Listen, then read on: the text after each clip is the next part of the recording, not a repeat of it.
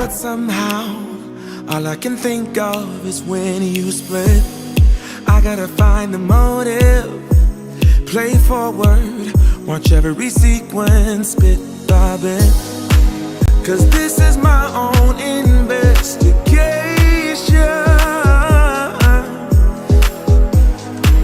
I am obsessed with finding out why you left. I keep on searching for the missing pieces, try to find the reason why I ended up without you, baby. I got about a million leads to find the answer why you left me in the cold.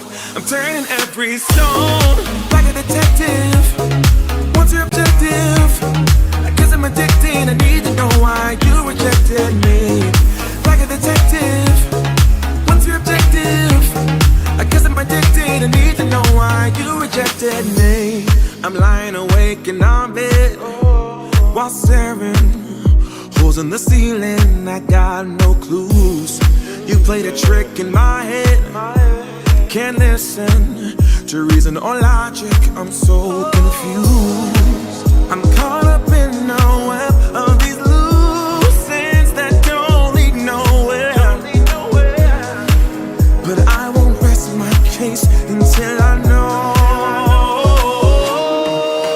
I keep on searching for the missing pieces, try to find the reason why I ended up without you, baby. I got about a million leads to find the answer why you left me in the cold. I'm turning every stone like a detective. What's your objective? I guess I'm addicted. I need to know why you rejected me. Like a detective. What's your objective? I guess I'm addicted. I need to know why you rejected me. I think I will get a second chance. If I solve the puzzle, it would all make sense. But deep inside, I know it's not that simple. Feels like I'm banging my head against the wall. I keep on searching for the missing pieces, try to find the reason why I ended up without you, baby. I got about a million leads to find the answer why you left me in the cold. I'm turning every stone like a detective. What's your objective? I guess I'm addicted. I need to know why you rejected me. Like a detective. What's your objective? I guess I'm addicted. I need to know why you rejected me.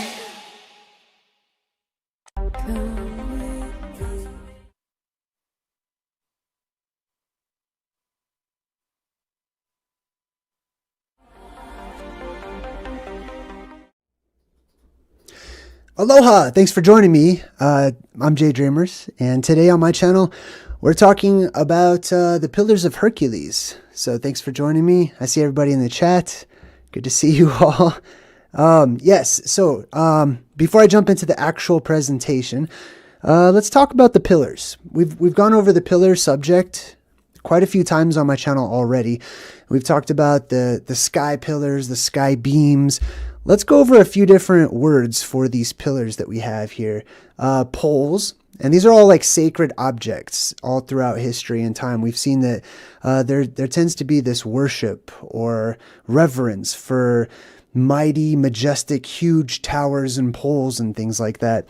And tomorrow we're actually breaking down part 2 of The Lord of the Rings, which is the Two Towers, which is directly related. So some words include poles, columns, beams, arrows, staffs, nails, reeds, sky beams, beanstalks, stairways, tractor beams, blue beams, rods, towers, and more. Let's talk about the Pillars of Hercules. This is a pretty popular tale. Usually whenever it comes to these ancient myths and legends, I find that people just glean tiny little bits and pieces of the actual story. Hercules erecting these 2 pillars at the ends of the earth is one of those stories that we glean from. Hey, what's up, TP and Tree? I see you there in the chat. Good to see you. All right, so let's check this out. The Pillars of Hercules. Where shall we begin? Oh, these are just all examples that you see over here. I threw up some symbolic imagery of the way that these pillars have been portrayed. Now, on my channel, I've mostly focus on one pillar, or I have been lately mostly focusing on just the one pillar, which is the blue beam or the tree of life or the fountain of youth that springs up and shoots up out of the ground every other apocalyptic cycle that we go through. This is directly related because I believe that the source is the exact same for these other beams that exist. So I'll give it to you in short. Essentially, these pillars and these beams are the vril, or the world energy, or the plasma that exists within the hollows of the earth that shoots outward and comes up through inner earth cavernous openings all around the world, right? The beam, or the beam of light that emits from these caves, or these entrances, will be less spectacular depending on the size of the actual exit from the earth itself. So the largest beams that people see up in the sky will be from the largest exits from the earth itself. All right, now let's take a look. I'm going to do some screen sharing real quick. Let me make sure. I have a lot of screens pulled up right now because I'm also breaking down part 2 of The Lord of the Rings. All right, so here's what I'm going to do. Let's get rid of these images. As you can see, by the way, I just want to tell you, the reason I have all these images up is I would like you to see that in all of these images, it's columnar symbolism. 2 columns on each side. As you can see right here, these are great examples. There's a website that has millions of these examples we're going to check out as well. But there's usually some sort of a God, Savior, Christ-like or type of figure that is holding on to 2 staffs or 2 objects, 2 poles, 2 columns, whatever it may be, one in each hand on each side of the body. You're going to see that a lot as we go. So that's why I put all those up there. Let's go ahead and take those down real quick. And let's share some information here so you can see what I'm looking at. There we go. All right, we're going to start on the Pillars of Hercules. Let me go ahead and just... let me scooch myself. Scooch. Okay. That way you can see it a little better. I know I'm like right in the middle of the screen here. So the Pillars of Hercules. Now, I want to show you something real quick. In school, in academics, this is what they teach. See that rock right there? That's called the Rock of Gibraltar. It's just a hill. It's just a mountain. Well, it's not just a mountain. It's not just a hill. It's never just anything. But it is a mountain or a hill that is on the Mediterranean. And this is kind of what we're told that, oh, well, this rock right here, this little mountain, this is what is referred to as people thought that this was one of the pillars, right? Why? Because if we go to the Mediterranean Sea empties out between 2 different lands into the Atlantic, right?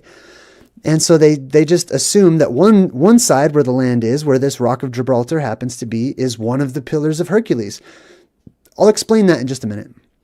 And then, of course, on the other side, there should be some sort of matching pillar or column, which there isn't one. And they debate on which one of the mountains is symbolic of this column that Hercules erected. I absolutely believe that this is not the original Pillars of Hercules whatsoever.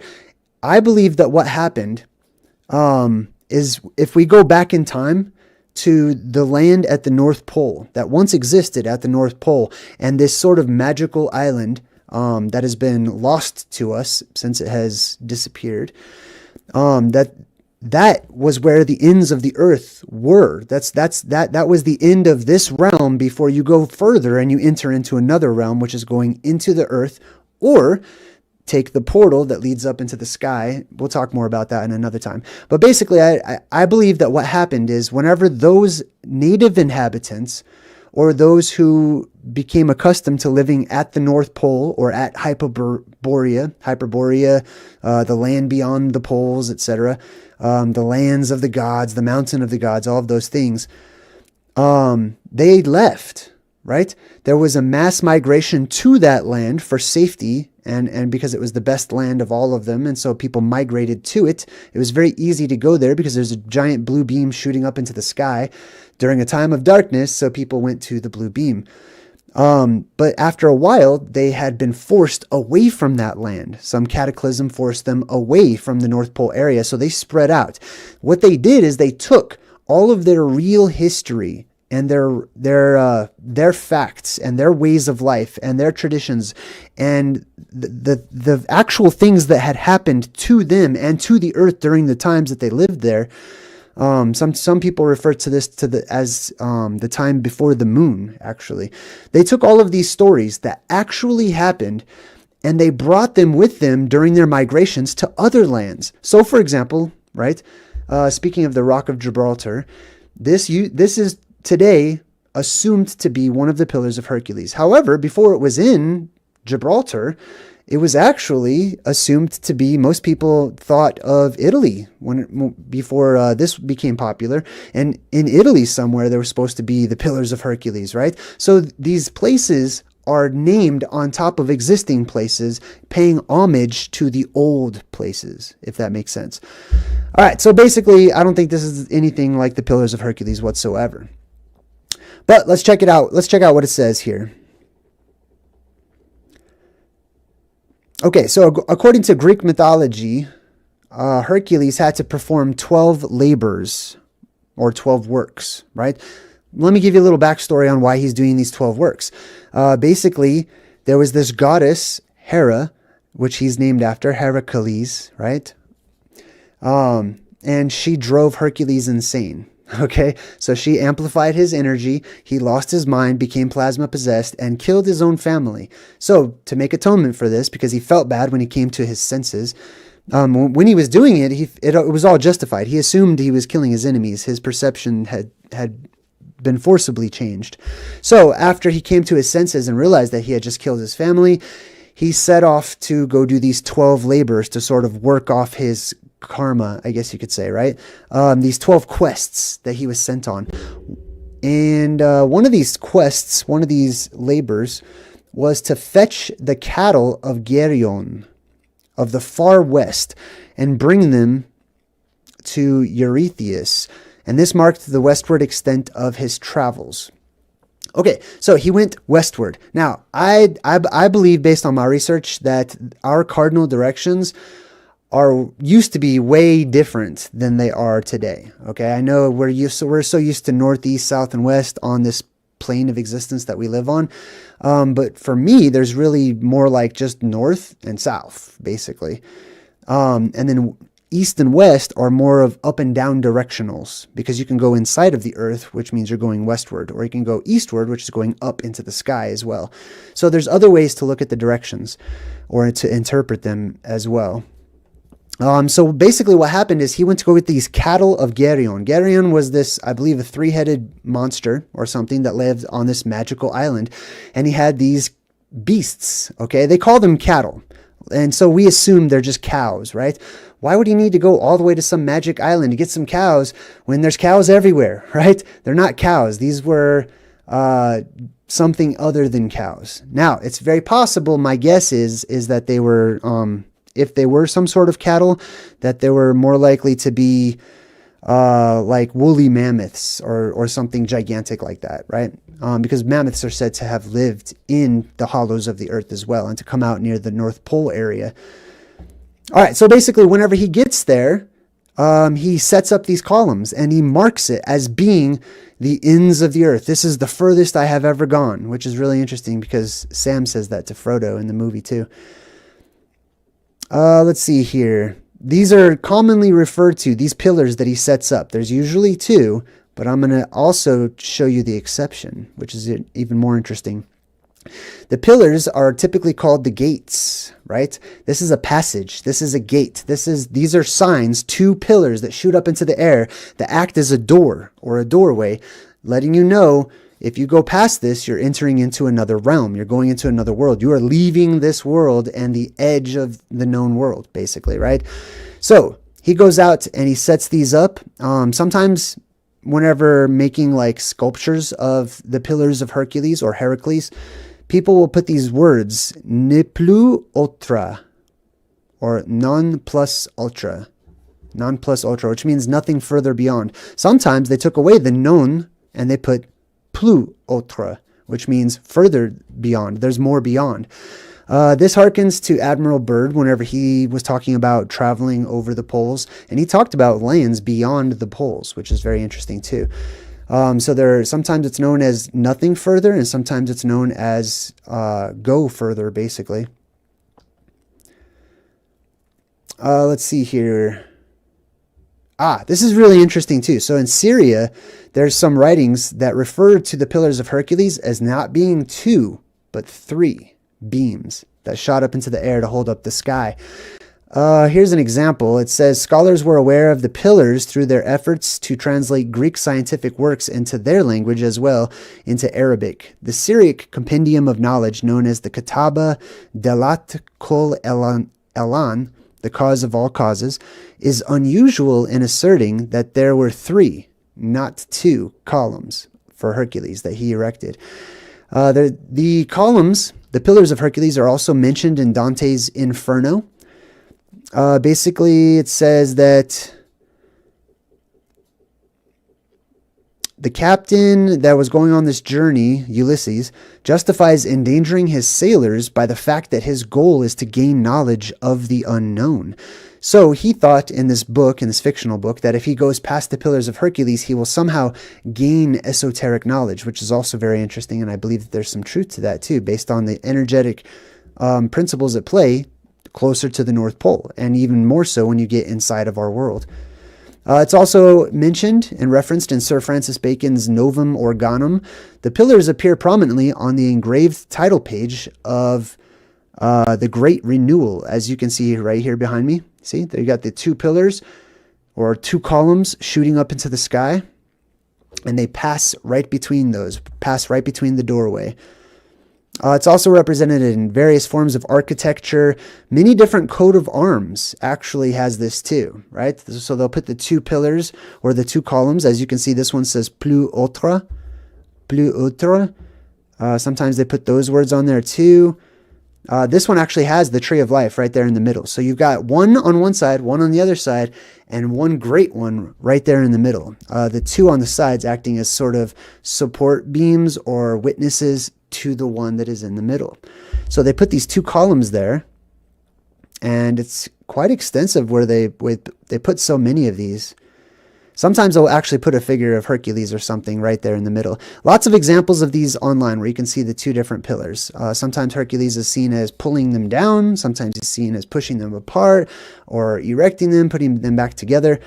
One thing I will say, hold on, let me jump back into the chat. I totally lost my mind. Yes, if you want to get my attention in the chat too, just type in Jay, like Been Sleeping Too Long did. Hey, how's it going? Lost Knowledge, what's up? Escape from Babylon. It's a dead giant. Ooh, okay. Interesting. All right, let's go back to the presentation here. All right, so where were we? We're talking about the pillars that shoot up. All right, let's move on from that one. Oh, so this is the place that Hercules was headed to, right? He was headed to this place called Erytheia. The Red Isle, or the Red Island, was an island located in the far western stream of the earth-encircling river Okeanos, which is where we get ocean from, right? Now, this earth-encircling river could be a reference to the stream or the current that comes up out of the world and encircles the North Pole, basically creating a sort of constant storm at the North Pole as well. And ancient legends talk about how there's a current, a very strong current that goes around the North Pole. That could be in reference to this right here.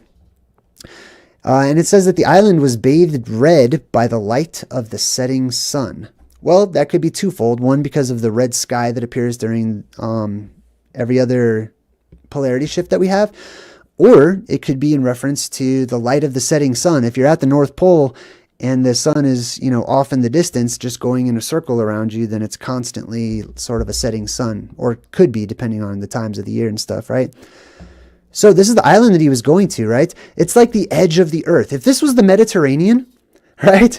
Like, this is Hercules. He's a god, and the gods got around. They went around the whole world. They could turn into birds. They had craft. They had all kinds of stories and legends indicate that the gods had transportation. Okay, it's not like the gods were limited to just walking around on the ground and exploring their local regions, and they were stuck there. So why would Hercules build these two pillars indicating the edge of the known world in the Mediterranean?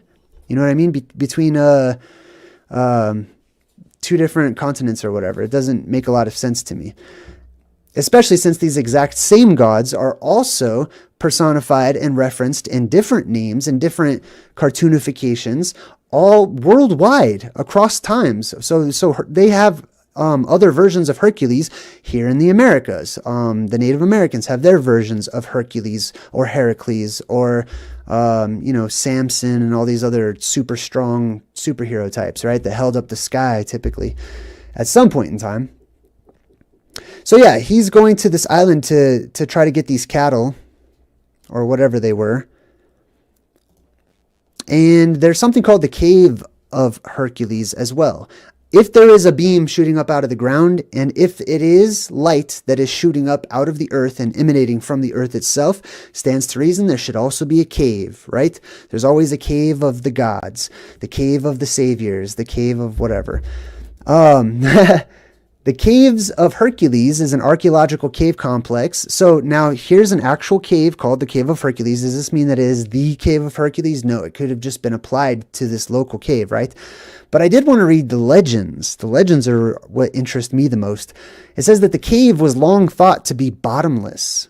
Ooh, so it must be. All of these cave systems, if they have this energy and this light that is coming up out of them, they must be bottomless. They must connect to the source so that that energy can flow throughout them, sometimes even carving the cave even larger itself, and reach the surface level where we are, right? So it has to be bottomless. And you'll see this too. We'll see this tomorrow in the movie when you see the wizard fighting the dragon or whatever. They fall through this bottomless pit.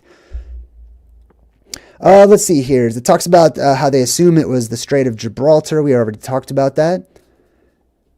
Mythological tradition holds that the Roman god Hercules stayed and slept in this cave before doing his 11th labor to get the golden apples. I think that the golden apples are representative of plasma balls, that there's so much energy inside of the earth or whatnot. When you go into these caves and stuff, you'll see what they call sacred bees or these ball lightning, basically just floating around. But they typically look for the byproduct and the residue that this ball lightning leaves, so that they can eat it, and it improves their health immensely and maybe even helps them to live longer. Here we go. This is a really interesting story. So we're talking about these beams, right? These sky beams that are said throughout history to hold up and keep apart the sky from the earth. It keeps the sky from falling down onto the earth itself. And one of the most popular gods that held up the sky, or titans, his name was Atlas or Attalos.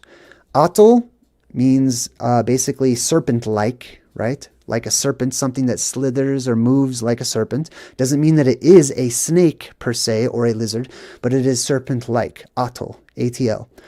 Attalos, os is oz, which means strength, strong. So strong serpent or strong and serpent-like was Atlas, who held up the sky.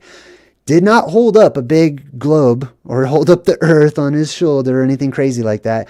I don't even know where that came from. That's ridiculous. He held up the sky, and he kept the sky from crashing down onto the earth, which was a real fear that people have had since time immemorial, even to this day, for good reason, I would say. I mean, I don't know. I don't recommend being scared or anything, but there's some truth to that.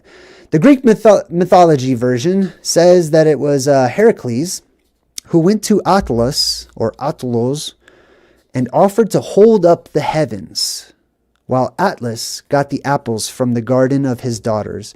Now, this is also apples in a garden, right? Just like in the Garden of Eden, you've got the apple and they bit it and stuff. There's these apples. There's golden apples or whatever. And it was guarded by a dragon. Of course, there's always a dragon guarding these types of places. because it is where the plasma comes down from above. That's the sky dragon. Upon his return with the apples, however, Atlas attempted to trick Hercules into carrying the sky permanently. So basically, Hercules needs to get these apples. He sees Atlas holding up the sky, and he's like, hey, bro, I'll make you a deal.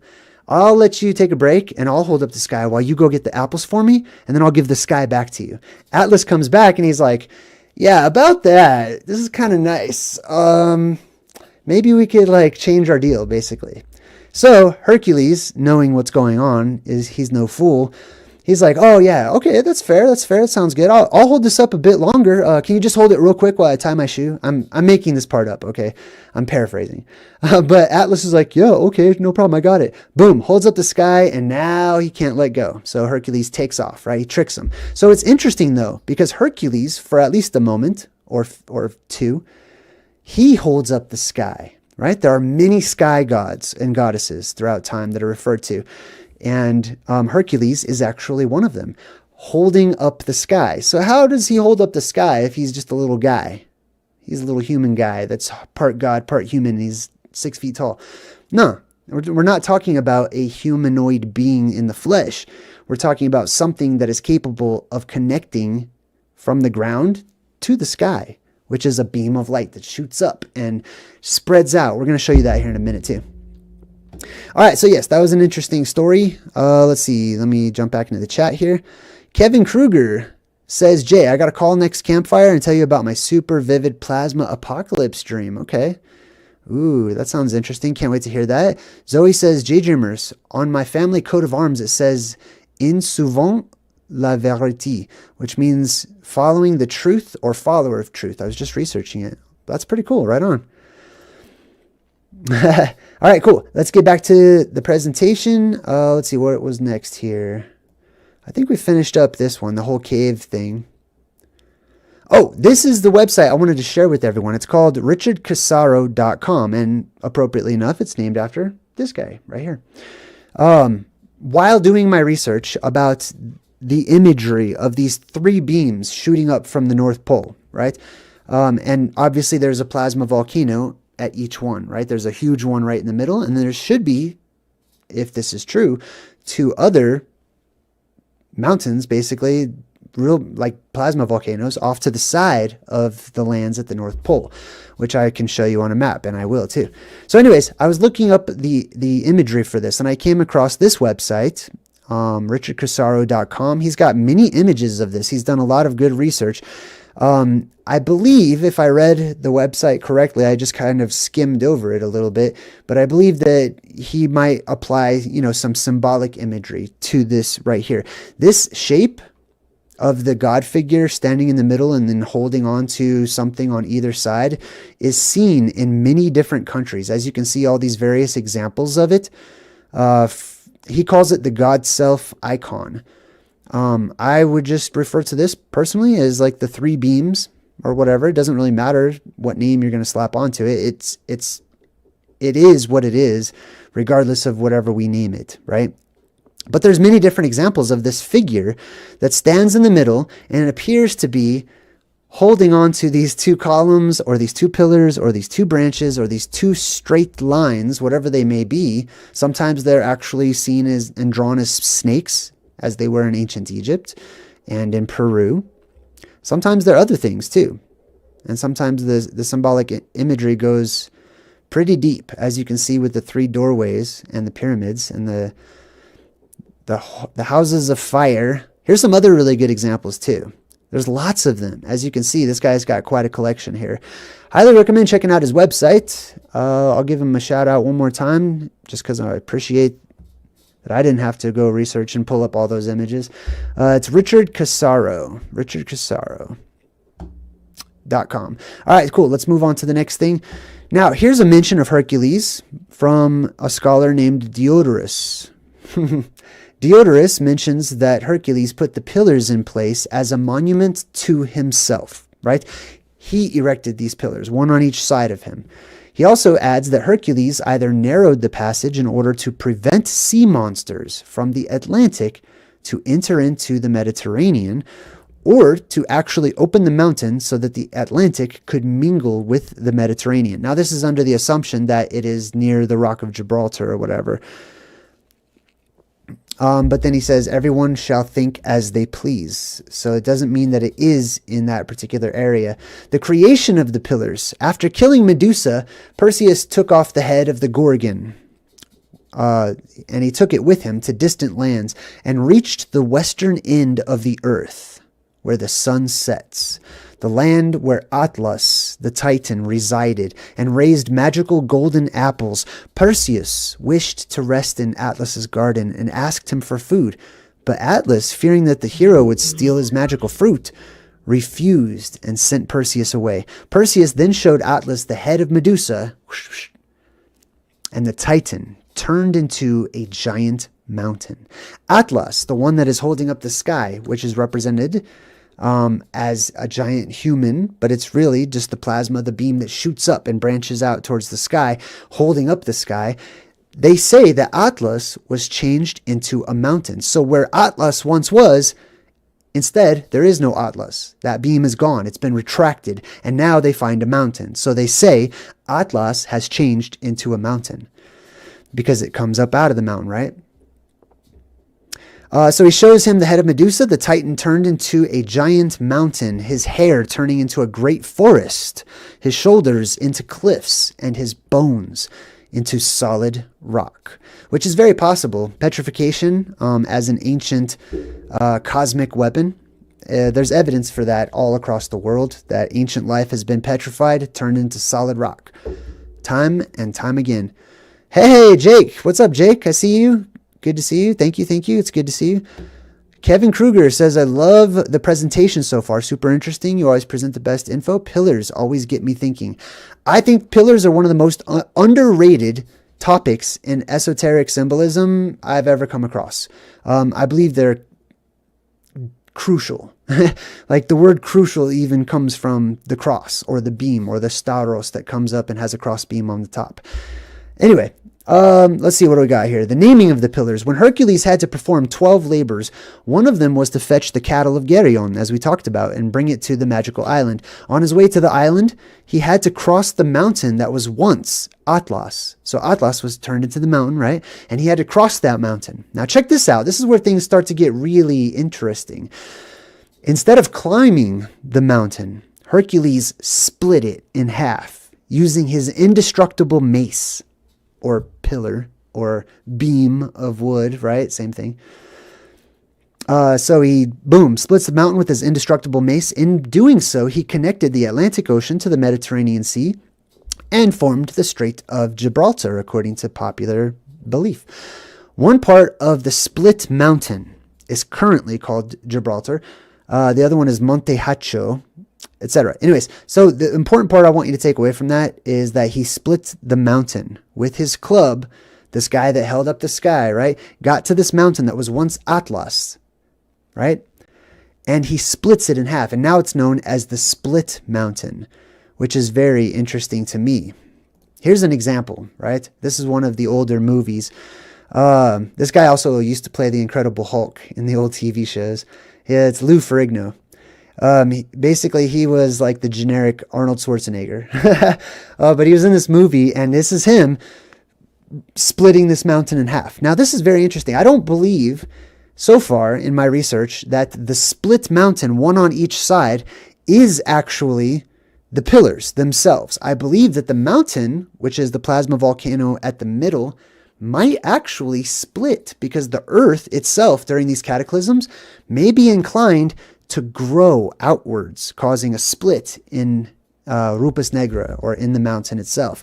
And then in the middle, it's appropriate that you would see the savior figure, the hero, the god, symbolically the blue beam in the middle, going up, creating the T formation, or the cross, or whatever, the crossbar, the hammer, the axe, all these different ones, the double-headed axe, all those things, right?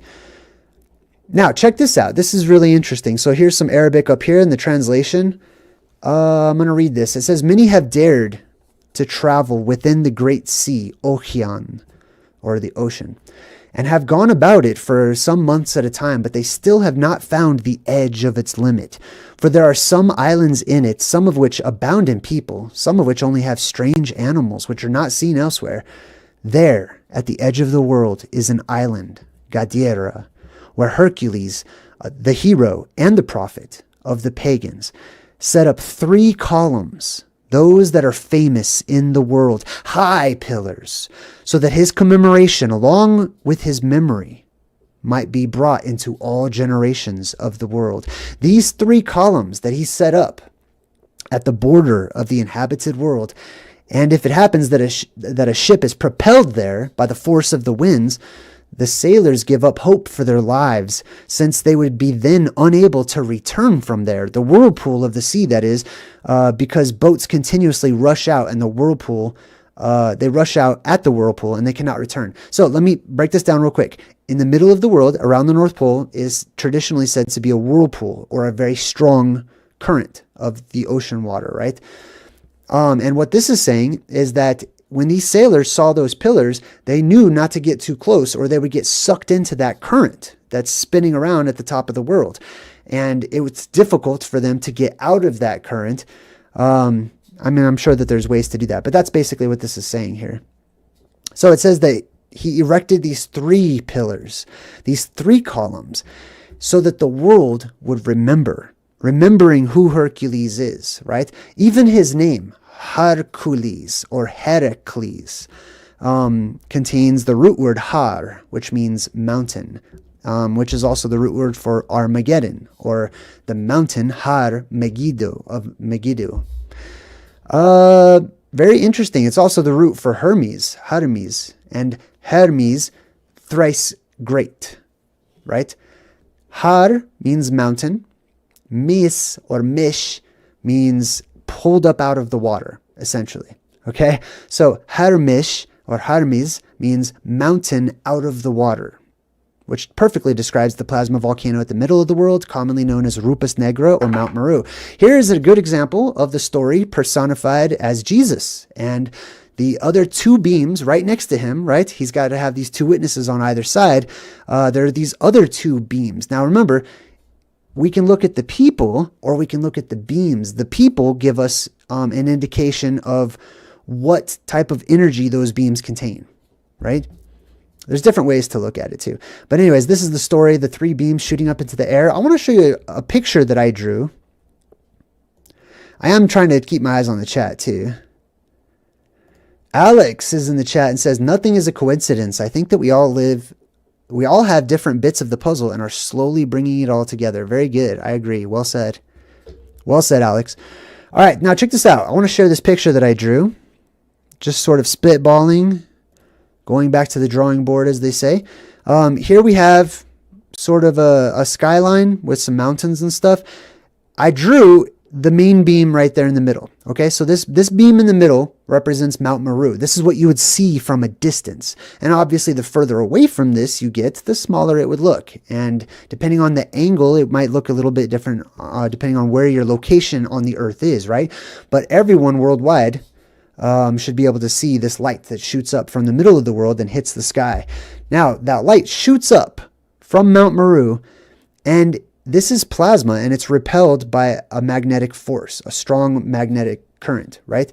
The top of our world, the sky, contains, I believe, a strong magnetic current, a strong magnetic force that pressurizes our world, that keeps our world pressurized. When this beam of plasma shoots up from within the earth after the polarity shift, and the energy of the world is no longer coming down from above, but it's wrapping around our world and going up and over us. The energy from inside shoots up. It hits that magnetic barrier up there in the sky, and it spreads out. Or it is repelled from it and shoots outward like that. And it creates what looks like what they call tent pegs, right? A tent peg is something that it looks just like this, and they would tie a rope around it, and then they would hit it down into the ground to fasten the tent or the house to the ground, right? To keep it on the ground. And then whenever you get 3 of these tent pegs, you get this imagery that we get in our stories here, right?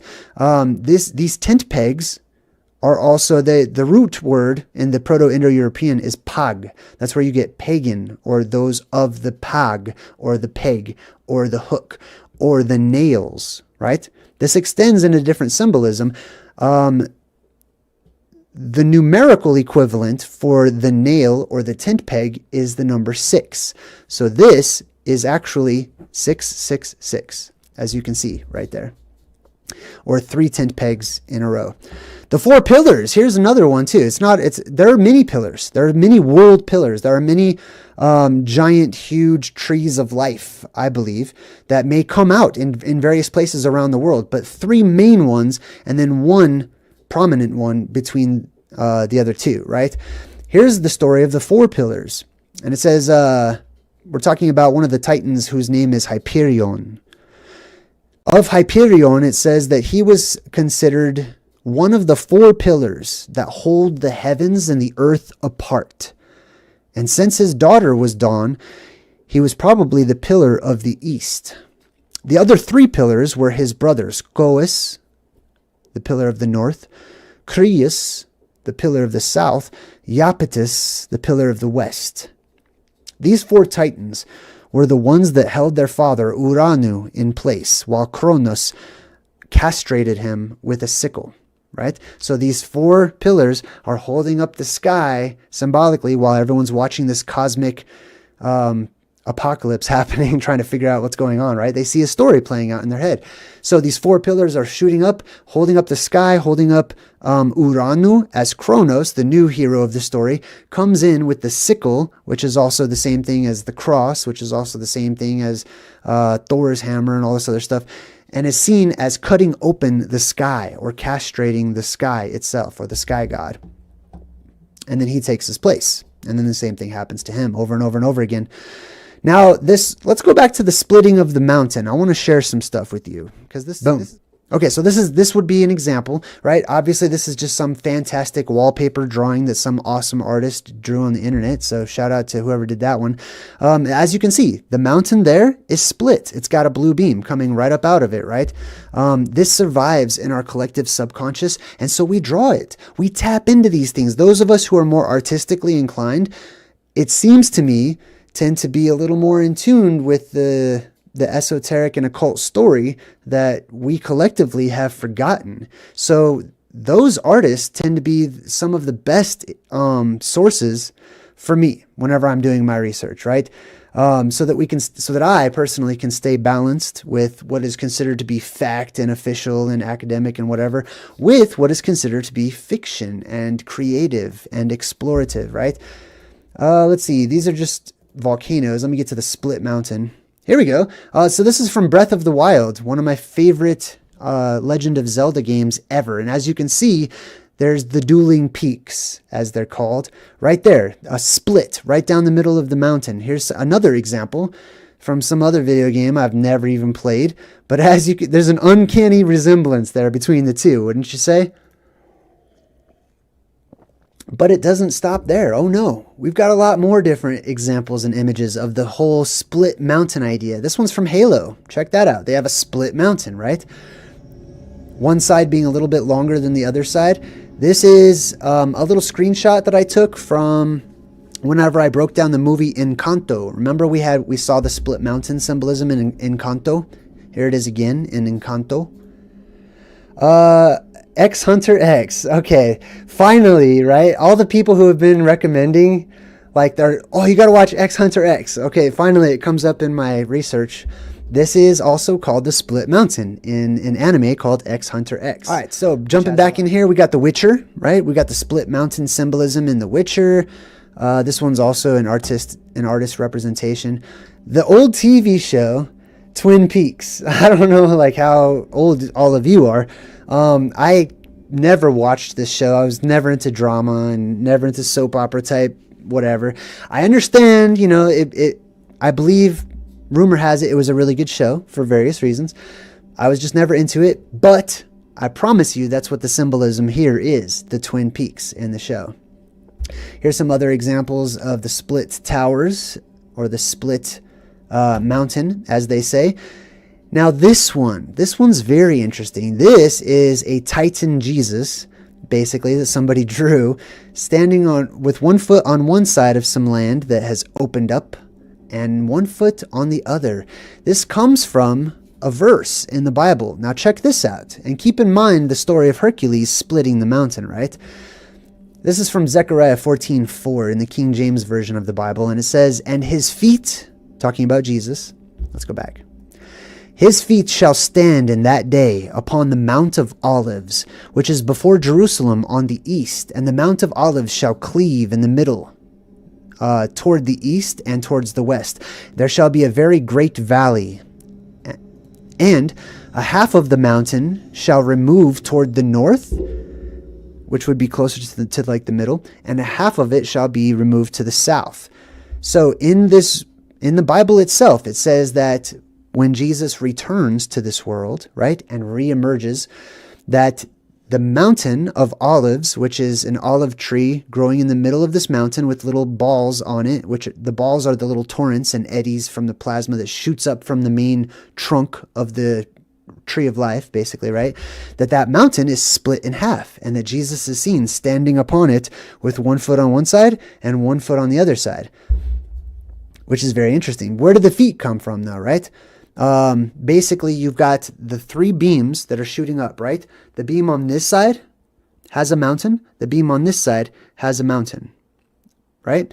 They shoot up, and over time, they become attracted to the central beam, right? So they sort of branch inward to create legs, and they all meet in the middle, where the 2 towers become one, basically, or all 3 of them become one. It's the 3-in-1 symbolism, and the 2 towers combining symbolism as well. So let's go to something called Iram. Iram of the Pillars. Iram is the name of a lost and legendary Arabic city, just like Atlantis or many of the other lost cities across time, right?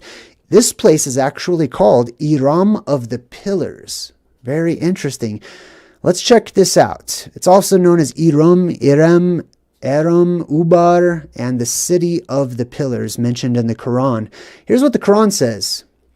"Have you not considered how your Lord dealt with Ad, with the Ad?" The Ad are the people who lived, and I don't know if I'm pronouncing that correctly. It's probably Yad, if I were to guess. But the Yad are the people that lived in this legendary lost city. And they were wiped out by a storm. A storm happened and poof, blew them all away. Imagine that. "Have you not considered how your Lord dwelt with Yad, Iram, who had lofty pillars, the likes of whom had never been created in the lands?" You see that? There's this magical, mythical city that disappeared, right? That once had these huge pillars that rose up into the sky. Now, people will shrink these pillars in their minds because they can't conceive of an object that physically connects the earth to the sky. So they shrink these things down in their mind, just like we have shrank Hercules down into being the size of a regular person. Whenever you see him on the movies and stuff, he's never big enough to just hold up the sky, unless he grows for a moment and then shrinks or whatever. Anyways, Iram of the Pillars I thought was really interesting. It says that this city had lofty pillars, great sky beams, I would call them, that rose up into the sky, and that's what they were known for. And then there was a storm, and the storm blew everything away, and people assume that this legendary city, this Arabic city, was lost under the sands, that somehow the sands had covered up the city, which is highly possible that the sands have done that, because I believe that there's going to be millions of pounds and tons of sand that's sucked up into the air, into the sky, in the tempest that's created by the depressurization event. So it is possible that it could have been covered up in sand, but I believe it's talking about the North Pole, which right now seems to be flooded, might be covered up in water. But that's an interesting reference. Here's another one too, to when the earth is divided. It's from the Bible as well. It's the mention of a person allegedly named Peleg. And this is one of those interesting things. When you're in the Old Testament of the Bible and you get to the really boring parts where it's just name after name and it's just whole list of family genealogies and you're like, I get it, you had a big family, right?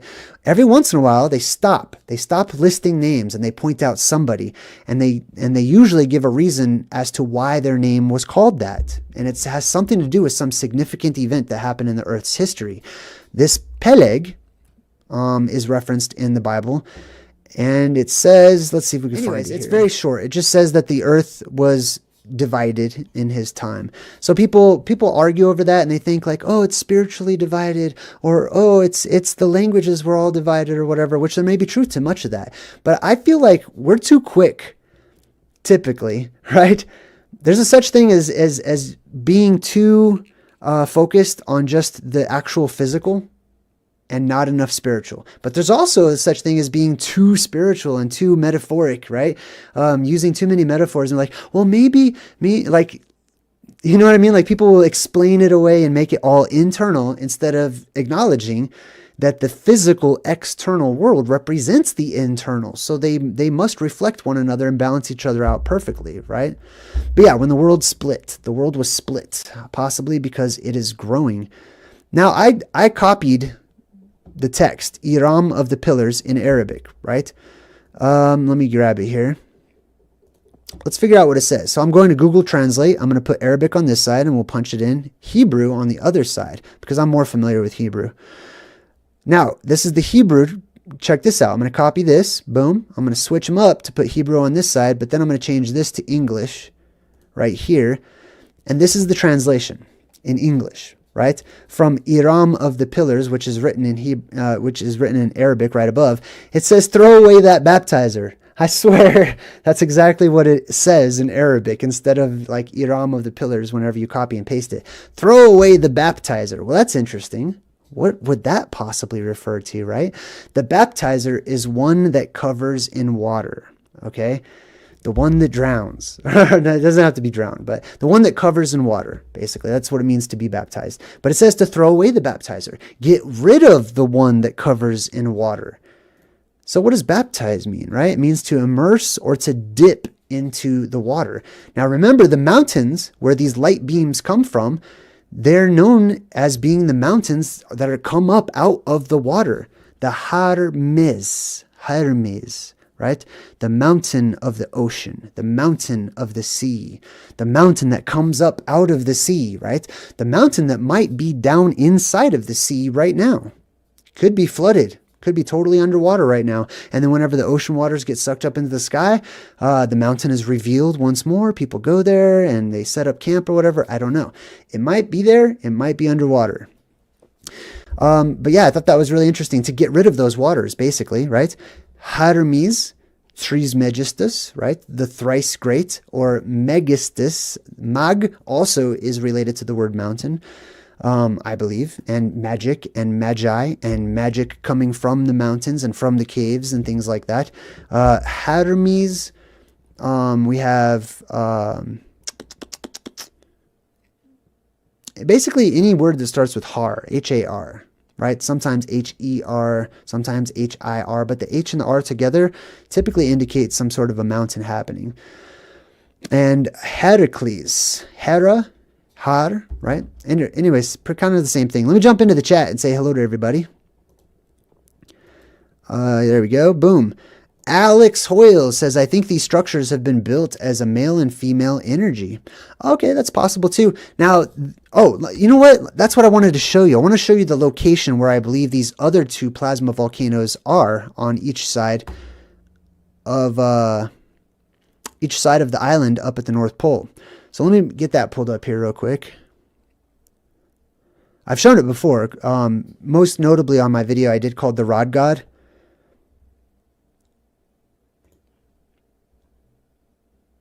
All right, so let's see. We're going to go to North Pole Maps. Is that where it is? Yes, it is. All right, cool. So let's see. Which one? Well, here's a few different examples, right? There's the North Pole. You can see I circled it there at the top of the world on these old maps. There it is again. This is not what I'm looking for. Sorry, one second.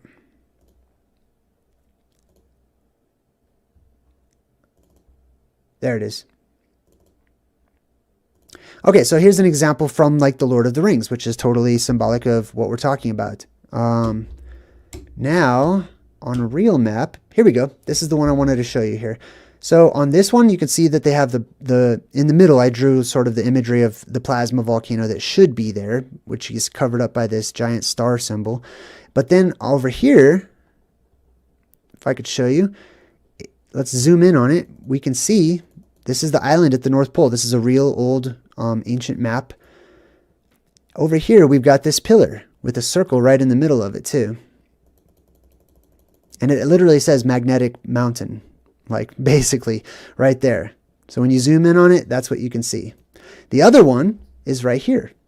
And they're on each side. As you can see, there's one over here and there's one over here. Now imagine that these are plasma volcanoes as well, smaller ones, and that they may be even remnants of the older one, right? Because if the world grows outwards, it makes sense that those tunnels within the earth would also grow outward and split and stuff too. But you can imagine these, right? Shooting their beams up into the sky and creating fantastic imagery for us to interpret and to tell stories about from age to age. And sometimes they're shown just little pieces of them. Here's another one you could see if we zoom in on that. The actual North Pole is up here. If you could see further up into the middle of the island there. But it's got one of the plasma volcanoes off to the side. Here's one where you can see it on both sides. Here's one where it's called Vitsark. Interesting. Looks like a horn or something. Usually these are depicted as being very steep, like cliffs that just jet up out of the ocean.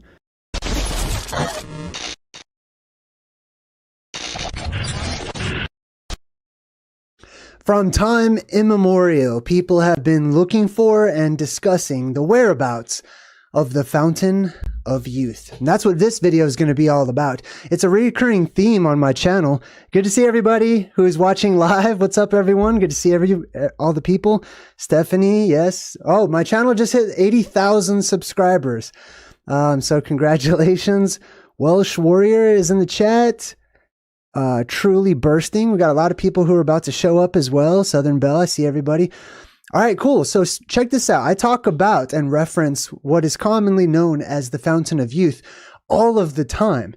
And there have been people that have been actively pursuing and looking for the Fountain of Youth as far back as the dawn of time, basically. The Fountain of Youth is referenced in many different religions. Every culture across the world has Fountain of Youth legends. And I believe personally that kings and queens, monarchs, governments across time have been funding expeditions to send people to go look for and find the Fountain of Youth. So what we're going to do today is we're going to have a chat about the Fountain of Youth. On my side, I'm going to bring up the Wikipedia article, which is just a good reminder, just to give me some topics to sort of go over. But let's start there. Let's start with what is the Fountain of Youth, right? Most people in the world today, they would say, if you ask them, that the Fountain of Youth is not real, that it's make-believe, it's an old wives' tale, it's just a story, and yet it continues to resurface time and time again.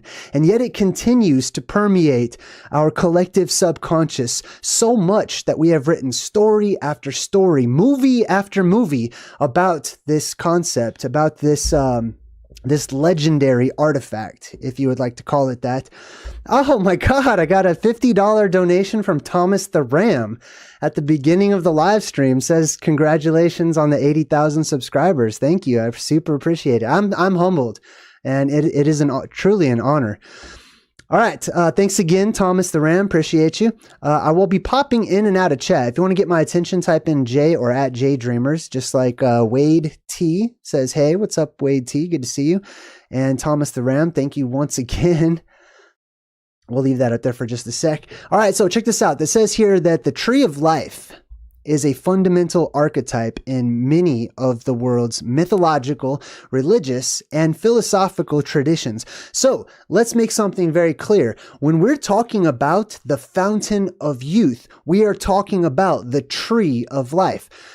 So oftentimes it's been my understanding and my experience throughout my research and my life that oftentimes in the past, there have been real events or real heroes or real people or real things that have been misconstrued. They have been cartoonified. That's the word that I like to use.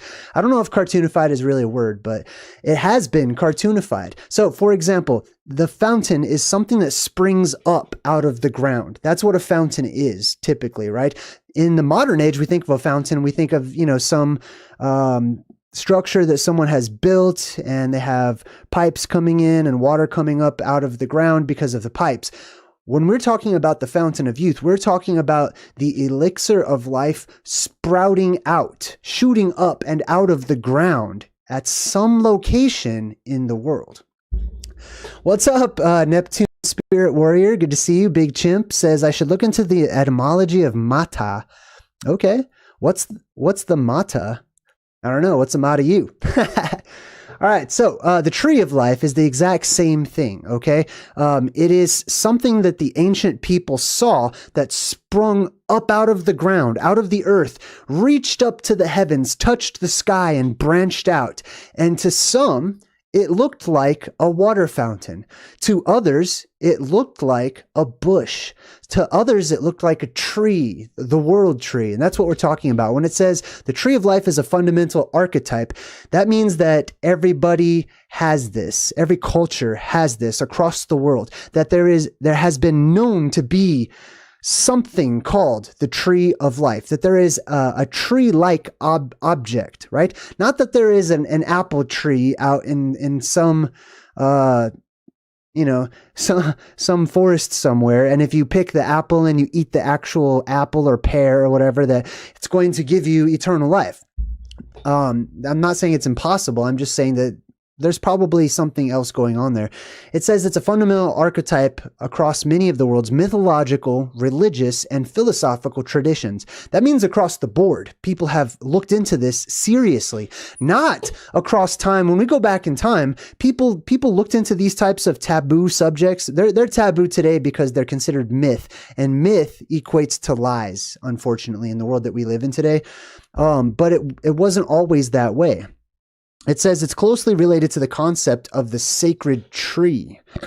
Every culture across the world has this mythos, these stories about a sacred tree, some sort of divine tree, some sort of cosmic tree that imbues life to the person that eats from it or drinks from its waters, we could say. The concept of the tree of life may have originated in Central Asia, so they speculate on where it originated. I will tell you right now, I'll get right to the point. I believe that there are many smaller forms of the tree of life. I believe that there are many smaller forms of the fountain of youth, but there is one archetypal main one, a quintessential tree of life or a fountain of youth. And that one, I believe, is to be found at the North Pole of our world. It says that the tree of life, the tree of knowledge connecting to heaven and the underworld, and the tree of life connecting all forms of creation are both forms of the world tree or cosmic tree. Let me back that up just a bit. It says here that the tree of knowledge, the tree of life. Also, it is said that when you drink the waters or when you eat the fruit from this cosmic tree or whatnot, that not only does it give you it's got great byproducts, basically, right? Not only does it give you, not only does it make your life longer, right? Not only does it make you healthier, but it is also said to connect heaven to the underworld. Heaven is the sky, and the underworld is under our world, is under the earth itself, right? It's known as Hades or Sheol or the underworld or Tartarus, many different things. So this tree or this fountain starts off in the earth. Deep inside of the bowels of the earth, there is a spirit form. There is an energetic substance that occasionally, from time to time, becomes a fountain, and it erupts and it springs forth, shooting up so high that it touches, or it is seen as touching, the sky itself. We're not talking about a small puddle. Okay?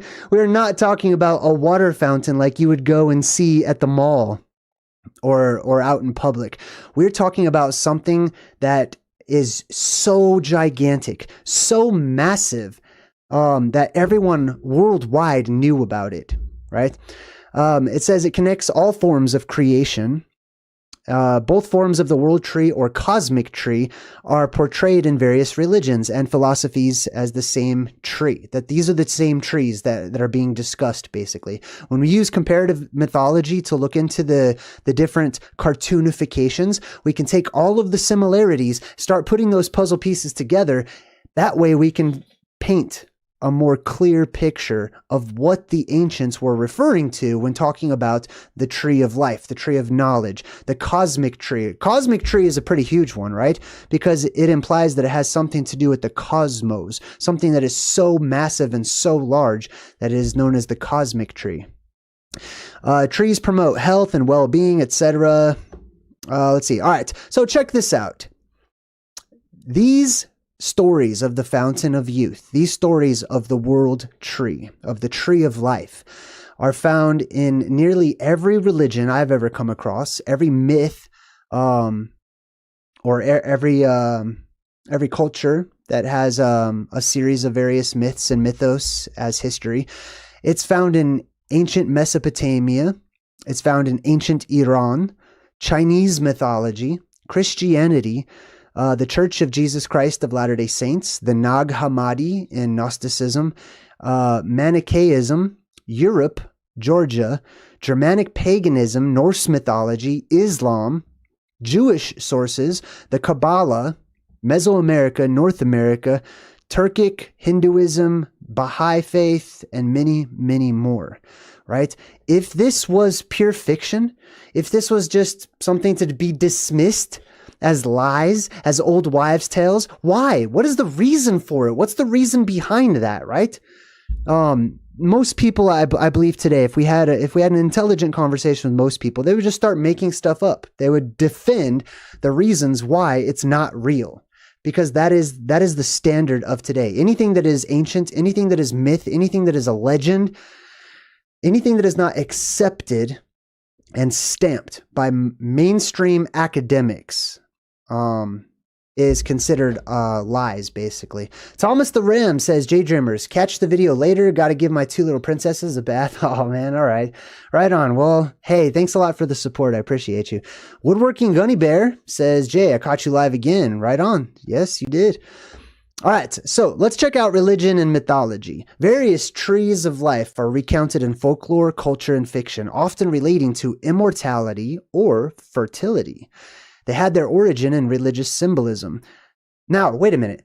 Let me go back. Remember, I'm reading from Wikipedia right now, just to give me like a little idea of, different things I'd like to address, basically. It says that all of these stories have their origin in religious symbolism. They need to stop right there. Okay, what that is telling you off the bat, off the start, before you look into any of these stories from all of these different nations and areas and geographies across the world that we just mentioned, which is only a few of them, they're automatically stopping your mind from believing that it could be a reality by saying its origin is in religious symbolism. Yes, there is lots of religious symbolism to be found concerning this very real substance called the tree of life, this very real place, right? But what they're trying to say is that that's all it is. It's symbolic. It just means being happy. That's all it just means that you're content with life. Get out of here, dude. Are you serious? No, it does not mean that. It means that there is a real place where people really went and had real effects of this substance that made their lives longer, that made them stronger, that made them healthier, that made them more filled with life, basically. So I don't agree with that, all of that religious symbolism, and it's only symbolic, etc. I believe that there are real physical roots to these stories. Excuse me. Let's see. It says that according to some professor somewhere, a typical imagery preserved in ancient iconography is that of two symmetrical figures facing each other with a tree standing in the middle. Let me go ahead and explain that. Now, I put a lot of examples, some pictures up behind me, as you can see, right? And sometimes you may actually see some examples of the things that I'm referring to. So what we have are two witnesses on either side. Biblically, they're called the two witnesses, right? There's one on either side of the arch of the covenant, or the Ark of the Covenant. That is because there is more than one tree of life. There is more than one fountain of youth. But the largest one, the biggest opening that goes all the way down into the inner recesses of the hollows of the earth that we live on the surface, the biggest opening creates the biggest tree. It creates the biggest fountain. It shoots all the way up and touches the sky. Other lesser, smaller openings that are little passageways and caves that go deep into the inner recesses of the earth, they still will emanate this energy, okay? But they won't be as prolific as the one that is talked about at the North Pole. Let's see. Oh, so the two figures that face each other, right? There's also what I refer to as, I believe that they are an anode and a cathode, or a type of anode and cathode, because our world is electrically charged and electrically ran. And being such, it's very possible that the world runs on automatic, and everything that is done naturally, and that the world is creating the things that we constantly take for granted. Kyle B says thumbs up for Jay. Thank you. Thank you. Mojo Shop, good to see you. All right. So we've got many different trees of life. We're talking about the largest one, the biggest one, right? And this guy says that the two characters may variously represent rulers, gods, and even a deity with a human follower. I don't think so. I disagree. And Circle gets the square on that one. It's too easy for people to say, like, oh, worldwide, across history, across time, they have an image of some figure on the left, some figure on the right, and a tree in the middle, or a fountain in the middle, or whatever it may be, right?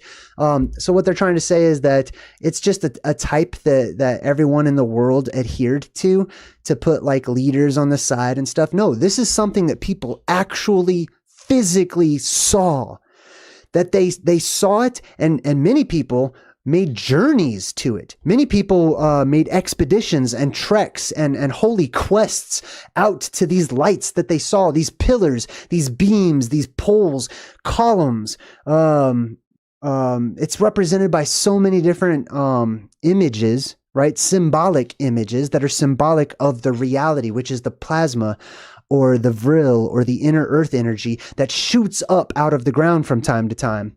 Lioness Gaia, hey, thank you. I appreciate it. Man, you guys are awesome today. I really appreciate it. All right, so let's continue on. It says in ancient Mesopotamia, the Assyrian tree of life was represented by a series of nodes and crisscrossing lines. It was apparently an important religious symbol, often attended to in Assyrian palace reliefs by human or eagle-headed winged genies. Let me slow down and go back a little bit. The Assyrian tree of life was represented by a series of nodes and crisscrossing lines.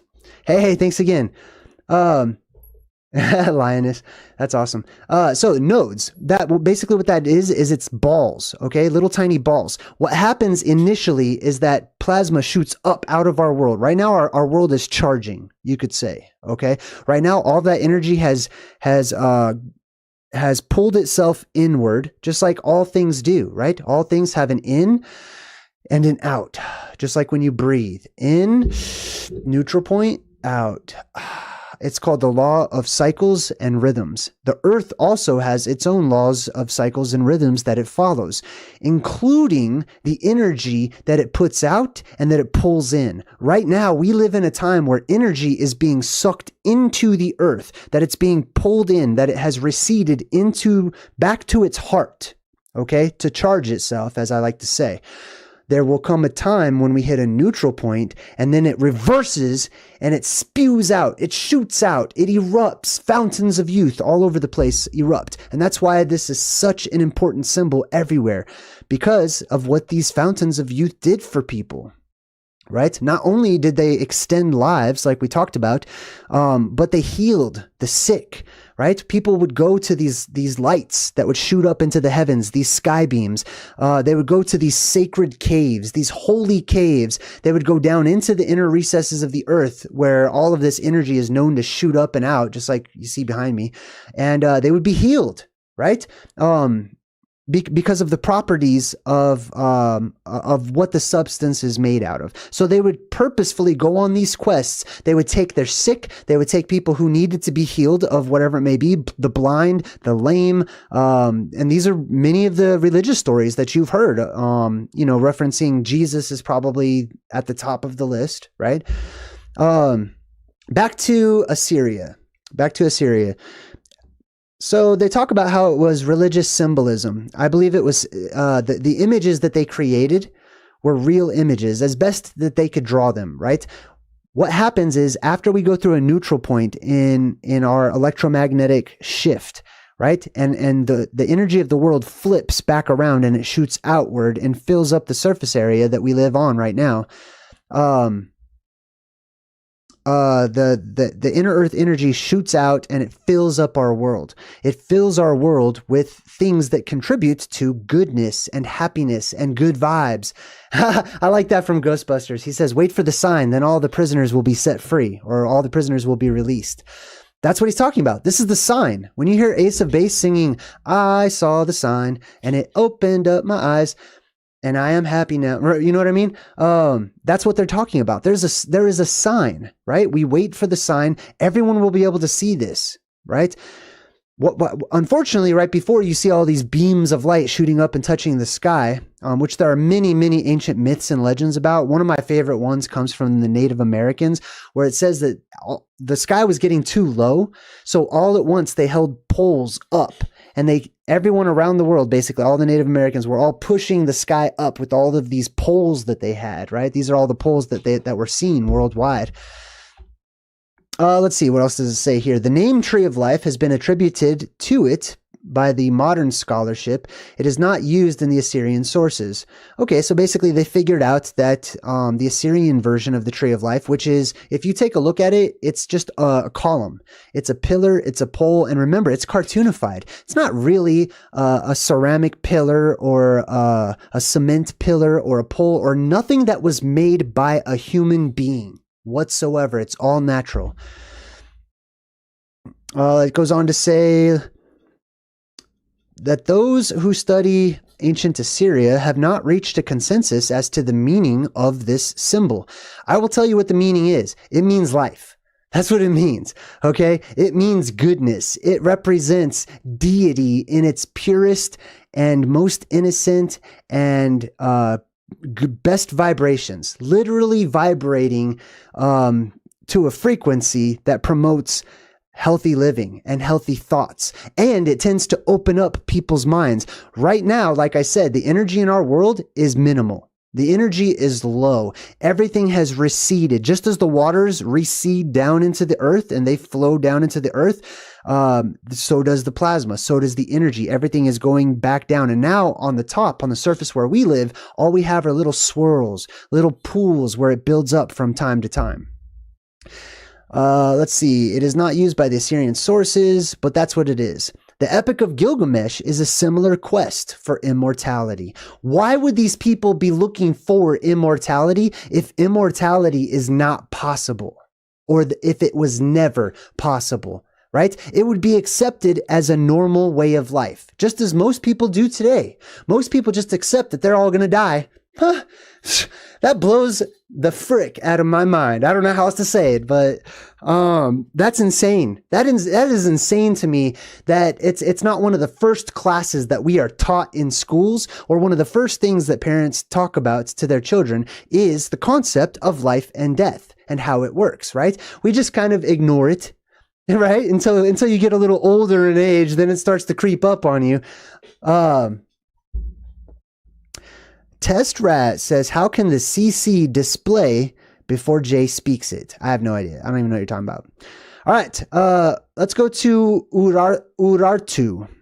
In ancient Urartu, the tree of life was a religious symbol and was drawn on walls of fortresses and carved on the armor of warriors. The branches of the tree were equally divided on the right and the left sides of the stem, with each branch having one leaf and one leaf on the apex of the tree. Servants stood on each side of the tree with one of their hands up, as if they are taking care of the tree. So once again, you've got two witnesses on either side of this holy tree, of this sacred tree, right?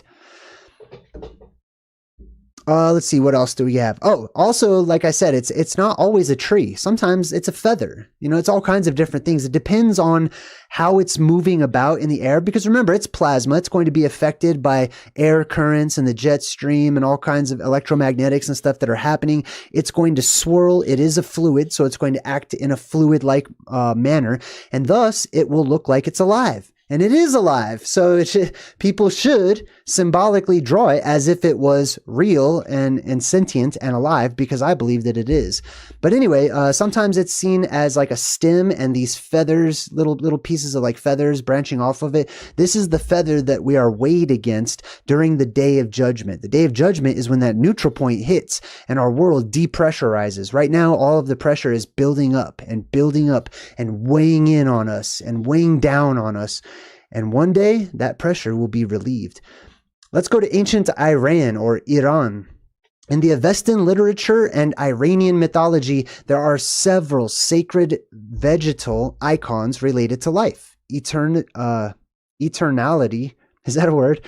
Eternality, and cures, like guardian plants, goddesses of trees of immortality, the white hauma. We're going to talk about hauma and what that is too, especially the substance of the gods, the fruit, the food, the drink of the gods that gave them extra life, basically, right?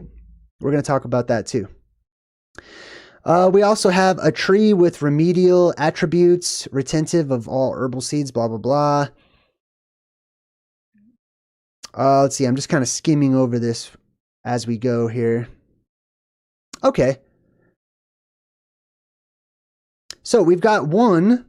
This is like in ancient Persia, basically, in Zoroastrian legends. It says that there was the mighty Gaokarena.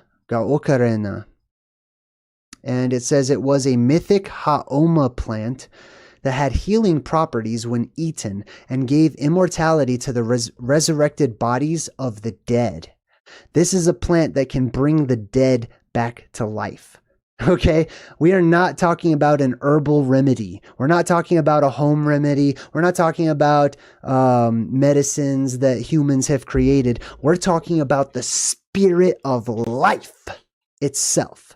Who are we? What are we made out of? What makes us tick? Why do we have to sleep? Why do we have to eat? Why do we constantly need to recharge our energy? Because our energy is at minimal amounts right now. That's why you need to eat. That's why you need to sleep. That's why you take naps. That's why you get cranky. That's why you don't see clearly. That's why everything that is happening in our world is because that tree of life is gone right now. It's not on the surface. It's not gone. It's down inside the earth as we speak right now. And one day it will grow again. Let's see, what else? Alex is in the chat and says, for real though, how is it that the CC comes before Jay says the words? What is CC? You guys need to help me out. I don't speak shorthand. I don't understand what you're talking about. I don't understand what that's all about. But anyways, all right, so haoma. Oh, actually, we're talking about the ancient Zoroastrians, right? We're talking about this huge plant that was planted by Ahura Mazda himself, right? Ahura Mazda, also known as Ormazda, Aurmazd, various forms, is the creator deity in Zoroastrianism. He was the first and most frequently invoked spirit in Zoroastrian. Ahura means Lord. right? And these are why our car companies have the names Acura and Mazda and so many others, right? They are named after the gods. They are named after these celestial beings that are seen as being able to travel quickly, to fly through the air, etc. All right, so it says here, Ahriman created a frog to invade the tree and destroy it, aiming to prevent all trees from growing on Earth. As a reaction, Ahura Mazda created 2 carfish staring at the frog to guard the tree. Those are your 2 witnesses, your anode and your cathode once again. The 2 fish are always staring at the frog and stay ready to react to it. Because Ahriman is responsible for all evil, including death, while Ahura Mazda is responsible for all good, including life. Now, let's talk about this plant called hauma. Hauma. It says here, this is, let me get my notes pulled up here. Hauma is the equivalent in Zoroastrian to ambrosia. I like to call it Mountain Dew because that's what it is.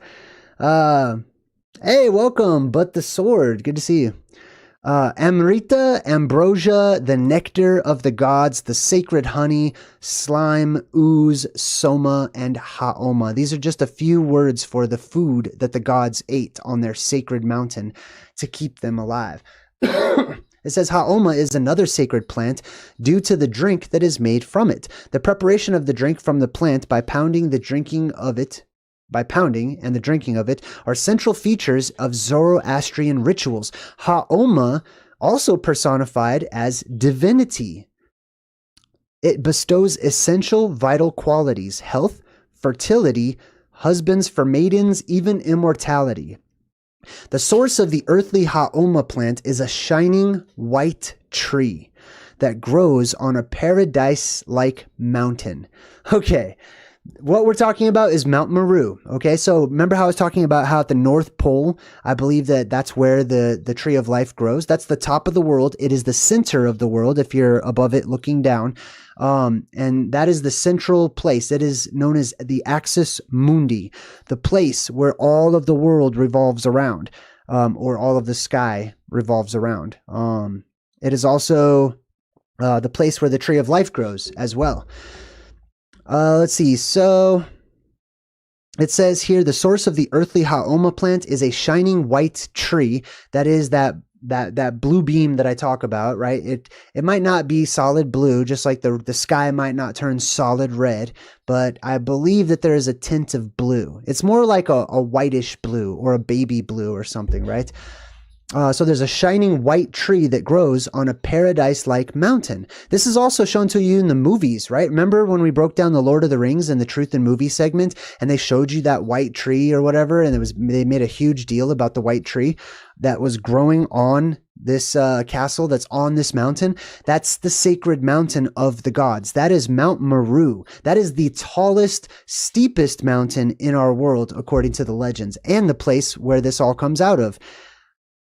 Holly Julia, hey, gives me a big old heart and $10 to go along with it. Thank you. Oh my gosh, I appreciate it. All right, let's continue on.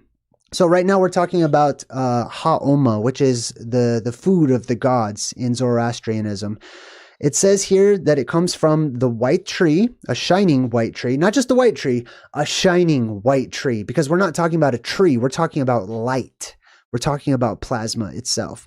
And they were brought to the earth by divine birds. Birds are something else you'll see a lot of symbolically in this, right? One, the tree kind of can represent or symbolize or look like a feather, like a giant feather in the sky. Another thing is that this beam of light shoots up and it sort of creates what is seen as the squatter man or the stick figure that is up in the sky, right? That people personify and cartoonify in so many different ways. One of the ways that they personify that stick figure is they turn it into the sacred bird, a gigantic bird. We're not talking about a small bird. We're not talking about a physical bird or any known species of bird. We're talking about the sky bird that spreads its wings to protect or cover the world. Sometimes it's seen as making and being responsible for the winds that blow across our world. It is the thunderbird, it is the phoenix, it is various types of divine birds. Let's see. The tree is considerably diverse. Haoma is the Avestan form of the Sanskrit soma.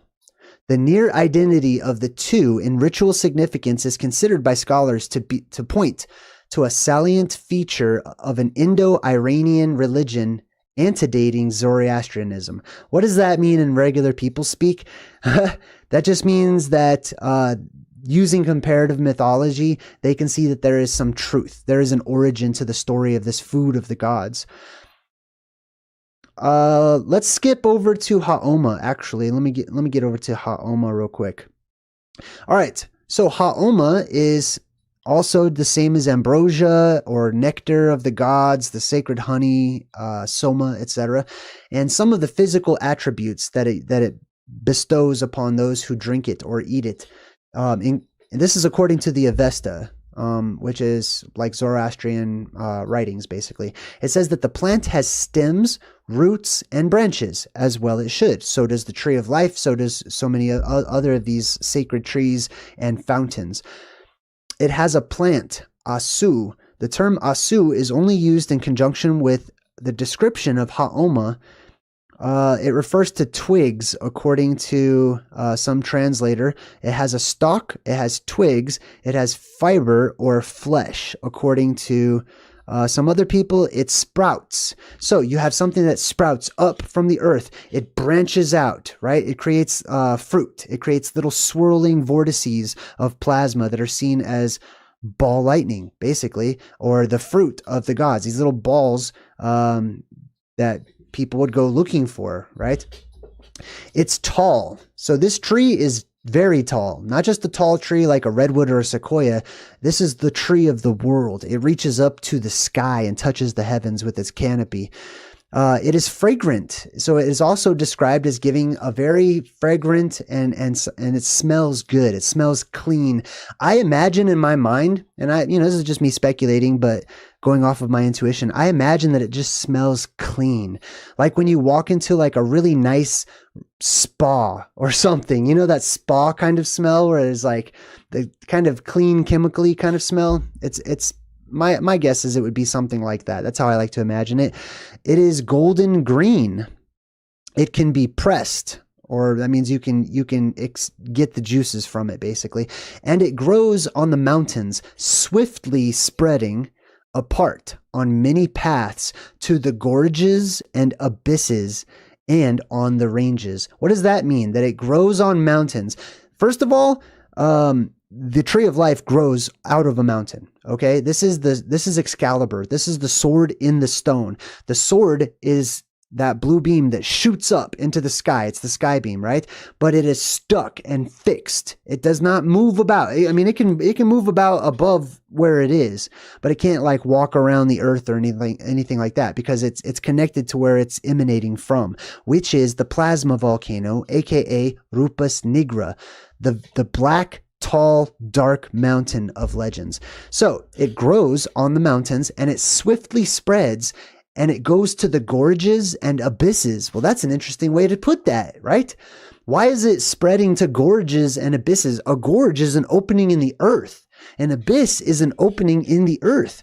Of course, it's going to spread to the openings in the earth because that is where it's coming from. You're going to see all kinds of different places. Now, this is also another reason why I believe that people got it mixed up. When the kings and the queens of old sent out their emissaries to go look for the tree of life, to go look for the fountain of youth, oftentimes we have been taught and we're told basically like, oh no, they're just exploring just for the sake of exploring and they just want to find new lands, etc. I don't think so. Okay. It's not like it was a space race and it was just like who could find the most land or whatever. They were sending people to specific areas based on ancient legends, myths, and common knowledge at the time so that they could find and acquire items of power. Period. Now, did they happen to take over lands while they're doing that? Yes, they're expanding.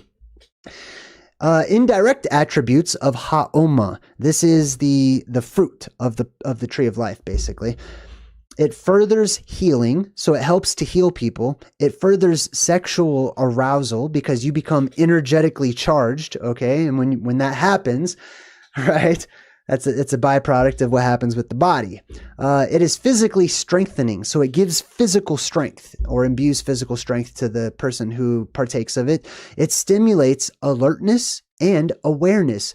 Well, that's what I'm talking about. You don't have to sleep any longer, right? Once these beams shoot out of the earth, especially depending upon your proximity to each one, and especially the one at the North Pole, you are fully charged.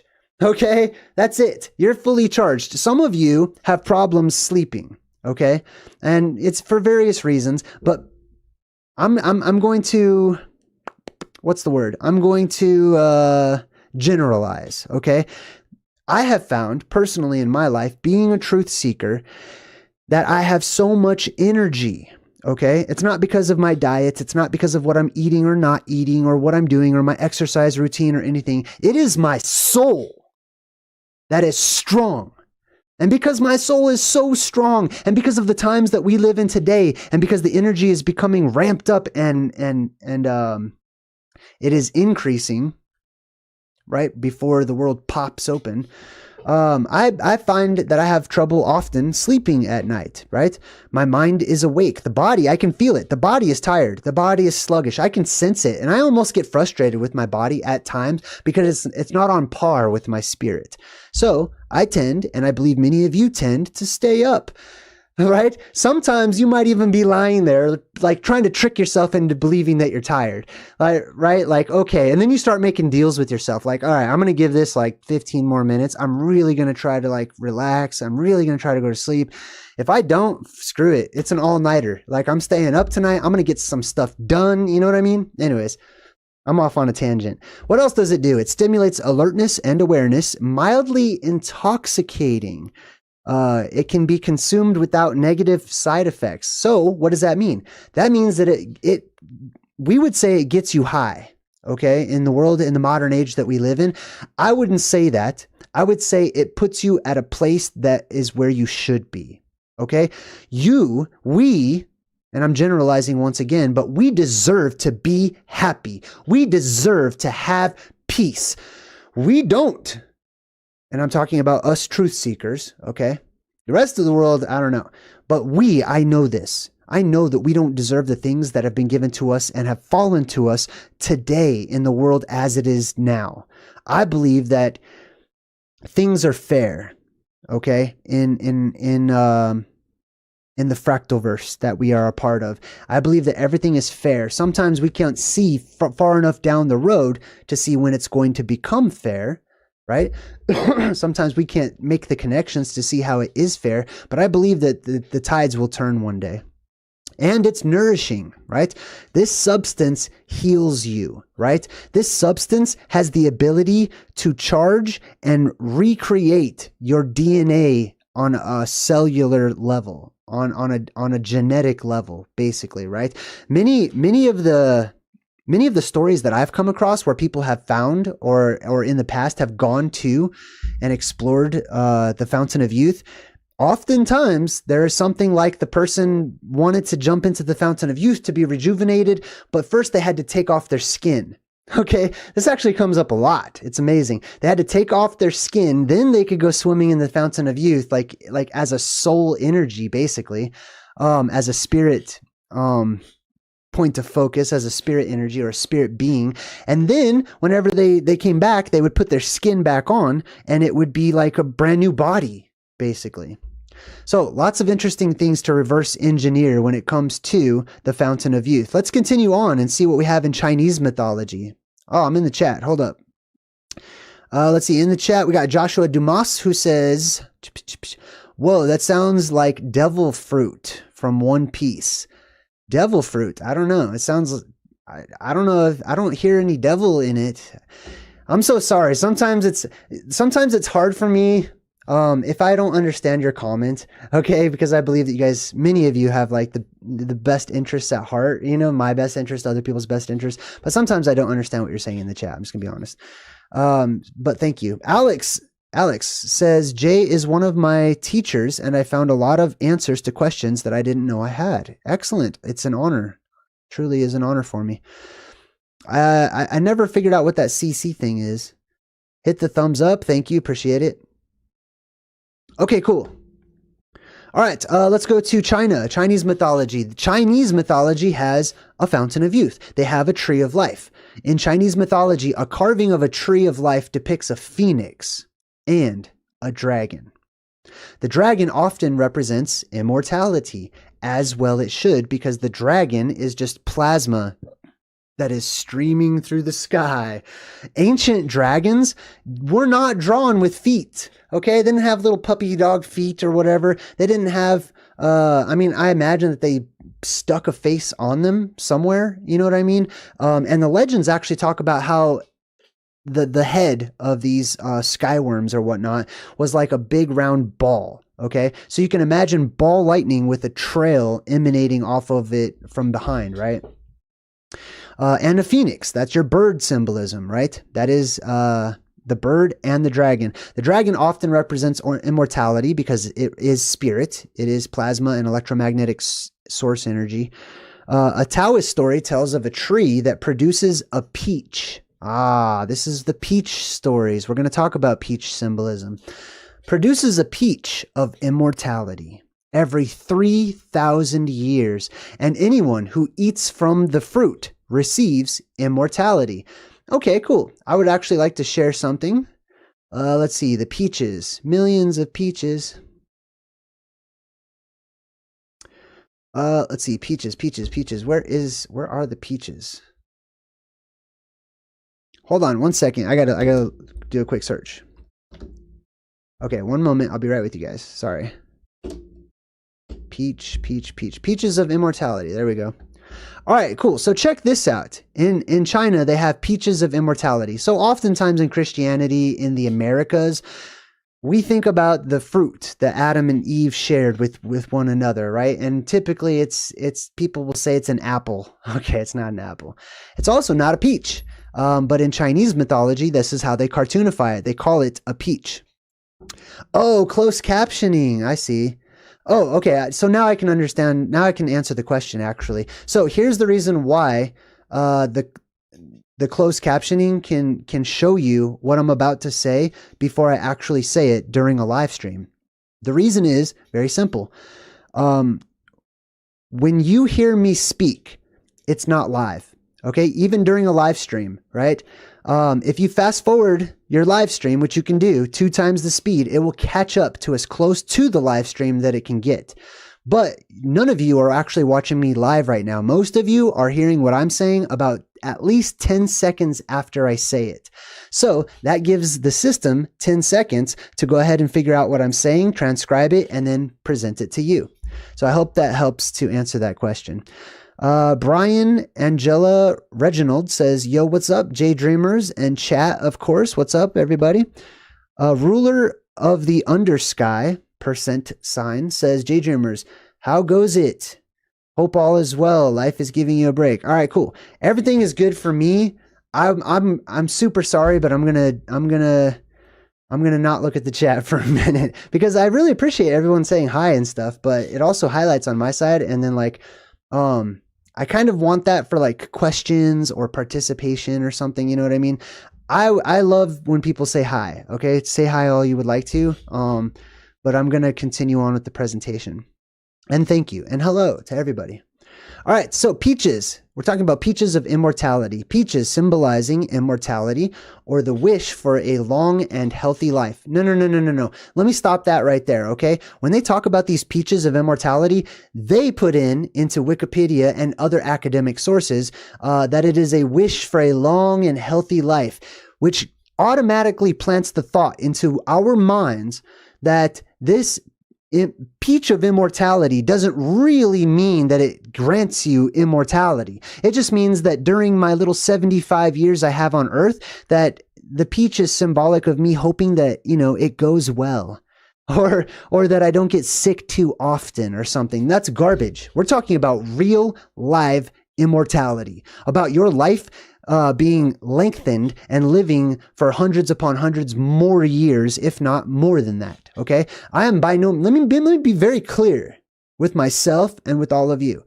I am not talking about symbols. I am not talking about wishes and hopes and dreams, and I just wish I could live like, maybe 10 years longer or eat healthier, or maybe if I change my diet around, I can squeeze a couple of extra years out of it. No, I'm not talking about that. I'm talking about a real live beam of plasma, of spirit, of energy that amplifies living conditions in this world to such a degree that the blind can see, that the deaf can hear, that the mute can speak, that your sicknesses are done away with, and that your cells in your body regenerate like you've never even thought possible. That's what I'm talking about. I'm not talking about symbols and well wishes and stuff like that. I can't stand when they do that. Let's see. All right, so let me get to the actual story. There's something called the Feast of Peaches. Okay? Now, the peaches here, in this case, are symbolic of the real element. The fifth element, I should say. All right, so the Feast of Peaches is celebrated on Earth in honor of the birthday of Ji Wengmu on the third day of the third moon month. The immortals wait 6,000 years before gathering for this magnificent feast. So every 6,000 years, it appears, if I'm reading this correctly, there is a feast on this Chinese god's birthday, basically, right? It's his birthday. Whose birthday? The Grand Chahi. The Grand Chahi's birthday. Anyways, that's just an inside joke. But anyways, it's always on somebody's birthday, okay? It could be Jesus's birthday. It could be Muhammad's birthday. It doesn't matter. It's always a birthday because that is when the light of the world births out of the world. Right now, the world is giving us signs and symbols and omens left and right. The Bible refers to this as groanings, that the earth would groan during the last days or before the end times, like a woman who was about to give birth. That is quite literal, that the earth is about to give birth. What is about to give birth to? The Savior, the light of the world, to Jesus, to Wengmu or whatever, to a whole plethora of different legends and gods and heroes of old. It's about to give birth. And the world's going to flip upside down, and most people are not even ready for it because everything I'm talking about is unbelievable. Like, it is unbelievable. That's why only like certain special people are subscribed to my channel. And that's why I love all of you. You're the Good Vibe Tribe, and I really resonate with many of you. I'm not in the chat right now, but I'll be back. All right, so anyways, every 6,000 years, these Chinese gods sit down for a feast on these peaches of immortality. It says that before gathering for this magnificent feast, the peach tree put forth leaves once every 1,000 years, and it required another 3,000 years for the fruit to ripen. Statues depicting Shi Wangmu's attendants often held 3 peaches, and the 8 immortals crossing the seas to attend the banquet is a popular subject in paintings. There are 8 immortals that cross the seas in order to go to this tree of life, right? They have to cross the trees because it is set on an island. That is the mysterious island. It is the hidden island. It is the sacred island. It's got many different names, and it is at the North Pole. So you have to walk across the seas. It's not just the Chinese that have these stories that talk about gods having to walk across the seas or take a rainbow bridge to get there, right? In Norse mythology, they talk about how the gods would walk across this, they would go across this Bifrost or Bifrost bridge or whatnot, except for Thor, I believe. Thor would walk down on the bottom where the oceans were. Anyways, so as you can see, we have the apples of Adam and Eve. We have the peaches of ancient Chinese mythology. What else do we have? Let's continue on. Let's see. Christianity. Of course, I'd be remiss if I didn't bring up Christianity. The tree of life first appears in Genesis 2:9, and then also in chapter 3 as the source of eternal life in the Garden of Eden. The tree of life appears as a source of eternal life in the Garden of Eden. No problem. All we have to do is figure out where the Garden of Eden is, right? It also blows my mind that academics argue about all these different hypothetical places. Usually people want they have this desire to place these sacred and holy and mythic sites where their hometown is. I mean, I get it. I do. I get it. You want it to be nearby. You don't want to have to actually go off and realize that it's probably belongs to some other country or some other place or whatever. But that's why they put these things in like Mesopotamia, basically, right? They would say, oh, well, modern day Mesopotamia has 2 out of the 4 rivers that we need to figure out where the Garden of Eden is. It's got the Tigris and the Euphrates. The Euphrates is interesting right now, right? Because the Euphrates that we have now, because I believe there was a different Tigris and a different Euphrates a long time ago at the North Pole. But the one that we have now is starting to make really weird sounds. People are saying that like the angels that are trapped under the Euphrates are starting to groan and make noises and stuff. I will tell you, you will hear more of that. Okay, you're going to see a lot more lights in the skies as the world is getting ready to give birth to the light, to the energy, right? The energy is building up, and it is solidifying people's energy. So good people are becoming better. They're becoming more enlightened. They're becoming more awakened or woke. Bad people are becoming even worse during these times. So you're going to start hearing the earth making these noises. You're going to start hearing the different sounds that electricity can make when it's ramped up at high levels, right? You'll hear it in the sky. You'll hear it near, especially near water, like rivers and streams and stuff. All right. Anyways, back to Christianity. Let me get the chat pulled back up. I don't want to like miss anything.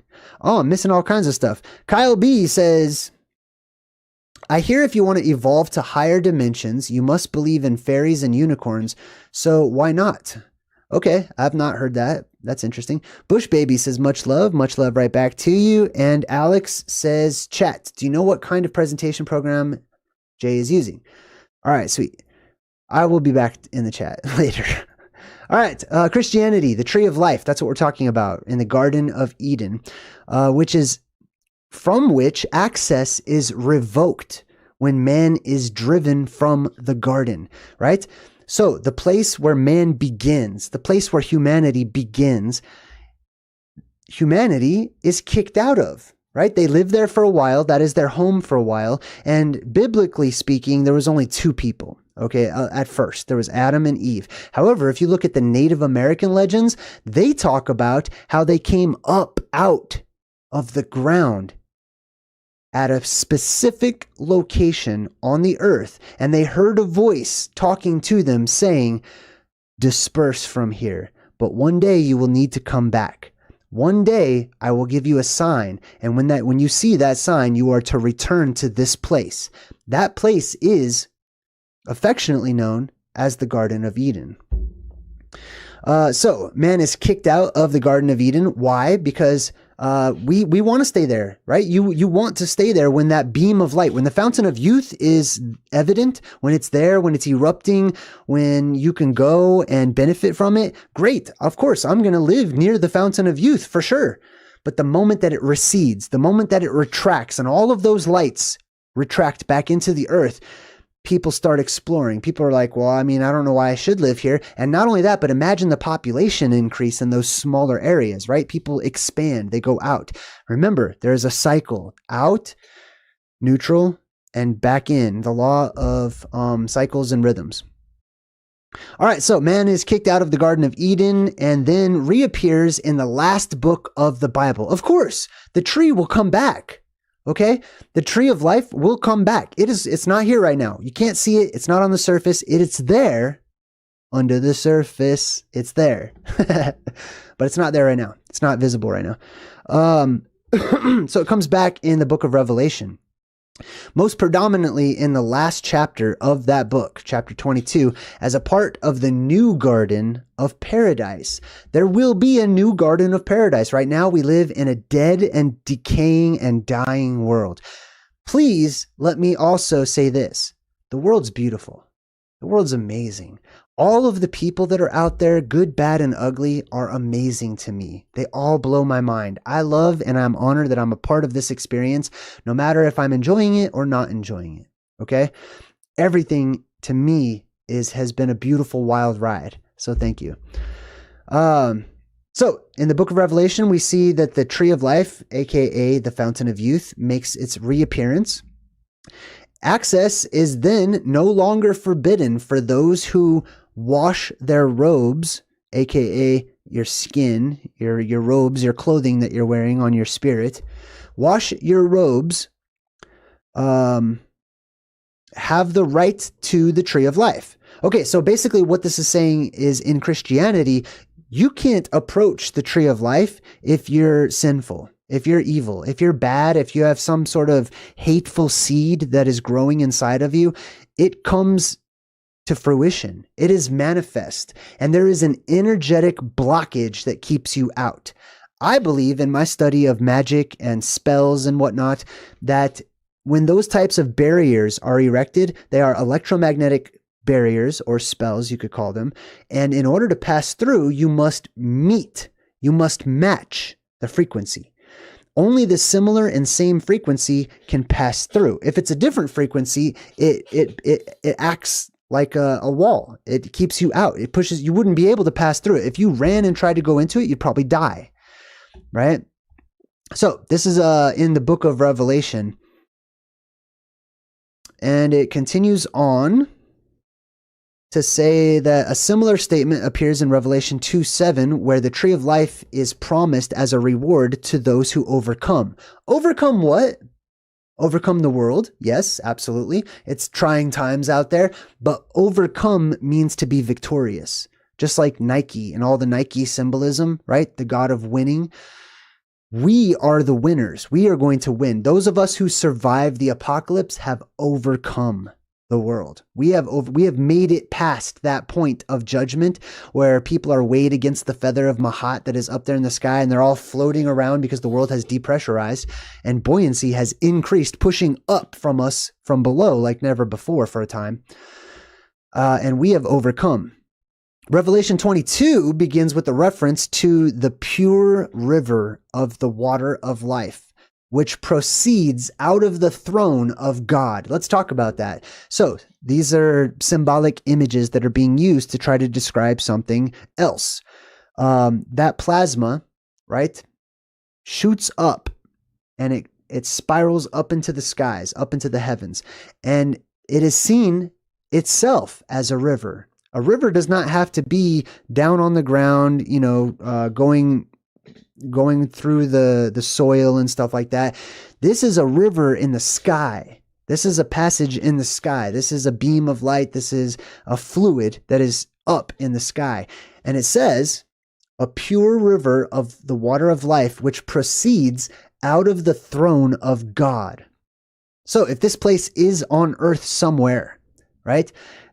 Accessible to us, just like it was accessible to Adam and Eve at some point in time and others across cultures, right? Then where is the throne of God?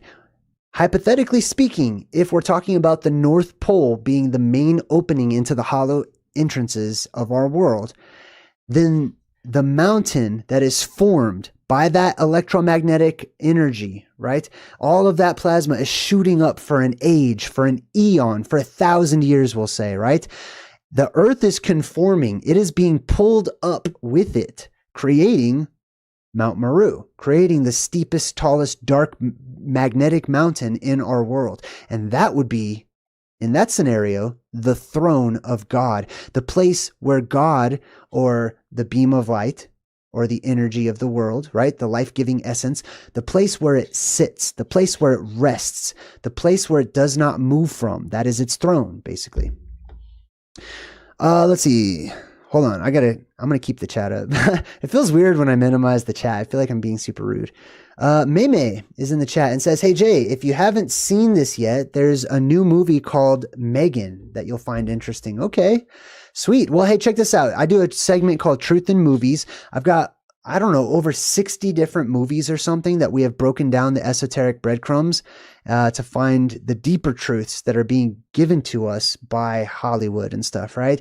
The next movie we're going to do is Everything, Everywhere, All at Once. That's going to be tomorrow at 5 o'clock Mountain Standard Time. It took me 2 days to take the screenshots to watch this movie because my mind was so blown. Michael G, good to see you. Good to see you. I used to know Michael G when I was in elementary school. All right, so that is in Christianity. Pope Benedict, with a bunch of Roman numerals, some pope, said that the cross is the true tree of life. I agree. So check this out. Let's not get lost, okay? Some people will say, oh, the cross, and they're talking about like the story of Jesus and how there was this cross and how there was... First of all, the story is as it is told, okay? And I know I'm walking on eggshells here, because when it comes to religions, especially Christianity, many people get in their feelings and they get very hurt if they hear a story that doesn't line up with the regurgitated puke that that's vomited all over them in their little services every week, okay? I'm trying really hard. I'm not doing a good job, am I? Anyways, so people say that the cross is the true tree of life. Now, some people would say that, and in their minds, you're thinking of some relic that doesn't exist anymore, that's lost to time. Nobody knows where this cross beam is or whatever. First of all, it is not a cross. The word crucifix did not appear in the original writings of the Bible anywhere. It was the word stauros, which means a beam. No cross section. However, I will tell you this, that beam creates a cross. When it shoots up and hits the sky and branches out, it now creates other images, right? One of those is a crucifix or a cruciform. Let's see, what else? Then they go into talking about like how Jesus is the tree of life, etc. And I believe that there is a lot of truth to that. However, I personally see Jesus as kind of like a cartoonification of the reality, okay? So I don't want to get off on a tangent. I will only say this, okay? When it comes to whether or not Jesus is real, etc., and do I believe in Jesus, etc., because a lot of people have asked me this. I even invited some dude into my house that was going door to door, knocking on people's door, wanting to tell them all about the good news and stuff like that. I invited him in and I let him know, right, that to me, when you're talking about whatever God you believe in that represents all of the good qualities in the world, I believe in that God if I exhibit those qualities. That's what I'll just leave it at that. All right, Jay Warren's in the chat. Say it, Jay. Thank you, thank you. Brian Angela Original says, I love these presentations. You're very... I'm being nice. I'm being as nice as I possibly... I will be nicer. How about that? Angel Wing says, JayDreamerZ, I had a dream about water relocating. I don't think it's just symbolizing something with me. I think it's got something to do with droughts. Interesting. I love your complete honesty. Good. Excellent. Thank you. I'm glad. I see. This is what's great about our truth seeking journeys. The more bold you are in accepting who you are, right? And accepting you're good, you're bad, you're ugly, everything about yourself, the more bold you are in that, the more it identifies you, you know? So me speaking the way that I am is actually helpful to me as a person. It's helpful to my character. Nag Hammadi. Let's talk about the Nag Hammadi. I believe Nag means like writing. Nag means some sort of scripture or writing. I could be wrong. Hammadi, I believe, is a location where these writings were found. And these are a collection of pseudepigraphal. I don't know how to say that word. It's called the pseudepigrapha. The word pseudo means fake or false or a lie, basically, just like the word myth and legend do in modern society. They found, buried in the ground, all of these extra biblical writings and gospels and stuff like that. And it says here, different views on the tree of life can be found in the Nag Hammadi library codices. Writings belonging to Gnosticism. Now, the word Gnosticism, it's interesting because it's actually Gnosticism, right? The root word of gnosis and Gnosticism is G-N, the letter G and the letter N. The G and the N together make an ancient word that means garden, okay? So when you go to the garden, you are imparted knowledge. Knowledge is bestowed onto you. Why? Because you are touching base energetically with the Akashic records. You're touching base with the spirit of the world itself. The world is telepathic, okay? The world speaks telepathically, energetically through energy. That's how so many of us can come to these revelations after revelation. That's how you can astrally project yourself. That's how you can do astral traveling and so many other things, is through the telepathic pathways and vibrations and frequencies that the world uses as it speaks to us. It sings us a song, basically. Where was I? Man, I got all kinds of stuff. I haven't been on in like 2 days, right? So I have a lot of energy today. All right, Gnosticism comes from the root word gan, or you could say Jen, like Janus, right? Jan Oz, the strong one of the garden. On the origin of the world, the tree of life is said to be located to the north of paradise. So here's another reference to the north as well, providing life to the innocent saints who will come out of their material bodies during what is called the consummation of the age. Let's look that word up real quick. I would like to double check that word, consummation. I believe it comes from the word consume. The action of making a marriage or relationship complete by having sexual intercourse. Oh, okay. I got you. Okay, I'm right here. Or the point at which something is complete or finalized. Okay, so the consummation of the age is the cosmic marriage between the earth and the sky. They meet, they mingle, they merge. They are intimately knowing one another. Okay, there's many different ways you could see that, but that is the origin of where we get marriage from. Okay, there is an ultimate marriage. There is an ultimate wedding feast. There is an ultimate celebration, and that is the apocalypse. That is, and the word apocalypse literally means the uncovering. Our world is covered right now. When that cover goes down or is broken or whatnot, the world depressurizes, and we have a mixing and a merging between the heavens and the earth. Jumping back in the chat, Naga, missed you too, man. Mars Pop, good to see you. I do have that spirit, huh? I've had a good day today. I'm getting a lot of stuff done. Jay Warren says, whoa, bro, G-in is the garden? This is a big breadcrumb for me personally. You're super welcome. All right, so the consummation of the age means the great cosmic wedding between the earth and the sky. And this is alluded to in the Gnostic Nag Hammadi texts. The color of the tree is described as resembling the sun. Okay, so it looks like light. Gotcha. Its branches are beautiful. Its leaves are similar to that of cypress, and its fruit is like the clusters of white grapes. See, this tree of life always has little tiny round fruits on it, okay? Some people will call them olives. Other people will call them grapes. Other people will call them apples or pomme de terre or nectar. What was the other one? Apricots and whatever, you know what I mean? Peaches and stuff like that. However, in the secret book of John, I wonder if it was actually called that originally, the secret book of John. The tree of life is portrayed negatively. Its roots are described as bitter. Its branches are death. Its shadow is hatred. A trap is found in its leaves, and its seed is desire, and it blossoms in the darkness. Let me explain that one to you, because I have a theory about that, okay? I believe that there are many beams, like I talked about, that shoot out of the earth.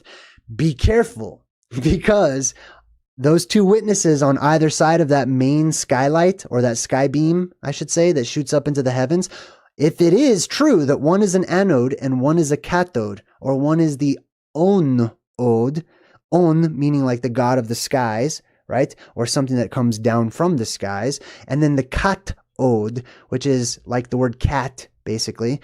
One represents negativity and the other represents positivity. And they will grow their own little trees, right? On either side. One will be negatively charged. The other one will be positively charged. So if you happen to not be at the real tree of life, you will be at what is known as the tree of death. Not a good idea, right? All right. Manichaeism.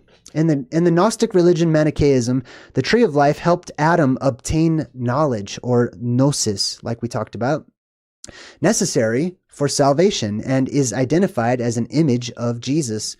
And then they actually have a picture of the Manichaeans worshiping the tree of life in what they call the realm of light, and they are under a dome. And there's 3 trees right there in the middle. I wish I could show it. I mean, I probably could, but let's move on. Europe. Let's go to Europe. In Greek mythology, Hera is gifted a branch growing golden apples by her grandmother Gaia. Gaia is the earth. So Gaia sprouts a tree or shoots out its spirit, its light, right? Forms little fruits and stuff like that. And in Greek mythology, those were the golden apples, which are then planted in Hera's garden of the Hesperides. The garden of the Hesperides is a place where it was known that there were these little fairies and pixies and nymphs and stuff. Basically, it's so energetically charged in what we would typically call the Garden of Eden or paradise that there are little balls of light, consciousness, I would also say. Okay, that's from me. But they are pixies, they are fairies, they are little energetic, little ball lightnings and stuff like that are just everywhere, flickering about because the world is so highly amped up and charged. So that is the Garden of the Hesperides. The dragon, Ladon, guards the tree from all who would take the apples. Okay, like I said, this is all electromagnetic. Like all of these images you see behind me, they represent electromagnetic substance in our world. And there is electromagnetic barrier. There are barriers that go up and then they fall as well to keep people in. So you could be trapped in the Garden of Eden, basically, or to keep people out as well. Let's see here. Let me continue on here. Let's see. The 12 labors of Hercules. Hercules himself visited this garden to try to get the apples. 3 of the apples. The number 3 also is showing up in many different instances as we do this presentation. I personally believe, I'm just going to speak on that. I believe that if you were to survive the apocalypse and you were able to look up at the hole that blows out of our sky, basically, you will see a glimpse of heaven, or a glimpse of what I call the fractal verse, which is very white and or bright and colorful and shiny and stuff. And I always see this image of these 3 lights. Like there's 3 balls of light up there. I don't know. There's something to that, but I'm not there yet. Anyways, Hercules goes to this garden. Hercules is the one that temporarily held up the sky for Atlas, right? Or Atalos, right? He held up the sky. Hercules is up there at the middle of the world, seen as holding up the heavens, which is not because he was a person, right? Obviously, he would have to be very tall if he was holding up the sky. That's because Hercules was the light that shot up out of the mountains. Anyway, so Hercules goes up there. He goes up there and he, partakes of the heavenly fruit or whatever as well. There is also the concept of the philosopher's stone. Now, the stone itself is in reference to Rupas Negra, which means black rock, okay? Or what I call the plasma volcano. Hey, everyone's so kind in the chat. Thanks for all the little thumbs up signs and stuff. That makes me feel good. Thank you. All right, let's see. What else do we got here? So the philosopher's stone is said to be able to transmute base metals into gold. That exists on many different levels. I'm going to talk about the physical level. I absolutely, completely, so far, believe that it is possible to change one substance into another substance. It's very easy. You just have to know how it's done, right? In order to do that, we have to understand how electricity works, how energy works at its core. Because if you understand how it works, then you can take the tiniest little elements and you can reorganize the existing elements to create new things. You can create gold out of the 2 elements that are to the left and to the right of gold. I can't remember what they are off the top of my head right now, but I also believe that you'll probably see a lot of those 2 elements up towards the north. I don't know how else to explain that. Wow, I just got a super chat. VK has a little sticker in the chat, a little pomme de terre. Says you are amazing. Thank you. I appreciate you. All right. Let's see. We also have Yggdrasil, right? Yggdrasil, which is the world tree, which is the tree of life. That is basically the Norse legend and Norse version of the Jesus story, where instead of Jesus hanging on a cross or a tree, it is the god Odin, the one-eyed god, right? Thanks again, VK. All right, let's see here. What else do we have? The Celtic god Lugos was associated with the Celtic version of the Tree of Life. Lugos Lugus is another variant of Loki, basically, okay? Loki comes from the word luk, or look, which means light, basically. So Loki means my light, right? And if your light is good, you have good Loki. If your light is bad, you have bad Loki, right? That's where we get the word luck from. Same thing. Lugos or Lugus is just a strong light. That's all that means. Georgia. There's a country called Georgia, and it says that the Borjgali is an ancient Georgian tree of life symbol. That's interesting. The symbol of the sun and eternity. The Borjgali is often represented with 7 rotating wings over the tree of life, which can be used to create various shapes and variations, considered a main symbol in Georgian culture. Interesting. Germanic paganism and Norse mythology. In Germanic paganism, trees played a prominent role, appearing in various aspects of surviving texts and possibly in the name of the gods. So let me get to this tree, the sacred tree stuff, okay? Right? Once those blue pillars retracted worldwide and they went through their own apocalyptic cycle and all the energy went inward instead of outward, all of those sacred trees disappeared, right? The angels that come down from above, or the plasma that enters into this world, is seen symbolically as cutting down all of those sacred trees. And it actually references this in the book of Enoch. It talks about how the angels were ordered to labor at the trees, right? Well, if you think of an angel as an energetic source instead of like a physical Caucasian dude with dove wings or whatever, right? And you think of the trees as, instead of being made out of wood, right, that they are trees of light, then the story is starting to make more sense. Garden Telepathy, I like that name. That's cool. It says, I love your shows. Thank you. Yvonne says, te don patet J. Sorry, it's hard for me to translate when I'm on the fly. Anthony Michael Kerr, good to see you. Yvonne says Jay is a giver. Thank you. Wow, I appreciate it. Jay is definitely a light worker. Wow, okay. Thank you. Thank you so much. I accept. You know what? I'm going to accept. All right. Where was I? I'm all distracted now. Oh, that's right. Germanic paganism and Norse mythology. Trees played an important part. So what's my point in saying that all of the columns of light retracted? Because when they retracted, they still had the stories of all of these trees of light. And so because they forgot that the trees of light ever existed after a time, right? That passed into legend and myth and folklore. Then they took the story, they took the reality, and they put it on top of things that they knew of that existed during the times when they lived. So they would say that it's in reference to the cedar tree or the redwood tree, or no, it's definitely talking about the oak tree, in the exact same way that those travelers who came up out of the ground, just like the Native Americans talked about, came up out of the volcanoes of the earth, came up out of the cave systems of the inner earth and stuff, right? And keep this in mind too. This is another thing that I thought of. And I know I'm going down so many tangents right now, but I have a lot to talk about. Hypothetically speaking, let's say that it is true that one day the world will depressurize, that everything will float because of the increase in buoyancy. What if, and doesn't it stand to reason that all of those inside of the earth, in the hollow recesses, wouldn't their worlds depressurize as well? Which they might be doing. Like all of our volcanoes and stuff, that might be ways of the inner earth relieving pressure and stuff, right? But let's say that they have a major pressure release as well. Well, do they flow up to the surface where we live and then emerge out of the earth and out of the ground? I think it's possible. Maxzilla13 says, JayDreamerZ, I don't mean to catch you off guard, but what are your thoughts on CERN and the Hadron Collider? Are they trying to harness the plasma?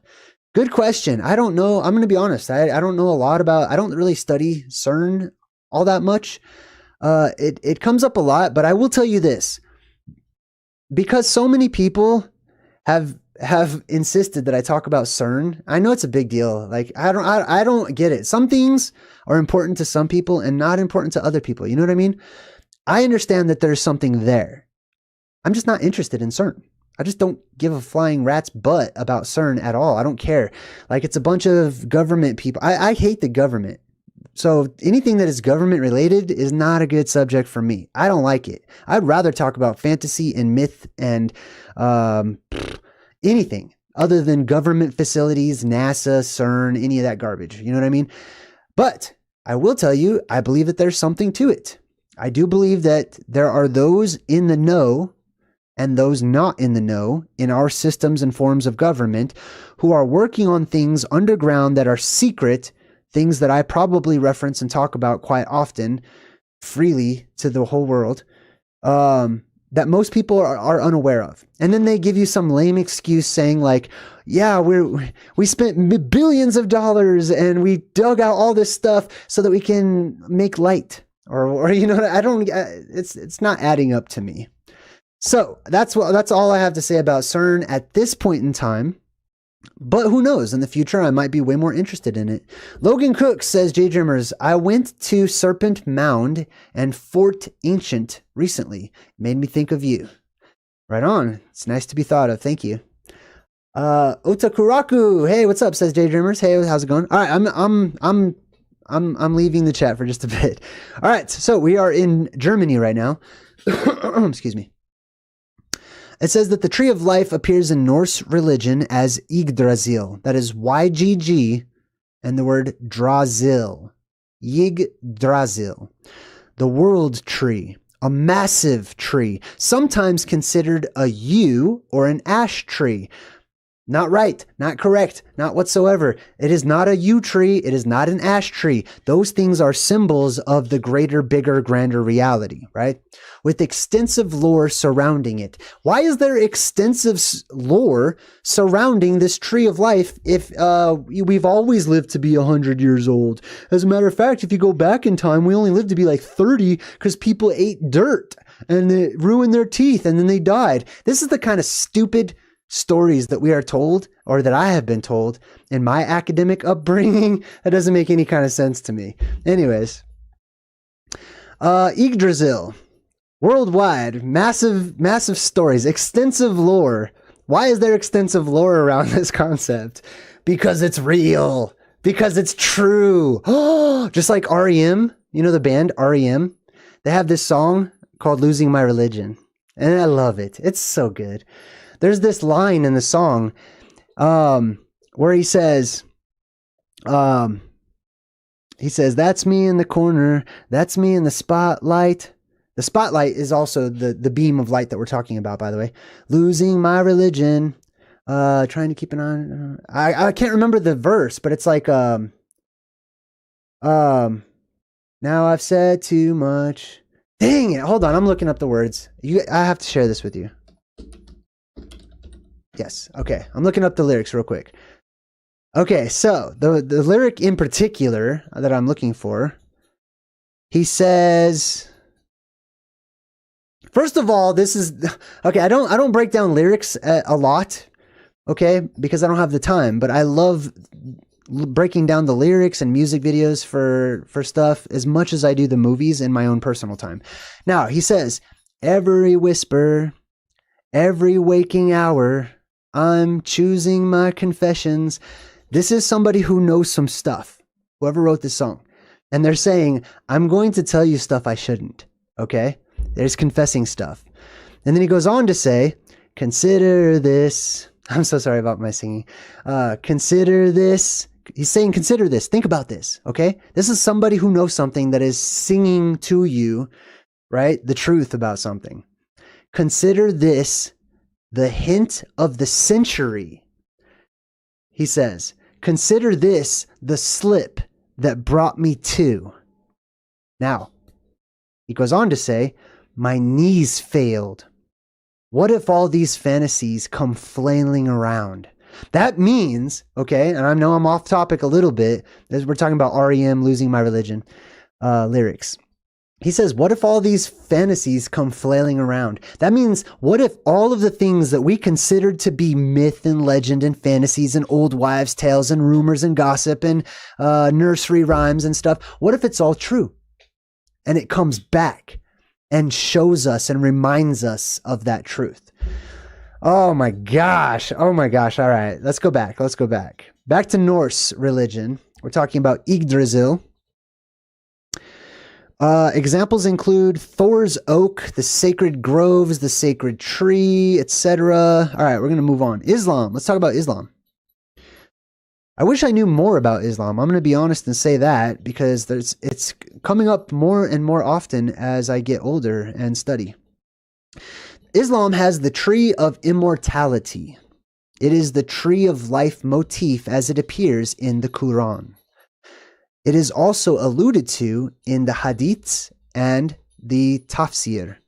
Unlike the biblical account, the Quran mentions only one tree in Eden, also called the tree of immortality, and ownerships which decay not. And Allah specifically forbade Adam and Eve. The tree in the Quran is used as an example for a concept idea, way of life, or code of life. A good concept idea. Okay, I'm going to skip that part. Basically, what they're saying right now is that, oh, that's symbolic too. It just means being a good person. You know what I mean? I don't think so. All the wishes and crossing fingers, and it just means it symbolizes some inner quality. No, it doesn't. Okay? It creates an inner quality because it's real. All right. I want to keep saying it's real. Okay? Let me give you guys a little tip. A little hint about something that changed my way of thinking a long time ago. Okay? I've gone through, and I am still going through, many modes of thought, different ways of thinking. Okay? And sometimes we come across little tools that help us to broaden our horizons and expand our knowledge and to become better people. The thing that helped me out the most was in the Bible. It says, it's talking about love, and it is defining love. And it says, love believes all things. And I'm like, man, I struggled with it for a minute, right? And I even asked some people, and they're like, oh, it doesn't really mean all things. It just means like some things, but like only the things that we approve of. I'm like, that doesn't sound right. I'm just going to disagree with that. That doesn't sound right. It says believes all things. I started to believe all things. That's where you got JayDreamerZ that sits before you today. Believing all things. Does that mean I 100% believe in every literal thing that somebody says or that I read or see? No. It doesn't call for me to be ignorant or naive. It means that there is truth to be found everywhere. And then that led me down all kinds of trails. It's a good one to share. All right. So anyways, in Islam, we have the tree of immortality. They're talking about how it represents a good code and stuff, which I mean, when you partake from the tree of life, you tend to live a pretty good life. So it's a byproduct, okay? It's not symbolic of something that you can do all on your own. You can, okay? I don't want to distract you and make you think that you can't just change or repent or become better or make better choices. You absolutely can. But I will tell you this, doing it now before all of those pillars of light erupt out of the earth means something, at least to me. To me personally, I would applaud you if you could do it now without the benefit of all of that light and all those good vibes just kind of nudging you in the right direction. Good on you if you can do it now. All right, I'm continuing to read. One moment.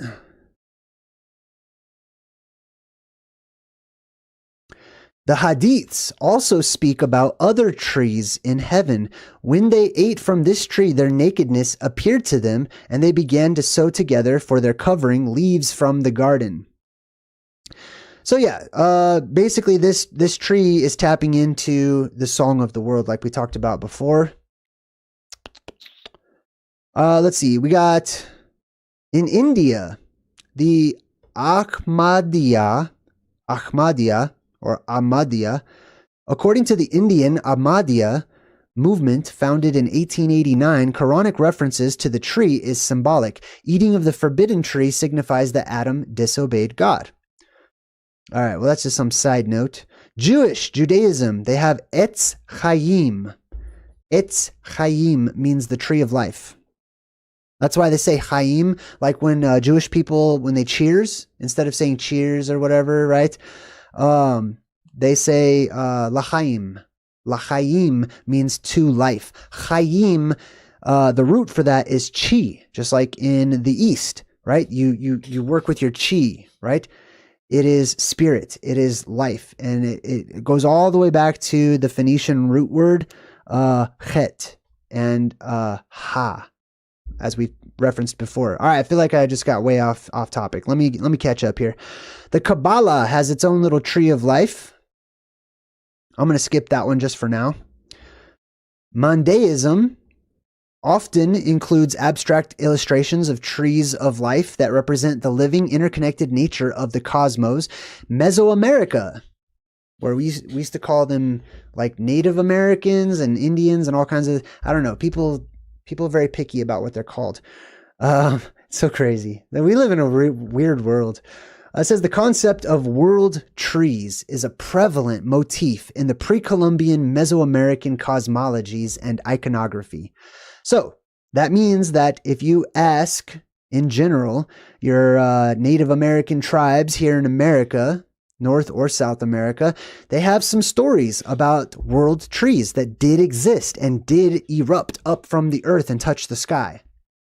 World trees embodied the four cardinal directions, which represented also the fourfold nature of a central world tree. See that? There's more than one, but there is a giant one. A symbolic axis mundi. Mundi or monde means like earth, basically. Actually, it means world. It means realm, really. It doesn't really mean earth. Mundi and monde means more like a realm. Not our realm, but just a realm in general. So the moon, it means a realm. So the moon is another world. Okay, that's why we call it moon. Same thing. All right, let's see that there was a central world tree, symbolic axis mundi, connecting the planes of the underworld and the sky with that of the terrestrial world. This is when all things come together. This is when worlds collide. This is when the underworld that is directly under your feet right now, wherever you are, directly underneath you, if you go down far enough, there are creatures, there are otherworldly beings, there are humans, there are animals, there are plants, there's all kinds of stuff down below us, says all of history, except for the modern age. Blows my mind. Anyways, depictions of world trees. And remember, when we're talking about world trees, we're talking about the fountain of youth. These world trees are places of energetic accumulation where they create fountains that erupt out of the ground itself. And people would go there and they would experience all the healing properties. But typically we call them the trees or the world trees or the trees of life, etc. Depictions of these trees, both in their directional and central aspects, are found in the art and the mythological traditions of cultures such as the Maya, the Aztecs, Izapan, Mixtec, Olmec, and others, dating to at least the middle to the late formative periods of Mesoamerican chronology. The tomb for the ancient Maya king of Palenque, who became king at only 12 years old, has a tree of life inscribed within the walls of his burial place, showing just how important it was to the Maya people. Now, that also reminds me of something else. And some people, if you're wondering why I'm reading Wikipedia right now, it's because it jogs my memory for other things, right, to talk about. So, for example, people used to bury their dead in these houses underground, or sometimes above ground, right? But they would have, this is the origin for the catacombs and stuff, right? This is why people believed that one day their body would come back to life.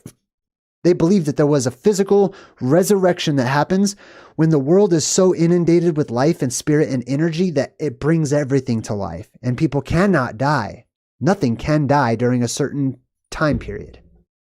Which means that the dead don't stay dead. They come back to life. Regeneration is at an all-time high, and all you need is like the basic building blocks to life, and the DNA will start replicating. It'll start creating itself all over again, and the dead come back to life. So this is why kings like this had the tree of life drawn inside of the walls and burial chambers of wherever they were laid to rest, because the hope was that they would lay there until that day comes. What day? The day when the energy of the world flips. We go through an energetic flip in our world. We go through the switching of the poles, or the polarity shift, however you want to call it. And the spirit of the world, the light of the world, shoots outward through every cavernous opening, including all of the catacombs, including all of the underground burial chambers in Egypt and everywhere else. And wherever that light shoots out, wherever that river flows, the dead come back to life. That's why he had a picture of that on his tomb, is my guess. Okay, North America.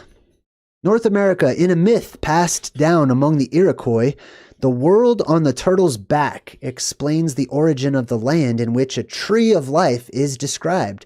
According to the myth, it is found in the heavens, where the first humans lived, until a pregnant woman fell and landed in an endless sea.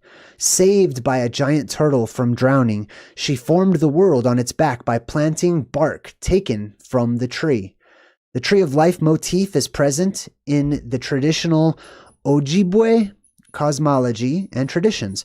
It is sometimes described as grandmother cedar or Nukomis Gizhig in some other languages. In the book Black Elk Speaks, Black Elk in Aglala Lakota, or Sioux, medicine man and holy man, describes his vision in which, after dancing around a dying tree that has never bloomed, he is transported to the other world, the spirit world, where he meets wise elders, 12 men and 12 women. The elders tell Black Elk that they will bring him to meet our father, the two-legged chief, and bring him to the center of a hoop, or a ring, a circle, which you're going to see in our next Truth in Movies, by the way, where he sees the tree in full leaf and bloom, and the chief standing against the tree. Coming out of his trance, he hopes to see that the earthly tree has bloomed, but it is dead. So, Black Elk had a vision. This vision was shown to him, and it was the world tree. It was the earth energy itself, and he is shown the time when it retracts and it is seen as dying. And when these trees disappear, when the fountains dry up, okay, that is when it is seen like the gods have abandoned us, and wisdom has been killed off and dragged down into the underworld, and there are famines. Hunger, actually, that's why we have famines, because hunger becomes a thing, basically. I don't believe hunger used to always be a thing, but that gets into some other stories. Hey, thanks, Mars Pop. Appreciate you. Who else we got? Candy Jones, what's up? How's it going? Ryan Caraway says, Jay, have you seen or read his Dark Materials, the Book of Dust? No, I haven't. I saw the first episode of that on TV or whatnot. I don't feel like I need to read the Dark Materials just because I've come across it many different times. But if I had more time, I would totally read it. Red Queen, hey, thank you. Thank you for the congratulations. I wish it was $80,000. That would be awesome. Excuse me. Getting over a little sickness. Bush Baby says, JayDreamerZ, it reminds me of the Navajo medicine wheel. You should check it out in depth. Yes, I totally agree with you. Okay. There was also the story that supernatural beings lived in the sky world, which is also where they say the animals came from, by the way, the sky. The sky world above the waters, which covered the earth. There are waters above us, believe it or not. This tree was covered with fruits, which gave them their light. Light coming from fruit. Same story told over and over again. They were instructed that no one should cut into the tree, otherwise a great punishment would be given. As the woman had pregnancy cravings, she sent her husband to get bark, but he accidentally dug a hole to the other world. After falling through, she came to rest on the turtle's back, and 4 animals were sent out to find the land. So this is also the story of like Noah's Ark and stuff, right? Oh, by the way, I have this rock I go on these walks with my son, and I found this one by the railroad tracks. I was examining the rocks, and they have lots of these kind that have like these little holes in it. It's kind of hard to see, but it's very lightweight. And this is like my thinking rock. It looks like a little asteroid that killed the dinosaurs or whatever. Not really. Anyways, Serer religion. There's something called Serer religion. The tree of life as a religious concept forms the basis of Serer cosmology. Trees were the first things created on earth by the supreme being Rug, or Kux, among the Kingin. In the competing versions of this Serer creation myth, the Somb and the Sas tree are both viewed as trees of life. However, the prevailing view is that the Somb was the first tree on earth and that the progenitor of plant life. The Somb was also used in the Serer tumuli and burial chambers, many of which had survived far more than 1,000 years. Okay, I'm going to skip that one. Turkish. In Turkey, they say that the tree of life connects the upper world, the middle world, and the underworld. Are we seeing a pattern? Right? God, like if the tree of life, if the fountain of youth was on trial right now, I feel like I'd be making an excellent case. Just going, I mean, not me personally, but all of you have made this. This is our history. This is our history worldwide. This is evident. This is evidence for something existing that today most people would tell you does not. Browsy, what's up, man? Says JayDreamerZ. Sorry, brother. Ben, I'm hiding, I guess. I still kept up, though. Right on. Good to see you, too. Thanks for the ranch. What ranch? What are you talking about?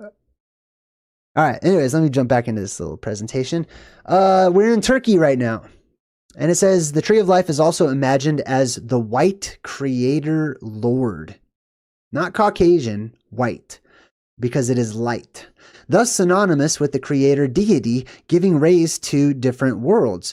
The world tree, or the tree of life, is an important symbol in Turkish mythology. It is a common motif on carpets. It is also used in the logo of the Ministry of Culture and Tourism for Turkey. It was introduced as the main design of the common Turkish lira. If this was if this was garbage, okay, if this was lies, if this did not exist, why on earth would you represent your entire nation and put this on your flag and put this all over the place and have all these stories and legends? Come on. I need to hear something as to why people think it doesn't exist, apart from just, I don't see it. I haven't seen it on the news. You know what I mean? Come on, man. We got to do a better job of thinking outside the box. All right, let's go to Baha'i faith. The concept of the tree of life appears in the writings of the Baha'i faith, where it can refer to the manifestation of God, a great teacher who appears to humanity from age to age. From age to age means every other age, okay? Because one age, it all goes inward. The other age, it all goes outward, right? An example of this can be found in the hidden words of the Baha'u'llah. And it says, "Have ye forgotten that truth and radiant morn, when in those hallowed and blessed surroundings ye were all gathered in my presence beneath the shade of the tree of life, which is planted in the all-glorious paradise. Awe-struck, ye listened as I gave utterance to these three most holy words, O friends.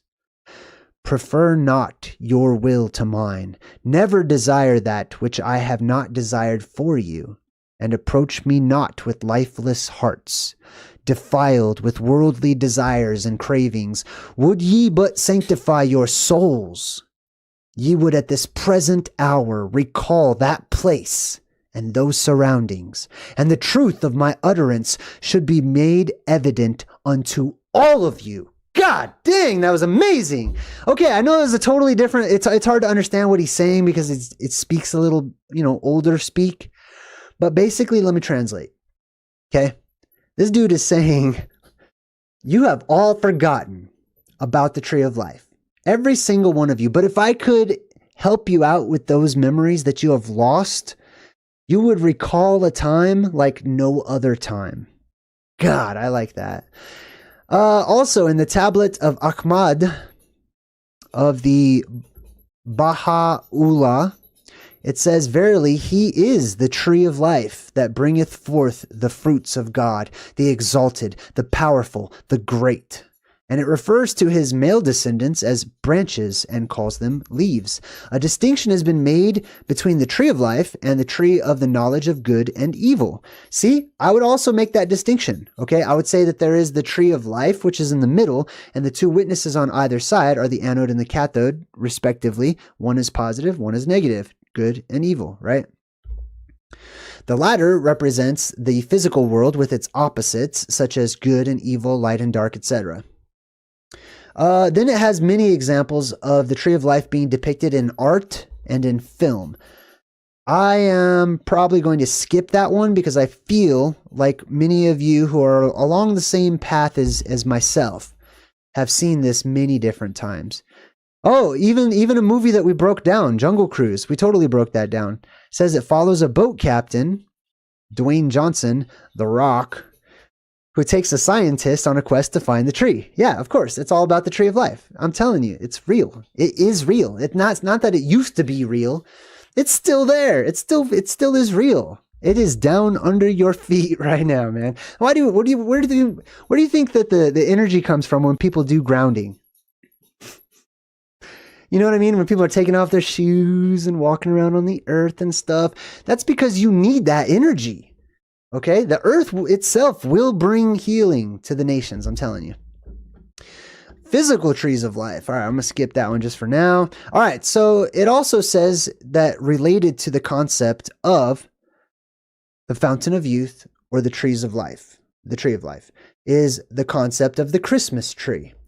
The Christmas tree is a symbolic element of the tree of life or of the world tree, right? It is the pole. It has the branches that shoot out, the little eddies and stuff of plasma that swirl around it. It has all the blinking lights. Why? Because everything will get sucked up into the sky. There will be a tempest and everything will be rotating in one direction, just like the stars in the heavens, okay? Everything that gets sucked up into the sky will be pulled toward this tree of life, okay? It's going to get sucked towards the central part. And you're going to see little blinky lights up there around the ultimate Christmas tree because things will be exploding and fires and all kinds of stuff. There's also one called the Five Trees in Paradise. It is a mysterious allegory or concept from the famous Coptic novel or Gospel of Thomas. So there's a Gospel of Thomas and it talks about these 5 trees. We also have the fleur de lis, the flower of life, holyism, don't know what that is, the maypole, any type of worshiping poles, okay? It had to be that picture, right? Anyways, and that's also where we get a lot of our, our little thoughts from or whatever, because everything that we do is just, it is a reflection of things that are also done on a grander scale. I don't know how to explain that. I'm sorry. Let's move on. The Maypole celebration. So any kind of pole worship, pole celebration, okay? Don't you find it a little strange that people worldwide just worship a pole? Now, I will also say this in reference to, like, since we're talking about poles, obelisks and stuff, people will say, oh, it's penis worship. No, it's not. Maybe for you it is, okay? If you want to own up to that, fine. For me, it's definitely not. And I will say that for most of the known world going back in time, I don't believe personally that they worshipped the penis, nor do I believe that obelisks represent the penis of Osiris. Have you ever seen a penis? Doesn't look like an obelisk. Not one bit, not whatsoever. Girls would not want to go to bed with you if it did, okay? Because you would destroy them. All right, way off topic. But anyways, the pole worship, okay? They are worshiping the column. They are worshiping the beam of light. Sometimes it is depicted as an arrow. Other times it's depicted as a beanstalk. Other times it is a reed that grows up out of the ground. Either way, it is a straight line that touches the inner world, the surface world, and the sky itself. There's the New Year's tree. There is Rogan paintings, the stupa, the tree of knowledge of good and evil, the tree of life, the trees of life. There's all kinds of different things. All right, let me jump back into the chat now. I hope I got a good laugh. I'm sure Val at least was laughing at my jokes. Bush Baby says, Jay, over here, transmuting dark energy into light energy as we all listen and watch. It's great, and it blows my mind every time that he goes live. Wow, that's humbling. It's very humbling. Southern Belle, when Jay does a face palm. Yeah, I was very careful with my face palm because I have a mic right here, and I am notorious for hitting the mic. I did not want to face palm with the mic, and that'd be bad. All right, anyways. What a good time. What a good time. Hey, Freight Train's in the chat and says 1 more month for the big 1 year. Awesome stuff, Jay. Keep being amazing. We appreciate your hard work. Thanks a lot, Freight Train. Man, it's so good to see all of you people. I just want to say that. I have 80,000 subscribers, over 80,000 now. And man, we've been through a lot of ups and downs. Many of you who've been, following my channel and my life really for the past 5-6 years have seen a lot of interesting changes. I'm so happy that it's paying off. I'm so happy that I get to do something like this as my job, that I get to stay home and research and spend extra time with my family and do the things that are important to me. So a big mahalo from me to all of you. Thanks for watching. Thanks for all of the likes. Thanks for sharing my videos. Thanks for just having positive thoughts about me or my family. I appreciate it, and it means a lot to me. Can you tell I'm saying goodbye right now? Otakaraku says, I totally laughed at the no girl will want to go to bed with you. Yeah, you don't want an obelisk penis, man. That's retarded. How dumb is that? We have to stop, man. They teach the dumbest things. Anyways. Oh, the totem pole. That's another one, right? All right, it's cool. Let me just double check to my notes. Let's see. We talked about the trees of life. We looked up the word consummation. We talked about the Chinese peaches of immortality. What else? I'm just double checking. I had some other things too here. The golden apples, we sort of referenced the golden apples. There's much more that we could say on all of these topics, and we will another time. Let's see, what else? We talked about the peaches of immortality, soma, right? So soma, ambrosia, amrita, the nectar of the gods, the sacred honey, slime, or ooze, as I like to call it because it's way more fun. Soma and hauma, these are the fruits of the gods. Okay, these are the nectars of the gods. These are the substance that the gods looked for to eat. I am not talking about adrenochrome, although that is a reality in our modern world as a substitute for the natural substances, right? But the gods who lived on these mountains, or the quintessential Mount Meru, that's what they lived off of. This is the manna that fell from the heavens. The manna, just many people might not know this either. Let me read it actually, the biblical manna passage. I'm not going yet. I'm not leaving yet. See, it sounded like I was going to leave, but I did not. Hey, thanks, Kyle. Super appreciate you. Anne Marie says, great knowledge as always. Thank you. Thank you. All right. So hold on. Let me read the biblical manna. I want to read. Oh, actually, you know what? We're not leaving yet. I've got a couple more things I need to cover. All right. So manna is this substance that fell from the skies when the Hebrews were lost in the wilderness or whatnot. And they were like, man, we're going to starve to death. What are we going to do?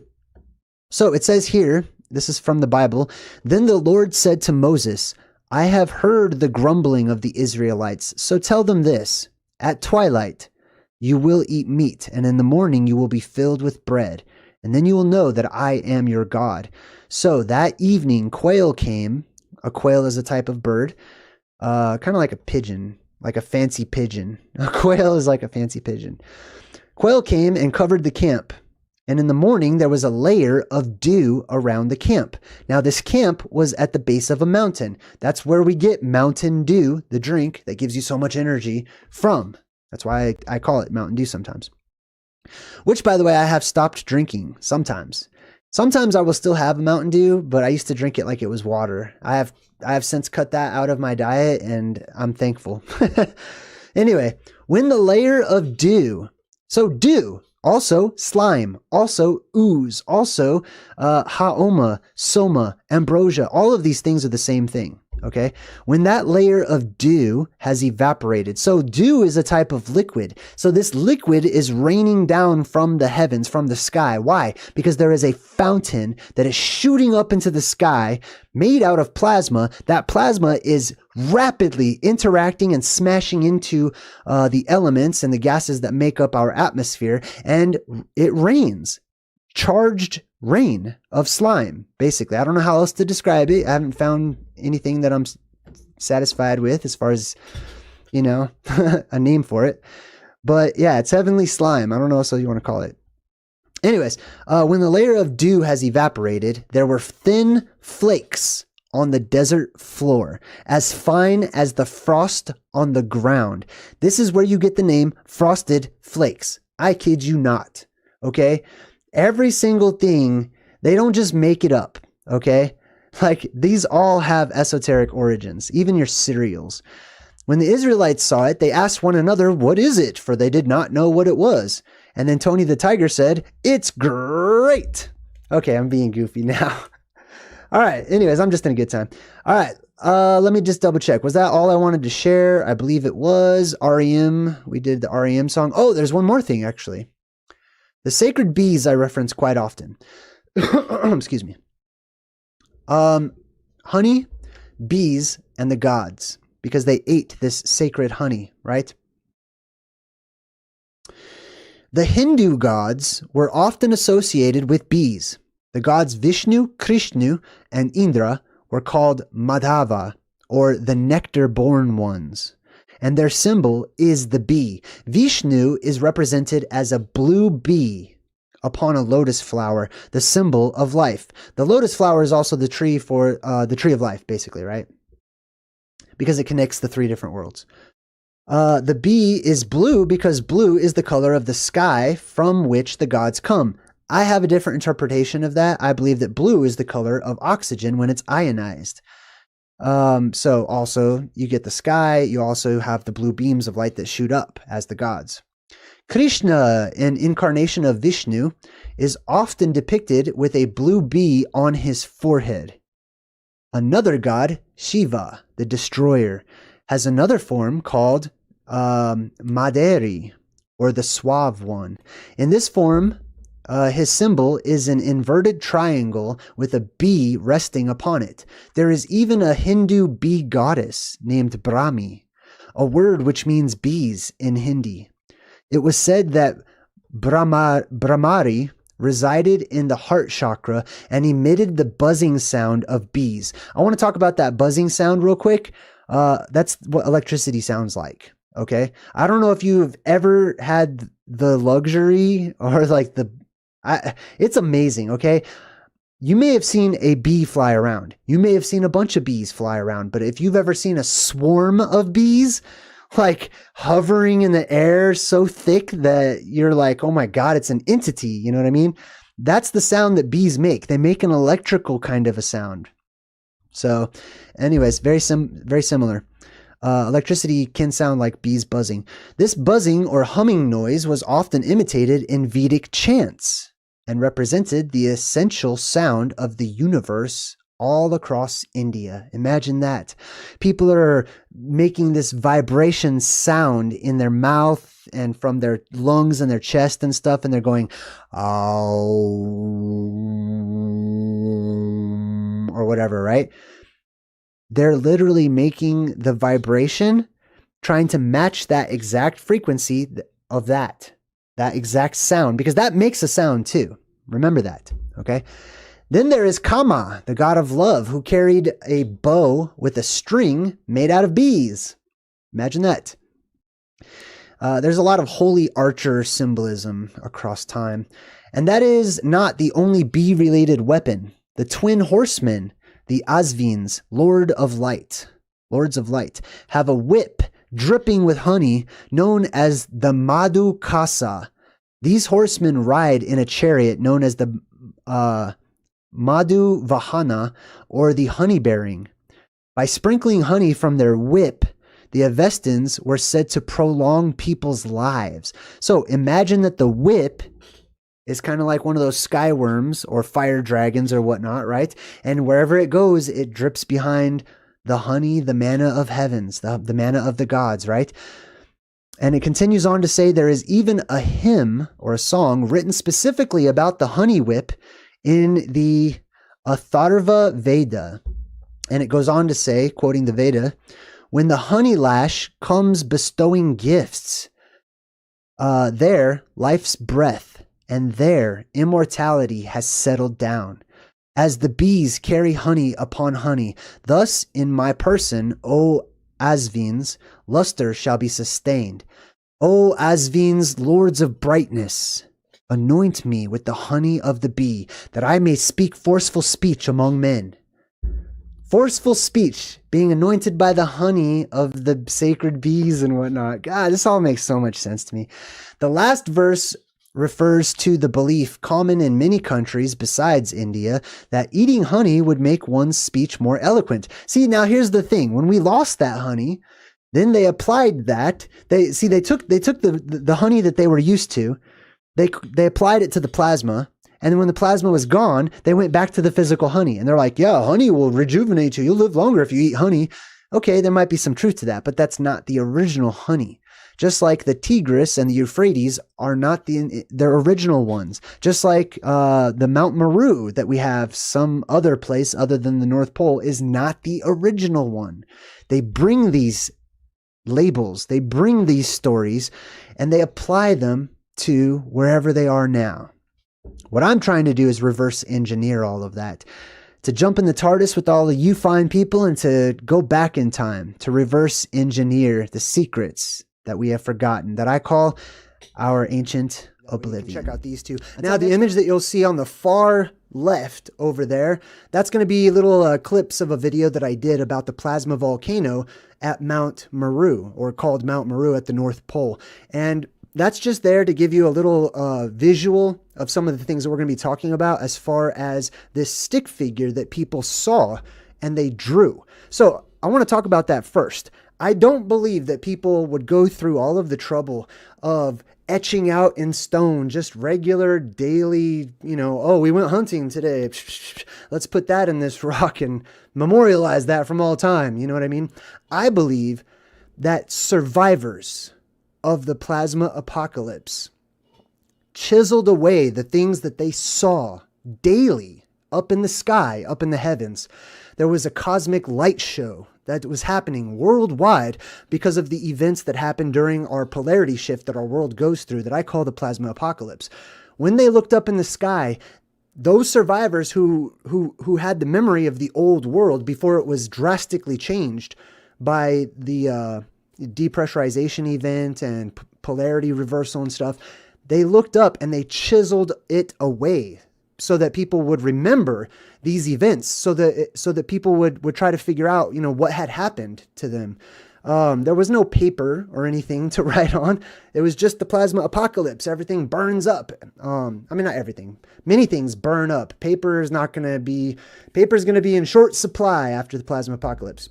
So what did people do to memorialize what they saw that was so out of the ordinary and so strange? They went to the caves, they went to the rocks, and they chiseled away, or they drew the images that they were looking at. Quite often, the images that they saw that were constantly changing in the sky. These images that we look at, these are not just static images that people would look up and see in the sky. They would look up, and from time to time, those images would change because those images came from light and plasma, which morphs, and it's very fluid and plastic-like, and it moves about with the currents, and it changes and reacts to the electromagnetic fields in our world, and to the chemicals and the gases that are up in the air. So we're going to take a look at these petroglyphs with that mindset. As you can see, they drew things like this on this rock right here, right? It just goes up and it bulges out in columns. You can also see that sometimes the stick man or the squatter man has more than 2 arms or 2 legs or whatever. Sometimes it's 6. Sometimes it's just one stick straight up with a whole bunch of lines going through it. And then people try to come up with ways to rationalize that because they look at it through the lens of today's world instead of putting themselves and reverse engineering history, putting themselves in the ancient post-cataclysmic world where all of a sudden there's spirit everywhere, there's energy everywhere, there's different lights, there's different light spectrum, there's magic, just to get right to the point. And they looked up into the sky and they chiseled what they saw. Now, what they chiseled would be left up to their own interpretation. Quite often, if they saw an image that looked or resembled a humanoid, they would draw it looking humanoid. They would draw a sort of human. They would draw what they're used to seeing. If they're used to seeing frogs, they would draw a frog. If they're used to seeing birds, they would draw a bird. However, they saw it through the lens of their own perspective and through the filter of their own life's experience. That's how they would draw it. But they accurately drew these things.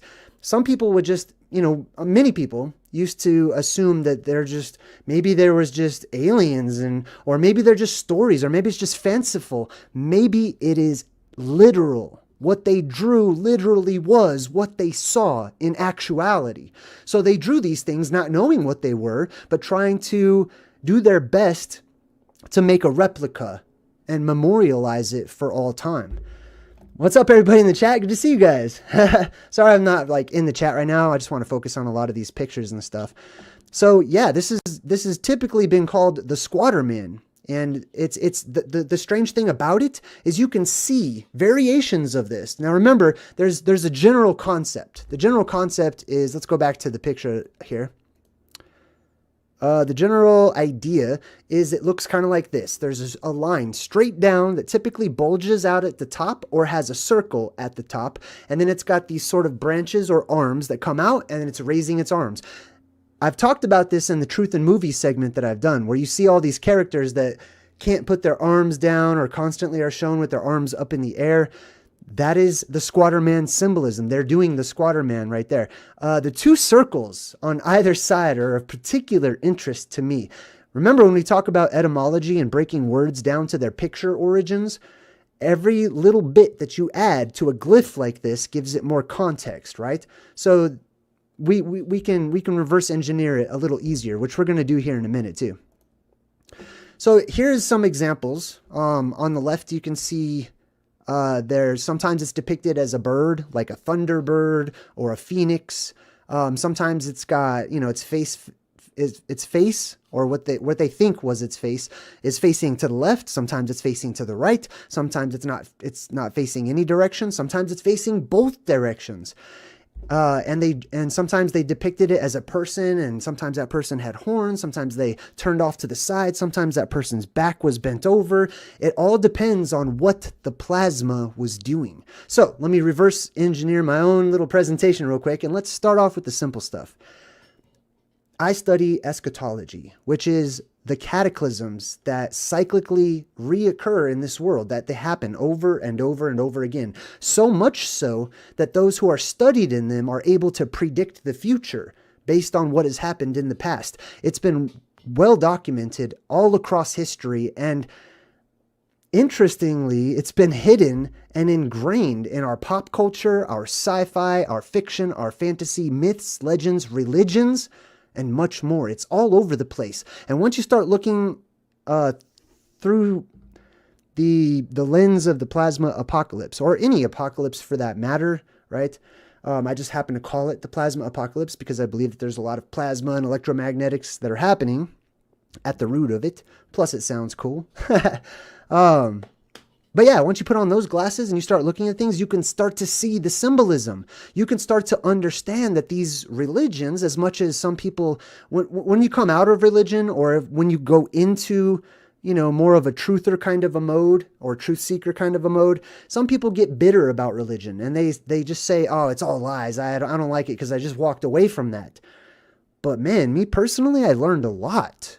And I was able to go through the Rolodex of my mind quite often and say, hey, that reminds me of what it says in the Bible. Hey, that reminds me of what I read in the Quran or the Bhagavad Gita or so many other holy texts that I learned to appreciate them. Not to blindly just follow the teachings that are regurgitated by others who interpret those things, but to reinterpret those things myself by listening to the song of the world, by listening to nature, by examining and opening my eyes and looking at the things around me and asking questions. Like, why does it look like this? Why did they draw it this way? What were their motives? What could they have been looking at? And if the conditions don't exist in our world today to support seeing these types of squiggly lines and mazes and labyrinths and stick figures and phantazoids and monsters and stuff. Oh, that's me. Also, I look cranky just because it was super, super bright. I didn't have my sunglasses. Actually, I think I wanted to take my sunglasses off because I don't always like to wear the sunglasses. I like people to be able to look me in my eyes. Because I feel like I don't want to hide my soul. But I love sunglasses because it's so bright out there. Anyhow, if you're just joining us, thank you. Also, congrats. Yay, I just got over 75,000 subscribers, so I'm honored. It's a blessing. It's an honor. I can't believe it. So welcome to my channel and welcome to my life. There's a little piece of my life I share with everyone.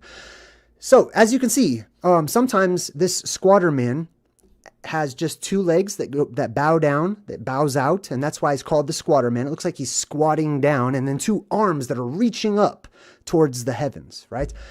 All right, so let me pause these images here, and I'm going to do some drawing, and I'm going to share some Photoshop stuff with everyone here.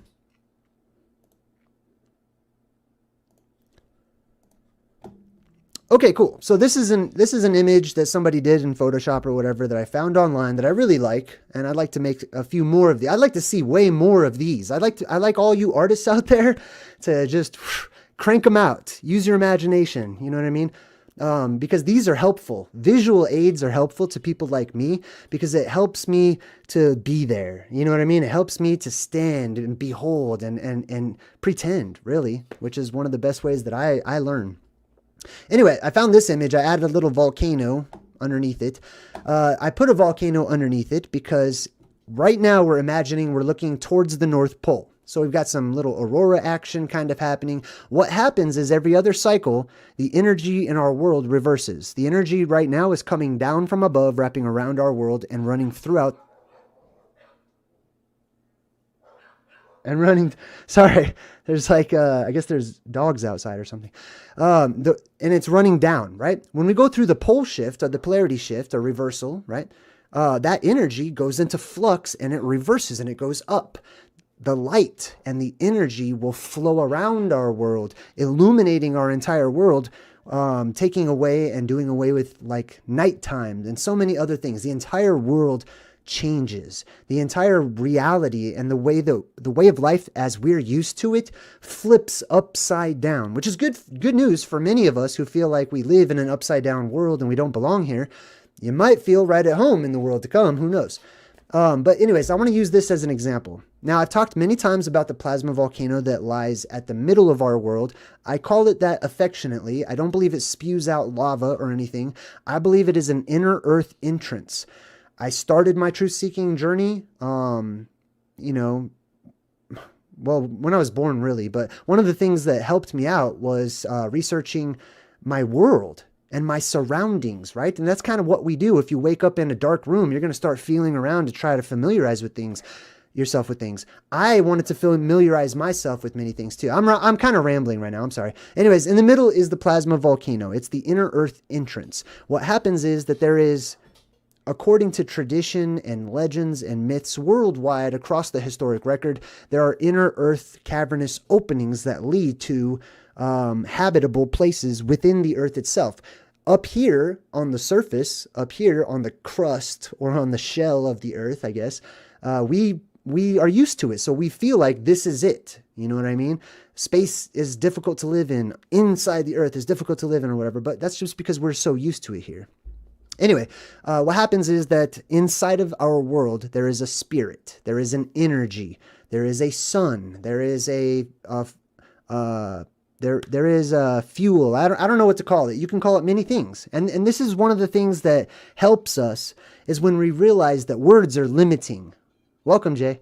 Words limit us. And that words and the way we use them, they can be beneficial if we share, if we open our minds and we realize that when others use words, they're choosing paint to draw a picture, right? So they're going to choose the colors as they see them. They're going to paint through their own perspective. They're going to use words that match their own experiences in life and their own perspectives in life. So some people might look at something and describe it in one way. The other person would look at it exact same thing, like this symbol in the sky, and they would describe it a totally different way. And then those two people go to war over which one is right. You know what I mean? Anyway, all right, so let's check this out. So basically I drew the plasma volcano, aka Rupas Negra, the black rock, the black mountain, the high and lofty cliff that lies in the middle of the world. And it is said that energy emanates out from this hole in the earth, from this opening in this cavernous space. So when the energy reverses, it goes up and out of all of the cavernous openings in our world, shooting poles, you could call it. And this is the symbolism for so much of the sacred pole worship in many of its various forms. There are sacred poles. They call them pillars. People have worshipped pillars, poles, columns, beams, arrows, staves, tent pegs, nails, reeds, sky beams, beanstalks, stairways, tractor beams, blue beams, rods, towers, etc. So that's what we're looking at. We're looking at the quintessential holy staff, if you will, or the tree of life, or the fountain of youth. It's got so many different names to it. So here's what happens. I'm going to do some editing right now real quick. So let's see. Actually, well, let's do this. I don't know how good my editing skills are, but the first thing that happens is the initial plasma shoots up and out of our world, which is also referred to in the old stories as vril, or energy source. It's got all kinds of names. Chi, energy, Han, all kinds of different names for it. So this energy shoots up out of the inside of our world. I believe it's going to be a bluish white, possibly a little green thrown in there. That's why I made it the colors that it is. And it shoots up as just a beam. That's it. Because the plasma shoots up with such force that at first all you have is that beam. But as it continues to blast, as that plasma continues to shoot up into the sky, and by extension, fill our world with plasma, spirit, energy, life, right? And oxygen, fresh chemicals, all kinds of stuff that helps us to live healthier, to activate our genes and our DNA, and to make life here better. And anyways, you get the point. So that initial beam shoots straight up into the sky, but as it continues to go, it creates these currents and these eddies because plasma acts as a liquid as well. So just like liquid does, it follows all of the rules of liquid forms, creating Birkeland currents. It twists around, it creates vortexes and whatnot, just like you would find in a stream or a river. So that first beam shoots up into the sky. Now, as it continues to go, it creates little portions of energy veer off and swirl around, and they create these little eddies. There's a little torus field that wraps itself around, and this is just, this is one of the ways that it works here. So what you end up getting is you get these little circles off to the side. Now, remember, when we're looking at this, let's say that we woke up in the post-apocalypse, boom, looked north, we see this right here. We're looking at it from one perspective. Others will look at it from others' perspectives. They might be way further away, so the image is going to get smaller and they'll see less or whatever. And some people might be right up on it and it's going to appear to them differently and they'll tell their stories differently. Now, let's check this out because I want to show you what this turns into, because this is a shapeshifter. Plasma is a shapeshifter.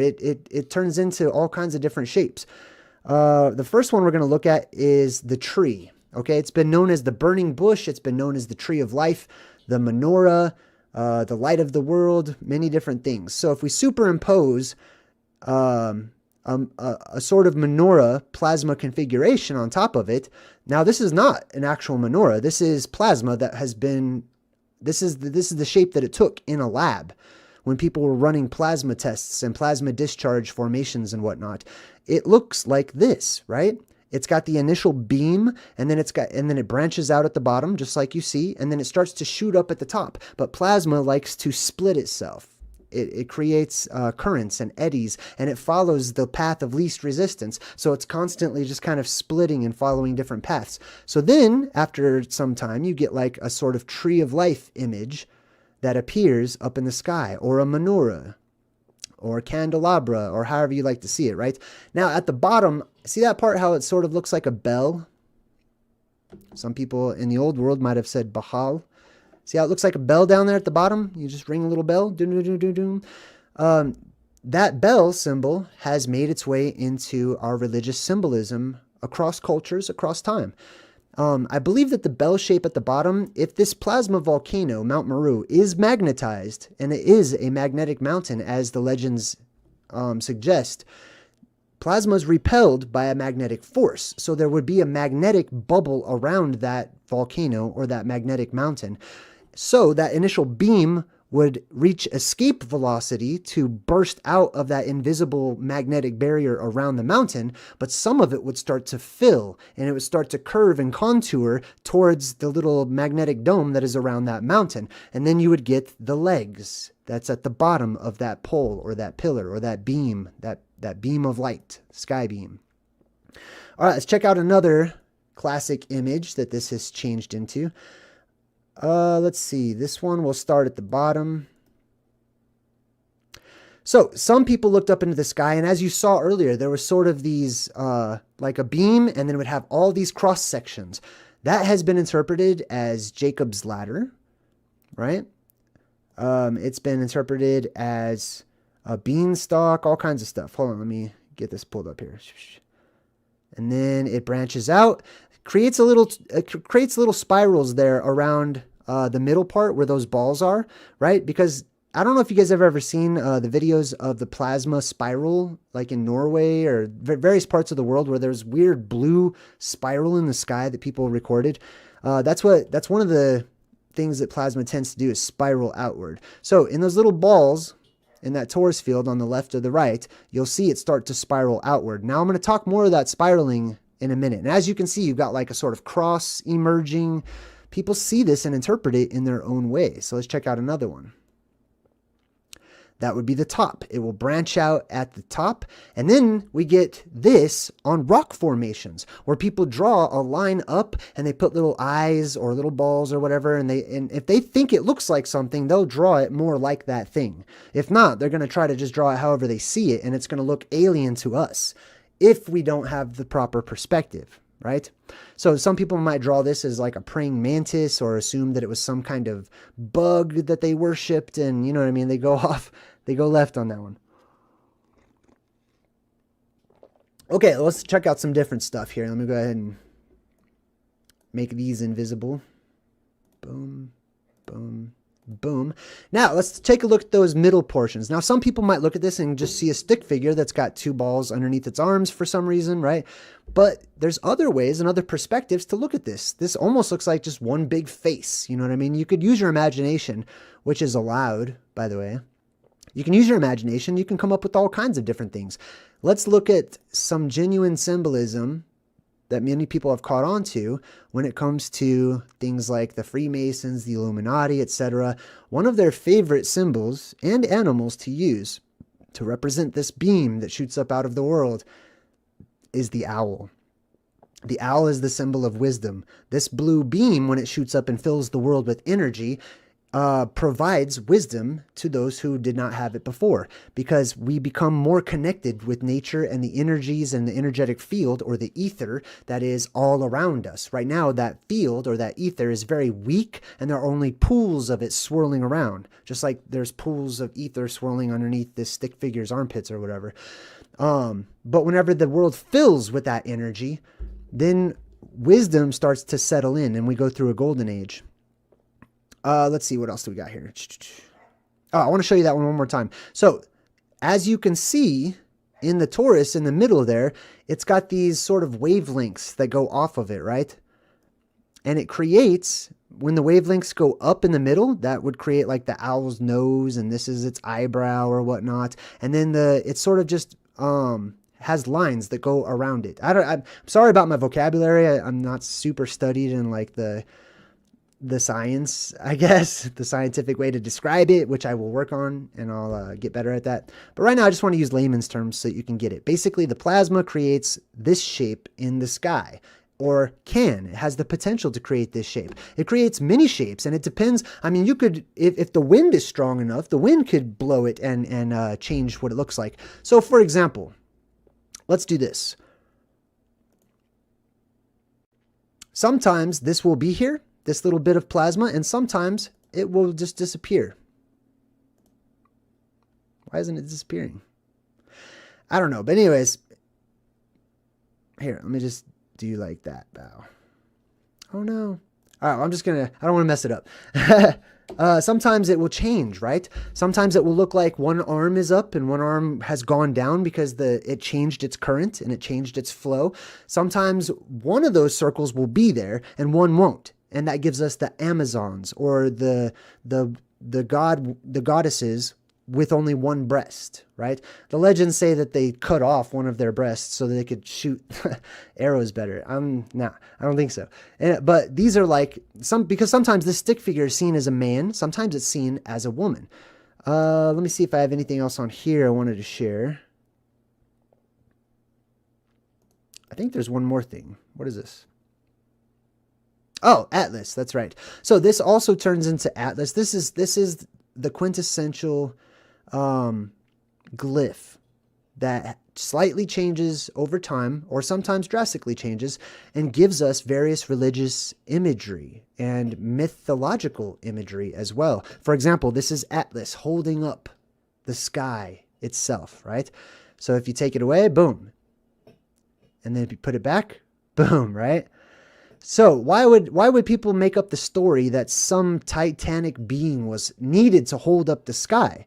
Well, because remember, we can't look at things only through our perspective and experience in the world as it is today. Sometimes it helps us to put ourselves under different conditions and say, well, what if the oxygen levels were different? What would cause that? And how would that affect everything else? What are the implications? What if there was less pressure or more pressure, right, in our world? So whenever these people looked up at this, they saw that somebody was helping to hold up the sky, which is what all of the legends indicate, that there are these titanic beings, or usually one central or main titanic being that was charged with holding up the sky, making sure it didn't fall down towards our world.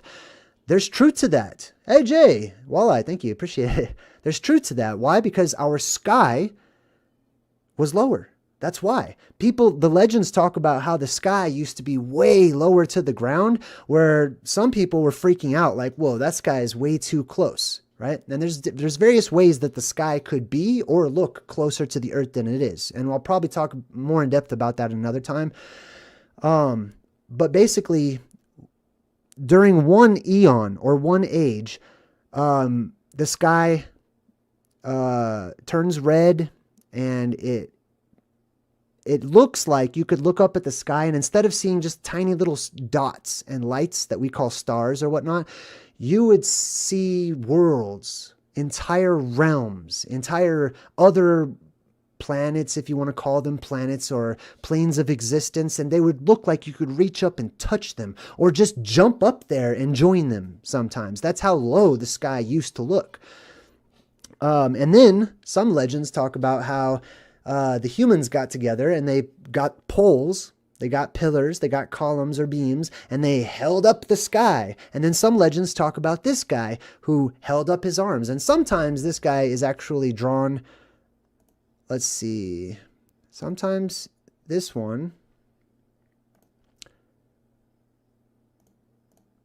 is drawn with two other beams that shoot up from the sides, where it makes it look like he's holding on to the pillars of the world themselves, either pushing them down to cause the sky to fall once more, which it does every other cycle, or holding them so that the sky stays aloft, so it stays up there and far away. Pretty interesting stuff. I think that was it as far as showing the this stuff. So let me get rid of that. Okay, we're going to go back to here.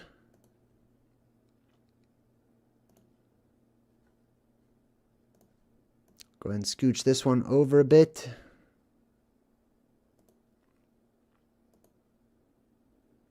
And then we'll turn this one back on.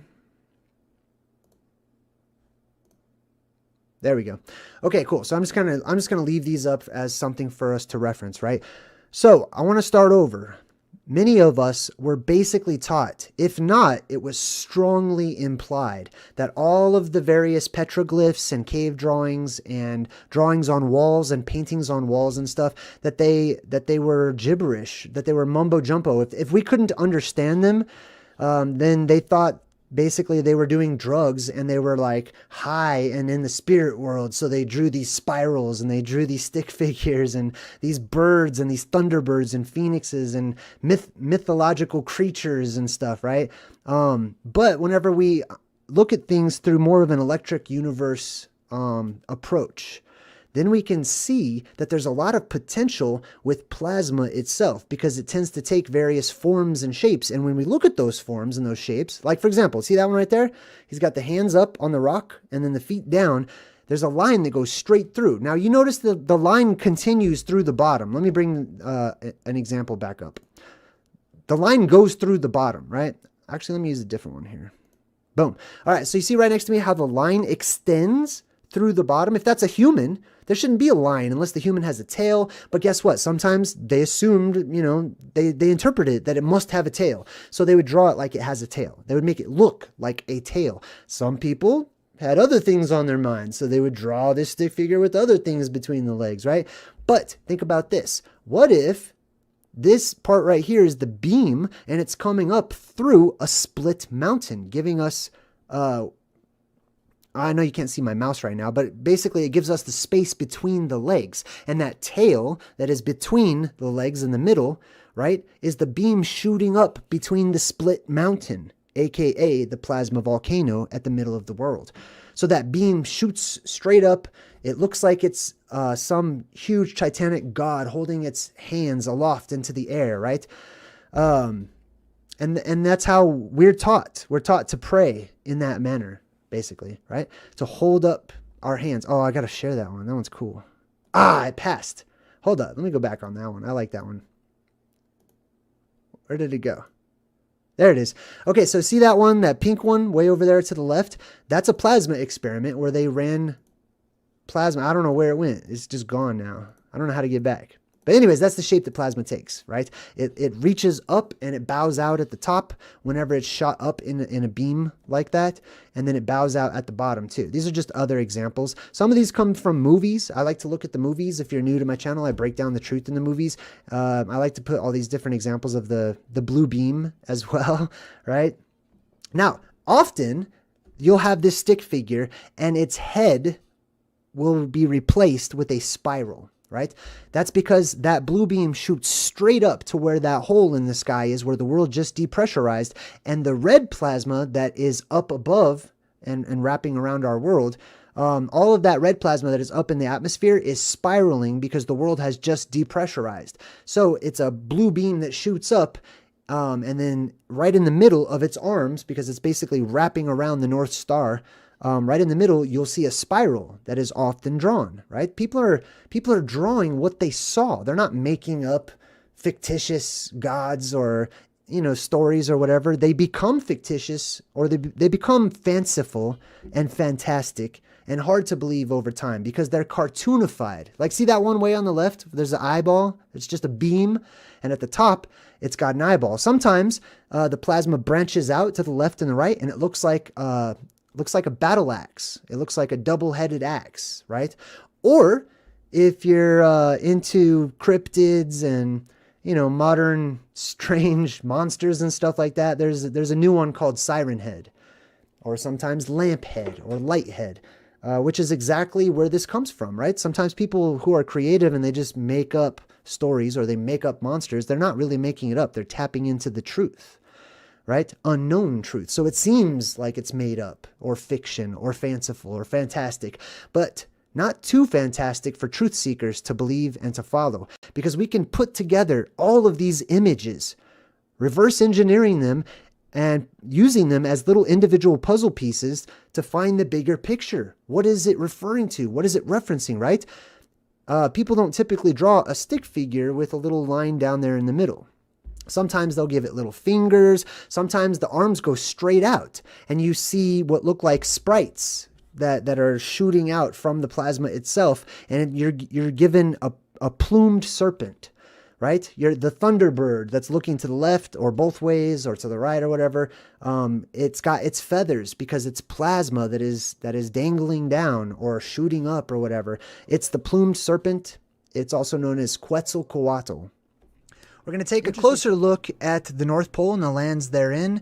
We're also going to check out something called the Bird of Hermes, which I think you guys will be really interested in, as well as the Ripley Scroll. I just came across the Ripley Scroll as well. It's pretty interesting.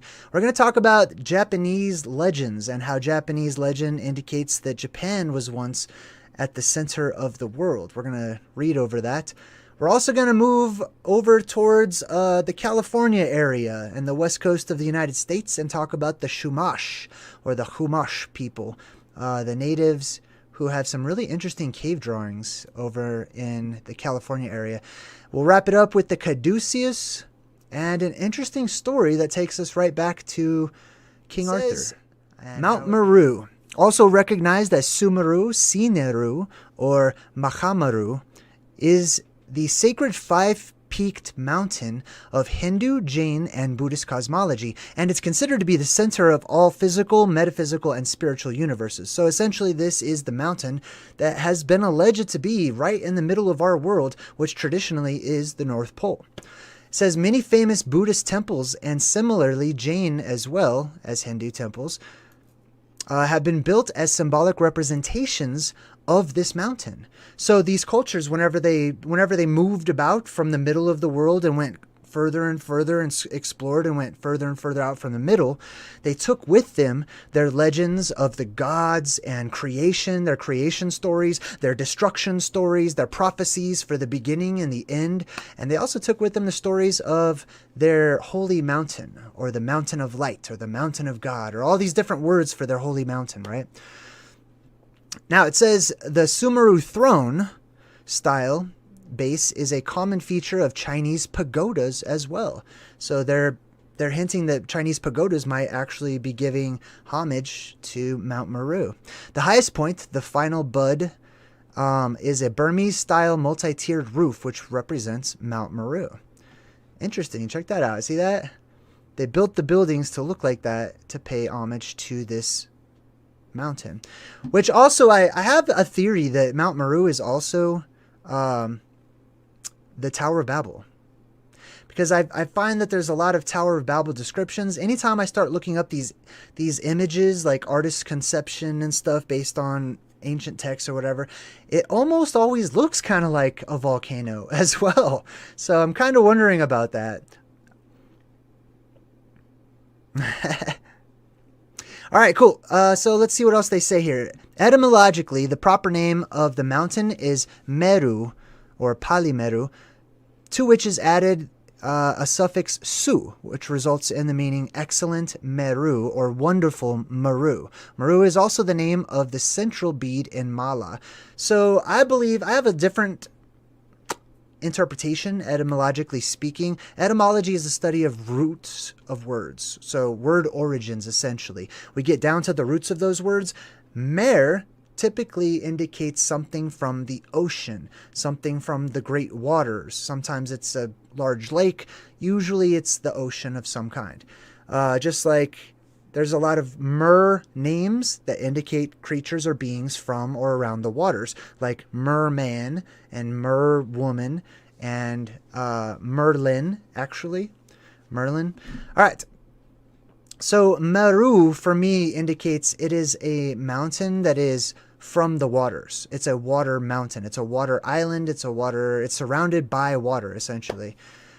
All right, so That's Mount Meru, and it's right smack in the middle of the world. Now, I've shown you guys like Mount Meru on maps, just like this one here, right? You can pull this map up. It says this is a zoom in right underneath me down here, and it says it's a detail from Mercator's map of the Arctic. This is from the 1620s. Now, once you get to about the 1700s, mysteriously, the lands at the North Pole are just wiped off all of the maps, as is Tartaria and some other regions that it seems like they just didn't want to keep recorded for history, right?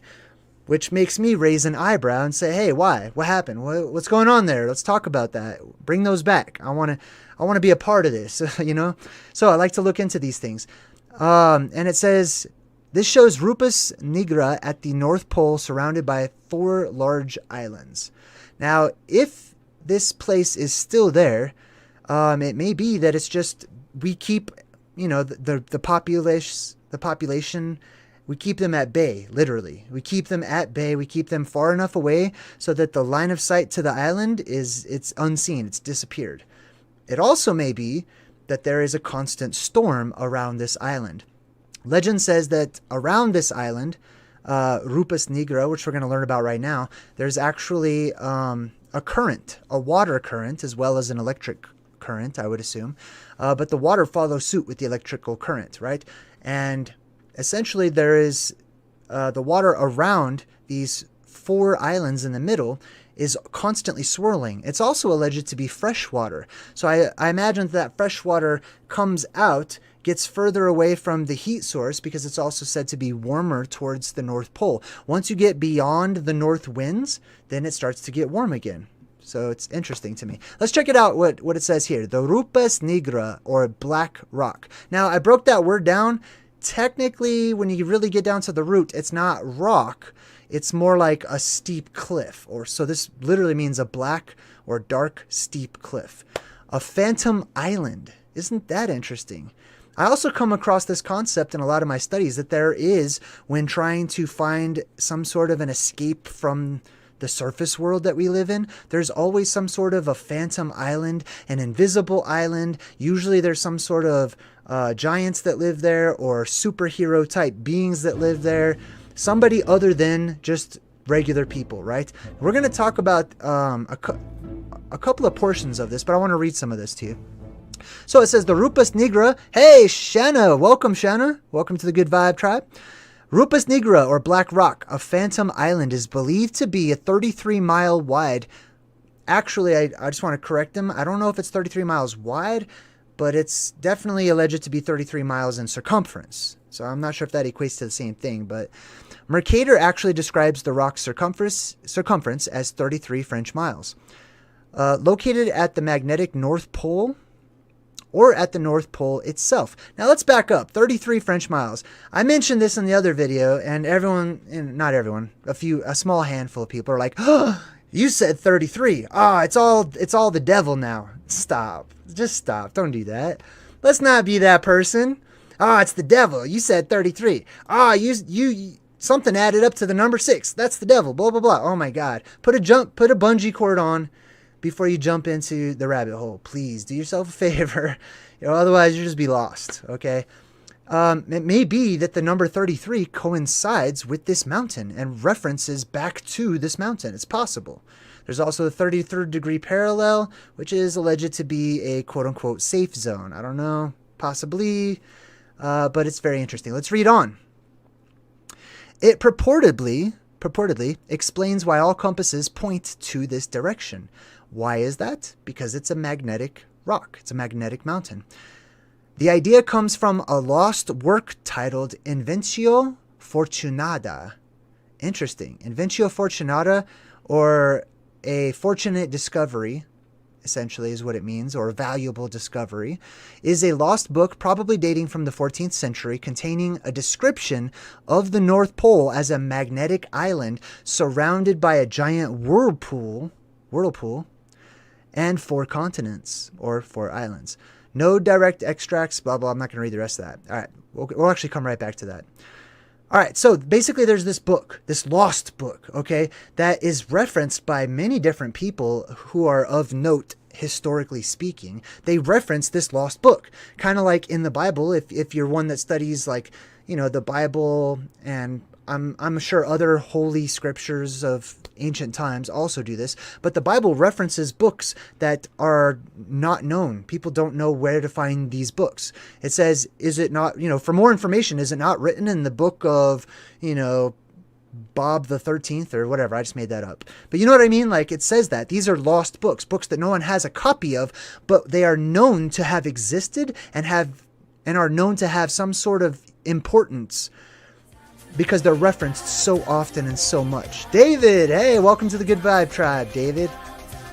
All right, so Rupas Negra. Let's read on just a bit more. I want to show you guys something else too.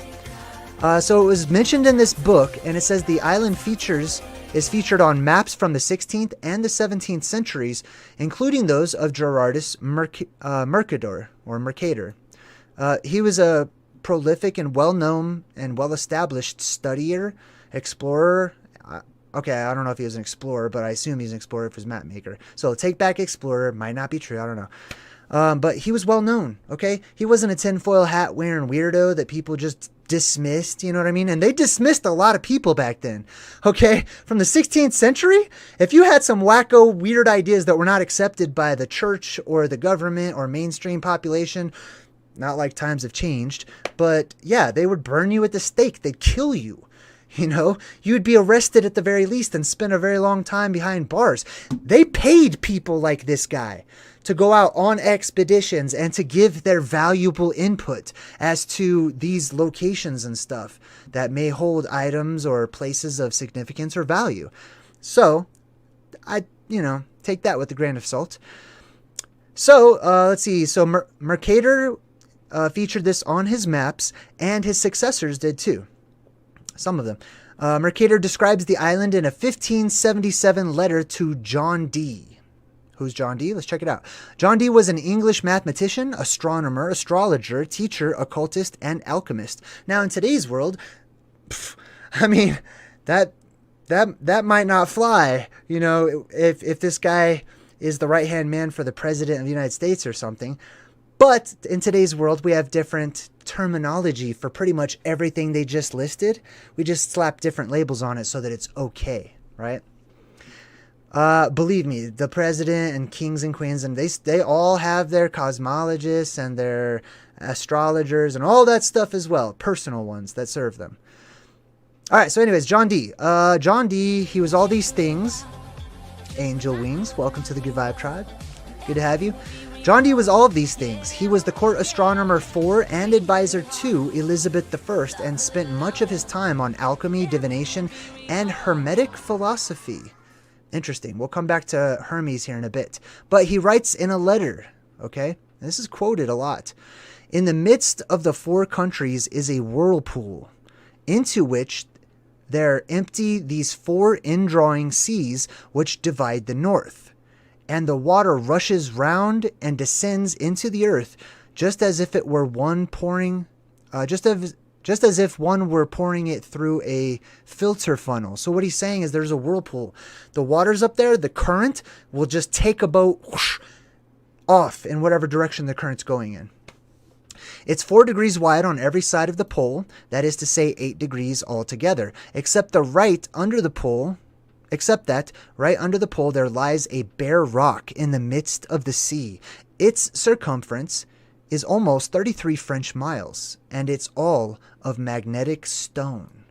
Interesting, right? Now, this particular note is in a museum. It's just sitting in a museum somewhere. That's how important this actual passage was, that it's sitting in a museum, I believe, in the UK somewhere. Let's see here. So we're going to skip the rest of this part. So that's Rupas Negra. I feel like we've got a good basic understanding of it. Now let's check out this book that it's mentioned in, Inventio Fortunata, and then we're going to check out some cool images too. Inventio Fortunata, fortunate or fortune-making discovery, valuable discovery, however you'd like to interpret that, is a lost book, probably dating from the 14th century, containing the description of the North Pole as a magnetic island. Now, let me tell you something else. I also ran across in my research that there were some letters sent from from some explorers back to royalty saying, hey, sorry, I was looking for the Invencio Fortunata book, couldn't find it, but here's what I did find. People were actively asking for this book, seeing if they could acquire it and find it. Let's see. So it says that the North Pole is a magnetic island, the Rupas Negra, surrounded by a giant whirlpool and 4 continents. No direct extracts from the document have been discovered, but its influence on the Western idea of the geography of the Arctic region persisted for several centuries. Now keep in mind, it's not like there's just one group of people like the Spanish or the English or whoever that has ventured far enough out into the Arctic to discover these islands. If you start looking into the North Pole and the lands at the North Pole, you'll come across reference after reference across the world in different cultures that all talk, I don't know about every single one of them, okay? I try to stay from the absolutes, but many, okay? I've come across enough from such dispersed regions in the world that I could say that there's something to this. That's what I'm saying. Let's see here. I've already read through this. Was there anything of note? Greenland, interesting. Greenland also comes into play when I start looking for these discoveries. I also looked to see if I could book a flight to the North Pole. No, apparently. And there's a lot of debate as to whether or not people can fly over the North Pole or go to the North Pole, because obviously we have planes, right? Why don't we just fly over to the North Pole? Why don't we just go check it out? Well, I guess, there's various factors that come into play and the planes have to divert their route. Apparently there are these winds around the North Pole that spin in a certain direction. Hey, Chris, thanks for the donation. Chris says, good work. Keep it up. God bless you and yours. Thanks, Chris. I appreciate you. But there's these circular winds, the Arctic winds or whatever. So what they do is they try to ride these winds on the outskirts so that they can get there faster. I don't know. It sounds real fishy to me. There's a lot of questions that I have about it. So I'm not super convinced that these lands are not there. Okay. If anything, I'm leaning towards they are, or, regardless, I feel like they are, okay? If they are not visible, there's a couple of ways that could happen. One, it could just be underwater. Maybe the flooding covered all of those particular areas, and the magnetic mountain or volcano could still have an area of water around it because a strong magnet actually repels water. So it's possible that it's still there, even if it is underwater. But I'm not so sure it's underwater. But it could be. Now, this is on maps, just like this one. There's a few of these like this. You can Google many of them. I would like to show you a globe. You want to see a globe that actually has this? All right. We'll go back to the oldest globe that we have. Let me go ahead and show you a little video here. If I can find it. Where did I put that thing? Oh, video. Boom. Pa-pow. Oh, that didn't work. Pa-pow! There it is. All right, sweet. All right, so here is a 3D. Somebody took the actual globe, okay, because I didn't want to just show you pictures of it and, all the videos I saw weren't great. Somebody did a really awesome 3D representation. And then this right here is just it tilting so you can see the North Pole right there on this globe that was made in, 1500, somewhere around there. But as you can see, there's clearly land that goes in a circle. That it looks like there's the 4 rivers jetting out from each side. Now on this one, there happens to be a hole. It's the right place for one to be, if you ask me. But also you have to keep in mind this was a globe and it was mounted on the top and the bottom. So there's also a hole in the bottom of it as well. So I just want to show you that. I thought that was something of particular interest to me. And you can also find this online too. If you Google it, just type in oldest globe and it'll pop up. This is the oldest one that's known to man. Okay. All right. So sweet. We'll go ahead and get rid of that video real quick and truck on to some other stuff here. Booyah. Check that out. Anything going on in the chat? Let me double check. Hey, did you guys like that? I got a lot of overwhelming positive feedback, and the views on that last video about the all-seeing eye and the plasma volcano and the hole in the sky or the wheel in the sky, man, that really inspired me. I might have to start doing more videos like that in the future. So thanks for your feedback. All right, so let's see what else we got here. This is the area. Now I pulled this website up because I wanted to share some stuff. This goes over Mercator. It's kind of boring. Let's see what else we got. I like getting right to the fun stuff. Blah, blah, blah. The different sizes of the maps. Here's another example where they put the lands up there on the top. See that? Up there. Let's see what else we got. Okay, I'm going to read this particular part, okay? By the 1500s, not very many people had ventured up to the Arctic. Really? Time out. Where'd that come from? How's that a fact? By the 1500s, not very many people had ventured up to the Arctic. I've come across the exact opposite. I would say many people, had ventured up to the Arctic. Maybe not the majority of the Earth's population or anything, but I've come across all kinds of writings and notes from explorers and stories from people who are just travelers and fishermen and all kinds of different stories of many people who have been up there. So just keep in mind when you're reading websites or you're watching a YouTube video, even mine, right? Just take what resonates. That particular statement does not resonate with me.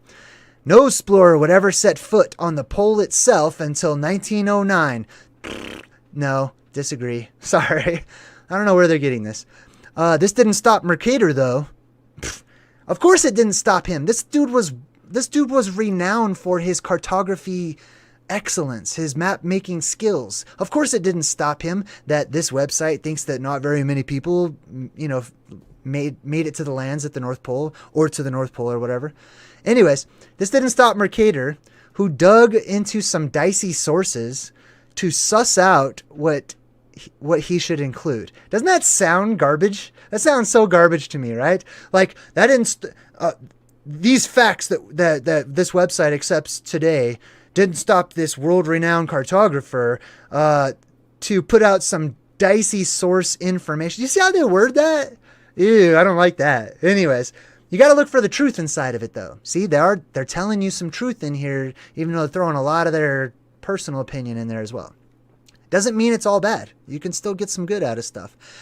The most influential, called Inventio Fortunata, translation Fortunate Discoveries, was a 14th century travelogue written by an unknown source. In Mercator's words, it traced the travels of an English minor friar of Oxford, who traveled to Norway and then pushed on further by magical arts. Okay, so this guy went to Norway and he kept on going, and this is a trend that I've found in all these stories, that people just decide they're going to keep going. They're going to push past that Arctic cold boundary, and when they do, what a surprise. They're in for a surprise. They're in for a treat, actually, because they find wonders untold and unheard of. This mysterious book gave Mercator the centerpiece of his map. Think about, this is the centerpiece of the map. Literally kind of means, the most important part. This is the thing everyone's going to look right at the middle. So if he's just dicing it up from some old wives' tales and rumors from unknown who knows, right? Why in the world would he stick this right in the center for everyone to see, for kings and queens to use? You know what I mean? Like, he's risking his life to do anything that would be considered unorthodox, strange, or too bold. You know what I mean? Anywho, let's see. Rupas Negra at the middle, the black, very high cliff. The presence of this information was widely accepted at the time. Imagine that. It was widely accepted at the time. Okay.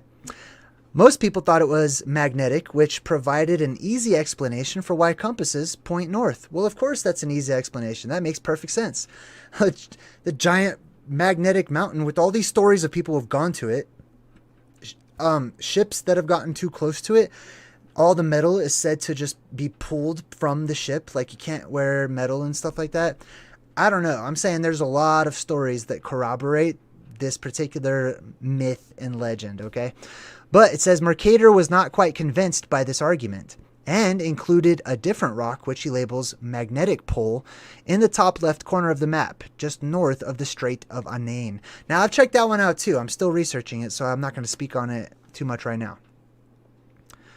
Let's see. Mercator draws the Arctic in 4 large chunks separated by channels of flowing water, which meet in the middle in a giant whirlpool. He got this idea from 2 16th century explorers, Martin Frobisher Frobisher, and James Davis, who each made it as far as what is now northern Canada.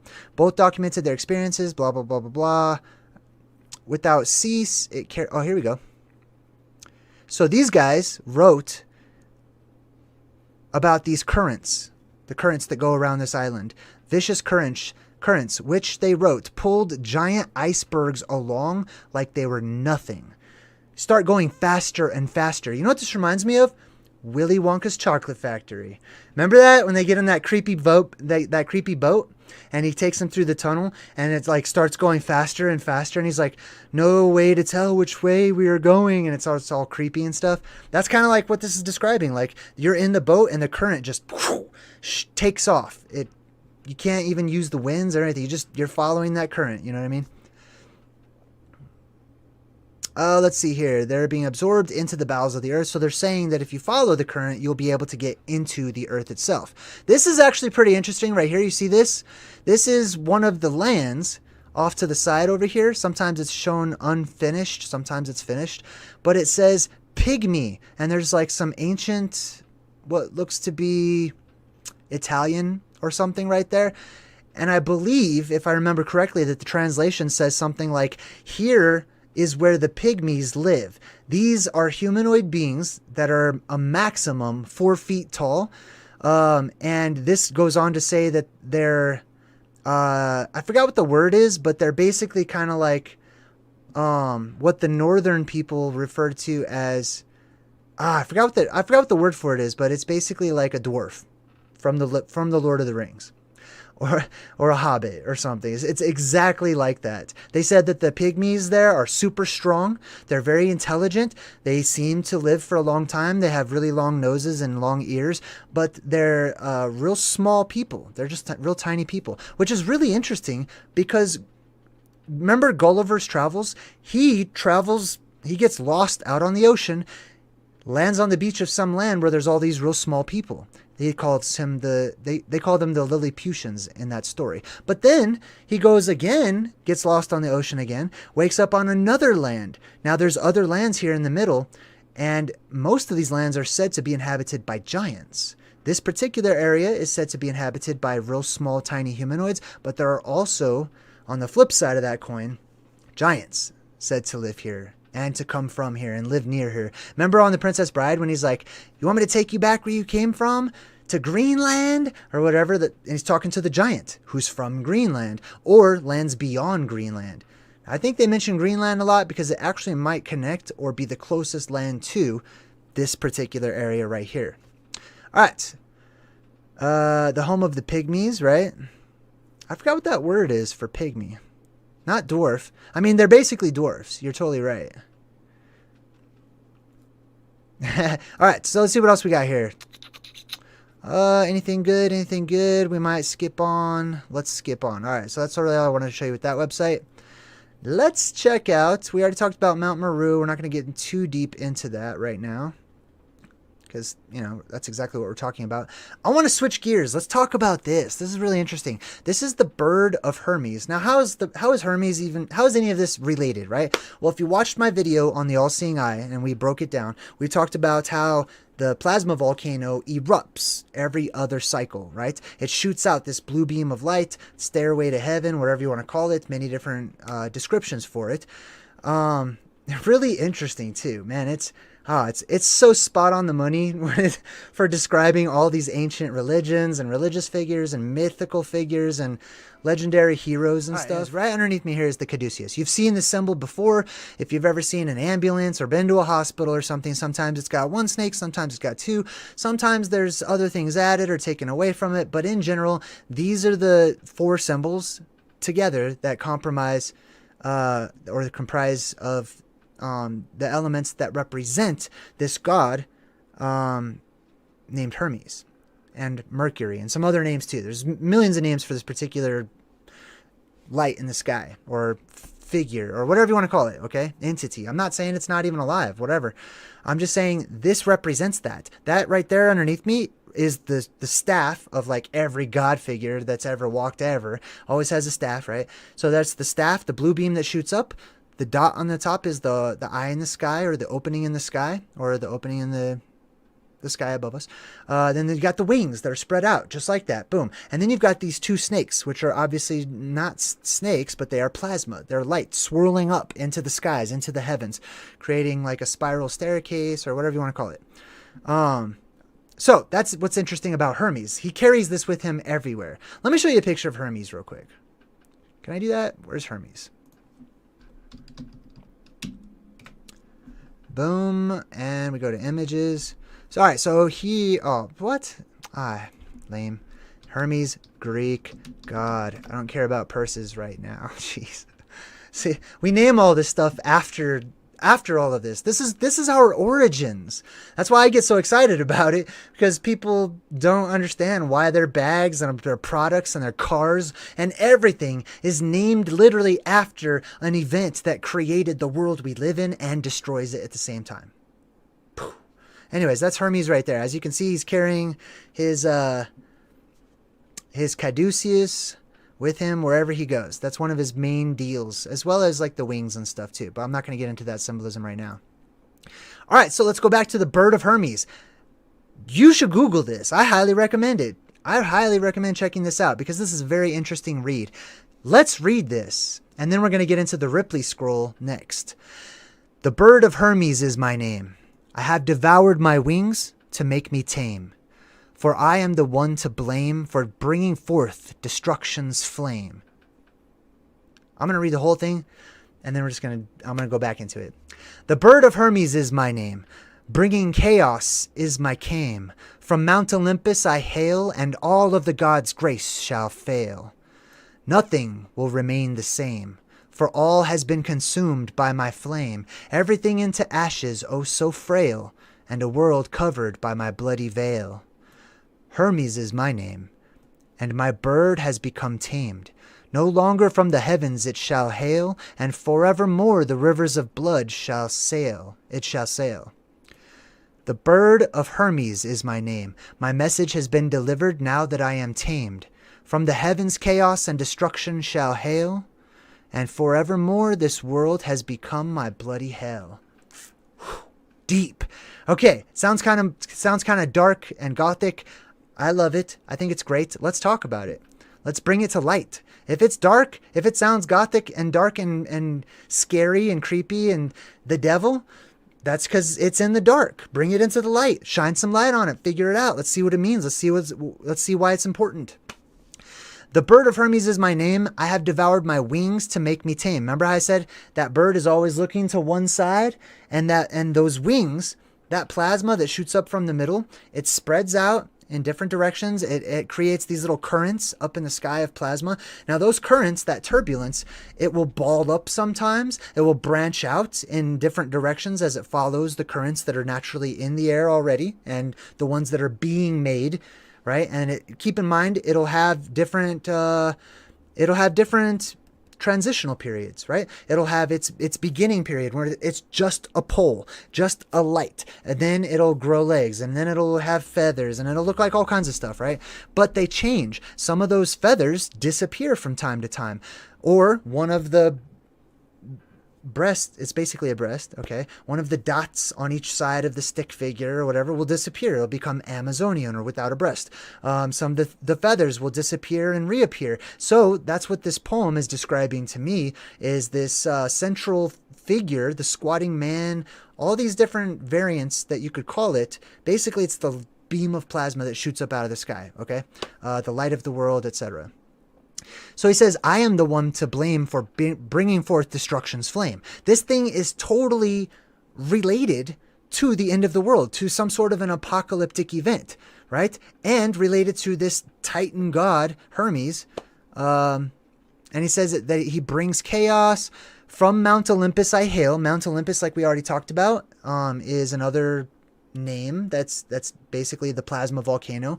Rupas Negra at the center of the world. The mountain of the gods. Why is it always the mountain of the gods? Well, if you imagine that a hole opens up at the North Pole directly above Rupas Negra, and that's the only time beings can come in and the only time that we can leave, with maybe some exception. There's always exception, right?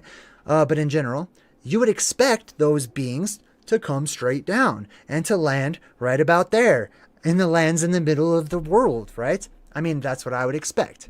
It makes the most sense. Yeah, so anyways, that's why the gods always land on a mountain. Nothing will remain the same. All has been consumed by my flame. So this is also symbolism for the phoenix. Okay, so a lot of you are probably picking on the phoenix symbolism here. Now, where did I get this from? I was actually studying the Ripley scroll. Let me change this so it's... Jesus, I'm so sorry that's so bright. Let's go ahead and go over it though. Man, normally I don't like to have my screen so bright, but this is actually kind of important, so I'm going to check it out. The Ripley Scroll. The Ripley Scroll is an important 15th century work of emblematic symbolism. All right, 15th century work of emblematic symbolism.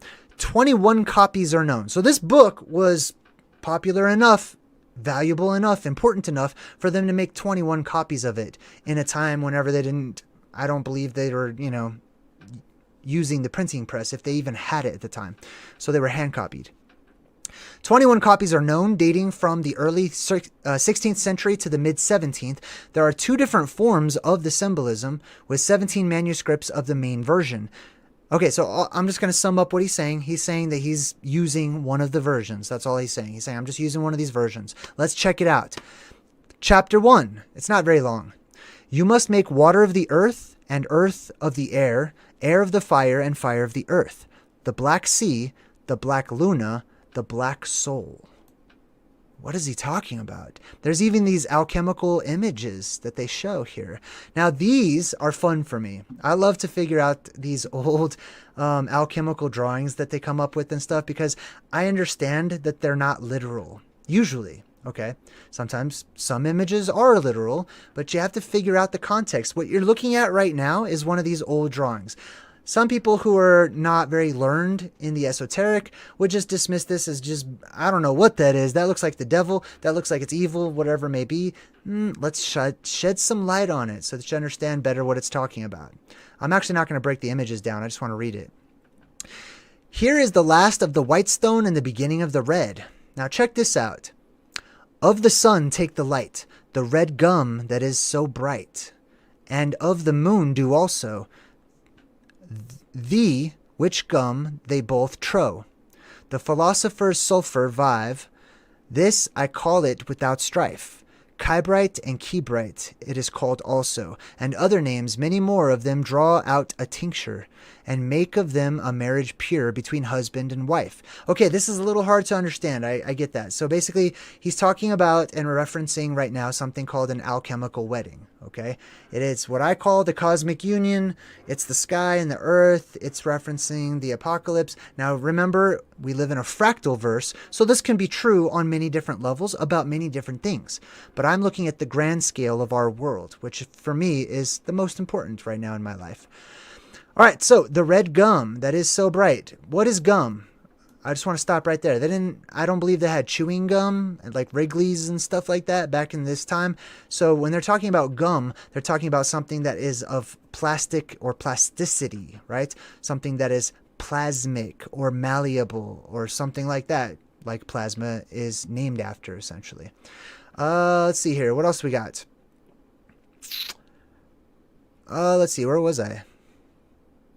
And other names many more, of them draw a tincture, and make of them marriage pure between husband and wife, espoused with the water of life. But of this water thou must beware, or else thy work will be full bare. He must be made of his own kind, mark thou now in thy mind. Acetome of philosophers' men call this, a water's abiding, so it is. The maiden's milk of the dew, that all the work doth renew. Okay, time out. I want to stop real quick because it's mentioning the dew. I know some of this is like, don't worry if some of this goes over your head. I'm just going to call out little important things that pop out to me. But specifically when it talks about the dew, right?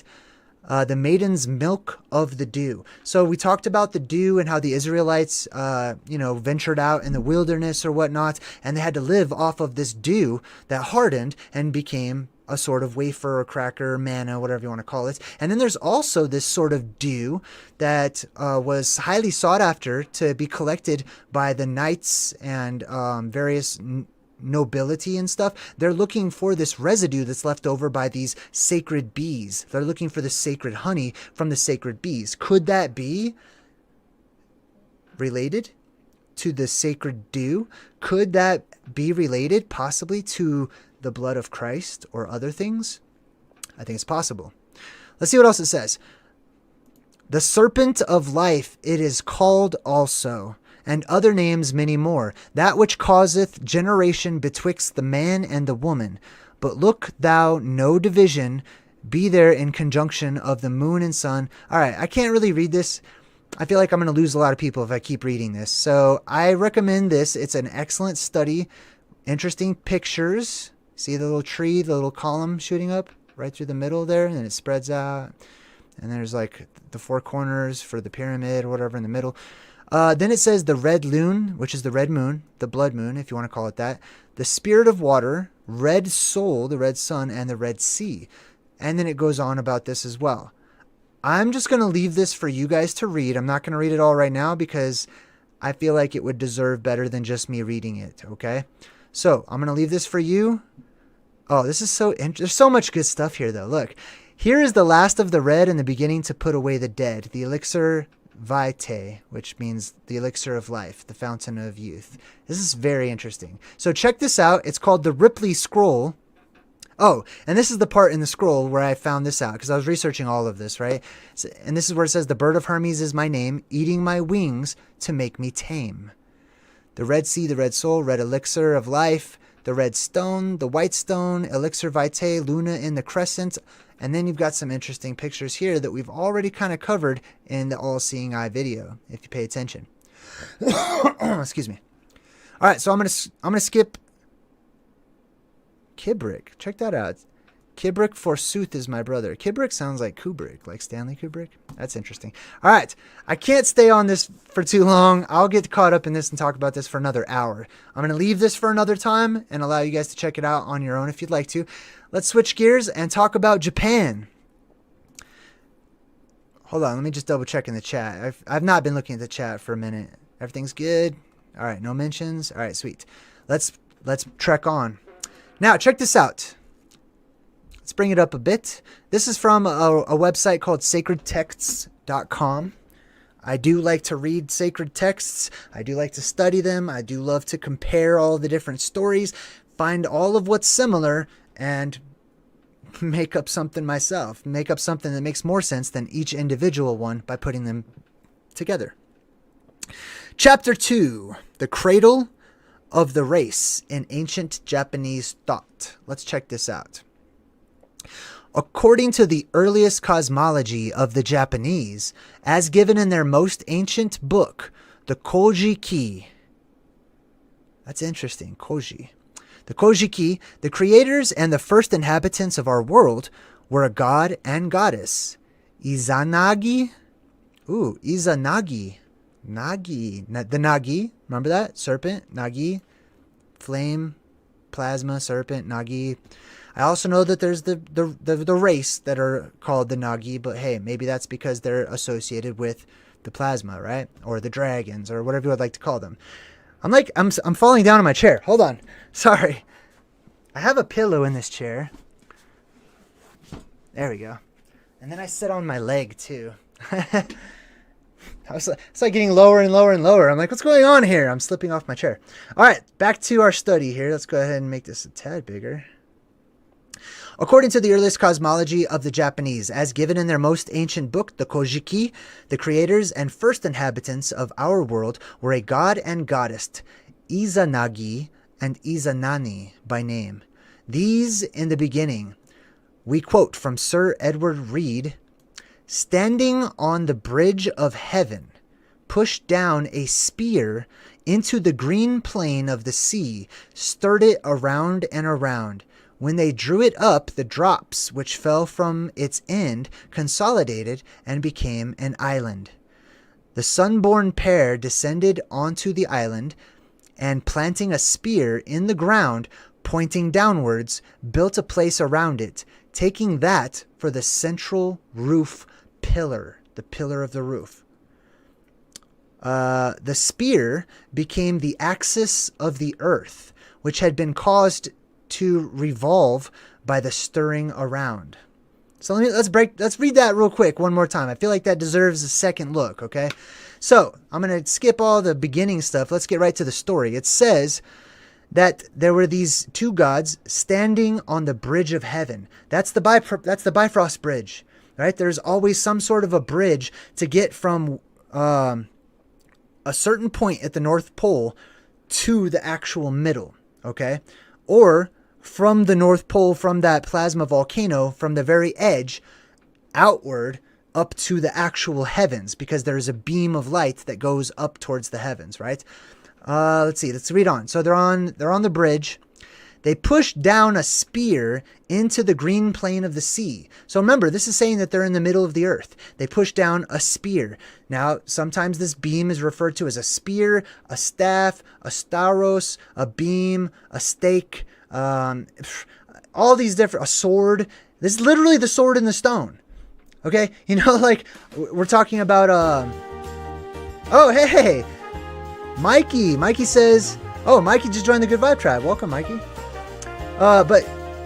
This is really important as far as getting into the staff. This is going to take us right into the staff of Moses. So I'm going to talk about that next. So they pushed a spear down into the earth, essentially, or into the waters, which were in the middle, stirred it around and around, and there was drops that fell off the spear, which turned into an island. That is the mysterious island. That's the island at the middle of the world in the North Pole.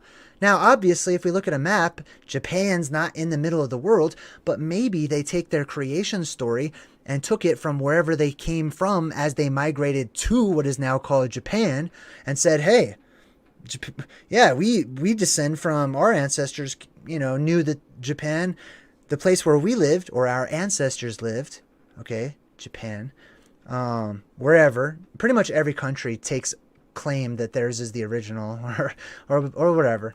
I digress. Let's keep reading. So they put the spear into the ground.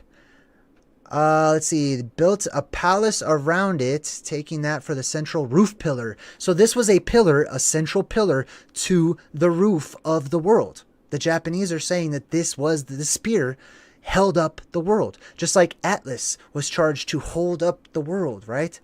Or how about Prometheus, who was tied to a very large rock, right? He brought the fire or the light down from the heavens, and he was basically cursed to be tied to the side of like a volcano or a very large rock or whatever, and he was going to get his liver pecked at by some bird forever, right? There's the bird up in the sky. Prometheus is the big squatting stick man. Anyway, all right, let's see what else we got. This island, however, there's always this mysterious island, right? Islands, this is why islands intrigue us on like a deep collective subconscious level, I believe. This island, however, was the Japanese Eden. I would say this island was every Eden. If I'm going to reach a little bit further. Hey, LMLHL just joined the Good Vibe Tribe too. What's up, everybody? Hey, welcome to the group. Welcome to the Good Vibe Tribe. All right, so let's read on. Now, this is interesting.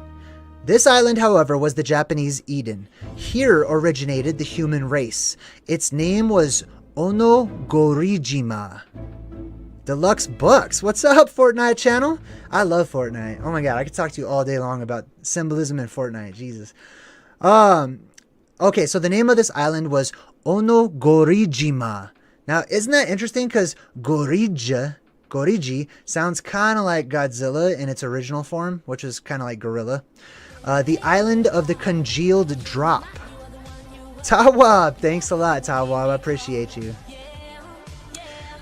This was the axis of the earth. The axis is the middle of the earth. Over it was the pivot of the vault of heaven. Mr. Reed, who has no theory on the subject to maintain, I would love to talk to Mr. Reed, right? Says the island must have been situated at the pole of the earth. He's talking about Japan. So in their mind, instead of just saying that the Japanese brought this story of where they came from, they're saying that the whole earth, with the ball theory and stuff like that, right, was shifted, and now Japan was at the middle, and now Japan is the four islands, and now Japan has its Black Mountain and all that stuff. I'm not so sure about that. I'm not going to go with that one. It's fine if you guys like that theory. It's not my favorite, though, so I'm not going to talk about it a lot. The island must have been situated at the North Pole, basically. In like manner, with no idea of the vast anthropological significance and value of the datum, Mr. Griffiths remarks, the island formed by the congealed drops was once at the North Pole, but has since been taken to its present position in the inland sea. Japan, essentially. Okay, so interesting. There's always a little truth in there, right? Anything else? Let's see. That's interesting too. Okay, so now let's go from the spear, the world spear of Japanese lore and legend and history, okay? And let's compare that to this really interesting story that I love to talk about from the Book of Joshua. The Book of Joshua is a contemporary of the Book of Genesis in the Bible, the creation event story. Also Jubilees, also a few other books that recount the beginnings of life here in our world, okay? Now, I'm just going to sum up a couple of things. I got to catch you guys up real quick. First of all, the biblical story of Moses does not talk about much of Moses's actual life, okay? If you look in the book of Genesis, it basically the Moses story, he gets a quick mention when he's like a kid, and then boom, he's 80 years old. And that's when the story picks up. That's why he's in the movie, he's like old 80-year-old Moses or whatever. And let me tell you this, in the book of Joshua, if you'd like a book that fills in a lot of the gaps that the book of Genesis leaves out, highly recommend checking out the book of Joshua, as well as Jubilees, as well as Enoch, also very good. But Joshua, in my opinion, blows them out of the water. It's a great book.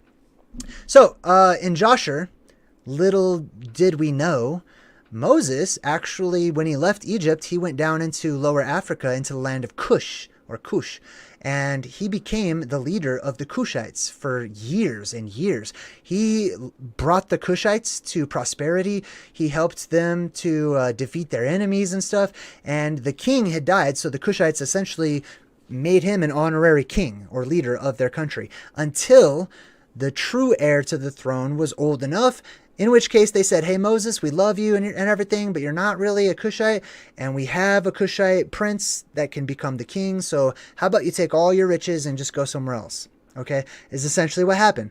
Moses was like, that's cool and that's fair. I appreciate all the time. Thanks for all the riches. I'm going to go to this other land. So he goes to this place affectionately known as Midian, all right? So he ventures out, and I'm going to give you the short version. In the movies, when Moses gets to Midian, he like starts kicking butt and protecting all these little princess chicks from some sheik or whatever, right? And he's got a staff, and that's where he gets his staff. Now, that part is true. However, they leave out the part where Moses was immediately arrested and put into a dungeon for like 10 years. And the reason that he likes the girl that he meets, I think it was Zipporah, the reason he likes her so much is because she actually comes down and feeds him every day for like 10 years. He wasn't supposed to be fed, and the guy who was in charge of the jail thought he was just dead, basically, until he sees him 10 years later. So that's where this story picks up. Moses is in Midian. He had been gone from the land of Cush for about 10 years or so. He was in a jail for a very long time. And then, check this out. I'm going to read this. Let me make it a little smaller. Where is it? Man, I make it way smaller. Why is it so... Hold on, let me fix this here. Booyah. And then we make it bigger. I'm going to fix this. I want you guys to be able to read along with me here because I know not everyone has access to the book of Joshua. Okay, that's good. That's good. All right, I'm just going to read it. Here we go. All right, now, I also want to tell you this. I want to ask you guys to pay attention to something, okay? As I read this story about Moses finding his staff, please keep in mind the very well-known story of King Arthur and his famous sword, Excalibur. All right, here we go. If you want to know where to find this, by the way, you can look it up. It is the book of Joshua, chapter 77. There's a lot of chapters in Joshua, by the way. All right, verse 38. And afterward, Moses went into the garden. There's the garden, okay? When you hear garden, think about those four islands in the North Pole, okay? Because it's essentially known to be a garden. All right. Afterward, Moses went into the garden of Reguel, which was behind the house, and he there prayed to the Lord his God, who had done mighty wonders for him. Hold on, let me get rid of that. And it was while he prayed, he looked opposite to him, and behold, a sapphire stick that was placed into the ground. Sapphire is blue. Just keep that in mind. Sapphire stick placed into the ground, which was planted in the midst of the garden. And he approached the stick, and he looked, and behold, the name of the Lord of hosts was engraved thereon, written and developed upon the stick. And he read it, and stretched forth his hand, and he plucked it like a forest tree from the thicket, and the stick was in his hand. And this is the stick which all of the works of our God were performed, after he had created heaven and earth, and all of the hosts of them, seas, rivers, and all of the fishes. This stick had something to do with the creation of these things. And when God had driven Adam from the Garden of Eden, he took the stick in his hand and went and tilled the ground from which he was taken. And the stick came down to Noah and was given to Shem and his descendants until it came into the hands of Abraham the Hebrew. This is where it gets really interesting. And when Abraham had given all that he had to his son Isaac, he also gave him this stick. And when Jacob had fled to Padan Aram, he took it into his hand. And when he returned to his father, he had not left it behind him. Also, when he went down into Egypt, he took it into his hand, and he gave it to Joseph, the one portion above his brethren, for Jacob had taken it by force from his brother Esau. So there's a whole backstory to all this, okay? So I can't go over that. It's way too in depth, so we'll just keep reading. Thank you. And after the death of Joseph, the nobles of Egypt came into the house of Joseph, and the stick came into the hand of Reguel, the Midianite. And when he went out of Egypt, he took it in his hand and planted it in his garden. Now check this out. And all of the mighty men of the Kenites tried to pluck it when they endeavored to get Zipporah, his daughter, but they were all unsuccessful. So the stick remained planted in the garden of Reguel until he came who had a right to it and took it. And when Reguel saw the stick in the hand of Moses, he wondered at it, and he gave him his daughter Zipporah for a wife. Isn't that an interesting story? That sounds exactly like the sword and the stone story. Hold on, there we go. All right, yeah. So that is the sword and the stone story, basically, right? We've got Arthur, the pure one, who is able to take the sword from the stone, etc., and become the king and stuff like that. The sword and the stone. Okay, first of all, the sword is the blue beam. All right, shoots up out of Rupas Negra, the plasma volcano, and the stone is the plasma volcano. Right? And it stays there for a while, and no one can remove it until somebody can, essentially, until it disappears, until it goes away. And then you have kingdoms and all this other stuff that gets set up afterwards. All right, so we talked about the caduceus already.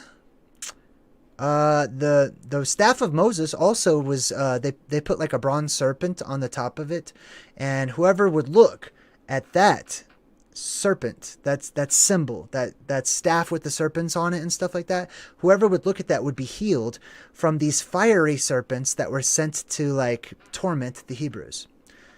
Interesting. Very interesting. All right, let's move on to something else. I'm going to do one last screen share here. I ran across this article. Actually various articles that are about this, right? Because I was looking at various petroglyphs, cave paintings and stuff like that. Where'd the chat go? There it is. Yeah, I was looking at these different cave paintings and petroglyphs and stuff. And then, okay, so let me back up. Hey, In Too Deep. Welcome to the Good Vibe Trap. Now, there are various cave paintings from various Native Americans across America, North America, right? everywhere in the world actually. But the Chumash people of like the California region, you know, maybe northern Mexico, all the way up the coastline up there, they have left their imprint with various cave paintings. Now, this is really interesting. Do you see this symbol up here that's being painted? Let me show you a better picture here. Booyah. So they took the picture over here. They've enhanced it over here so you can see what it is. You're looking as if you're in the cave, looking straight up at the roof of the cave. And this is what these people drew. This was considered to be a sacred drawing, a drawing of importance. And the strange thing about these Chumash cave paintings, I'm going to get to that in a minute. Where's the rest of them? They don't have any other ones? Anyways, these cave paintings are really enigmatic. They're real strange, as many of them are, right? And people can't really figure out what they are of. Now, if they come and if they put on the Roddy Piper glasses of the plasma apocalypse and then look at these pictures again, they'll be like, oh, I see. Okay. But they don't. So they have no idea what they are. They're just strange images. This one in particular. Now, here's the news story that broke all over the place. They basically are like, Eureka! We found it! We know why there's all these weird, crazy looking drawings that don't make any sense to us. And they base it off of this one right here, right? This, they say, looks just like this flower right here, which obviously they just smoked this flower and got super high and went into their cave and drew all kinds of weird drawings on their cave. Can you believe that? I'm not dismissing the fact that various people across time and cultures have used various plants and stuff like that for different purposes, especially shaman and witch doctors and, I mean, regular doctors, everybody, okay? This is a practice that's been used by many people to help people to see into the spirit world or to help people to feel better, you know, all kinds of different applications, right? But what they're saying is we can't figure out what these drawings are. So obviously they were high. That is literally their explanation. Let me give you an alternative. Okay. These ancient peoples were survivors and the families of survivors of a worldwide apocalyptic catastrophe. They drew this symbol of the circle, right, with the spirals coming off of it, and then the spirals change direction once they get too far out and stuff, because that's what they saw when they went out of the cave. Okay? They saw this, they knew it was important. Maybe they didn't even know what it was. I bet a lot of them didn't. But they certainly knew that it was important enough for them to record on the cave of their house, wherever they're staying, or their, you know, their house wall, their cave wall or whatever. But isn't that hilarious? That modern academics just goes, looks kind of like that. They must have been high. That's all. They all just got high, went into the cave, and drew crazy pictures. Nothing important here. We can stop looking into it. It's basically the vibe that I'm getting. I think that's crazy. Isn't that ridiculous? All right, let me stop sharing here. Boom. Let's actually put this back up. This is kind of a cool thing to end it on. I like this little video that I found here. That's pretty sweet, right? All right, so I also want to say a big shout out to everyone who's been checking out my website, JayDreamerZ.com.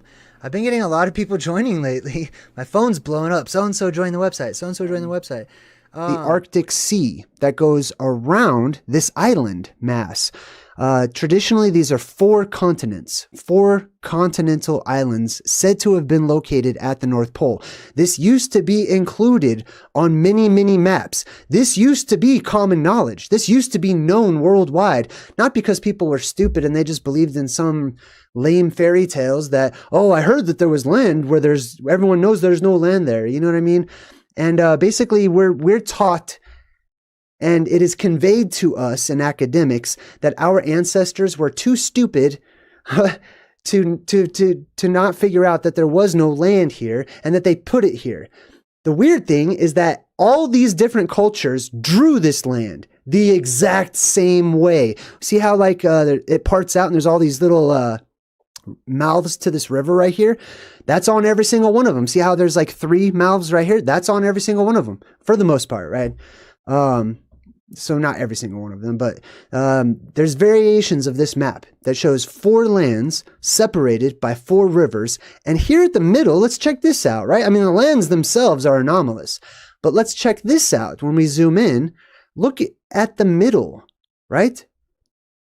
Why would they put the letter G right there at the middle? Now, also keep in mind that the exact North Pole is said to be at 90 degrees, right? So that's going to come up tomorrow in our Truth in Movies. So keep that in mind, the 90 degree marker. But they put a G right there in the middle. That is the letter Gemel, which implied it was a word picture that was meant to convey a destination, a marker of a place to go to or to meet up at. Okay? So very interesting things going on today. Let's segue. Thank you all for participating too. Appreciate it. Let's segue now into our topic for today. What was my acronym? Oh my God, I want to know what my acronym was now. Hold on, let me look it up real quick. I really like the acronym. I just made it up too. Let's see. Hyperborean electrical arc theory. I like that. I'm sticking with that one. Okay, cool. All right, so this is the Hyperborean electrical arc theory. So Hyperborean means beyond the northern winds. So if we go back to our little map here, just to give an example, we're going to show you all these. The northern wind was said to come around the Arctic Circle, or from beyond the Arctic Circle. So from the other side of the Arctic Circle, aka from the North Pole, right? So the North Pole area is Hyperborea, or beyond the northern markers, I believe is a better translation of it, because Borea, the root for that means bar. Just like the pole in the sky beams, the sky bar, the post, like we talk about all the time, right? So, the Hyperborean electrical arc theory. Here is the theory. First, let's talk about what an electrical arc is. An electrical arc, you have to have an anode and a cathode, so you have to have 2 conductors of electricity that have a current running between them. One would be positively charged, the other one would be negatively charged, which is the reason why on the thumbnail for this video, I put 2 batteries on either side. One is inverted and one is not, right?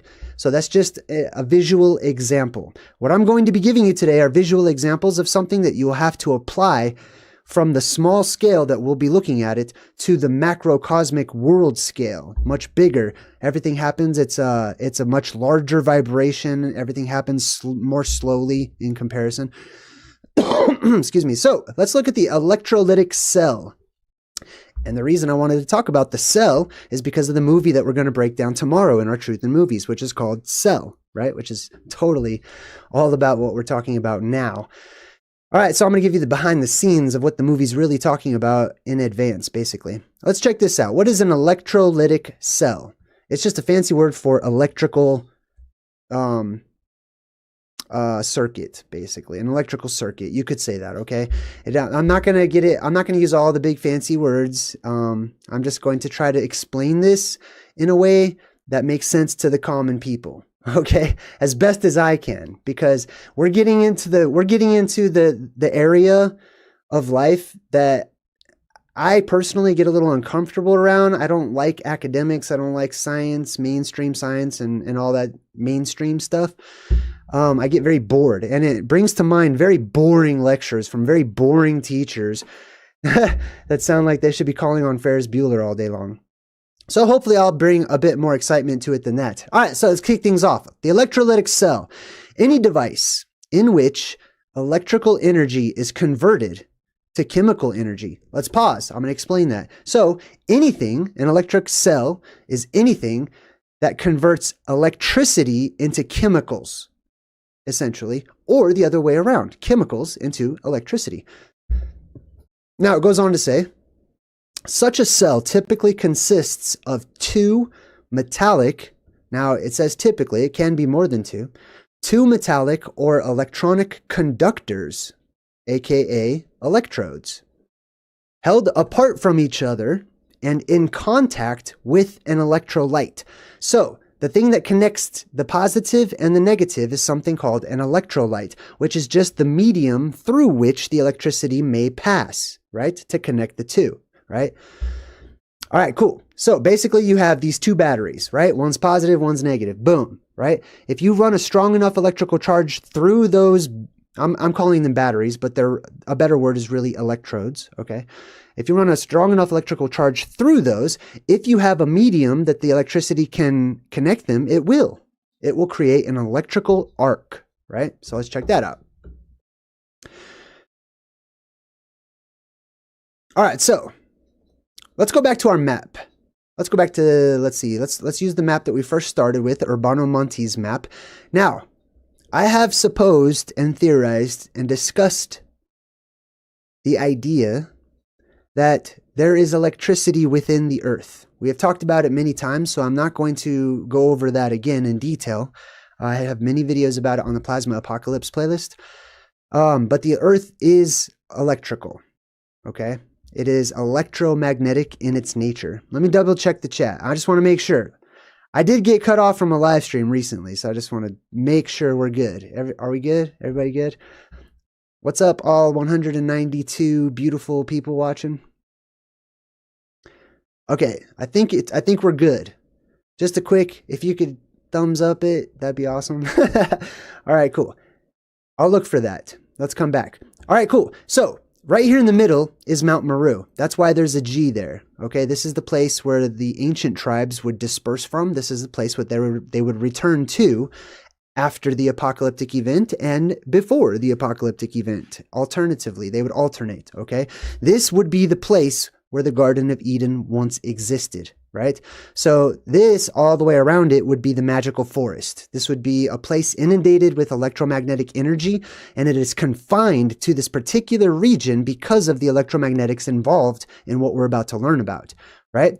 In the middle of that is said to be Mount Meru. In the middle of that land, at the seat, at the center, is where traditionally it's known as being the seat of God, or the throne of God, or the temple of God, the place where the Holy Spirit resides, okay? And I'm coming more from, like, you know, a Christian background and a biblical background, but you could apply this to all of the religions, okay? So right there in the middle is the place where right now there is no light shooting up into the sky. There is no pillar or sky beam or Hercules or Atlas or Quetzalcoatl or all these various gods that are seen as being sky gods and holding up the sky and keeping it from crashing down on top of us. There is not that there right now, but that used to be there. And it's made its appearance on many different occasions. When our electromagnetics reverses, that light inside of our world, that electrical energy inside of our world that manifests in the form of light called plasma, will shoot out from inside of the earth, and it will fill our entire world with electromagnetic energy, which has an innumerable amount of effects on us and the world that we live in, changing our world completely, basically. Is that a good synapse? Is that a good synapse? Is that a good recap, basically? All right, cool. Anyways, let's get on with the presentation. So now what we're looking for, aside from the beam that shoots up from Mount Meru, right? There are ancient glyphs called the Squatterman glyphs. Basically, the ancient people worshipped a stick in the sky, or a beam, or a root, or a reed, or a pole, or a column, or a post, etc., a beam, all these different words. They worshipped that, and it came in various forms because it was plasma, and it was affected by magnetic fields, and it was affected by the wind itself, and it was affected by many different things. So oftentimes, although it stayed in this spot, right here, never moving, never deviating, it danced. Okay, it moved about, it wiggled, it did all kinds of interesting things. But the feet of that squatter man are created by what is known as the electrical arc, or the Ark of the Covenant, or the Ark of God. Because of what I'm about to show you, this is the reason why you've noticed all the animals going in circles. This is the reason why animals follow electromagnetic currents through the ocean and in the air, etc., and why those patterns are changing in those animals. And we're going to see that tomorrow during this movie that you guys recommended all week long. All right, so let's find our anode and our cathode, right? We need an anode and a cathode, two towers. This is your two-tower symbolism too, for those of you who know. All right, we're looking for 2 towers on the ancient map. Let's find them real quick. Here's one. I'm going to flip this around. Booyah. All right, cool. So this one, if you'd like to find it yourself, okay, now keep in mind, all maps are different. Some have this island, some don't, you know, some draw it in various different ways or whatever. And not everything is discovered just because it's on this map. Doesn't mean it's all there, right? And also keep in mind the times that these maps were drawn, because it very well may be that water continued to flood in from underneath, right? And you might watch the evolution of this particular land start to disappear over time. And that could help to explain why we don't see it on maps today. But let's look for an anode and a cathode. Boom. For our electrolysis world that we have here. All right, I'm going to go straight down from Mount Meru, which is this G right in the middle. We'll go straight down from Mount Meru, where we should end up right over Greenland, basically. There we go.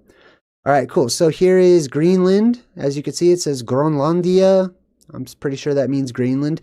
And then right here, there's a tower mountain that sticks way up out of the water.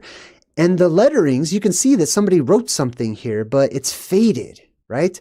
It's kind of faded. I can't make out all of it, but I can make out the most important word, which right here says polo. Do you see that? P-O-L-O. Let me see if I could draw it in just in case you can't. All right, P-O-L-O. Okay, I'm not going to trace all that for you, but you get the idea. And then it says this one. This is actually the word that I've been having problems deciphering the meaning of it. So if you would like to help me out, that'd be great. I'm not sure. Some of these letters are kind of faded. I can't tell what word this is, and I haven't been able to find it. But it definitely says magnetic pole right above this. And then it says Huri Arca or Husi Arca. I can't make it out. I'm not sure if you guys can make that out or not. All right, so here's one possibility for the anode or the cathode, the positive charge or the negative charge that will give us our electrical arc over the Garden of Eden, essentially, right? And it should be directly on the other side. That's kind of how those things work, right? So if we go directly across from that, we have another one. Let's flip this one around. I've shown this a few times. I just wanted to, do a recap. It's always good to brush up on these things. Now, here we go, the same exact words. Polo de magnete, which means magnetic pole. As you can see, it's a rock tower that shoots up out of the ocean. And it has a hole in the middle of it. Isn't that something? Like it's a volcano, basically, right? And then it says something about like being the head of the green island or something like that right there.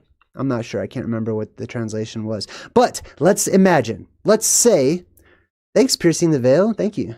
That was cool. So let's just imagine that this is the anode, right? And if we zoom back over, we've got the cathode way over here on the other side of the island in the form of this plasma volcano, aka mountain, magnetic mountain. Now, if these are anodes and cathodes, that means that it stands to reason these particular mountains are made out of metal. I kid you not.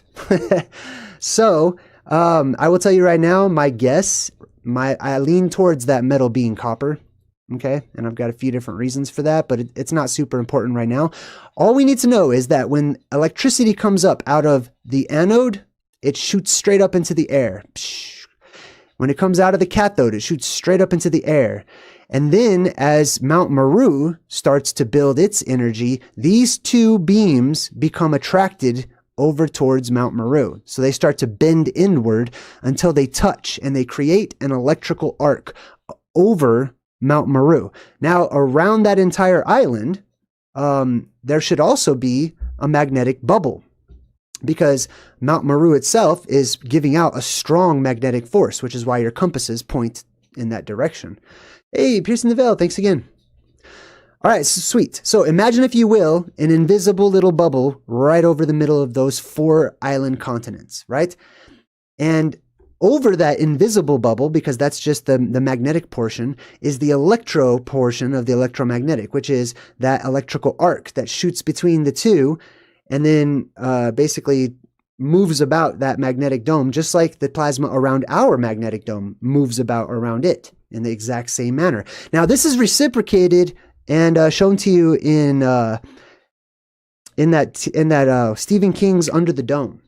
right? If you've seen Under the Dome, all the people get trapped under this dome, but then inside of that dome, in the exact center, there's another dome. There's a little dome with a little black egg in the middle, which is totally Mount Meru symbolism.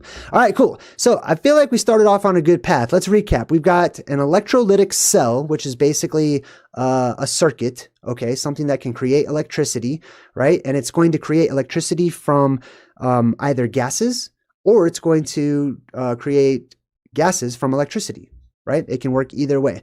And then we took a look at the possible anode and cathode locations being here, boom, and here, boom, Mount Meru serving as the middle path or the neutral point, the neutral path in the middle.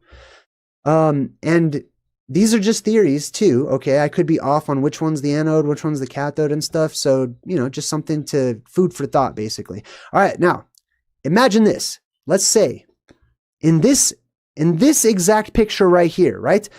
You imagine that this water, the Arctic Ocean, is saline water, right? It's brine. It is salt water, basically, right? So there's salt dissolved in that sea water, in that ocean water.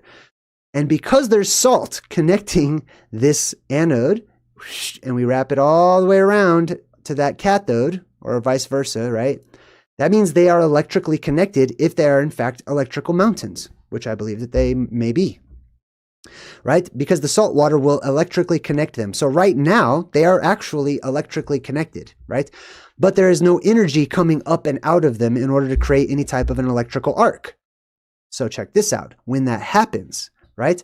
When that happens and they turn on, when these mountains turn on and electricity jets back up through them into our surface area once more, right? That's going to do something to those waters. Right? For as long as those waters are there. And what it does in Hinduism is called the churning of the ocean. Right? Let's take a look at it. Here's a picture. Here's an example. So in the Hindu tale of the churning of the ocean, we had the Asuras and the Devas on either side of Mount Meru, right there in the middle. The Asuras, I believe, represented the negative force.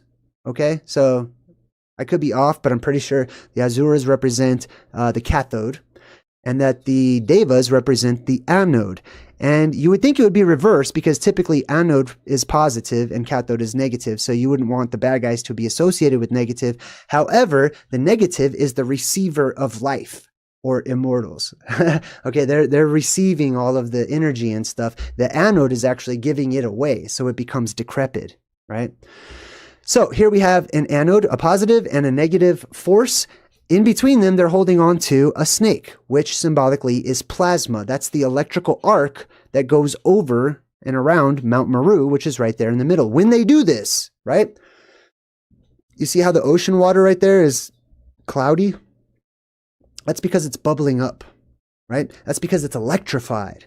It's electrolysis. And you can make water bubble. If you have a 9-volt battery, this is a fun experiment to do if you have kids or something, or even if you don't. Just drop a 9-volt battery into a cup of water and you'll see it start to bubble, right? What's happening is a small version of this right here. It's electrolysis. It's separating the chemicals that make up the salt water in the ocean. And it's turning it back. It's reverting it back into its gaseous form. So all those tiny billions of little gas bubbles are turning the water white, and the ocean boils, or at least it appears to be boiling, right? Isn't that interesting? So yeah, that's the churning of the ocean. Now check this out. I'll also share this with you, right? Concerning the churning, did not mean to do that. Concerning the churning of the ocean, it says that when venomous fumes were emitted by the serpent, Vasuki, the Asuras were affected due to their decision to hold on to its head. So one side, right, of these guys right here being the positive battery and the negative battery, or the positive, let me use the right terminology, the positive electrode and the negative electrode, right? One of them will bubble up those little gases, but it's poisonous gas. Let me tell you why. Let's bust this. Let's break this down. The reason why, if I can find it here, we'll come back to all this. Ah, that's right. I need to click on this. Let's find a picture here. Let's see, this one. Let's do, man.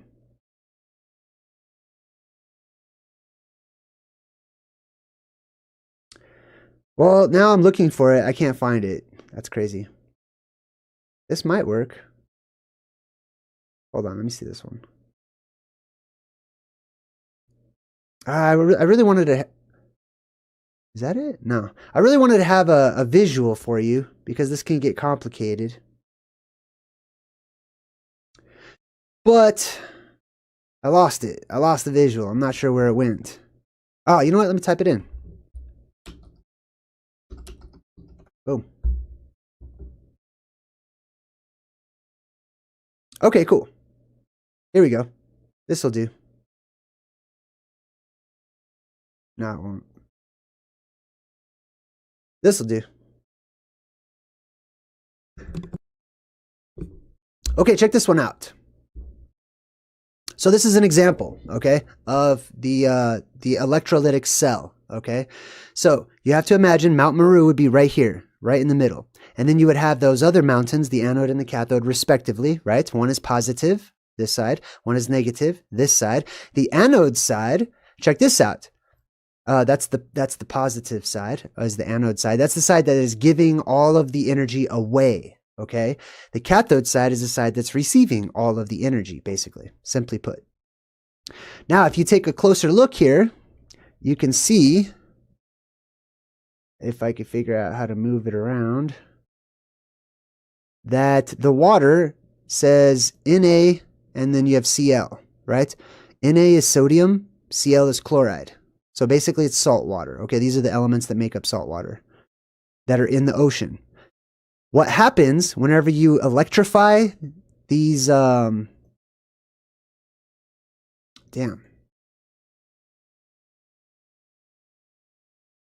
these electrodes, sorry. When you electrify these electrodes, when you run energy through them, they separate the Na from the Cl. They separate the sodium from the chloride. That chloride becomes chlorine gas, and it bubbles up on this particular side. Check this out. So this is the anode side. This side gives everything away. So it actually, whatever this electrode is, I need to remember that word, electrode, oh my God. Whatever this electrode is will actually dissolve. It'll get smaller and smaller and smaller because what it's doing in this process is that it's giving pieces of itself, it's sacrificing itself, basically, giving pieces of itself over here to the cathode side. It's giving all of its energy back over to this other side over here, right? So anyways, as it does that, it takes the sodium content that's already in the ocean water, it separates the sodium from the chloride, and it creates chlorine gas, as you can see right there, right? So the chlorine gas comes up from this side only. This matches perfectly the description of the venomous fumes that are emitted by this serpent, which is plasma or electricity, only on one side during the churning of the ocean, and only whenever they had grabbed their portion of that snake. Only whenever the anode and the cathode were working together as an electrolysis system, earth system, right? Hyperborean, what did I call that? Dang, I have to remember all my own stuff. All right, anyways, let's move on. I feel like I totally beat a dead horse there. All right, so anyways, we've got an electrolytic cell, which is basically a battery at the top of the world. Okay, something that renews, something that right now is charging and getting ready so that it can give us benefits, so that it can give us more energy, magic, etc., and that will return to our world one day. All right, cool. We talked about that. We talked about the churning of the ocean. Let's take a look on these maps too. I want to look at this North Pole Island one more time. This one is the more popular Mercator map, right? Same exact way. Now, it's a little more circular in the middle, but you get the gist of it, right? Both of these maps are extremely similar, and there's hundreds of them like this. I'm going to get to that one too in just a second. So check this out. Let's see if we could find the anode and the cathode on this map, right? Easily, you can find one of them, right? Check this out. Polus magnetis respectu insularu capitis viridis, which means something to the effect of the magnetic pole with respect to the island with the green head, the head of the green island or something like that, okay? Anyways, basically this is a magnetic island, okay? This is a rock that has a hole in it that is magnetic. And it is off to the side of the traditional one at the middle, also known as the magnetic pole, or Rupas Negra, or the black mountain, the dark mountain, the magnetic mountain. Now, why is it black if it's metallic? Well, metal can become black.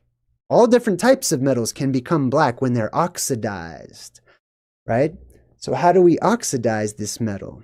That's another question. All right, but anyways, on the other side, I did not find where it would be over here. Maybe it wasn't included for the cathode or the anode counterpart. And like I said, these are just, you know, some maps that might have these random smaller islands, and some might not have been known about. However, I did find where it should be in this general area. There's a place called Alba, which is very interesting because Alba means white, and it also has a circle right there. There's also something over here called St. Thomas or something like that. I'm not exactly sure what this one is either. These are interesting and of note. But Alba means white. So check this out. If these are anode and cathode, I would actually expect one of them to be black because of oxidation and other things, and the other one to be white because it accumulates salt. It actually builds up salt. So it's a black tower and a white tower. And together, when they shoot up into the air, they cover this entire island right here, right? Now, in the Bible, this is described as God placing a flaming sword that turns about every which way over paradise, right? So, unless you know how to get in, you're not getting in. Once this mini dome goes up, there's a good chance people will be stuck in that mini dome at the North Pole, right? This is also where the electrical arc of the world is, or AKA Noah's Ark, right? The Ark of the Covenant, the Ark that all of the animals fled to. How would all of the animals in the world know to fly, to go to some boat? You know what I mean? Like, they're not tuned into a boat. I mean, don't get me wrong. With God, all things are possible. And yes, it could happen in some crazy way. But there might be a more simple explanation, which is this is the arc, and it creates and manipulates the electromagnetic current of the entire earth that many of us, if not all of us, just maybe some of us are not tuned into it. Many of us are tuned into. Many of us, the animals and insects and even human beings, we follow this. We follow these currents. We follow these patterns. And they all stem from here because it's fractal, right? We're unknowingly, we're just following something that is invisible, which is a frequency that matches ours, right? You see what I'm saying? Sorry, I'm kind of nervous today for some reason. Now, check this out. This is Mercator, who actually drew this map right here, right? Let's have a look at his face. Oh, wow. He does not look alive, does he? Holy Mercator. Look at this dude. Yeah, you know, no, he's not too happy. I don't know. That's sad, dude. I don't know. That's fine. That's fine. I'm good with that. Anyways, check out the Earth, right? Now, Mercator's most popular portion of his maps and globes was most notably the North Pole and those lands at the North Pole, right? Because those are missing off of our modern maps. So these are very anomalous and interesting, especially because Mercator was a man of note in the ancient world. He was hired by literally everybody in the world for his work. He was well respected. He worked for royalty. And when these people drew maps and stuff like that, they were expected to give their very best, especially to the king and the queen. Just making up false fantasy islands and putting monsters on maps that really are not there. I imagine, this is me speculating, however, I feel pretty strongly that could get you the death penalty. Like, I'm pretty sure if they were burning people for, you know, ooh, like, look at my magic tricks or whatever. Like, I'm pretty sure they're going to burn you for purposefully screwing up a map of the world that you're going to send and spend all this money to send people out on expeditions and stuff, right? Oh, L-Dog, hey, Aldog says, JayDreamerZ, I joined the channel last week. I'm loving the information and the way that it's delivered. Right on. Good. I'm glad to hear that. That makes me happy to hear. All right, so check this out. Back to Mercator, right? You would think that he would be using his little compass here to point to the North Pole, but he's not. Check this out. If we zoom in on it, you can see those same 4 lands at the top.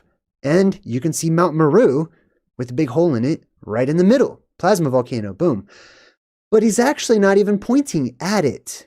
He's pointing to something off to the side that also has a circle that's in the middle of the ocean. And it says Polus Magnetis. That's a magnetic pole, right? This also, by the way, if there are 3 magnetic poles, this one, the anode, the neutral, Mount Meru, and a cathode that should be somewhere over here. If there are 3 of these, this could help to explain why the Earth's magnetic pole in general, I don't know what to call it, is seen to be shifting or whatnot, right? Because maybe it is shifting from, like, you know, one source over here to this source over here. Maybe it's moving closer to the true geographic north and getting ready to, you know, come up out of Mount Meru. Anyways, I just find this to be super interesting. Check this out. If we zoom out, look, the other side is not even going to, he doesn't even have it set up to touch Mount Meru. If he puts this down, it's going to land fa-pow right here. Okay. Right. I feel like he's showing you the anode and the cathode, right? That's just my feeling. I don't have a lot of hard concrete evidence for any of that. However, let's speculate a little bit more, shall we? Let's say that there is an anode mountain, an electrical mountain, a metallic mountain, okay?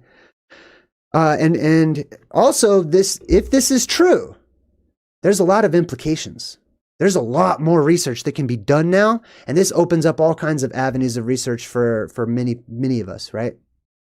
Let's just say, for the sake of having fun, that there is an electrical arc or a beam of light, electricity, that shoots up from the anode. There's another one that shoots up from the cathode. And then there's one right here in the middle, right? Well, these two touch, they gravitate towards the middle, towards the center. They touch, they create an electrical arc, or the legs of the squatter man. That's the reason why he's squatting all the time. He's never standing up straight. Okay? Atlas or Hercules or all of them, they're not bending their knees because they're weak and the sky is so heavy. Okay, they're bending their knees because that's the shape that plasma took. Okay, didn't have to take that. Actually, it'd be much easier to hold up the sky if you just locked your knees and you stood up straight. But they're not. They're bending their knees because that plasma bent out towards the anode and the cathode at the bottom. All right, so let's just say that that's true, and it creates an electrical arc in our sky. Now check this out. All of the animals felt a shift in the days of Noah. Okay. Before the flood, okay, let me zoom out a little bit. You see, hold on. Let me show you something. All right, you see all that blue on this little ball that he has? That's the flood. Okay, when you look at your maps and you're like, yeah, I live by the ocean. I have oceanfront property or whatever. Lucky. That's the flood front property. That is the flood. Okay, make no mistake. The ocean is the flood. The flood is still here. The flood didn't recede. It didn't go anywhere. We're not back to, our natural amount of water that we should be having or anything like that. It's still here. The world is still flooded. It's a bunch of island places. It's weird. It's interesting. Anyway, where was I going with that? All right, so let's say that in the days of Noah, the flood had not come. Which means this would not look like that. All of that ocean water would be replaced by deserts and other forms of land, right? And then the higher mountainous areas that we call continents and stuff like that would have been tropical. Depending on the area, of course, with exceptions. But for the most part, it would have been very tropical. And all of the sand and stuff where the oceans currently are, that would be mud and swampland at first until the water receded enough, and then it would just be desert. Right? After a while.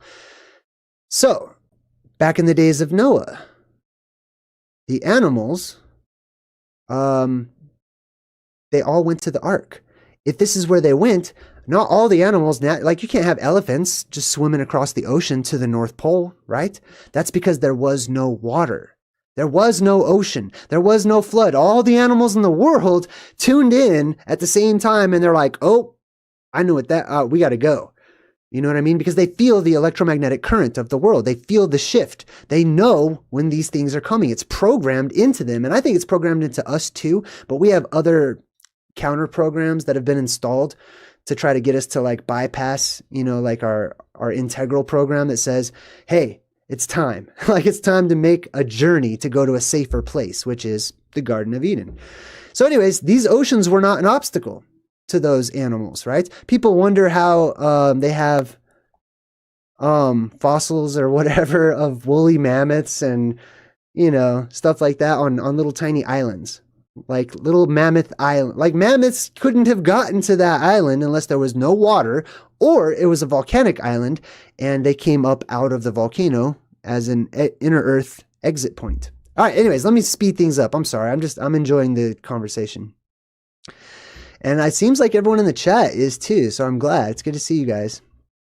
And thanks for all the awesome help too, for all the moderators and stuff. All right, cool. So imagine that there's an electrical arc that goes over this entire island right here, right? And there was no water, right? That water, I mean, not that there's no water, there's some water, but it's way less than we have now. So they still had lakes and stuff like that too.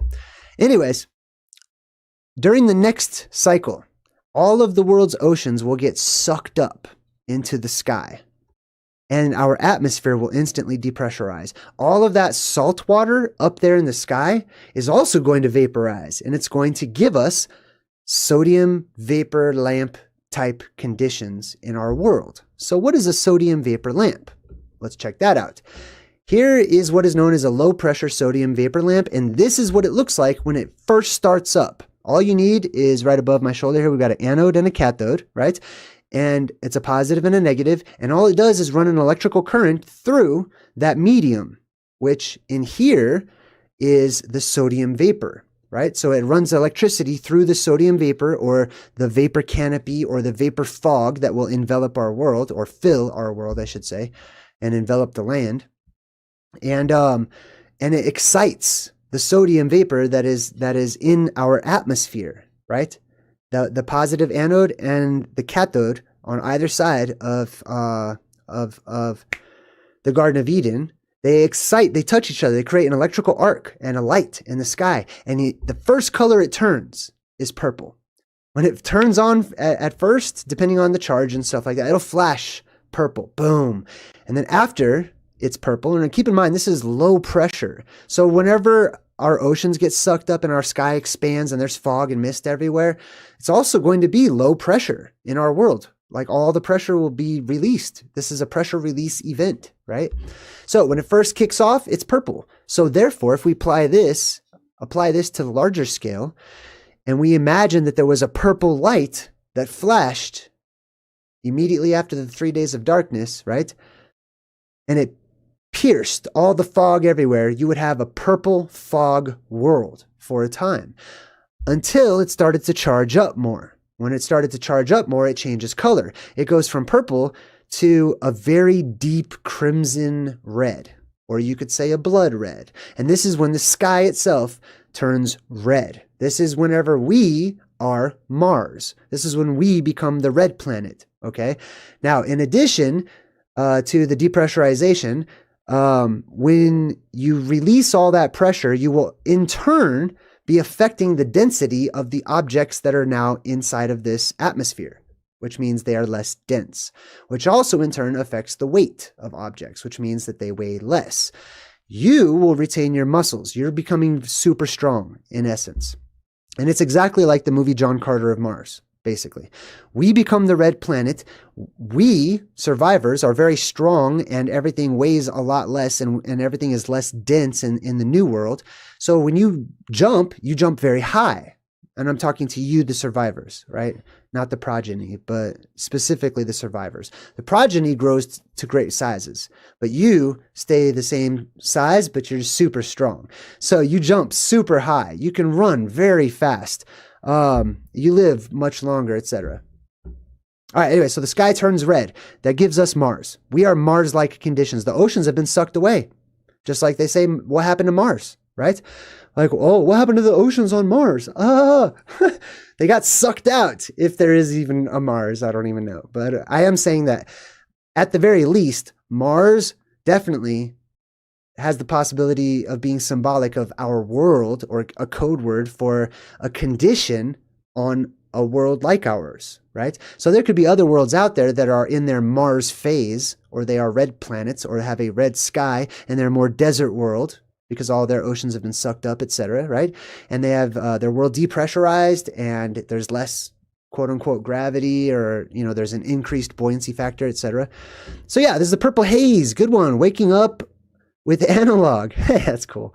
It says purple haze. So yeah, this is your purple haze. This is the Jimi Hendrix illusion, right? This one right here, when it first starts on, this is the purple dawn of creation. And if you research this, the legends indicate that it was very foggy, very mist-like, all over the place. We had a huge canopy everywhere. The thing about low-pressure sodium vapor lamps is they are very effective at splitting the fog. They are very effective at spreading the light through mist and through fog. All right, cool. So now you notice that it starts off red. It stays red for a while, but as it continues to charge, and in addition, as pressure starts to build up within this enclosed little system, the color starts to change, and therefore the color spectrum starts to change as well. So if this is your only source of light, it's going to start the colors of the objects in your world are going to start to change as well. The color spectrum that you see and that you're used to, you can now start to compare different colors, where before they were just shades of the same exact color. Essentially and simply black and white, basically. Let's see. Oh, KT baby, you got a JayDreamerZ hoodie? That's tight. I don't even have one of those yet. I need to get one. I'm totally gonna get one as soon as I can. That's awesome. I made those for me, actually, because I wanted a JayDreamerZ hoodie. But that's cool. I'm glad you shared that. All right, cool. So as you can see, it starts off purple, boom. It goes to red, boom. It goes to yellow after that, and then it starts to become this monochromatic yellow amber color, okay? And this is like 311. Amber is the color of your energy, right? This is the amber world. This is the golden age. This is when everything is golden. Everything's quite actually golden. It's golden in color, okay?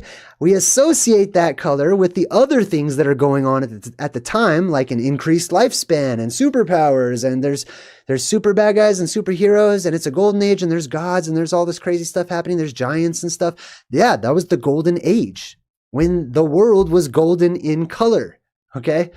I can't stress that enough. Like, I feel like sometimes people are too symbolic. HB2 Dixon just gave me $20. Thank you. And says, Purple Dawn is my favorite conspiracy. I don't smoke weed, so trying to talk about it is difficult. What? You don't have to smoke weed to talk about it? But that's cool. I'm glad that you're into that. A website that I highly recommend if you'd like to do really good research on the Purple Dawn theory is the Saturn Death Cult. I don't know what the www for that is. You just have to Google it, okay? But Google the Saturn Death Cult.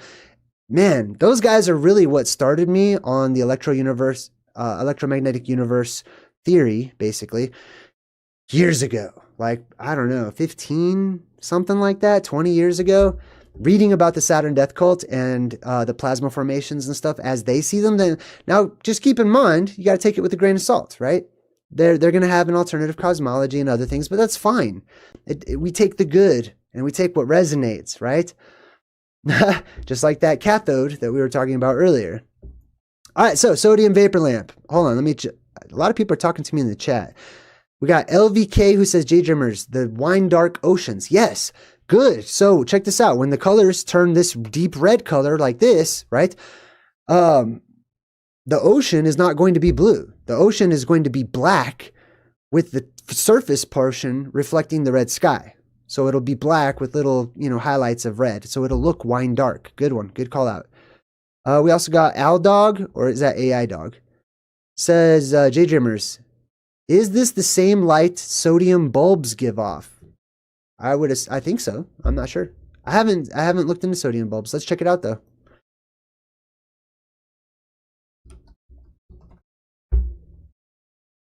Yeah, it seems so. Seems like it's the exact same thing. All right, cool. And we also have, thanks again to HB2 Dixon. Awesome. I can drive my car for an extra couple weeks now. I appreciate it. Knowledge 2020 says, party like it's 1999. Prince talks about the end of the world with purple skies. Yes, very good. I like that. Issa Mindset, what's up, says JayDreamerZ. Could this event change how we view the celestial bodies? Yes, I think so. Well, here's the thing. It could change how a person views the celestial bodies. However, there's other factors that will come into play that could make it not change it at all. This is where religion comes from, right? People already have an ingrained visual of the cartoonifications of these ancient stories, over these ancient truths, right?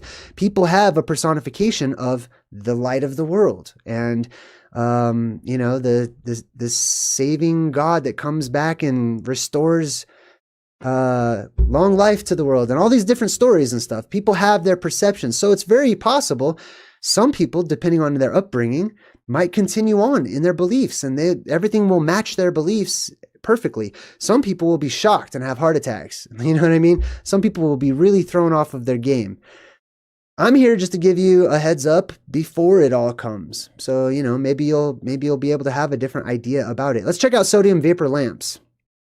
Basically, our world becomes a sodium vapor lamp. I'm jumping back in the chat too. All right, sodium vapor lamp. A sodium vapor lamp is a gas discharge lamp that uses sodium in an excited state to produce light at a wavelength of 5 something something. Anyways, there's low pressure sodium vapor lamps and high pressure sodium vapor lamps. Now check this out. If we look up the high pressure one, it says white high pressure sodium lamp. That there is a variation of the high pressure sodium lamp called the high pressure sodium lamp, and it has a higher pressure than the typical high pressure sodium vapor lamp. And it produces a color temperature that is different, and it resembles incandescent light.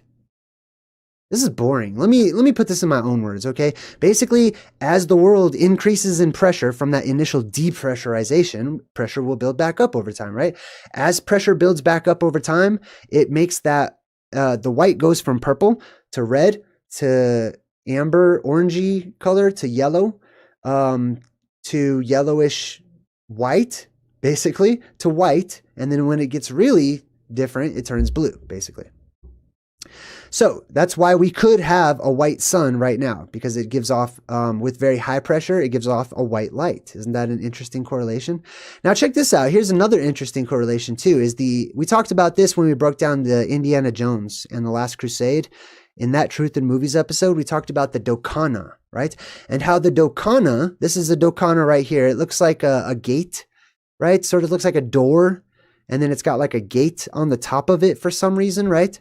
This is called the Dokana, and this was symbolic of Castor and Pollux, or the twins, we'll call them, okay? Because it doesn't matter what their names are, because they're just various names or various descriptors from various cultures across time, right? So you're going to have lots of different names or lots of different descriptors because you have so many different perspectives, right? So many different upbringings and so many different experiences in life.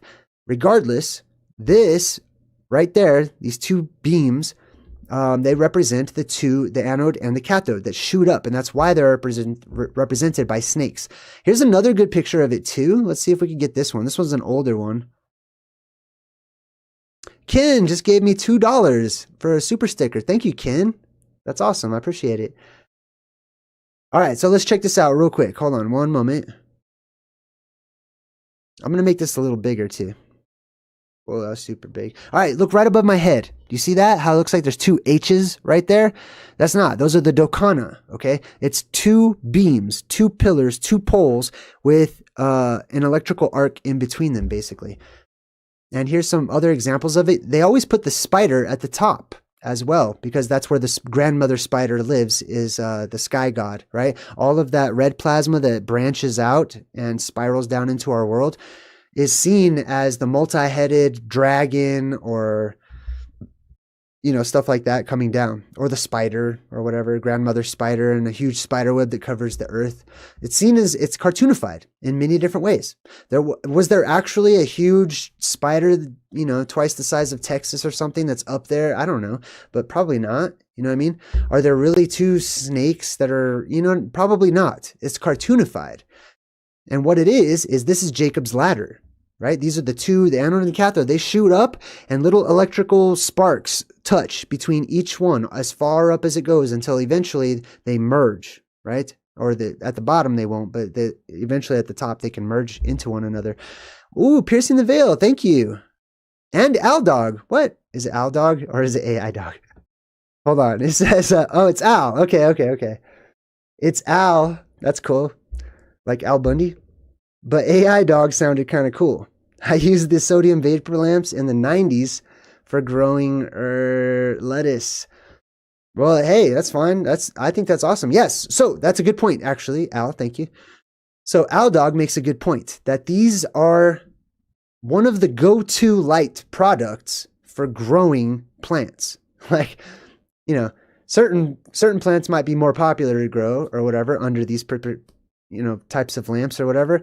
But all kinds of lamps, right? And when you have this red light, check this out. When the sky turns this color right here, when the light, it's the atmosphere.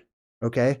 It's the atmosphere. The sky itself is going to be all red looking and stuff, but it's the atmosphere. This red color is going to be everywhere. And when it turns yellow, it's going to be everywhere. When it's gold, it's going to be everywhere because there's fog everywhere. There's mist everywhere. And eventually over time, that fog will dissipate. It'll go away, right? Pressure will build back up and you'll eventually get storms and stuff like that again. Oh, thanks again. Thank you again. All right. But jumping back into the chat, we got Christos Rex. I saw Christos Rex says, JayDreamerZ, how many years do you think each color will last in the sky? Oh, I have no idea. I'm sure we could find that out though. Oh, Matt Kubas, thank you. Yes, how long will these colors last? I'm not entirely sure. I am sure that you could find the answer out. I'm not interested in doing it myself right now at the moment. I'm sure I probably will one day.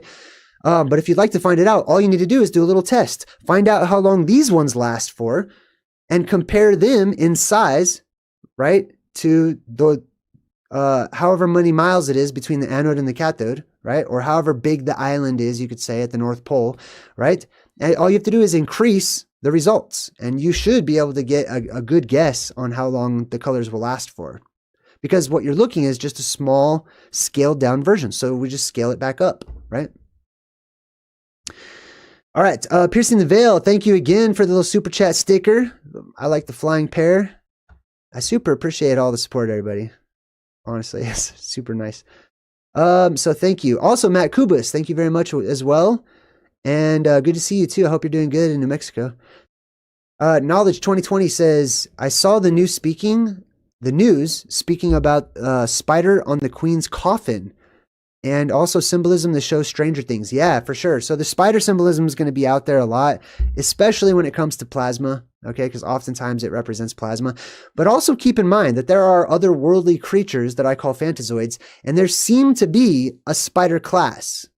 Not to freak you guys out too much, but I'm pretty sure there's a spider class of phantazoid. I don't know if it's a spider per se, but I think that it's something very large, and I would say it is probably akin to the ancient centaur or the concept of the centaur. But I think there's these huge creatures that look like the Scorpion King, basically. I don't know how to describe them.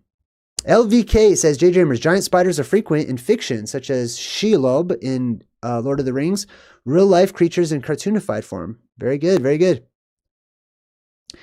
Ken Albert, thanks again, says grandmother spider is credited with stabilizing the moon. Oh, that's a good one. That's a good call, right? You will always see the moon corresponding to Mount Meru. You will always see the moon corresponding to the eye in the sky.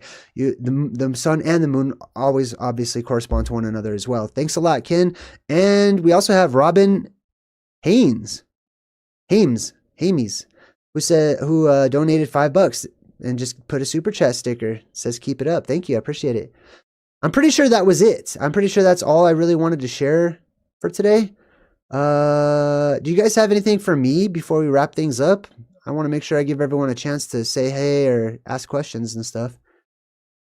I want to ask you a question. Actually, all of you watching, I feel like sometimes I try not to stumble through my presentations. And today I kind of feel like I stumbled through this one a little bit. I try really hard to make some of these concepts that are not really my cup of tea when it comes to sciencey type stuff. I try to make them easy for other people to understand so that they can get that positive comes out of this plasma volcano, negative comes out of this plasma volcano, and those energies touch, creating an electrical arc in the sky. That electrical arc in the sky lights up the world. Okay. And there's also a central beam that afterwards splits that arc. Okay. So it's also symbolic of like Adam and Eve being together, right? And then there's a central beam that splits them, or the tree of life basically splits them. And it cuts them off from one another. So they were one, they were together. Those two became one. Those two beams became one. Those two towers became one. And they were one energetically, so to speak, right? Until they're separated by that central column, that central pillar where they meet and they blend into that one. All right, so let's start with that one. So this is one of the sacred pillars of the earth. This is the axis mundi. This is the main one. And this is where the beam shoots up. The inner earth energy shoots out from the earth itself, reaches up and touches the sky. And that is seen as Atlas holding up the heavens to keep them from crashing down on the earth. But then I started looking into the concept of plasma volcanoes, and realize that there may be many more than just one at the center of the world. This is called Hyperborea, meaning the land beyond the northern winds, because the winds are said to have been created in the north. But here you have Mount Meru right there in the middle. But if you look over here, they actually include another polar mountain. It's even called a magnetic mountain. It says Polus Magnetus right here. I thought that was really interesting, so I started looking for more. I've got one on one side, Mount Meru in the middle, and I thought I could find another one in this area across from it to act as the corresponding anode or cathode. So let's zoom in on this side over here and see there is something there. You see that right there? There's another one right there. There's a few different maps that show these types of things. So far, the theory is... It's a theory in progress. We've got Mount Meru in the middle. That is the largest, tallest sky beam that will erupt after the next polarity shift. And then you've got, essentially, on either side of these four lands, an anode and a cathode that create an electrical arc that meet in the middle that is split by Mount Meru itself. But then I started looking more. I wanted to see if I could find more of these holy mountains and places where the legends say that the sky beams came up out of the earth and helped to support the sky. Sometimes they're called sky pillars. Sometimes they're called poles that hold up the sky and keep it from falling and stuff, right? So I continued to look for these in different maps, but then I also started to look for them because regardless of if they're on the map or not, sometimes maps include things, sometimes they're missing things. I wanted to find them in text, in references. And one of the first places that I thought of was here in the Bible. In the book of Revelation, it talks about what they call the Whore of Babylon. And basically, one of these prophets is taken up into the sky and he's shown the future. He's shown what's going to happen in the future. And I'm going to read this part right here. It's from Revelation chapter 17. Yeah. Starting on, we'll say, verse 7. And the angel said to me, "Wherefore didst thou marvel? I will tell thee the mystery of the woman and the beast that carrieth her, which hath the 7 heads and the 10 horns. The beast that thou saw, that was and is not, and shall ascend out of the bottomless pit." So they're talking in metaphor right now. There's this holy virgin and there's a beast underneath her that she's sitting upon. And it's got 7 heads and 10 horns. And it says that the beast at the time, in the past, it wasn't there. And I'm sorry, in the past it was there, the beast was there, and then it disappeared and the beast was gone. So it is not at the time. And then it says, and then in the future it shall be again. It shall ascend out of the bottomless pit and go into perdition. And they that dwell in the earth shall wonder. And then it continues on. It says, here is the mind that has wisdom. The 7 heads of this beast are 7 mountains on which the woman sits. So it's telling you point blank that the beast that it's talking about in the book of Revelation represents geographic places here on earth. 7 mountains, 7 holy mountains, 7 sacred mountains. Sometimes it's mountains, sometimes it's towers, sometimes it's castles. It's various symbolism for these towers of rock that shoot up out of the ground in these places. So this is really interesting. The 7 heads are 7 mountains, and it's referring to what they call the Whore of Babylon, basically. So whenever that blue beam shoots up from the world and is surrounded by, these 7 rocks and corresponding other geographic features, that is seen as a benevolent god or a benevolent goddess, right? That's here to help. It's seen as like King Arthur and his Knights of the Round Table, etc. But whenever that blue beam retracts and the world enters into the blue sky age, which we're in now, then those same exact geographic features are seen as bad guys. They're seen as basically flipped around, and now they're evil instead of good.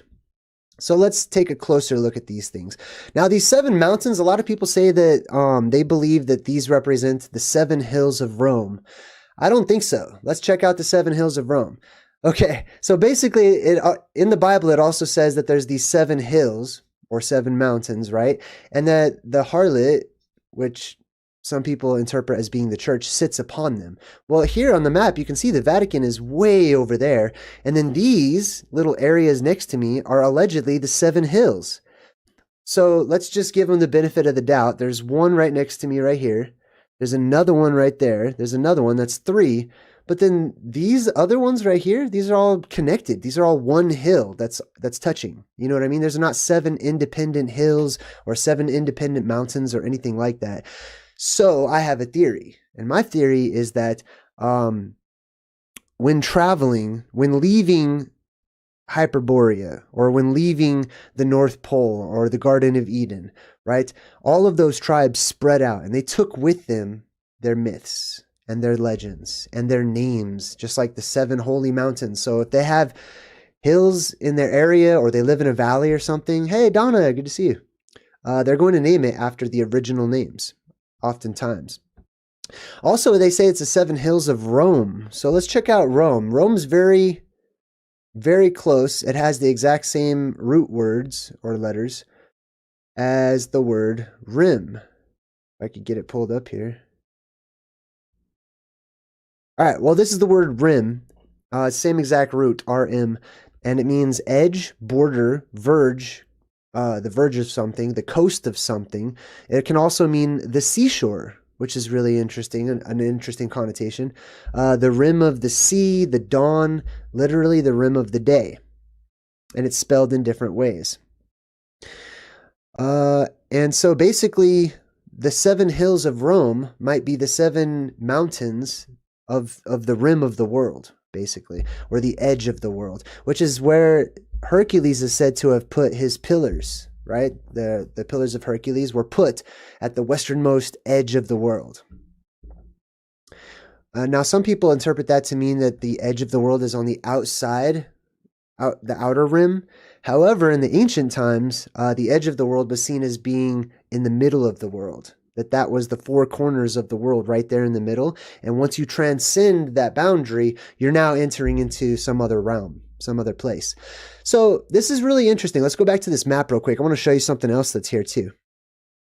This particular portion right here is kind of unfinished, but let's look right underneath that. Check this out. Do you see where it says Oceanus Septim down here? Right above my shoulder? Let's see if I can get it over here. All right, you see that right there? It says Oceanus Septim, and then it continues right here, Trionalis. That's very interesting. I've seen this a couple of places before whenever researching ancient and old maps. Oceanus Septentrion is what it's usually called and referred to as. I think I have another example. Let me see if I could pull up another one here. This is an older globe. I haven't found the Septentrion on that one though. I'm going to come back to that. Oh, here's a good example. Okay, so right here on this side is the North Pole, and as you can see, they have the 4 lands right there in the middle. Let's zoom in a bit. All right, so there's the 4 lands. Now, just to the left of that, look what it says. Septetrio. Do you see that? You'll start to see this on a lot of the older maps anywhere in the region of the North Pole. This is really interesting that they decided to name it Septentrion. And if you look it up, basically Wikipedia and Google and stuff, they say it means north.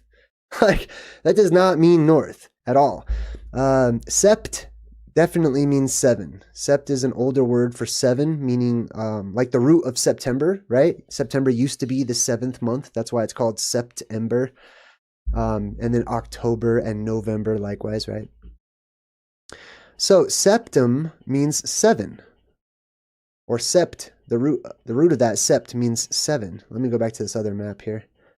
Oceanus septim, and then it says trionalis. Now, trio you might think means 3, but actually, if you go back to the root of it, it means not 3, but the word tree, like the tree of life, right?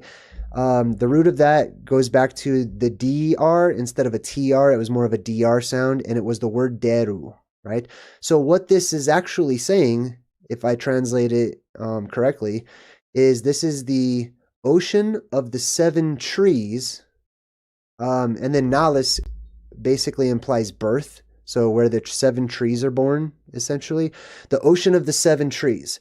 Or by extension, the ocean of the 7 pillars of light that shoot up out of the earth, or the 7 mountains, right? Which would be the trunks of those heavenly trees. All right, so let's just take a look at it real quick.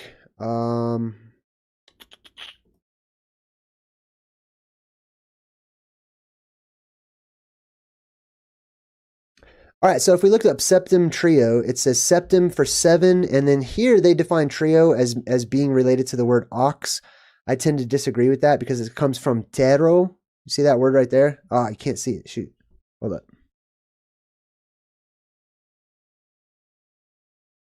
Let's see. Oh, tero, right here, to rub. Now that word tero is directly related to tower and mountain and things like that. And that's how we get that. So I believe that this is a loose translation when they translate it as meaning 7 oxen. I don't think that's right. I think it's 7 deru, or 7 towers, or 7 mountains, 7 castles, etc., right? So that's septum. And then if we look up that word tero, actually, I already looked it up for us, it means the earth's surface, the soil, the ground, the land. Often it just means earth. That's where we get the word terra from, right? Like terrestrial, that's where that comes from. So 7 lands, 7 mountains. All right, cool. Let's go back to this 7 mountain mandate and see what this is. I just learned about this too. It says the 7 mountain mandate is a part of dominionism. Dominion theology is a group of Christian political ideologies that seek to institute a nation which is governed by Christians and based on their understandings of biblical law. All right. Followers claim that the biblical base for their movement is derived from Revelation 17, 1 through 18, wherein verse 9 it reads, "And here is the mind that has wisdom. The 7 heads are 7 mountains." The 7 areas which the movement believe control society, and which they continue to control in the areas of family, religion, education, media, entertainment, business, and government. So here's what they're saying. They're saying that essentially these 7 mountains that are spoken of in the book of Revelation, that they're just symbolic, that they represent these different areas of life. They might, as above, so below. If astrology has influence, the stars above have influence, or the lights above have influence over our lives in certain areas of our lives, then can't also certain areas of the earth impact us and have, have an effect on our frequencies as well? I think so. I think so. I'll tell you where this came from too. I was actually watching Under the Dome, and they had these like 7 amethysts or something. They had one big amethyst, and they had to cut it into these irregular shapes, and it had to be 7 pieces, which I thought was really interesting. It's actually 6 pieces with like a central centerpiece in the middle. That centerpiece is Mount Meru. And I have an idea. I don't think I drew it out this time, so I'll have to give you a visual next time. But if you imagine, let's go back to the map here. All right, so here's the old map of the North Pole. I'll zoom out a bit. Let's zoom out a bunch. Okay, so if you imagine that there's one sky pillar or sky beam coming straight up from Mount Meru, that's the central point, that's the Holy Grail, etc. And then around that, it is said that there are 4 others, that there are these 4 witnesses, 4 columns, 4 strings that hold up the sky, 4 pillars, 4 beams, etc. It like directly right next to the mountain itself. Now, I haven't found any on any of the maps yet, anything in that central region, but like I said, even finding maps with this on it is hard to come by. But if you have those 4 that surround the central figure, and then you have an anode and a cathode on each side, you now have 7. You now have 7 possible sky beams or pillars. All right, so let's jump into the mythology. Oh, actually, hold on. So back to the 7 Mountain Mandate. Basically, the people who are a part of this this movement or belief system, it says that they believe their mission is to take over the world, and that it's justified by the Bible. And it says, it's based off of Isaiah 2:2 that says, "Now it shall come to pass in the latter days that the mountain of the Lord's house shall be established on the top of the mountains." That's talking about Mount Meru, right? That's the throne of God, they say. Followers believe that by fulfilling the 7 Mountain Mandate, they can bring about the end times. So here we go. These 7 mountains are automatically directly related to eschatology and the study of the ending of, or resetting of the world, I should say. And sometimes it's shortened just to 7M or whatnot. I guess this was pretty huge for Donald Trump. I guess his advisor, his spiritual advisor, is really big into this whole 7 mountain stuff. 7 Mountain Mandate, the Trump prophecy, it says to check out too. All right, let's move on. Now, check this out. We're gonna read some myths and legends about the 7 mountains. All right, once Vishnu and Lakshmi had a quarrel. This is in Hinduism. Lakshmi left Vaikunta in a huff and came down to earth. Vishnu followed her and tried coaxing her to return, but she refused. So Vishnu decided to remain on the earth until he could convince her to return. He looked for a home on the earth that reminded him of Vaikunta and found 7 hills on a mountain range that reminded him of the 7 hoods of the great serpent, right? As above, so below. So those 7 hoods of the great serpent would represent the above, just like the 7 stars of the Little Bear constellation, right at the North Pole. And then it goes on to say, reminded him of the 7 hoods of the great serpent Adeshisha, on whose coils he rested in the ocean of milk. Now, we've talked about the ocean of milk too, and what that possibly could be, which is basically an old Hindu legend that says that the ocean was churned up, right? That the gods all got together, the good ones and the bad ones, the positive and the negative, were turned on, or they all came together and activated, essentially. And that had an effect on our oceans, turning them white, or at the very least, turning the ocean around Hyperborea, or those northern lands where those mountains are, turning them white, right? As the ocean was essentially aerated and, had a lot of debris and bubbles in it and stuff, making it look like an ocean of milk. So it says that he made his home there. So that's where he made his home. And we're talking about Vishnu. Today he stands there as Tirupati, atop the 7 hills of Tirumala. So there's 7 hills again. And one deity-like person or character that lives central to that.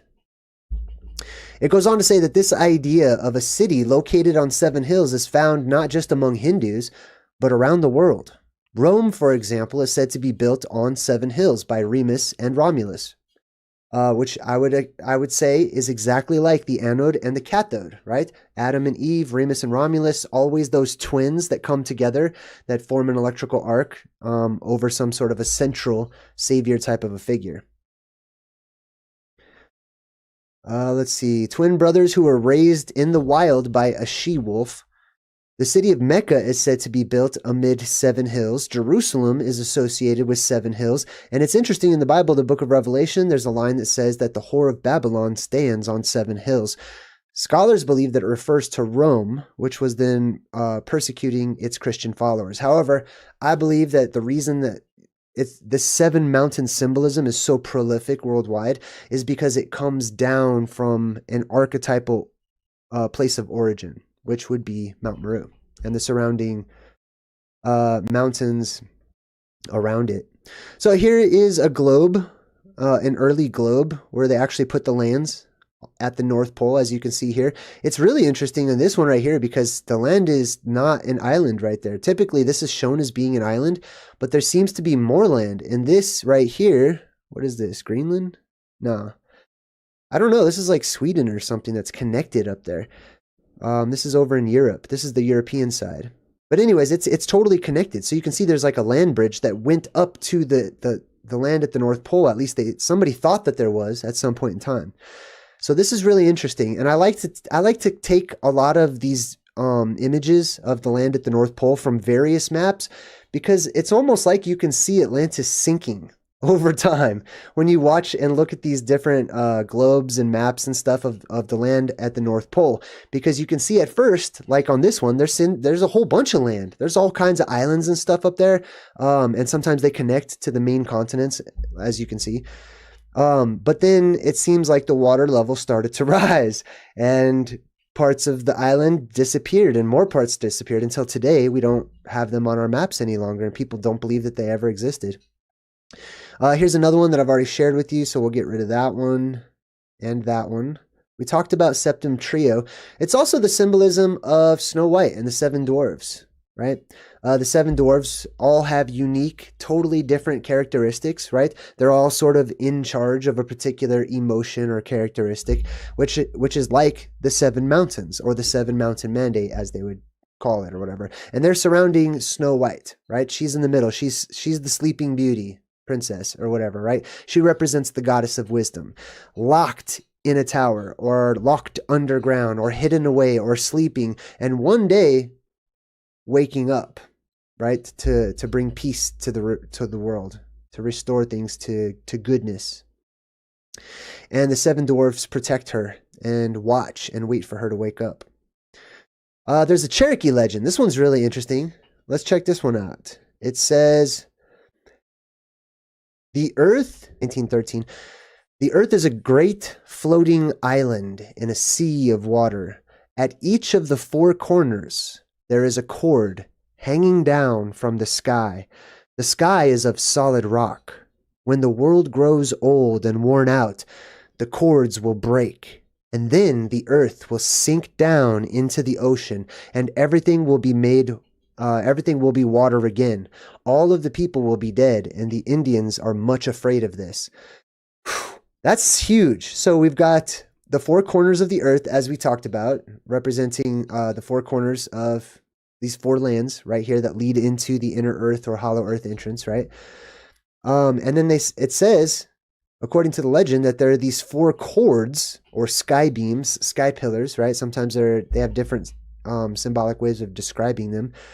And it says that the sky is solid. Basically, these four cords are seen as hanging down from the sky and touching the earth, or pillars that hold up the sky and keep it from crashing in on the earth.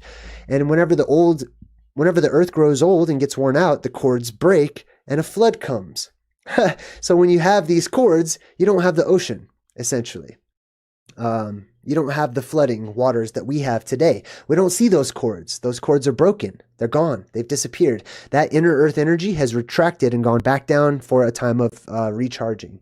But one of these days, those poles, those pillars, those columns and beams will push back out and be seen as ridding the world of the ocean or the flood waters, and holding up the sky as well. I think I have read this one before. I'm not going to read all of the rest of this legend, but I just wanted to read that particular part of it. All right, so this one's really interesting. This one is, I think this is from the book of Enoch. Let me double check.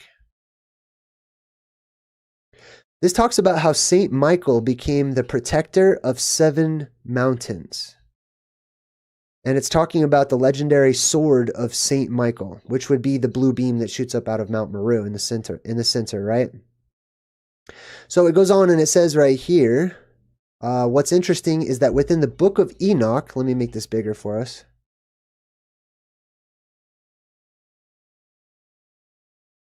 All right, in the book of Enoch, St. Michael is associated with 7 mountains. And then it says, and I went beyond it and saw 7 magnificent mountains, all differing from each other. And the 7th mountain was in the midst of these, and it excelled all of them in height, resembling the seat of a throne. And fragrant trees encircled the throne. And amongst them was a tree such as I had never yet smelt. Neither was any amongst them, nor were any others like it. It had a fragrance beyond all fragrance, and its leaves and blooms and wood wither not forever. So we have these 7 mountains that are associated with Saint Michael. It says the 7th mountain was in the midst of these, and it excelled them in height, resembling the seat of a throne. So this central mountain is Mount Meru. This is the mountain right smack in the middle, and it is surrounded by the Knights of the Round Table. It is surrounded by its holy witnesses, etc., or living creatures, however you want to see it. It's also the tree of life, surrounded by lesser trees, right? Lesser, smaller sky beams, etc. Here's another one called the 7 Giants. This is a traditional legend about 7 giants. I'll just go ahead and read it. Sorry, it's so small. Traditional legend about 7 giants that might explain how the Sieben Gebirge, the 7 mountains, came into being. Once upon a time, the river Rhine did not flow from its spring in Switzerland through Germany and the Netherlands into the North Sea as it does today. Close to a little town, the future Königswinter, a range of hills stopped its flow, and the waters dammed up to a big sea, whereas the village remained without water. The citizens suffered greatly from this situation and wondered what to do. Finally, they hired 7 very strong giants to dig a canal through the range of hills so that the river Rhine could continue its flow. The 7 giants arrived, each one with a giant-sized spade on its shoulder, and got to work. 3 months later, the waters of the Rhine flowed freely, depositing rich soil on both banks. The citizens were delighted. After receiving their generous reward, the giants got ready to make their way home. However, they did not want to get home with their spades all dirty, so therefore they tapped their spades on the ground, and clods of earth, clod upon clod, fell from the spades onto the ground, forming little hills that grew bigger and bigger. With the 7 giants, when the 7 giants shouldered their spades and went back home, they left behind 7 hills behind them. Right? Very interesting. Here's mountains about the legend of the mountains from the Nez Perce. I'm going to go ahead and read this one too. The story goes that the 7 Devils Mountains. So this is why I included this, right? Because like I said, sometimes when you have the blue beam energy, the world is positively charged. It's filling with positive energy. That's why we have a golden age and everything gets better, right? But then it starts to fade away and entropy starts to kick in and stuff. And then whenever those blue beams retract back into the earth, those same places that provided the beams are now seen as possible bad guys to the grand storyline, right? So sometimes they're devils, sometimes they're angels. It just depends on what cycle we are in. The story goes that the 7 Devils Mountains were once 7 giant, child-eating monsters living in the Blue Mountains of eastern Oregon. Each year, the monsters traveled east, devouring Nez Perce children in their path. According to the Nez Perce legend, the tribe's chiefs asked Coyote to help free the children from the tyranny of the 7 giants, and Coyote asked his friend Fox for advice. "We will dig 7 holes," said Fox. "We will dig them very deep in a place the giants always pass over, and then we will fill the holes with boiling liquid." This is a reference to the oceans boiling, basically, right? And it doesn't have to be because they're hot. Coyote gathered all of the animals with claws. Beavers, marmots, cougars, bears, they all worked together to dig 7 holes. Then Coyote filled the holes with a rust-colored liquid. Coyote and Fox dropped hot rocks into the liquid to make it boil. The next time the 7 devil monsters traveled east, they fell into the 7 deep holes of the boiling liquid. They fumed and splashed, but they couldn't climb out. Excuse me. Oh my goodness. Sorry. They fumed and splashed, but they couldn't climb out. As they struggled, they scattered the liquid as far as man could travel in a day. Coyote came out of his hiding place and said, "You are being punished for your wickedness. I will punish you even more by changing you into 7 mountains. I will make you very high up so that everyone can see you. You will stand here forever to remind people that your punishment comes from bad deeds. I will make a deep gash in the earth here so that no more of your family can get across to trouble my people." Now, what you're hearing right now is the ancient beginnings, the origin stories, as seen from the perspective of the Nez Perce, right? If we can learn to exercise comparative mythology and to see all of these perspectives and put all of them together to find out, holy cow, are you serious? Uncommon Truth Shaman, thank you. Wow. Man, I wasn't even in the chat. I'm super honored. Thank you very much. Hold on, let me see if you said anything. Let's see, where's my chat? Wow, oh my God, that's amazing. Thank you. Hold on, let me pop this chat out. Okay, that's $100. I gotta stop and say thanks. Earlier, catching up on some of your vids due to being super busy as of late, you mentioned your son being down with the Good Vibe Tribe. Yes, as a grateful member of the tribe, I make this contribution as a good vibes to your boy and yourself. Dang, thank you. I'm gonna spend it on my boy. I don't know what I'll do yet. Maybe we'll go see a movie for sure. Thank you. Gosh. Okay. Thank you so much. I'm going to get back to the presentation, but wow, that was very surprising and I'm honored. Okay. Where was I? Okay. So they dug the holes and, the monsters became mountains after they fell into the holes, etc. Phew, man. So Coyote comes out. He says, "I will punish you even more by changing you into 7 mountains. I will make you very high so that everyone can see you," right? He's talking about the height of the mountains. If you listen in the music industry, you'll notice that they reference these high and lofty mountains. When they talk about something being high and lofty in the ancient times, I have found that quite often they're not talking about just a hill or something that's tall. They're talking about something that is exceedingly tall, something that you have to look up to see the top of. You know what I mean? Something that's very, very tall. Not like standing in front of a regular tree or something, but something that is unusually gigantic.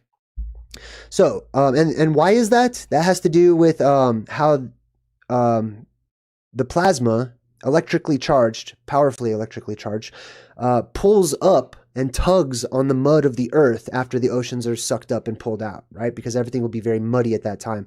So it goes down to ground itself to the earth. The plasma comes down to ground itself, but before it touches the earth gets excited and it's literally pulled up by the electromagnetic charge. The mud is pulled up to meet the plasma in the sky. When it touches, it solidifies, being petrified as the current completes the circuit and runs through it to petrify it. Just like, I'm pretty sure that's how the petrified trees and the petrified forests and stuff were created as well. At least something similar to that. All right, so he says, "I'm going to change you into 7 mountains as a punishment. I will make you very high so that everyone can see you. You will stand here forever to remind people that your punishment comes from bad deeds. I will make a deep gash in the earth." So this is another boundaries. These are some boundaries that are being created in the area commonly known as the Garden of Eden, right? Where certain people can stay or come and go and certain people cannot pass through. All right, Coyote changed the 7 giants into 7 devil's mountains, and then he struck the earth and opened a deep gash in its crust. A deep gash in the earth is also known as a trench, right? So if you're 21 Pilots fan, like I like the 21 Pilots, their whole album is, one of their last albums is called Trench. And they have a lot of symbolic imagery with the plasma coming down and the Nico and the Niners song, etc. A deep gash in the crust of the earth, Hell's Canyon, at the feet of the petrified giants. So here's another call out or shout out to what a lot of people call mud fossils, which are ancient biological life petrifying, or some sort of an ancient petrification weapon of the gods, right? Some sort of thunderbolt of the gods that has the ability to petrify people, or the snakes of Medusa's hair, etc., right? Plasma. No more evil monsters from the Blue Mountains, troubled children in the land of the Nez Perce. That was it. That was pretty interesting Nez Perce story, so I'm going to close that one out. This one, here's another one. This is the legend of the Seven Sisters. 15 minutes after our ship... Oh, hold on. Oh, the legend. Here we go. All right, so the story starts in Vagalin, who lived in Lofoten, and who was spurned by women in the south. One female by the name of Lekmoya even called him a simpleton. One evening when Lekmoya had gone to Jota to make unleavened bread, 7 beautiful unmarried sisters escaped from their father, the king of Sulitjilma. Sorry. When Vagalin saw the 7 sisters dancing naked in the fjord, the temptation proved too great for him, so he mounted his horse and rode south in pursuit of the 7 sisters. From Jota, where she was baking, Lekmoya heard a huge commotion, dropped her rolling pin, peel, and pastry board, and rushed home to Leka. Hestmanin, who was woken by the noise, shot an arrow south. However, the king of Brony Island saw this and threw his hat to intercept the arrow, which landed in the sea. At this point, all of the individuals were turned into stone, as they had forgotten the golden rule. According to Norwegian folktales, trolls are turned to stone if they do not hide before the sun rises. So, word to the wise, the light. The trolls don't tend to like the light, right? Anyways, that's also symbolic and literal. Here's another interesting one. This one comes from Vietnamese and Korean creation myths. It says, also popular are the creation narratives that depict the early universe as lacking a distinction between human and non-human domains, which were later separated. One separation myth taught that heaven and the earth were tightly bound to each other. That means connected. To force them apart, the god made heaven swell or get bigger, and copper pillars. This is really interesting how copper starts to make its, starts to show up in my research. Copper pillars were erected on the earth's 4 corners to keep apart the heavens and the earth. So here's 4 more columns, 4 more pillars that are said to be these sky pillars that keep the heavens that have swollen up. When you see these pillars shoot up into the air, the optics change in our world because there's a huge amount of vapor or fog or mist, however you want to call it, that changes how the light acts in our atmosphere and how we thus perceive things that are up there in the sky. So essentially, what do you call it? Like it's I can't remember the word for it, but it's like when you zoom in on something optically, right? That's what's happening with our sky because the optics change, because the conditions change. So the sky, when the sky is seen as swelling, that's or crashing down to us, right? Because a lot of people thought that the heavens were falling, essentially. That's when you see the support pillars, the support beams of the earth that shoot up out of the earth. All right, last but not least, we also have, now these are just some references. There's many. This is a great study if you're interested in this particular topic. There's mounds upon mounds of information that you could look up. The 8 pillars, also known as the 8 pillars of the sky. Let me make this one a bit bigger. All right, the 8 pillars, also known as the 8 pillars of the sky. The 8 pillars are not one mountain, but instead, as the name suggests, 8. Each said to be located along one of the main compass points. According to Chinese mythology, the mountains were thought to hold up the sky, although only 7 still maintain this purpose. So they still see it as 7 mountains holding up the sky, right? The 8th, Buzu, of the northwestern point, was damaged by the water god Gongong in a fit of pique after he lost a battle to claim the throne of heaven, aka Mount Meru. Remember we talked about Gongong whenever I broke down my Truth in Movie segment for Everything Everywhere All at Once, right? And we talked about who Gongong is. Very interesting one. Definitely check that one out. So yeah, let's go back to our main map. There are various pillars. There are various sky pillars. Sometimes they're cartoonified over time, and it falls to us to reconstruct these legends, these myths, these prophecies, these stories, and ancient texts, and combine them and balance them out with what we know today, or with what our current understanding of things scientifically is, right? So far.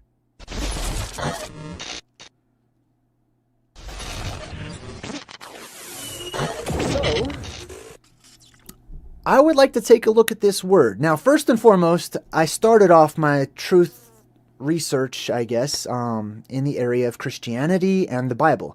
Now, this is of particular interest to me, and it was at the time, being a pretty strong Christian and into the Bible. This word right here, Tartari, Gran Tartari, or Tartaria, right? Interesting. You see how it's spelled right there? T-A-R, T-A-R, and then I-E. The I-E part is essentially, you see that at the end of a lot of country names, or it's I-A, right? Yeah. We'll get to that later. But it's an interesting word. Why? Because it's in the Bible, and it literally talks about how these bad angels were sent down into the inner recesses of the hollow entrances to the earth, and they were locked up inside of the earth. They couldn't get out, right? Which I believe in. I believe that there are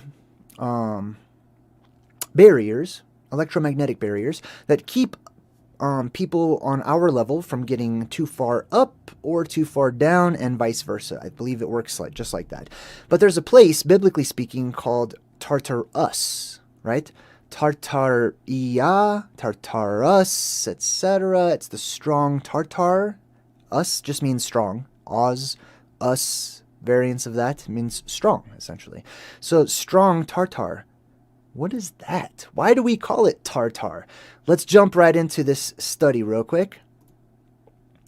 Hey, congratulations to Anna Marie Chavez. Boom. Good Vibe Tribe for 3 months, and says good vibes your way. Thank you. I appreciate you.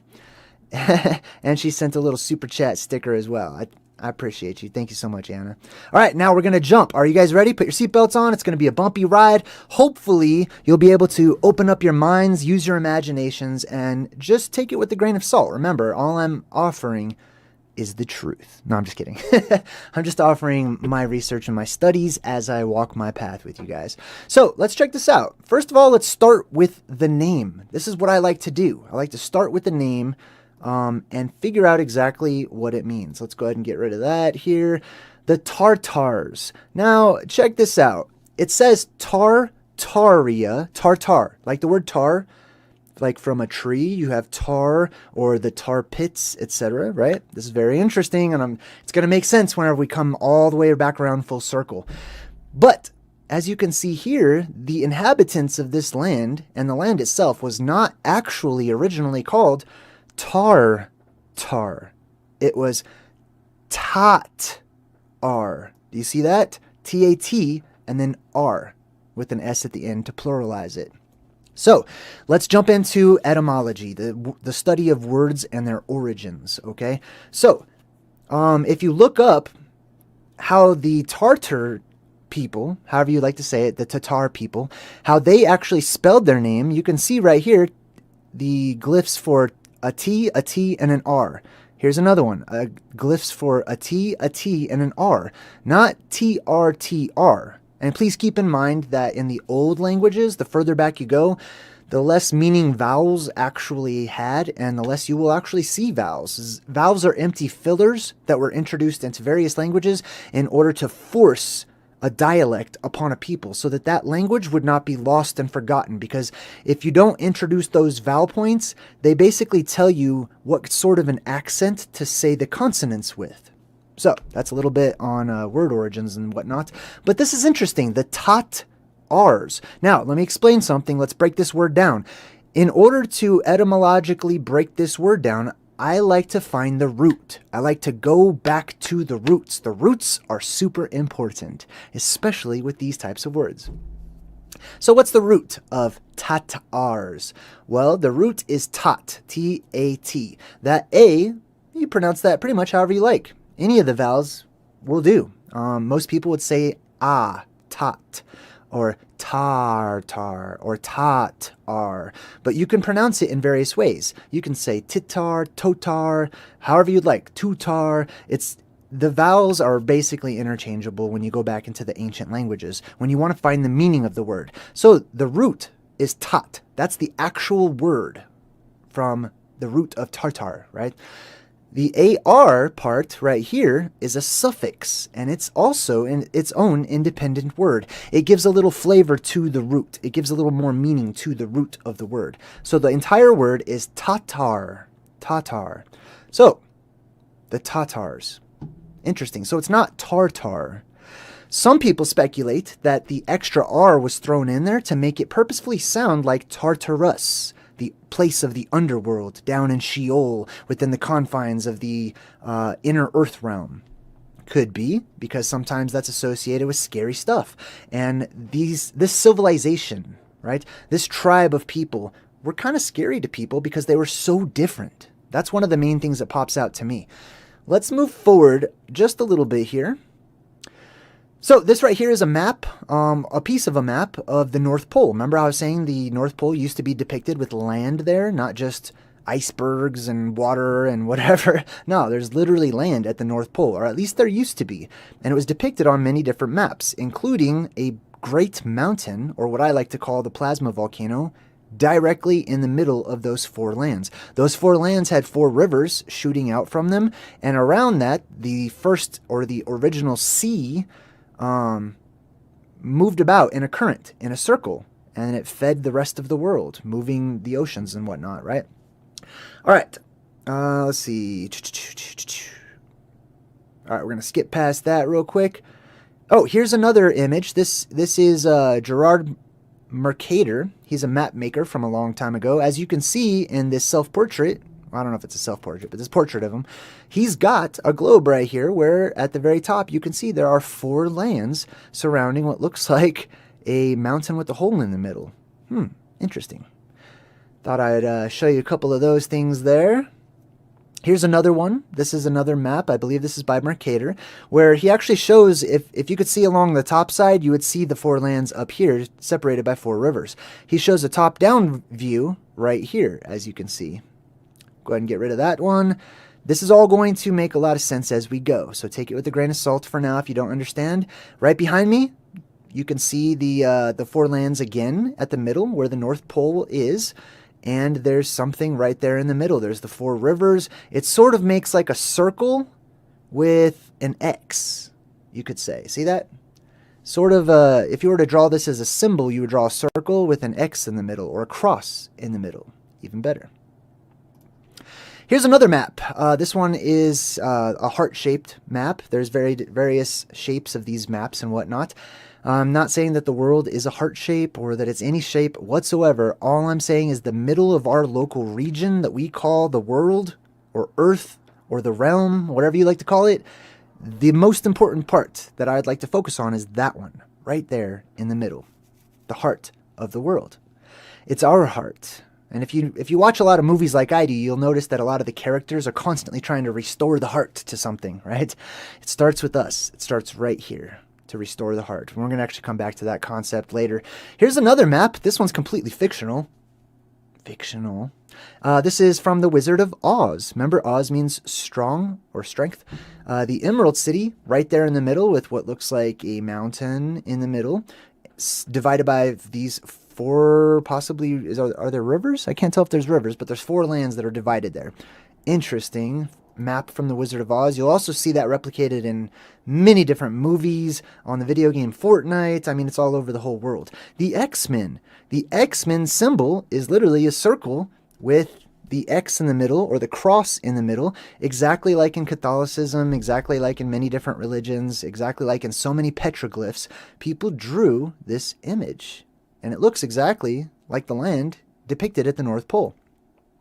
So let's talk about the origin. Let's go back to the origin of this word, tat. We'll come back to the North Pole in a minute too. So we're just trying to figure out the Tartars. Well, we figured out that it's not Tartar. It's actually Tat-ar, or Tator, I should say. That's really a little bit better of a pronunciation. Tator. Okay? So tat, we're going to focus on that root of the word right now. We'll come back to the or suffix in a minute. Tat. Let's check this out. Now, remember, it's basically two letters. We already looked at that. It's the T and the T. Whatever language you speak, it's a T and a T. That is the word. T-T. Those are the two letters, the two images that give us meaning for describing something. So, one could make the case that many of other words that sound exactly the same with the two T sounds are going to have a similar root, right? So let me give you a hint. The tat. Remember that circle that we looked at? Let me bust out this circle real quick here. Where'd it go? Where's my tat? Oh, I got rid of it. Ooh, did I get rid of it? Ah, I did. Okay, no worries. I'm going to pull this up real quick. This is super important. I'm typing in Tet, Hebrew, Paleo. Boom. So the Paleo-Hebrew language is akin to the ancient Phoenician or phonetic language. It's where we get the word phonetics from. And this right here, this X with the circle in it, is the letter Tet. Now check this out. Tet is how you pronounce it in more of a cowboy dialect here in America. Okay? America. But it's not pronounced with a hard T. It's more of a TH sound. This is also the theta in the Greek language, theta, right? So the tet is actually thet or theth, however you like to pronounce it, but it's more of a TH sound than it is a T sound. They have another letter T towards the end of their alphabet, or their alphabet, and that one is more of a hard T sound, okay? But this one is more of a TH sound. And it's a circle with an X right in the middle, just like at the North Pole, right? It means, it's the letter Tet. It's the 9th letter of the Phoenician or ancient Hebrew alphabet, or alphabet, and therefore it represents the number 9. Interesting. So if you come across the number 9 a lot, right, and you wonder what the number 9 represents symbolically, you can go back to the roots of where the number 9 came from and what it was drawn as, which is this. Now, if you look over here, you can see it says the pictograph for the Tet looks like a snake coiled inside of a basket. Not to me. That doesn't look like a snake coiled inside of anything to me. I mean, I'm just saying. However, the concept or the image of a snake is strongly associated with this particular glyph for some reason, right? I believe, personally, because this glyph represents the land at the North Pole. It represents the top of our world. And that is the garden, the original Garden of Eden. It's the place where the fruits of the world first grew. It's the place where the snake lived in the Bible, in paradise with Adam and Eve and stuff, right? I believe that the snake is plasma. Okay, we've talked about that many times. And I believe that there is a mountain in the middle of the world, or a great tree that shoots up from the middle of the world in the form of plasma. But let's get back to the Tet. It says the pictograph for a Tet looks like a snake coiled inside of a basket, whereas the classical Hebrew script is constructed blah, blah, blah, blah, blah. Oh, it's I don't want to get into that right now. So basically, there's 3 things that the Tet represents traditionally. 1, a basket. 2, a basket that carries food, I should say, specifically. Okay, a food basket. And then it also means to surround as well, right? To be surrounded or to surround something, right?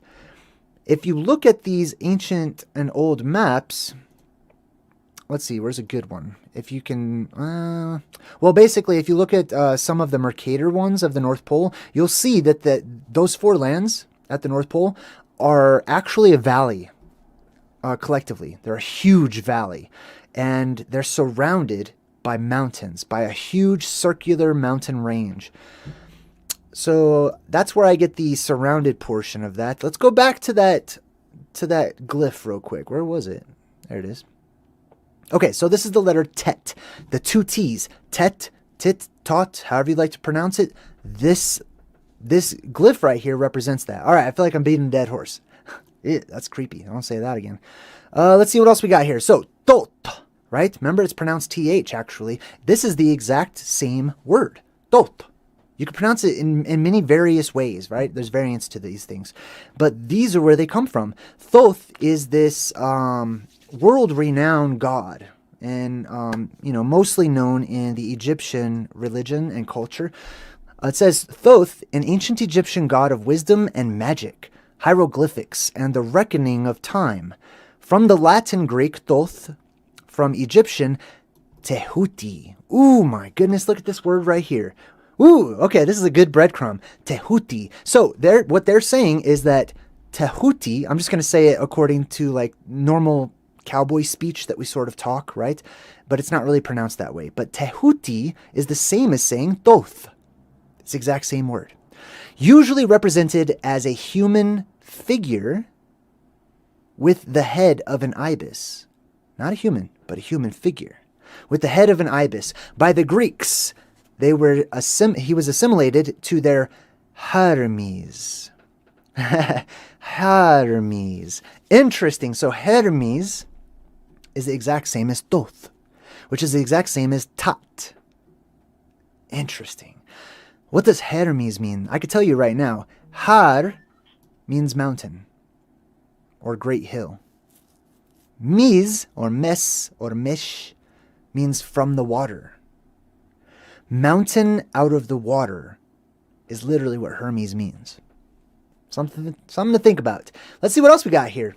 How about the word thought? Many people have made the correlation between Thoth, the god of wisdom, one of the things he's the god of, and the word thought. Thought. It's the exact same word, right? Now check this out. This is something interesting. Here's some food for thought. The word thought is the same as the word think. Right? The word think comes from thankt. When you thank somebody, you are literally considering them. You're thinking of them. You are thankful or thinkful. You're considerate of them. You think about them. Somebody does something for you and it makes you think of them. So you say, I think you. I think of you. I thank you. That's where that comes from. We also have, the Tuatha De Danann. Tuatha De Danann. What is that? Some people may have come across this in your research. May not have. They're not as popular as, say, the Greek gods and the Roman gods and the Egyptian gods. This is more Gaelic or Celtic, Irish type mythology going back to their beginnings. But check this out. Tuatha De Danann. Danann is the name of a particular god or goddess. De means God, like Opus Dei. The word De literally means God. What is this? We have a T and a T again. Tuatha. Tuatha. Interesting. What was that other one that we just learned about, right? Let's go back here. Let me get rid of this one right here. Let's see. Tehuti, remember? Thoth, another word for Thoth or Tat is Tahuti. Tahuti. They just put an I at the end of it. It's a suffix, essentially. Tehuti is the same as Tuatha. Exact same. So what does Tuatha mean? Well, let's check it out. Tuatha De means tribe of the gods. So it means tribe. Tuatha means tribe. Let's see if we can get some more witnesses to this to establish it. Let's move forward. Oh, check this out. This is a pretty good book, actually. What is this? It's called Race and History. And there's various chapters about the Tartars. And see how it's spelled right next to my head right here? T-A-T-A-R. Not Tartar. However, Tartar is fully acceptable, and I'm going to teach you guys why.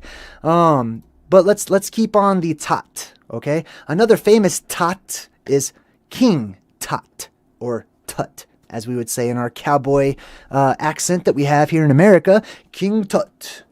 Well, his name is not just Tut, okay? It's Tot, or Thoth, right? Thoth. His name is Tutankhamen.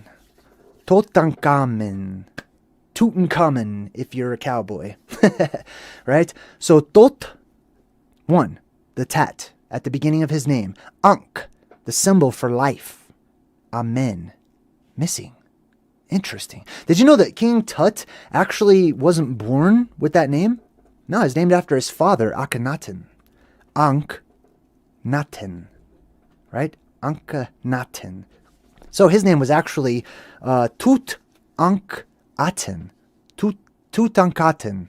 So in cowboy language, if he would have kept that language, his name today would be Tutankhaten. Instead of Tutankhamen, whatever, however you like to pronounce it. It's very interesting to me, the name of King Tut and what he was named after, right? This is called the Amarna period. Let's check this out real quick. It says the Amarna period was an era of Egyptian history during the later half of the 18th dynasty, when the royal residence of the pharaoh and his queen was shifted to Akhenaten in what is now Amarna. It's marked by the reign. Hold on one sec. Let me go to Akhenaten real quick. Let me just check out Akhenaten real quick, okay? This is King Tut's dad. You may have seen him on shows such as Ancient Aliens 1,000,000 times. So, Akhenaten. What does his name mean? Let's check it out. Effective for the Aten. What is Aten? Well, let's go back a bit. I'll just explain to you. Aten means sun. It's the god of the sun disk, essentially. So they replaced the sun disk god, or giving honor to the sun, essentially, the disk of the sun in the sky, as they saw it. And King Tut was named after that sun disk. But he was like, no, that's not going to be my name. My name is going to be the missing life force. Tut, Tat, the missing life force.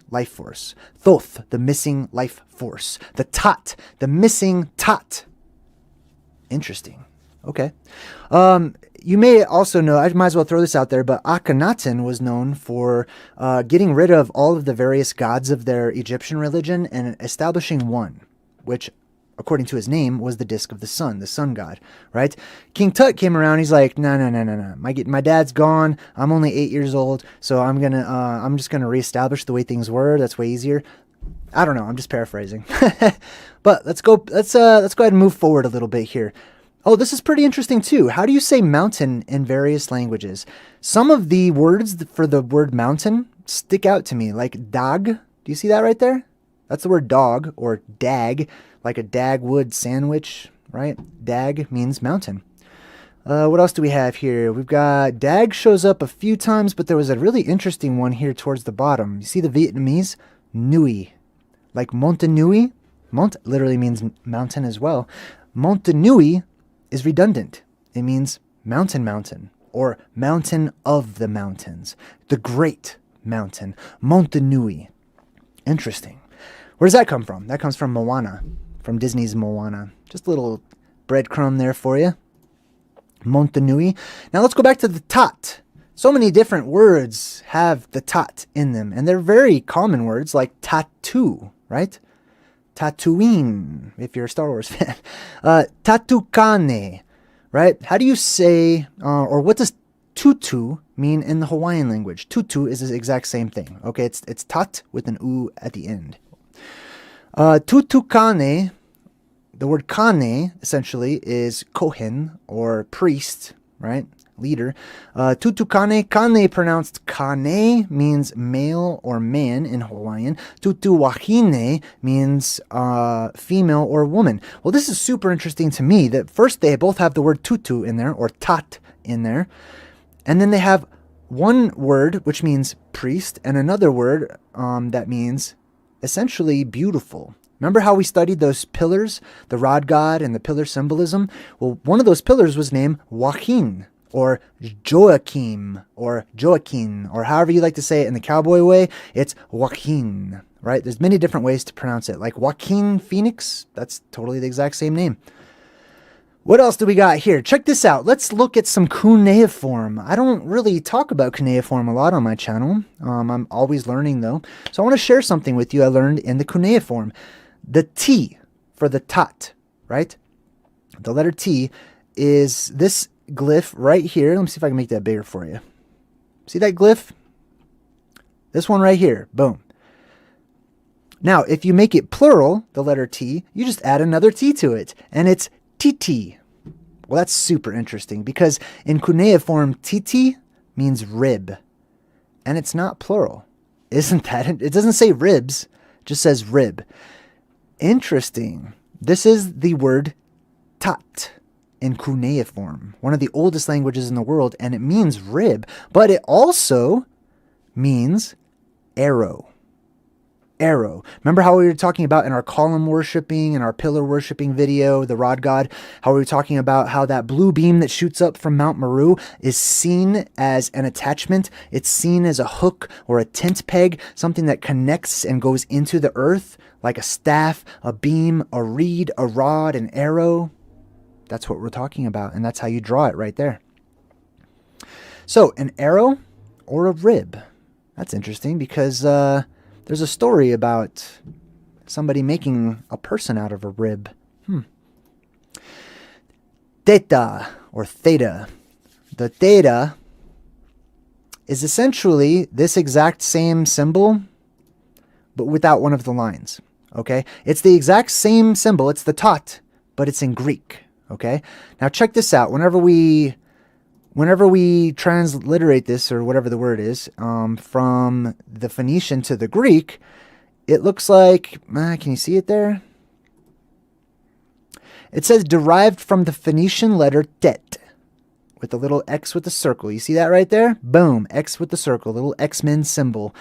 I believe it's the X-Men symbol because the people that go to the North Pole are closer to the blue beam and therefore stronger in power that they get from that electromagnetic energy, etc. There's all kinds of backstory to that, but we'll talk about that another time. In the system of the Greek numerals, it has the value of 9. Interesting. It's also, the theta was used as a warning, a caution. It also, by extension, meant death. And it's just a circle with a line through it. Kind of like, oh, Deadpool. That's literally Deadpool's symbol is the theta or the tat. Deadpool is an immortal. Deadpool can't die, and he's represented by the color red. Super interesting. So if you're just now joining us, we're talking about the origin, the etymology of the word Tartar, or the Tartars, or the Tatars, the Tartarian Empire. Who are these people? The civilization of the Tatars. Check this out. The theta is also used right behind me. See that right there? In math. In math, it represents an angle to a plane. A plane as in a flat surface. An angle. Like, I don't know, a volcano, a mountain, etc. It's symbolized by the theta or the tat or the tet. Interesting. Wow, we're getting some places with this, right? It's all about to come together. Another tet word is that. Remember how we looked at the ancient cuneiform script and the glyphs that said that it literally means arrow? That is this. It's an arrow. It points. It directs somebody. That's what the word that means. It's literally an arrow, and it's the word tet, essentially. I thought that was pretty interesting. We also have Teutonic, right? If you've looked into ancient cultures, you'll come across the Teutonic people.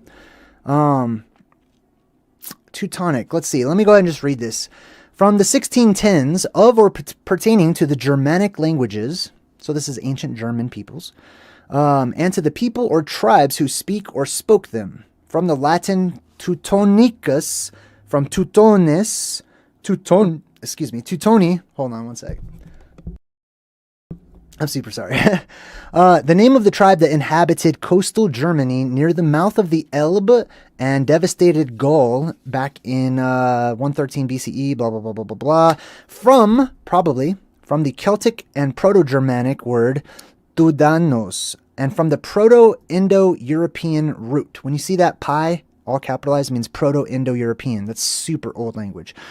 And it's tuta, which means no way. Look at that. Make that big. Can we make that bigger, please? Tribe. Tot. Tet. Remember we were looking for another witness to that to the other word? Tehuti? Where is it? Make that smaller. Jesus, right there.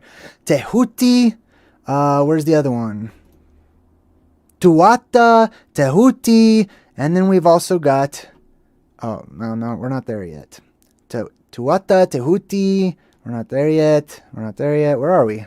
Oh, Tuta, the Proto-Indo-European root. It means tribe. So, by extension, we can assume that the word tet, tot, thot, however you like to pronounce it, the root of it essentially conveys family. It conveys a group of people. It conveys a tribe. It conveys a civilization. It conveys whatever other words that mean the same thing, right? Pardon me. All right. So interesting. Let's check that again. Teutonic, right? Forget about the onic part. Just look at the root. Tut, right? Tot, like King Tut, Tutankhamun, however you like to pronounce that. There's also the Grand Tetons, which is an amazing place. I've been there a few times.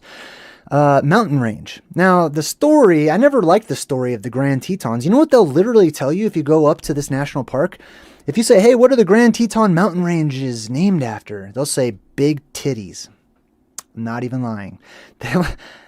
Which is interesting because tat or tit or tit or whatever, or titi is actually literally, in many different languages, how you describe certain genitalia from male and females. I kid you not, right? It doesn't make it bad or grotesque or perverse or anything. It's just that these words changed over time. What does it mean? It means something protruding at an angle. Same thing as the theta, right? Just like this mountain range. Some people would say it just means big boobies, and that's how they see it. And in a way, they're sort of correct in that they're angled to the plane or the earth, etc., right? But it also could mean the great Teutonic people, the great family, the great tribe, the great gathering. That's what also this could mean too, by extension. So we've talked about the root of the tat, the tatar, right? Let's talk about the ar.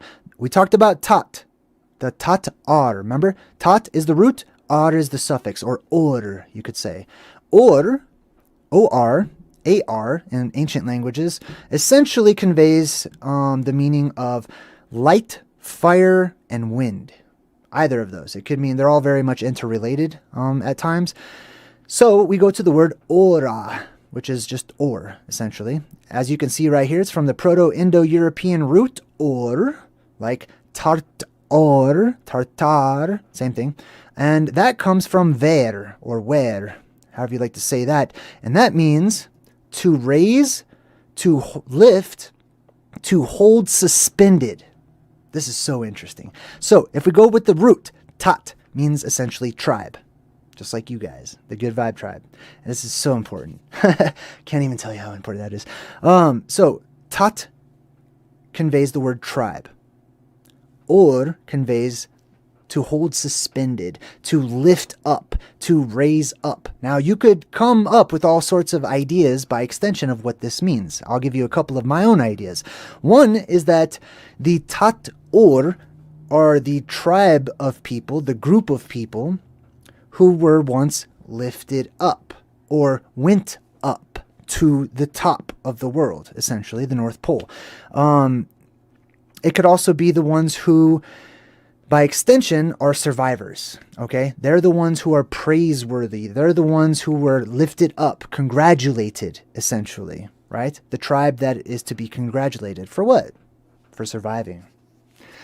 That's one of my ideas, at the very least. Let's check out another word that has the root tat and the suffix or. Tut or, tutor, tutor. Tutor. What's a tutor? A guardian, a custodian. It also means a watcher. Tutus, tueri, to watch over, to look at.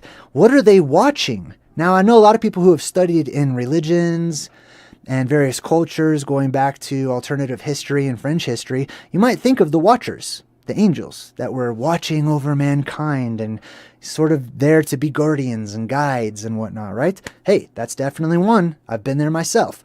But what if, when speaking of humans or people who are like us, right? What if they're called or referred to as the Watchers? What if they are survivors of the plasma apocalypse? They're a great tribe, a great family, and they're called Watchers. What are they watching? Are they watching the other humans? Possibly. The next step for me is to go back to the word we started with. Remember, today they're not called Tatars. They're called Tartars. The word tar, twice in a row. So we need to look this up. Why do we call them Tartars? I'm sure you guys are familiar with the word tar, right? Tar, like comes from a tree, comes from the ground. There's tar. It's just sticky, viscous liquid stuff. And it says here, a viscous liquid, that kind of means like sort of semi-slippery. Old English, tioru or teru. Teru. Where have I heard that before? Teru. Tar, bitumen, resin, or gum. Literally the pitch of certain kinds of trees. The word tar is directly related to the word tree. It's actually from the Proto-Germanic teru, right? Terra. Well, that's interesting. Terra. Don't we call Earth terra? We say terraform. You're talking about forming the Earth. Terra, right? Teru. The Middle Dutch tar, tir. Let's see. And then from the Proto-Indo-European root, deru. You see that T letter sounds a lot like the D letter. So oftentimes they changed over time. So instead of teru, it was deru. Deru means essentially firm, solid, and steadfast with specialized senses, wood and tree. Interesting. Wood and tree. Let me see what else we got here. I want to talk about the word teru a bit more. Let's see if I can find... I made the page too big, so now I'm all out of place. Let's see, what do we got? Let's see. Teru. I'm just going to type in deru, see what it does. Boom. Let's see what happens. Does it have it? Deru. There it is. Cool.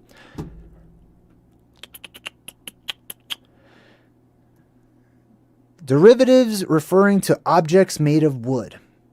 So essentially, this deru, this is where we get our word for tree. Okay, teru, teri, all those words essentially mean tree. Okay. Now, check this out. We're about to make an interesting connection, right? Wow, look at all these words that are related to the word tree. That blows my mind. The Sanskrit word drew, like Drew Carey, same thing. If your name is Drew, it means tree. Drew means tree or wood. Daru, wood, log, and timber. The Greek diris, oak. Dremos, copse, thicket. Doru, beam of a beam or a shaft of a spear. Wow, interesting. The Old Church Slavonic drevo, which means tree or wood. Serbian drevo, which means tree. Drva, wood. Russian drevo means tree or wood. You get the point, right? I could go on and on and on. This doesn't even stop. So, where did we get this from? We got it from the word tar. So tar, we just established in the root, in the old language, means tree. It literally means tree. But it's tartar. Why would they be so redundant and say tartar? Tree? And this is what they're calling the people. The civilization is called tree. It's redundant, or is it? It's repeated twice for emphasis. You know what that's called when people repeat the same word twice? It's called tautology. I kid you not. It's the exact same word. Tautology. Repetition of the same word, essentially, right? I believe that this is done to give emphasis. It's the tree of the trees, right? Just like Monte Nui is the mountain of the mountains, the great mountain. So the tree of trees, the tree of all trees, is the world tree. And that, Tartar, is exactly what these people were named after. There's a tribe a lost tribe named after a world tree, a tribe that no longer exists, a civilization that's been dispersed and scattered to the four winds. Does this sound familiar to some of you? Because it does to me. I may have heard this story a time or two. So, what am I getting at? This right here, we'll just use this image of the top down from the North Pole on a modern day map or whatever. As you can see, around the North Pole, we've got Russia directly next to it. We've got Canada, the northern United States, and then we've got, you know, Greenland and the island parts of Europe. Interesting.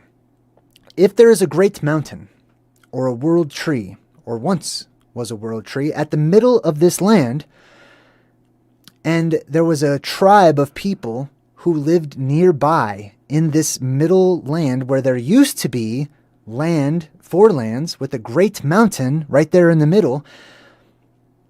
Well, let me remind you, remember when we were studying the Native American stories and we read about the Zuni? And the Zuni were talking about how they, a long time ago, their people sought out the middle of the world. They knew it was a safe place. They knew it was a place of refuge when all the rest of the world was in chaos. They went to the middle. They made a pilgrimage to the middle of the world. They explored, what do you call that? Sabbatical? I mean, whatever you want to call it.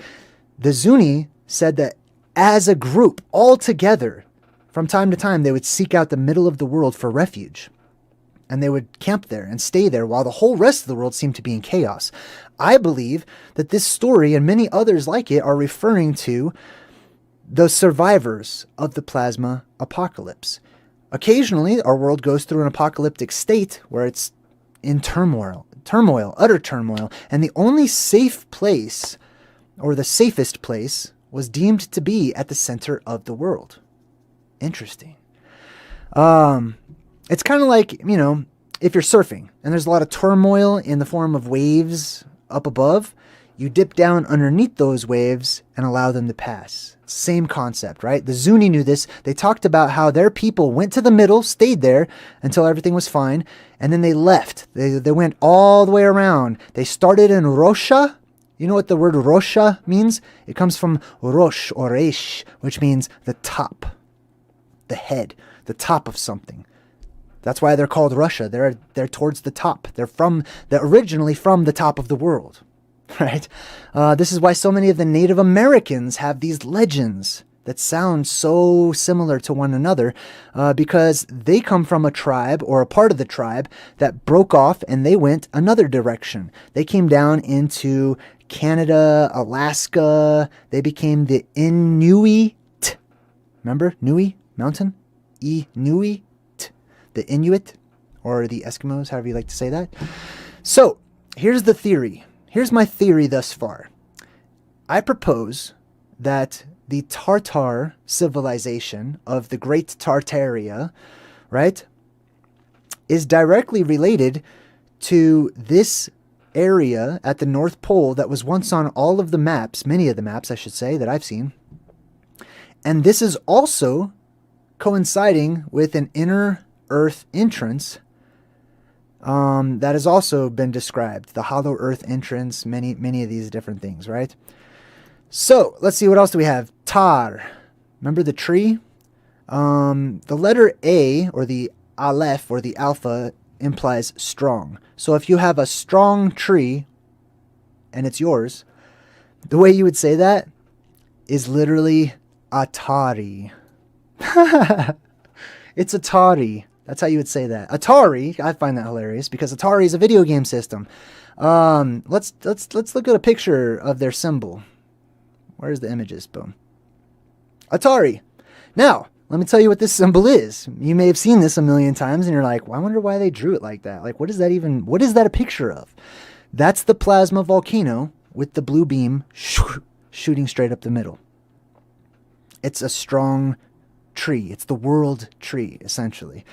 Remember, this is not all truth or anything. It's not all absolute. I believe that everyone who presents things and shares information or whatever, you know, they have a percentage of it that's like, boom, right on the money. Speaking of being on right on the money, by the way, let me go back to that Atari symbol real quick, because I want to read the definition of Atari for you. Where'd it go? Oh, I got to pull it back up, I guess. All right, Atari meaning. Check this out. The name Atari comes from the Japanese term atari, used while playing the ancient Japanese board game. The word ataru means to hit a target. I kid you not. Why is this important to me? Like I said, I started off my journey in Christianity, studying the Bible and stuff. And if you read what the word sin means, essentially like, to do something bad, right? A bad action, a selfish action. Sin conveys the word picture of missing the bullseye, missing the target, right? The target, if our world is that target, this is the bullseye. Anyways, so here's the meat of it. I'm going to show you the umbrella symbolism, okay? And we're going to also talk about some other things as well, but this is our world. Now, I'm not saying this is exactly the way it looks or whatnot, but this is just a general concept of how the ancients in every culture across time, if you go back far enough, typically they saw the world as this type of a cosmology with a domed sky, right? So this is really interesting too. See how it says pillars of the sky? And it's got the earth actually bending upwards towards the edges there. I think that's a very interesting drawing. But I want to show you how this is relevant. So let's go ahead and put, boom, a little snow globe on top of that. Because the snow globe, as we'll see in a bit, also represents the same thing that the umbrella does, essentially. The umbrella is really just the top part of our world. That's the symbolism of it, and that's the simplicity of it too. As you can see, boom, that is the umbrella. That's the umbrella symbolism. It is the covering that provides nighttime or shade from the brilliant light of the heavens, right? Or the Elysian fields or space or whatever you want to call it. Not academic space, okay? I totally don't think that space is dark or black or any of that. I think it's full of light everywhere. I mean, heaven is up. Heaven is space. We all know that. Every depiction of heaven is nice and bright and white everywhere and pearly and shining and shimmering and colorful. So I don't buy that garbage that space is the black emptiness that we look up when we see the sky, okay? The stars hint at the glory of the actual heavens, okay? As does the sun, as does the moon, all being white, essentially, okay? So this is the umbrella symbolism. Now, why is it the umbrella specifically? It's because of the covering and then that middle rod that goes right up the middle. That middle rod would be right at the North Pole, right where Rupas Negra is, or Mount Meru, right? The sacred mountain. It's actually relevant to umbrella symbolism because we're going to talk about the Umbrella Academy here in a minute. So I'm going to go ahead and take this off the screen. I feel like everybody has a good, real simple, it's pretty easy to understand.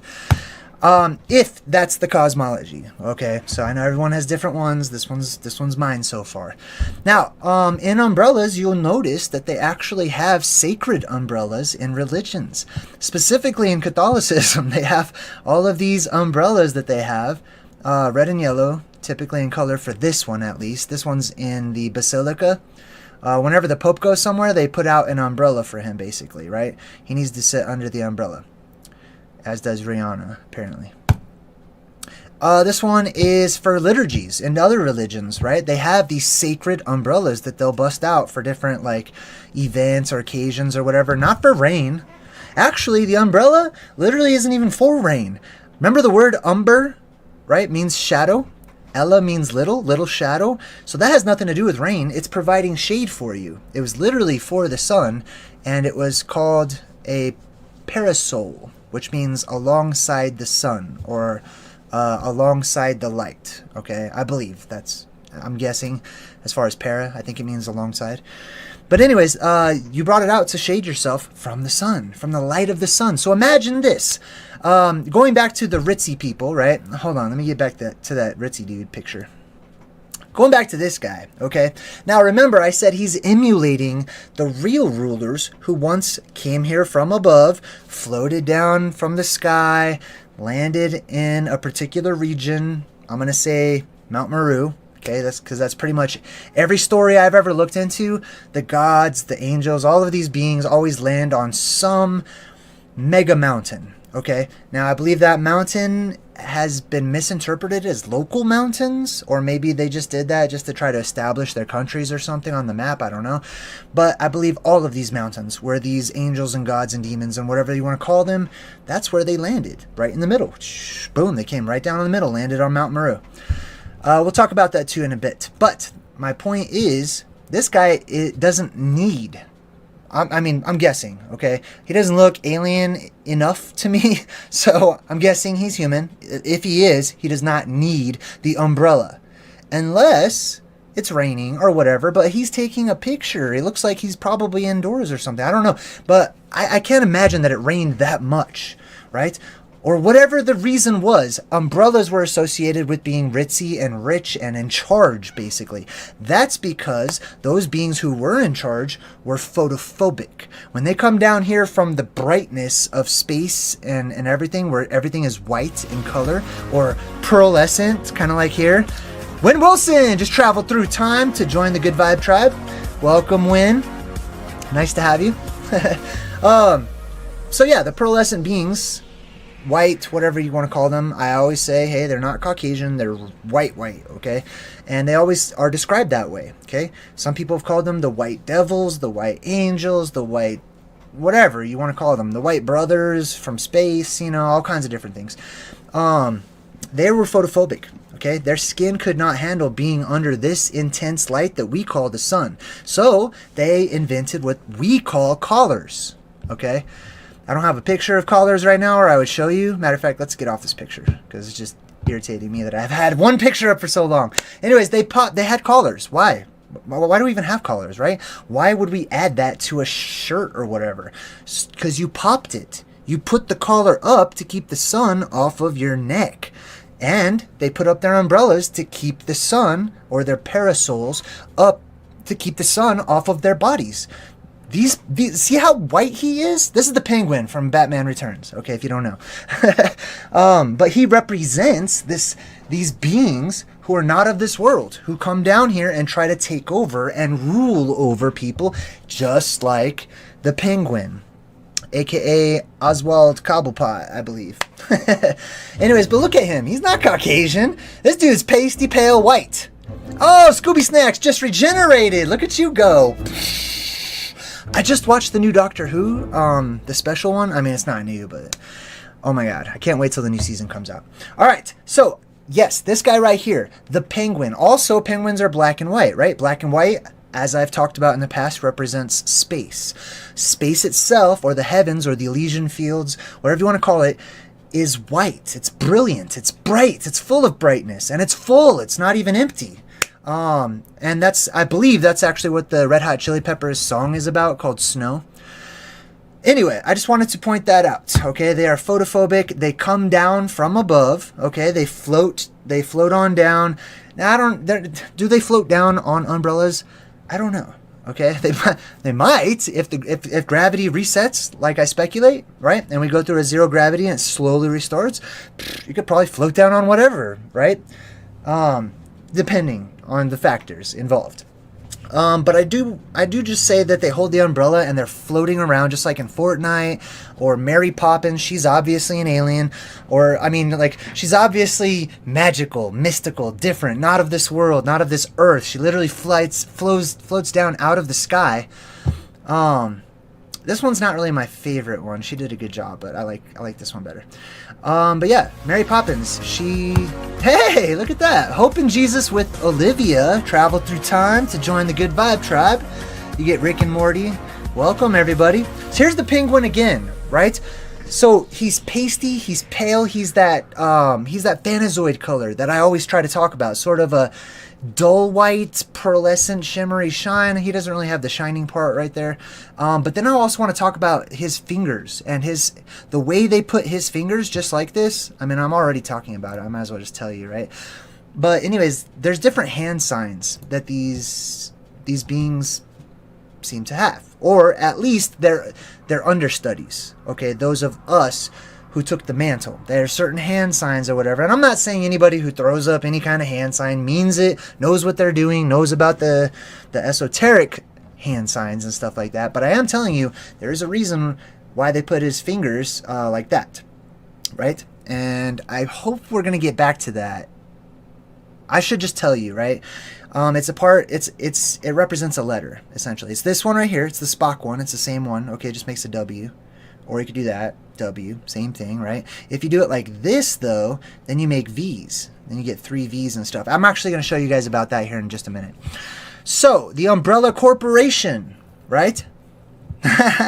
What's up, Salted Cedar? He says, the only way to enter is through the womb. The only way to leave is through death. Whew, man. Mary Poppins is so classic, I know, right? All right, so the Umbrella Corporation, right? This is the corporation, the body of people or whatever, that is trying to run the earth. They're trying to rule over the earth. They are the ones who have the umbrella around the earth. They're the ones who are screwing with the sky itself, the dome itself. Going out to Antarctica, doing all these weird missions like Operation Fishbowl, Operation High Jump, which I'm going to talk about Operation Fishbowl here in a minute too. Because the sky is basically kind of like a fishbowl for us. But it's kind of like the reverse. It's kind of like, I wonder if outside is the celestial waters, and inside, we're kind of like SpongeBob who lives under the sea or whatnot. Petrick Sevens is feeling the vibe. Flood the chat with some emojis, some good vibe emojis. Oh, I totally forgot to do that. All right, well, flood the chat with some good vibe emojis. Everybody's joining today. It's awesome. So the Umbrella Corporation, if you can look at this symbol, you can also see that they have I think it's called the Maltese Cross or something like that, right? Basically, it's like a crusade kind of cross or whatnot, you know. This is symbolic for our world as a top-down view, okay? Right in the middle would be the North Pole or whatnot. This is the umbrella facing down, the umbrella, the canopy of our world. Sometimes it's called the canopy, like in the Bible and other religious texts. All right, let's see what else we got here. Oh, this is Fortnite. So this is the one I did want to talk about because I put that little preview of Fortnite in there and the dome cracking and stuff. And if you've ever played Fortnite, it's a video game. A lot of times the characters will just drop down out of the sky. The whole video game is about the plasma apocalypse. It's about our world. It's about forgetting and the massive amnesia and reset and all the stuff that happens. Anyway, I'm probably going to have to do a video on that another time. But if you look closely, can I zoom into that? How do I zoom in? Hold up. Can you guys see that right there? It says no sweat insurance. It's got an umbrella and the top of it is on fire. That's interesting because to me, like I said, the umbrella portion represents the dome of our world or the canopy of our world, and there's fire around the outside of it, which represents the plasma or the plasma sphere that wraps around Earth, wraps around our world, right? So these guys all drop in on their little umbrellas and stuff like that into this world, immediately start, you know, building and fighting and all this stuff.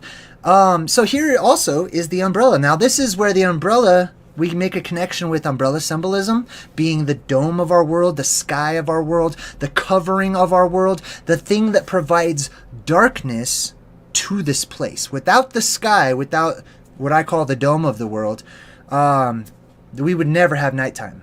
I don't think we would ever have nighttime. The glory of the heavens, however you want to describe it, would just be lit up everywhere. There would be no darkness whatsoever. So our sky, the dome of our sky, covers us from that glory, from that brightness, from that glow of the Elysian fields or heaven or whatever you want to look at it as, space.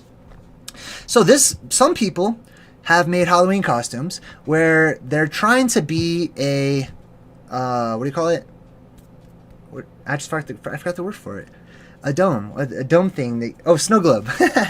Okay, so here's the deal. It's not actually a globe. Okay, I know there are there's globe-ish snow globes. Okay, that's fine. Snow globe is a snow globe, but most of the original like snow globe type things, they're actually dome shaped. They're not globes whatsoever. I don't know why they shouldn't call it a snow globe unless it's actually a globe.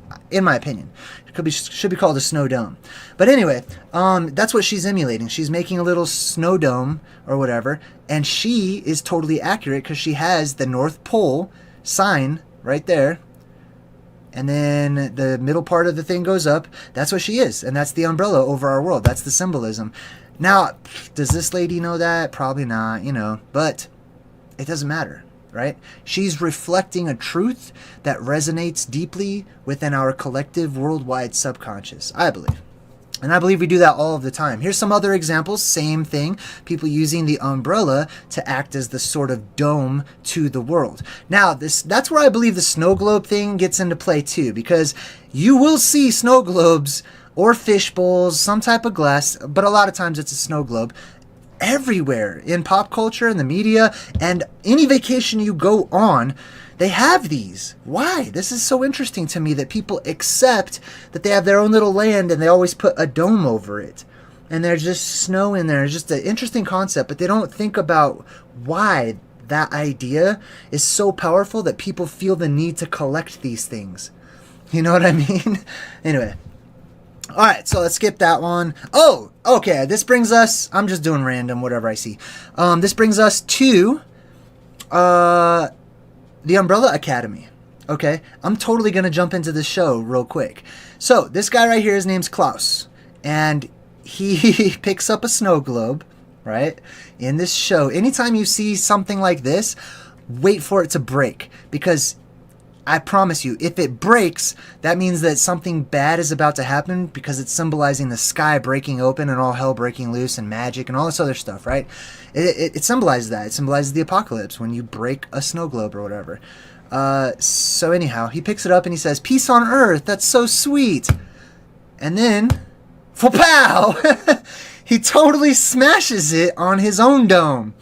So yeah, some snow globe symbolism, the sky breaking open, basically. Same other thing. This is also from the Umbrella Academy. They slipped this one in there. Now, that's not actually just a fishbowl. That's a guy, okay? He has a fishbowl head. He's sort of like an alien or whatever. Basically, he's like one of the head guys who works out in this office out in space. Which is really interesting, too, to me, because they often depict like people who work out in space as like being in an office or whatever. At least I've seen it. So he smashes this open. So this guy, who is representative by a fish that's living inside of a dome or whatever, he smashes it open, and that's symbolic of starting the apocalypse, essentially. So I wanted to show this because I came across this during my research, alright?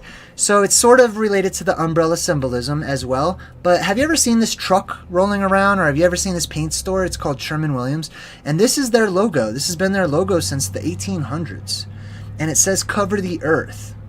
Cover, right? Cover the Earth. Put a cover onto the Earth. This is very interesting to me personally, alright? First of all, there doesn't seem to be gravity the way that academics teaches gravity. Whatever this is, this red liquid stuff is just dripping all the way off. It's not spinning off or anything weird. It's not just adhering to it. It's totally going downwards, right? I thought that was interesting. The other thing is that it's red. They chose to pick the color red, which represents to me the plasma that goes down and wraps around the sky, essentially. I thought that was an interesting thing. I just want to share that. Then I found it really interesting, all the snow globes that people sell or whatnot. You see them making different appearances and stuff. Okay, so these pictures are done. I'm going to go ahead and get rid of these pictures here and pull up some screen sharing here. Booyah. Booyah? There we go. Alright, so we talked about the religious implications and how umbrellas are used during various religious ceremonies for strange reasons. Here's that guy I was just telling you about, the alien with the fish bowl head or whatever, right?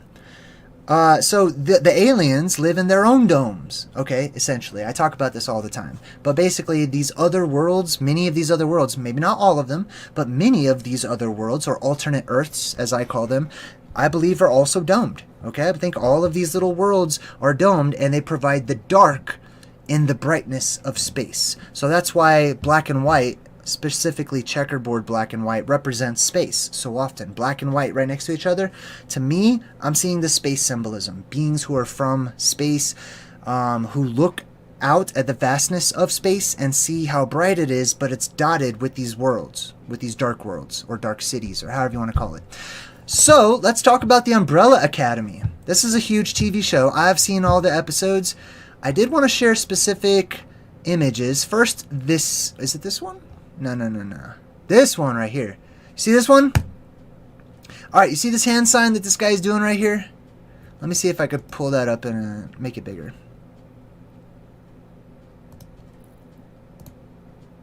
Booyah. Okay, you see how he's doing this with his hand? Or like that? That's what I was talking about earlier. So actually, I want to show you, and it says goodbye right there as well, too, right? It says goodbye. He's making the little Vav, the double Vav, or the triple Vav, or the triple V, or the Shin. Okay, this is also the letter S in Hebrew. It's like a W, basically. It looks like a W, or a crown or something, but it's letter S. It's the letter Shin, which they say is thrown up by certain communities, usually the Jewish community, to represent Shaddai, which is one of the names for God or whatever. I don't know how I feel about that, because S, the Shin letter, also represents teeth, or to devour, or to eat, just like Kronos, who is the great devourer, the one-eyed god above, basically the hole that opens up in our sky, and the light that you see as a huge eye in the sky, or a hole or whatever. And he eats his children. He sucks up the inhabitants of the earth, sucks them up into the sky. Rocks and stuff go up there. Blah, he doesn't like it. He pukes them back out. That's the story of Kronos, or the eater, etc. Right? Anyway, so let me share this with you. I thought this was really interesting because I found some paintings and stuff where people had flashed this exact same hand sign, right? They put that on Jesus. He's flashing it, looking up into the sky. This chick is flashing it, looking up into the sky. God is flashing it, looking down on everyone. This guy's putting the sign on his chest. There's Christopher Columbus, or whatever his name is. It's clearly like Dude, he does not look happy in this picture. And did you see his eyeballs? If you ever zoom in on this picture, his eyeballs are all crooked. It's kind of funny. I mean, not to make fun of people that have crooked eyeballs, but I think it's something people don't typically notice about this picture. So, let's go ahead and get off of that. I want to come back to the Umbrella Academy real quick. Where'd they go? Boom. Okay, Umbrella Academy. Now, I want to show you this. So here's another one. Can you see, like, right here, she's doing the like the secret hand sign or whatever. She's saying it's a secret. Don't talk about it. This is not something you tell people. It's something you show people. This is not something you come right out and say. This is something you allow others to figure out for themselves. That's actually one of the rules for people who know. You don't just go around telling people who don't know. That's a huge no-no. You don't do that. You can toss breadcrumbs. You can lead. You can be a guide or whatever, but you cannot go around insisting upon the truth to others. Telling people, hey, I'm just going to share this deep information without you searching for it. No. So, keep that to yourself. That's what that's for.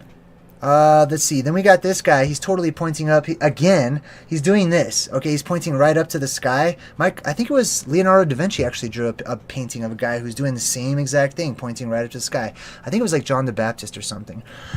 Then you got the black and white behind them, space, essentially, right? They're from space, or they're space travelers or whatever, which they are if you actually watch the show. I don't really buy the time travel thing. I get it. However, I have different theories about that. All right, now I want to check out their names real quick. By the way, this show is on Netflix if you want to check it out. The whole thing is about the plasma apocalypse, very esoteric. All the themes that I talk about are reoccurring themes on this show. So, this girl, these are all the people. Basically, they're superheroes, okay? They are all born, and they're involved with the apocalypse and the world ending, and they have to try to help to save the world from ending or fight the bad guys or whatever it is. They are the result of what happens to, I believe, survivors after this apocalyptic event. We get superpowers. We become superhumans, essentially, compared to the conditions of the world we live in today, right? It's just the conditions change, right? Some things might change about us, but the things that... Anyways, I'm rambling. I'm sorry. All right, so let's talk about this girl. Her name is Vanya. That means beautiful Yah, or God, or Enki. It also is Yah. Van means beautiful, attractive, and things that are related to that. Then you've got this guy, number 5, aka V, right? The letter V. So he's 5, which is really just the V in Roman numerals, which is really the Vav in ancient. This is so confusing sometimes, but basically he's a V. He's a letter V, which is a hook. Hey, Dave, 818 donated $5 through the super chat. Thanks, Day. Right on. I appreciate it. Yes, right on. Hey. All right, sweet. Let's get on to the next one. Allison. That's just short for Alice. Okay, so she's Alice, just like Alice in Wonderland. Like, she's a realm traveler, a slider, whatever you want to call it. Also, Alice means, if you look it up, it says nobility. Okay, but technically, I believe it's 2 words. I think it's A, which means without, and then lux, which means light, or Luke. Just like we talked about in the werewolf video, Luke, Lucas, Loop, right? All those, they mean light. So Alice means without light or shadow. Literally, and she's wearing black, right? I don't think it's the fact that she's black has anything to do with it, but she's wearing black. Often they will put people who represent leaders of this world being in under the dark city or under the dome, in the darkness, they will wear black. Okay? They are typically they're called the priests of Baal, okay? Or Baal or Bahal or however you want to call it. But they are the ones who are in charge. They are leaders in this world, under the covered world. That's why they wear black. Black is their color because it represents the dark world that they live in, or the dark city that they live in. Now, that's why you almost always see that on the other side of that, often portrayed as bad guys, sometimes they are, they wear white. Interestingly enough, right? Then we got Luther. Luther just means like an army. Basically, he's super strong. He has super strength, as people, I believe many people will have super strength. Once the gravity field returns, it'll be weakened. And of course, the world will be depressurized as well. Then we've got Diego, or Diago. Okay, so this one's a little more difficult. Basically, this is sort of a Latin Spanish word. It comes from Sant Iago, or Saint Iago. And Iago is basically Jacob or James, and it means somebody who replaces somebody else, or supplanter. So Diego, or Iago, or Jacopo, or there's different ways to pronounce it, okay? Yaakov, there's all these different ways to pronounce his name, okay? But he's somebody who comes in and changes places with somebody else. That means, remember how I said Kronos sucks up his children, which are us, basically, up into the sky. This is your rapture and stuff like that, and then spits them back out or whatever. Well, those alien beings, extraterrestrials, otherworldly people, whatever you want to call them, they come in during this time. They are the replacements. Okay, we get replacements here. We lose a lot of people, right? Lots of people, but some of those people are replaced by these visitors who come down. They are the supplanters. Then, of course, you've got Klaus. Klaus is just short for Nikolaus, or Niklaus. Laos means people, just like the country. Laos means people, or tribe. And then Nike means victory. Right? Victory of the people. So every single person here, their names were chosen specifically because of who they represent. They don't represent just themselves, just individuals, and this story is just about specific people. This story is about you and me and everybody else here in this world, and what happens to us when these apocalyptic scenarios come and go. Okay, I feel like I ranted a bunch on that one, but it's pretty relevant because they're called the Umbrella Academy. Now, if you look it up, why are they called the Umbrella Academy? It's not like they carry around umbrellas or whatever, you know what I mean? They say that they were named that because the guy who started their school, let me get over to that.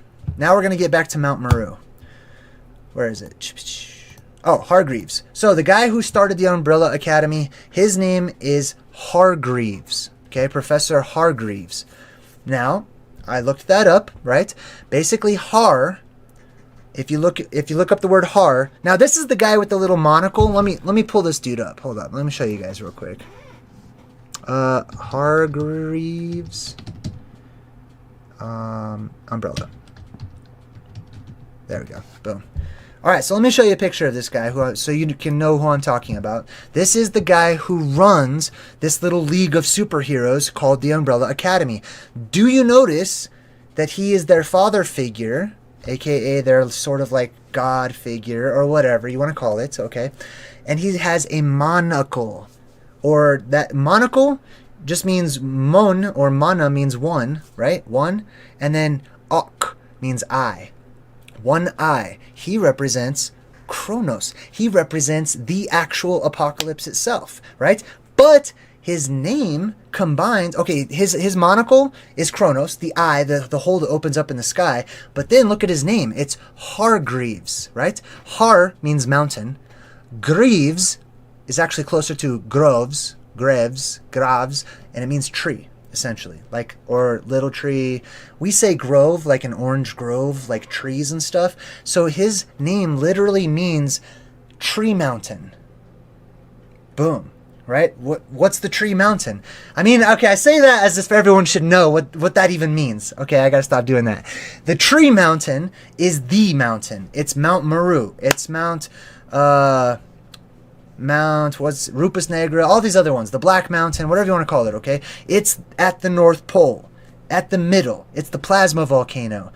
That's what it is. It's the tree mountain. Why? Because out of that volcano or that Black Mountain, plasma shoots up when we go through that pole shift. Boom, shoots up, turns into the tree of life, turns into the world tree, etc. That's what this guy is named after. That's who they serve, right? Interesting. It's all kind of coming together. I just wanted to share that. I thought that was a really interesting connection there. All right, what else do we got? Boom, we talked about the Umbrella Academy.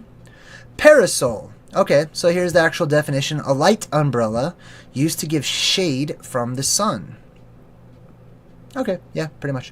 Also says here, a widely distributed large mushroom with a broad, scaly, grayish-brown cap. Okay, mushroom symbolism is also the same thing as umbrella symbolism, okay? You will see that often. I know a lot of people will go like straight into psychedelics and they'll just be like, oh, it's all about psychedelics. Yes, absolutely. Like you can do, you know, you can make the correlation and talk about the benefits of psychedelics and stuff like that. However, sometimes that mushroom shape or whatnot is actually showing you and symbolizing the shape of our world, with the stem and then the cap being the umbrella, just like in Alice in Wonderland, right? When she goes into this other realm and meets the caterpillar, who's probably really a giant tardigrade, and he says one side will make you taller, one side will make you smaller. One side, the inside of the mushroom, of our world, the inside of the umbrella, makes things smaller. When it goes into it, everything out here in space is gigantic. It's big. Way bigger than how we are used to here. Oh my god. So when stuff comes in from above, from the heavens, it's usually pretty gigantic. But if you were to leave this world, the other side, the outside, will make you larger. You'll actually get bigger because there's different conditions that add to growth out in what they call the heavens. Alright, so let's get rid of the parasol. Boom. Umbra etymology. Is this relevant? Oh, this is kind of interesting. Late 16th century, denoting a phantom or a ghost. That's kind of interesting. A phantom or a ghost. Well, I believe plasma or ectoplasm, which is ghost or spirit outside of the body, is exactly what that is. So I think that's a great connection. What else do we have? Let's see here. Oh, meaning of Hargreaves. I already looked that up. We already talked about it. It's just kind of like Armageddon. All right. It's actually Har or mountain, Megiddo, which is a place. So I looked that up too, right? Let me see if I still have it up here. Megiddo. Here we go. So what does Megiddo mean? Har Megiddo or Armageddon, the end of the world, the final battle. Where does that take place? Now a lot of people speculate, well, you know, it's exactly where it says it is. It's just in that one spot, blah blah blah. But like I said, I believe that they take the actual place, which is usually Mount Meru or some other places, right? Main places. And they switch out. They do a switcheroo with their own mountains, in their own regions, in their own areas. Excuse me. All right. So, Har Megiddo, or the Mount of Megiddo. What does Megiddo mean? It means invading, or instrument or place of exposure. Invading. The mountain of invasion. Why would anybody invade a mountain? Right? Like, unless you have somebody already on the mountain and somebody else is trying to get to the top of it or whatever. Like, this doesn't add up for some sort of like battle on Earth, some regular war that we have in modern times.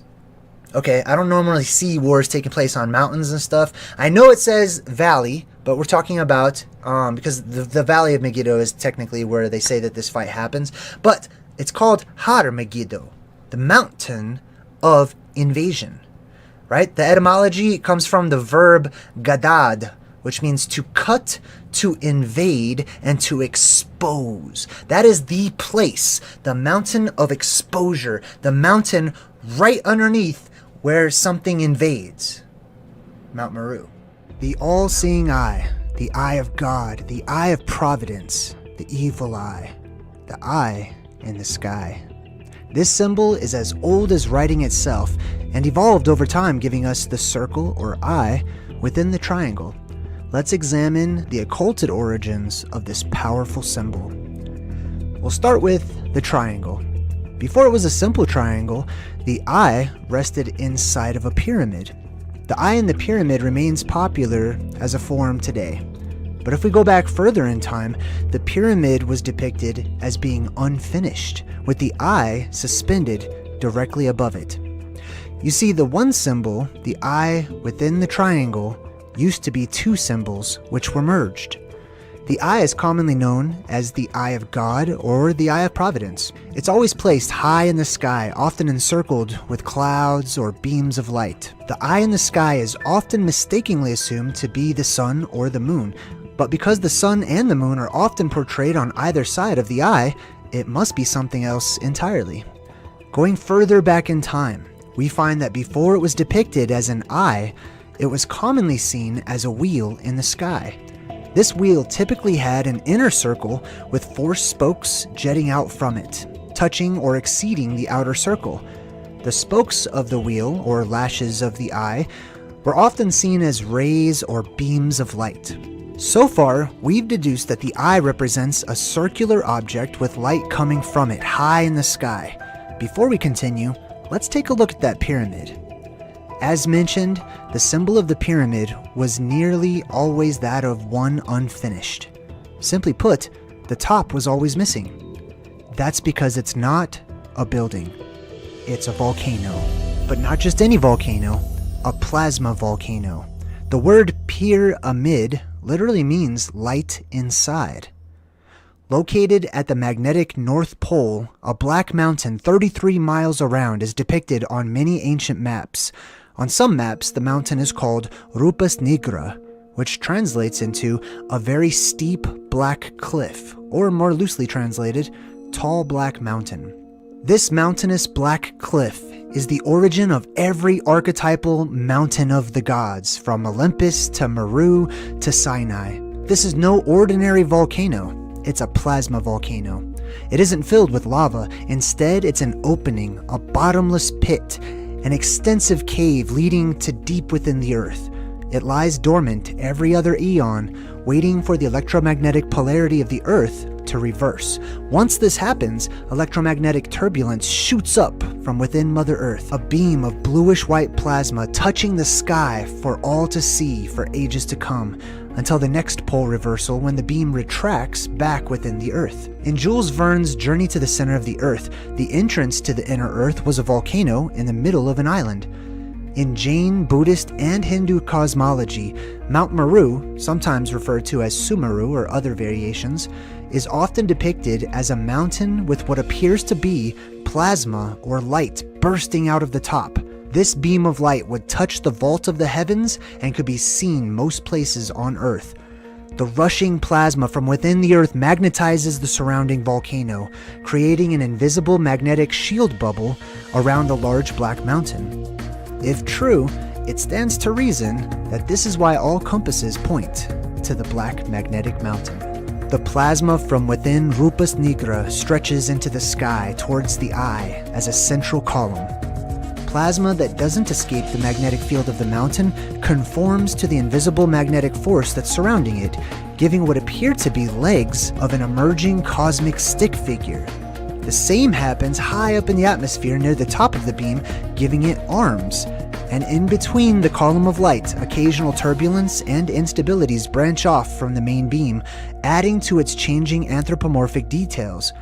In short, this light in the sky was the archetypal imagery for countless religions, beliefs, legends, and myths across time. The column of plasma is located directly under the 2 circles of light in the sky. In this video, we'll assume that the sky is domed with a physical barrier, at least two, as ancient cosmologies worldwide agree. But the idea can be worked out with the modern academic theory as well. Now imagine you are standing at Mount Meru looking straight up into the circles in the sky. The larger outer circle is a hole in the inner dome. The hole is the result of the atmospheric pressure of the entire world being relieved during the neutral point of the last polarity shift. The relief and pressure blew a hole in the sky directly above the center of the world. The second, smaller circle is the new, recently made hole further away at the top of the second dome. Beyond the second dome, or within the magnetosphere in modern academics, the sky is surrounded by electromagnetic flowing plasma. Research indicates that it's likely ionized hydrogen or something similar, which gives it a magenta-like color in the red spectrum. The magnetic shield around the world is what keeps the plasma at bay. But when that magnetic barrier disappears, the plasma can be seen entering into our world. First, from within the small inner circle shooting out in the four directions on its way to the surface of our world. But when the plasma reaches the limits of the second larger hole, strong swirling winds caused by atmospheric depressurization worldwide cause the plasma to bend, following the winds of a tempest. This creates the so-called eye in the sky and a multitude of other religious and spiritual symbols, all of which pay homage to a cyclical cataclysm, the cosmic union between the earth and the sky, the opening of the world, the apocalypse. These are the esoteric origins of the pyramid and the eye. Over time, they may be combined with other symbols which give us more validity regarding the context of our claims. Tentacles are often added to the picture in modern pop culture, representing the twisting plasma from above reaching down into our world like the illuminated fingers of some heavenly being. Often, actual fingers are added, sometimes snakes. When the magnetic barrier around the world goes back up, the red plasma is cut off from its source and trapped within the dome of the world once more. It may be seen spilling out from between the two circles, creating what looks like a tongue, a beak, a beard, a flute, or other such images of plasma emerging from the circle above. The column of light becomes Jacob's ladder, Jack's beanstalk, the feather of Mahat, the stairway to heaven, the thunderbird, the phoenix, the world tree, the cross, the vajra, the ankh, the spread eagle, the tree of life, Yggdrasil, grandmother spider, the burning man, the fountain of youth, the chalice of Christ, Atlas, the thunderbolt of the gods, Thoth, Kokopelli, and so much more.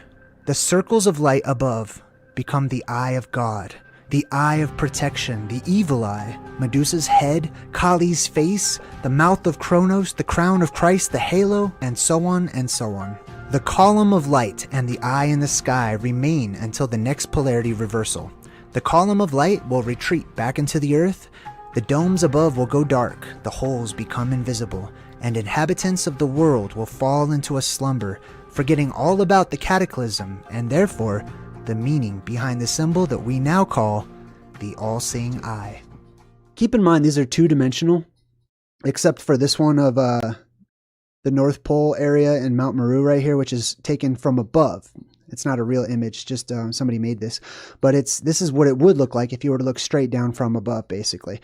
So let's do a quick recap. Imagine that these red lines right here are a magnetic bowl. So we're looking at it two-dimensionally as if the image has been cut in half, and we're looking at it from a linear view off from the side. Imagine this is our world, and imagine for a moment that our world sits in the bottom of a crater, some type of a crater shape that the world itself, that we call Terra or the Earth, extends beyond the boundaries of our local realm and into others.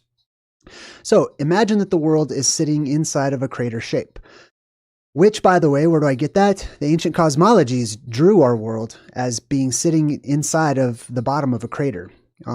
Quite often, if you look at it, if they show you a linear cosmology off from the side, you can see often that they draw these huge mountains that sort of wrap around the world, and then a dome that extends up above those, from the sides of those mountains. So imagine that this is what we have here. The red lines indicate a magnetic bowl. or the electromagnetic current, I should say, that the world uses, right? Now, if there is an entrance down under our world, which would be represented by underneath this dome right here in the middle, that red dome, if there's an entrance that goes down into the inner recesses of our world, as the ancient legends indicate, then scientifically, we would say that it creates what is known as a confinement dome. And I get this information too. A lot of people would like to know where to find this. David Lapointe, or David Lapointe on YouTube. Check out his channel. He's got a sweet website too. But he's does a lot of plasma physics and electromagnetic physics and stuff. So this is where I'm getting the terms from, as far as like a confinement dome, a choke ring, a flip ring, stuff like that. It's excellent information. Highly recommend it. So here is Terra. Here is the crater, and that's probably also connected to other things as well. So this is just a local view, okay? And then in the middle here, it creates a magnetic force field. That's what that red dome is right there in the middle there. It creates a red force field, and our world would be located inside of that red force field. That red force field is the invisible portion of the physical barrier that we call the sky, and the ancients knew as the firmament of the heavens, or the vault of the sky. So there's an electromagnetic and energetic, or some people could say a spiritual aspect that gives birth to the physical barrier that we call the sky. So that's what that is right there. Now keep that in mind, because that shape is going to come up in these studies. So what I'd like to do is I'd like to just remind everybody that we talk about a blue beam. Right now we live under a blue sky right now. So this red dome would actually be blue, because that's our sky, and it will turn red after the next apocalyptic cycle. When that happens, a burst of energy from inside of the earth itself, you could call it earth energy, earth spirit, whatever you'd like to, shoots up out of this hole, or out of the inner cavernous recesses of our world, and floods the sky. It fills our world. It fills this entire electromagnetic dome or barrier with energy, and thus it reinvigorates life here in the world that we live in, which we are now severely lacking in. And because it reinvigorates life, it leads us into another epoch, a new age, a golden age, etc. But that beam of light that shoots up, and I believe there are many. I believe that there's one main humongous beam of light that all the world can see from all four corners. And that one stands out far above the rest of them. There are other smaller inner earth recesses that lead to smaller beams of light, or sky beams that reach out and touch the sky. But the one at the North Pole is said to be the biggest opening, and therefore it would give rise to the biggest beam of light.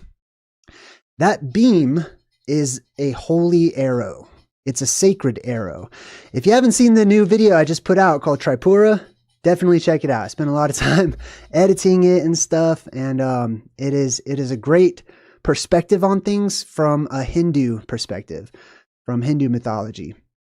So as you can see here, I also put like these little bow icons so that you can see that the dome of the world creates like a bow, and that there's actually a dome inside of the dome as well, which we'll kind of come back to here in a minute. But before I get too much into this, I just wanted to talk about how this is the sacred bow, and the arrow is the sacred arrow. It's the holy arrow. It's the arrow of light, or arrow of electricity, the electric arrow.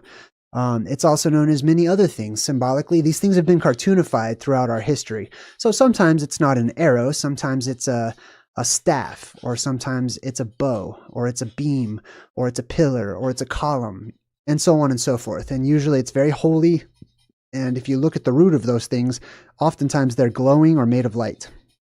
It provides some kind of a light source. What's up, everybody in the chat? Hey, it's 4 o'clock in Maryland. Michael G says, right on. Good to see everybody showing up in the chat. We got, what did I call Red Squid X-Files? Man, I was watching your channel earlier. The burger prophet, right? That had me smiling for hours this morning, so thank you.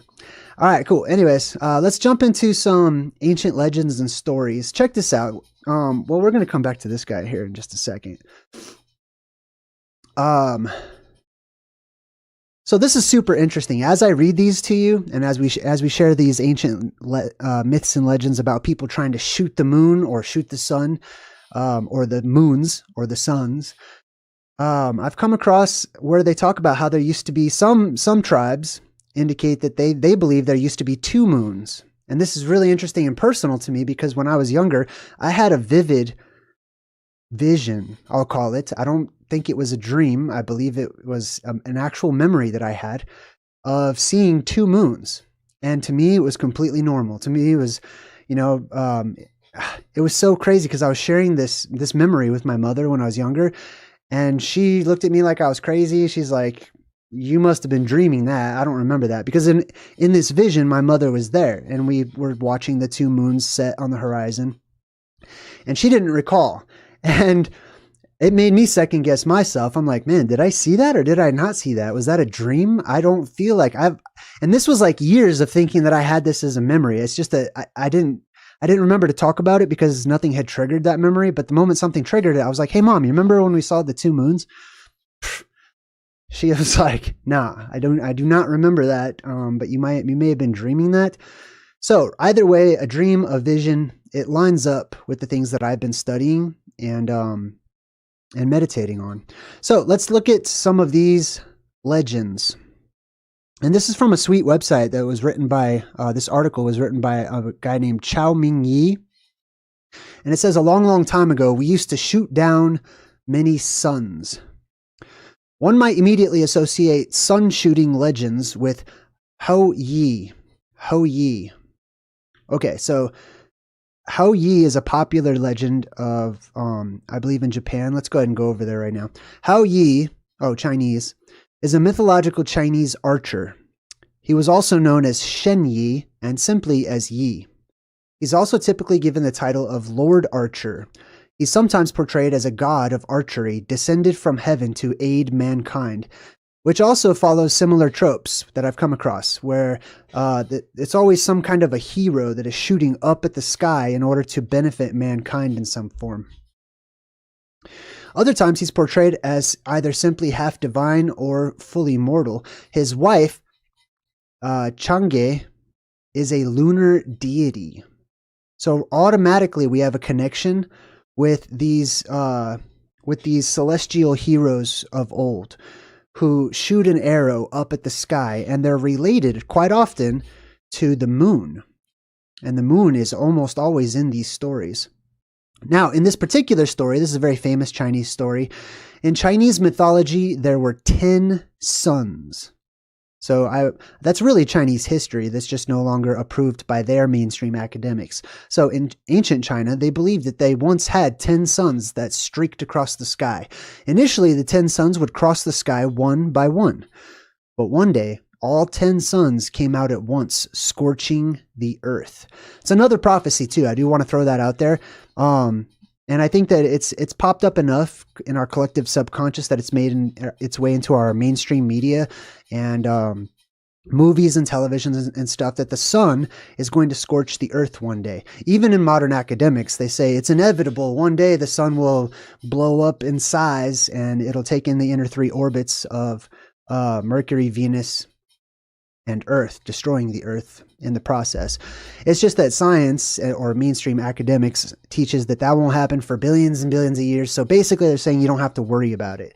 I am saying I worry about it. It's a very real worry that I have, that there's this huge giant burning focal point up there in the sky. And all these legends talk about how unpredictable it can be and how in the past it has burned the Earth and how in the past it has gone in different directions and stuff. So yes, it's very much a real concern of mine, I would say. Let's go on. Hou Yi was tasked by the mythical king Yao to rein in the suns. Hou Yi first tried to reason with the suns. When that didn't work, he pretended to shoot at them with his bow to intimidate them. When the suns again refused to heed Hou Yi's warnings, he began to shoot at them one by one. As each one fell, they turned into 3-legged ravens. Finally, one sun was left, and King Yao, as well as the sun's mother, Jihe, asked for him to be spared for the prosperity of man. In other variants, the last arrow was stolen by either a brave boy or King Yao himself, who realized that the land requires a sun. Pardon me. Okay, so in this mythic legend in China, we have the legend that a long time ago there was more than one sun, right? Now, as we read these other stories, you're going to find out that the moon used to be considered a sun, but the moon was shot, and the moon or the sun when it was a sun died. And what we see up there is a dead sun, or a sun that is not as bright as it used to be, basically. All right, let's jump back into some of these stories here. So he says, one might immediately associate sun shooting legends with Hao Yi, who we just went over. But did you know that on this plentiful island, there are various sun shooting legends, and that some of them are even more exciting than Hao Yi's. And the island that they're talking about is Taiwan, it looks like. Yes. So it says here there are various legends within Taiwan's indigenous stories of sun shooting, which can be classified into several types. And hello to everybody in the chat. I see everyone saying hi. One type of legend goes that once there were two suns in the sky, and people were suffering as a result. Now, let's take a quick time out. I would like to give my input on this multiple suns, multiple moons thing that happens. And this happens to this day. People see, on occasion, double moons, double suns, sometimes more than that. I believe that everything has to do with optics, how light is refracted and how light comes to focal points and is distributed and redistributed up there in the heavens. As our living conditions change, or even our local conditions in our atmosphere, as will what we see in the sky.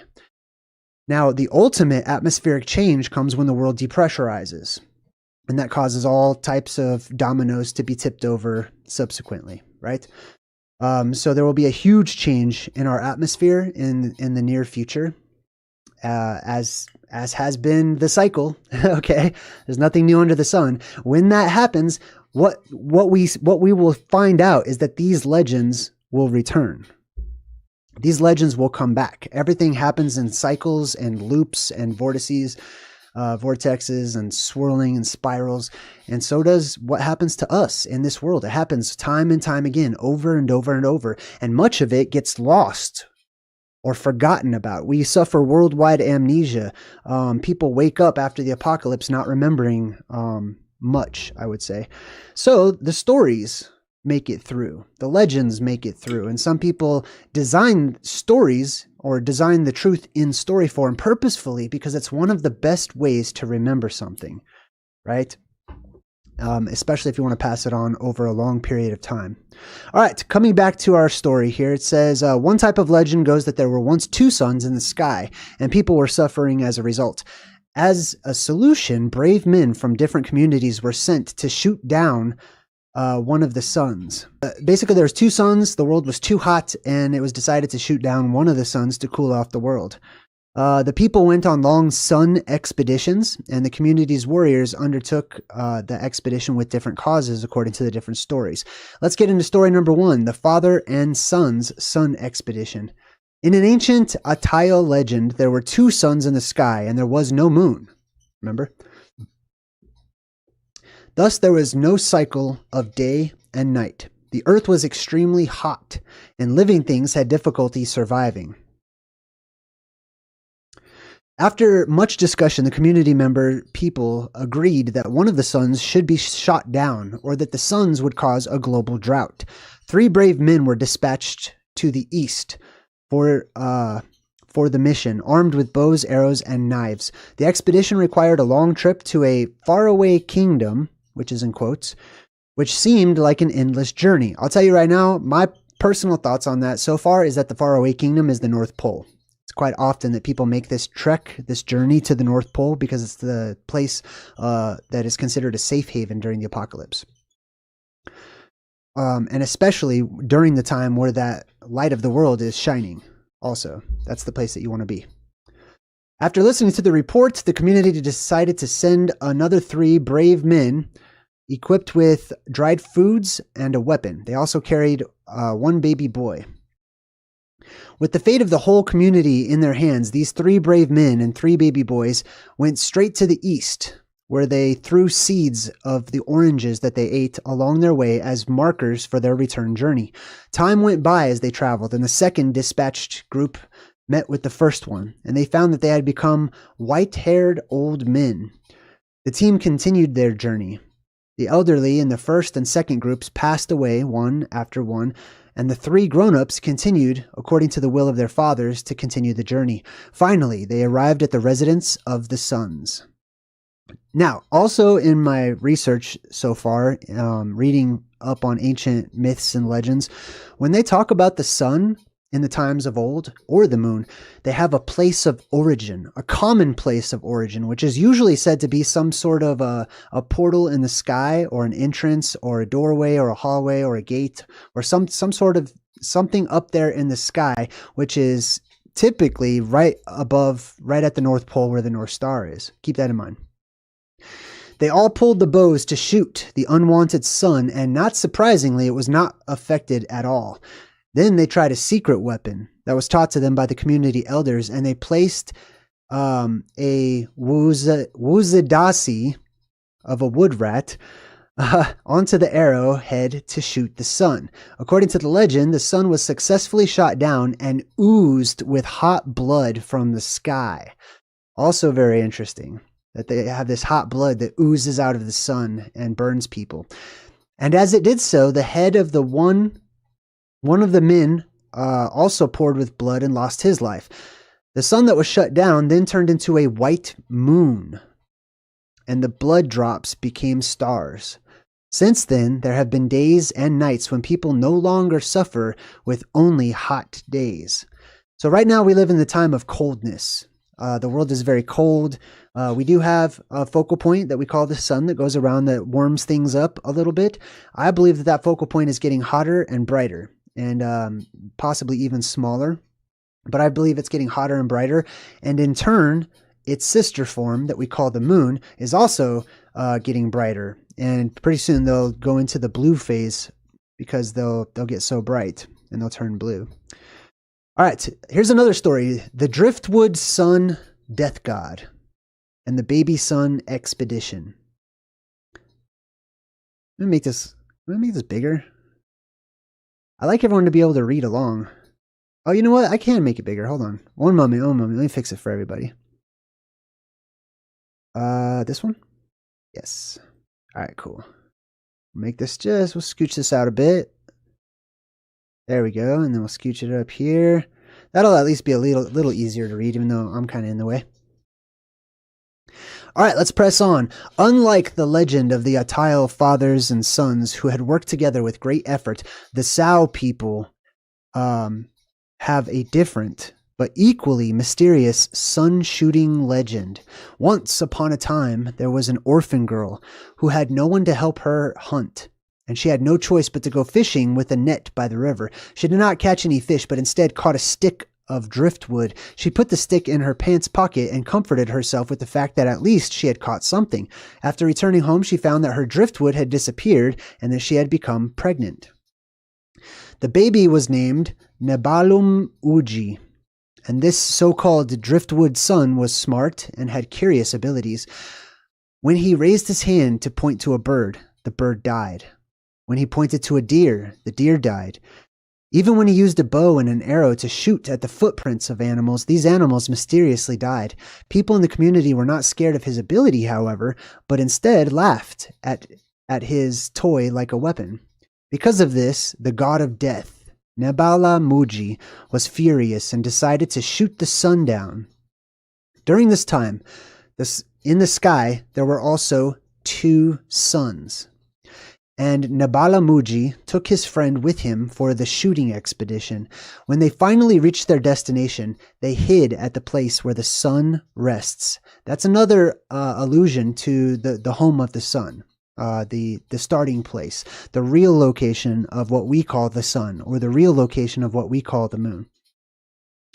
When one of the suns appeared, Nebala Muji told his friend, "When I fire the arrow, you have to jump into the water with me." Eventually, the sun was shot and oozed with hot, fresh blood. Nebala Muji quickly jumped out into the water. But due to hesitation, his friend was splashed with the blood of the sun and was killed. When the other son discovered that his brother had been mysteriously shot, he was scared into hiding. The earth turned dark.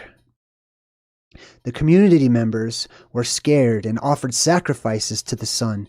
After some time, the sun finally appeared but returned to the west after a while, thus creating days and nights. So another thing we see is that somebody shoots the sun, they wound it, and there's this blood that pours out of the sun. The sun doesn't really pour out human blood, right? So it's a personification, and it's a cartoonification of the things that they saw at the time. Wherever the sun was, there was this sacred arrow that went up, appeared to hit it, and then you have this red, basically it's plasma, okay? I'm not saying it's plasma, but it's plasma, okay? This plasma shoots out of the sun up there in the sky.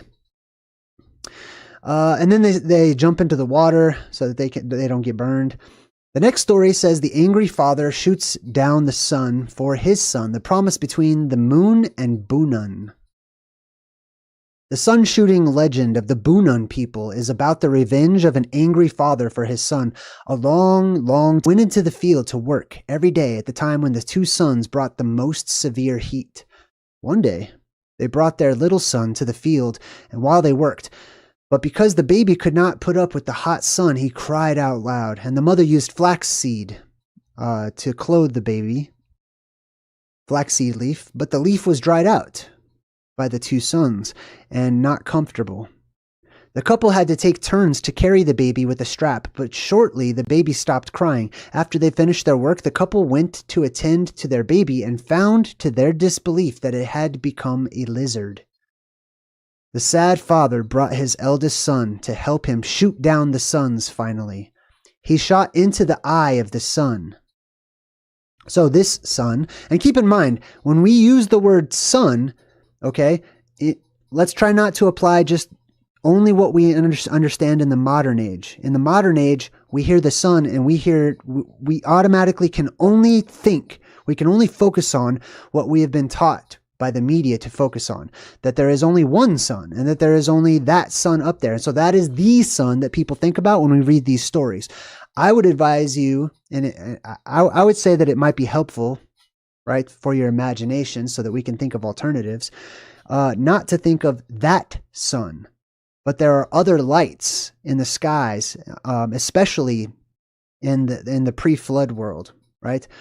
The antediluvian age had all sorts of myths and legends about huge other suns that are seen in the sky, basically, not just ours. Ours is the leftover sun. It's the final one.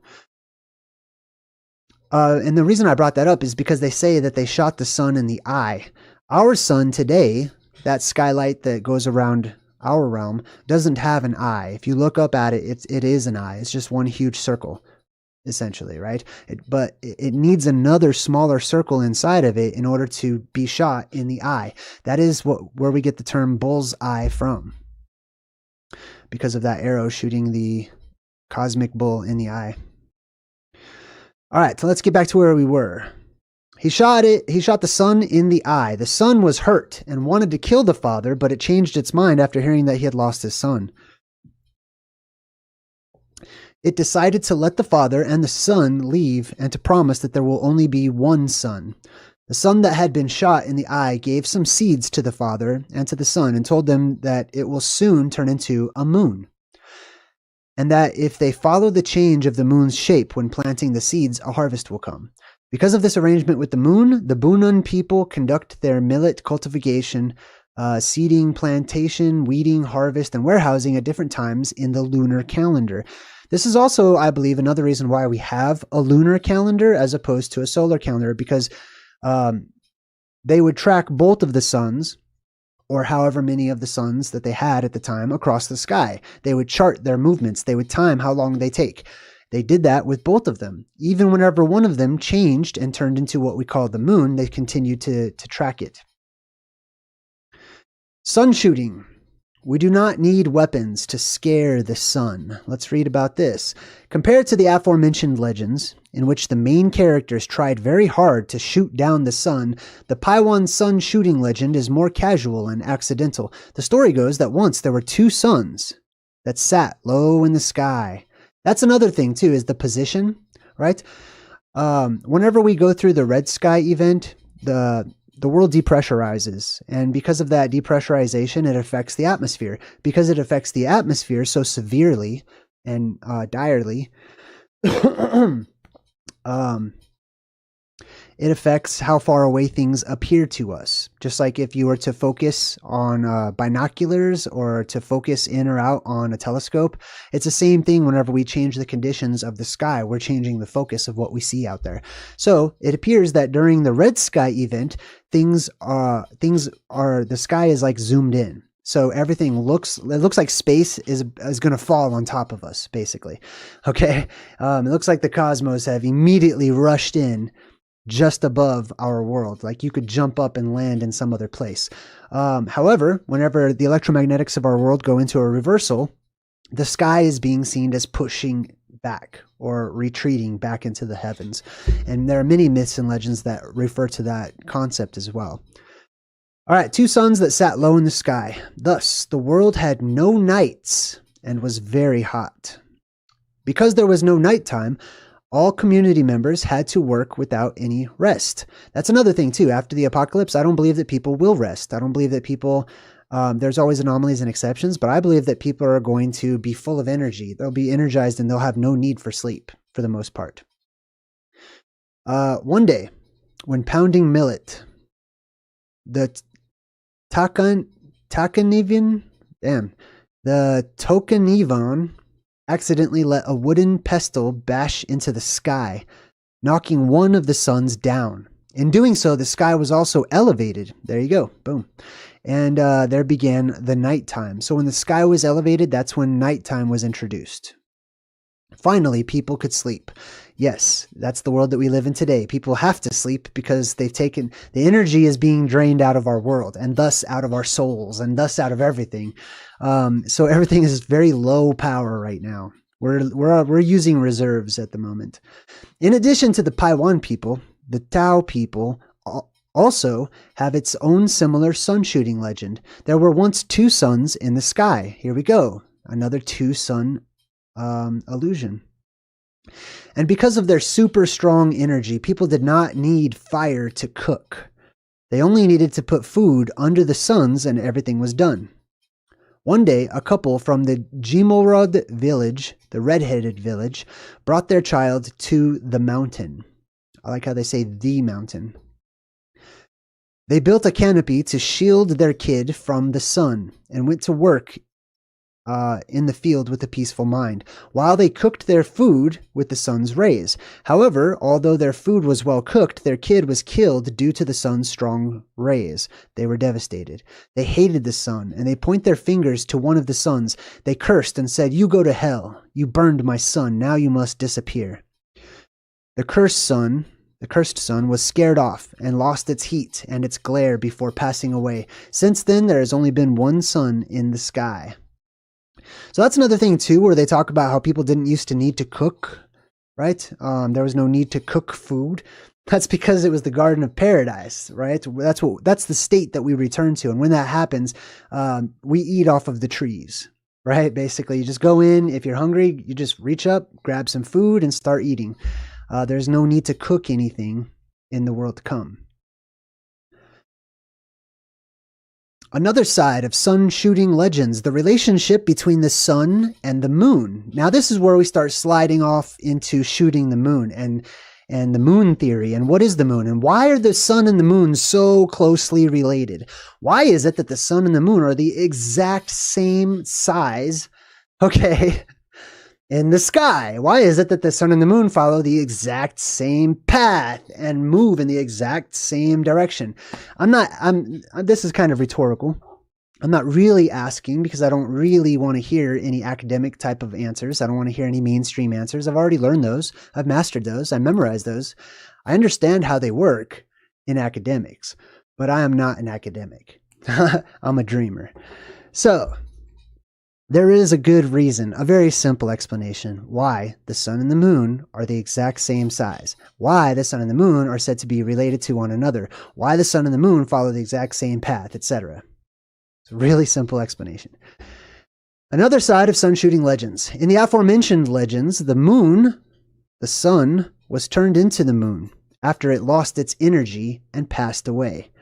So the sun turned into the moon, or a sun turned into the moon. But in the legends of the Puyuma and the Ami people, the sun and the moon are neither siblings or husband and wife. During a great flood, that should give you a good time frame of when we're talking about, everything was covered with water, including the sun and the moon in the sky. In the end, there were just 5 siblings riding on a hibiscus flower to the sea. Because it was so dark, the siblings decided to put one man and one woman into the sky to become objects that could provide light. The man became the sun, and the woman became the moon, and they took turns to shine on the earth at day and at night. So the moon and the sun are often seen as positive and negative, respectively, but those roles often flip. And it makes sense that they would flip. Sometimes the male energy comes from the moon. Sometimes the female energy comes from the sun. I believe that these are echoes of our past, when our electromagnetics of our entire world flips. When this happens, the world literally turns on its head upside down. Okay? That's why many of you feel like the world is upside down. That's why many of you feel like the opposite of everything is true. Because we live in an opposite environment. Everything energetically is the opposite of what it once was. Even the North Pole itself is really the South Pole. Yet we continue to call it the North Pole. You know what I mean? That's just one example. Everything's all reversed these days. All right, so the man became the sun, the woman became the moon. They took turns shining on the earth. In the Ami legend, the sun is female and reflects their matriarchal society. Right? The dominant energy is female. Right now, the dominant energy is male. We are heading into a time where a queen will be crowned instead of a king. We will have more of we will lean more towards a matriarchy instead of a patriarchy. I'm not saying it's good or bad. I'm just saying that's how the law of balance works in nature.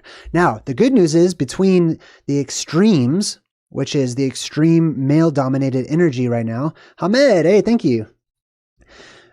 We live in an extreme environment right now, male-dominated energy. At the opposite end of the spectrum, just before the next apocalypse, not the one that's coming, but the one after that, will be the extreme female. That's when you will have a matriarchy and a woman will be in charge, and goddess worship will be worldwide. Instead of god worship and male energy, it'll be goddess worship and female energy. In between that is the apocalyptic event. In between that is a neutral point. In between that is the time of peace, or the golden age, where you have more balance between the two. So sometimes we get these echoes from when the world was female dominated, energetically speaking. And also physically, because the physical follows the energetic, right? In ancient times, the sun and the moon were husband and wife, related to one another. The same family. They have the... Okay, this is so insane.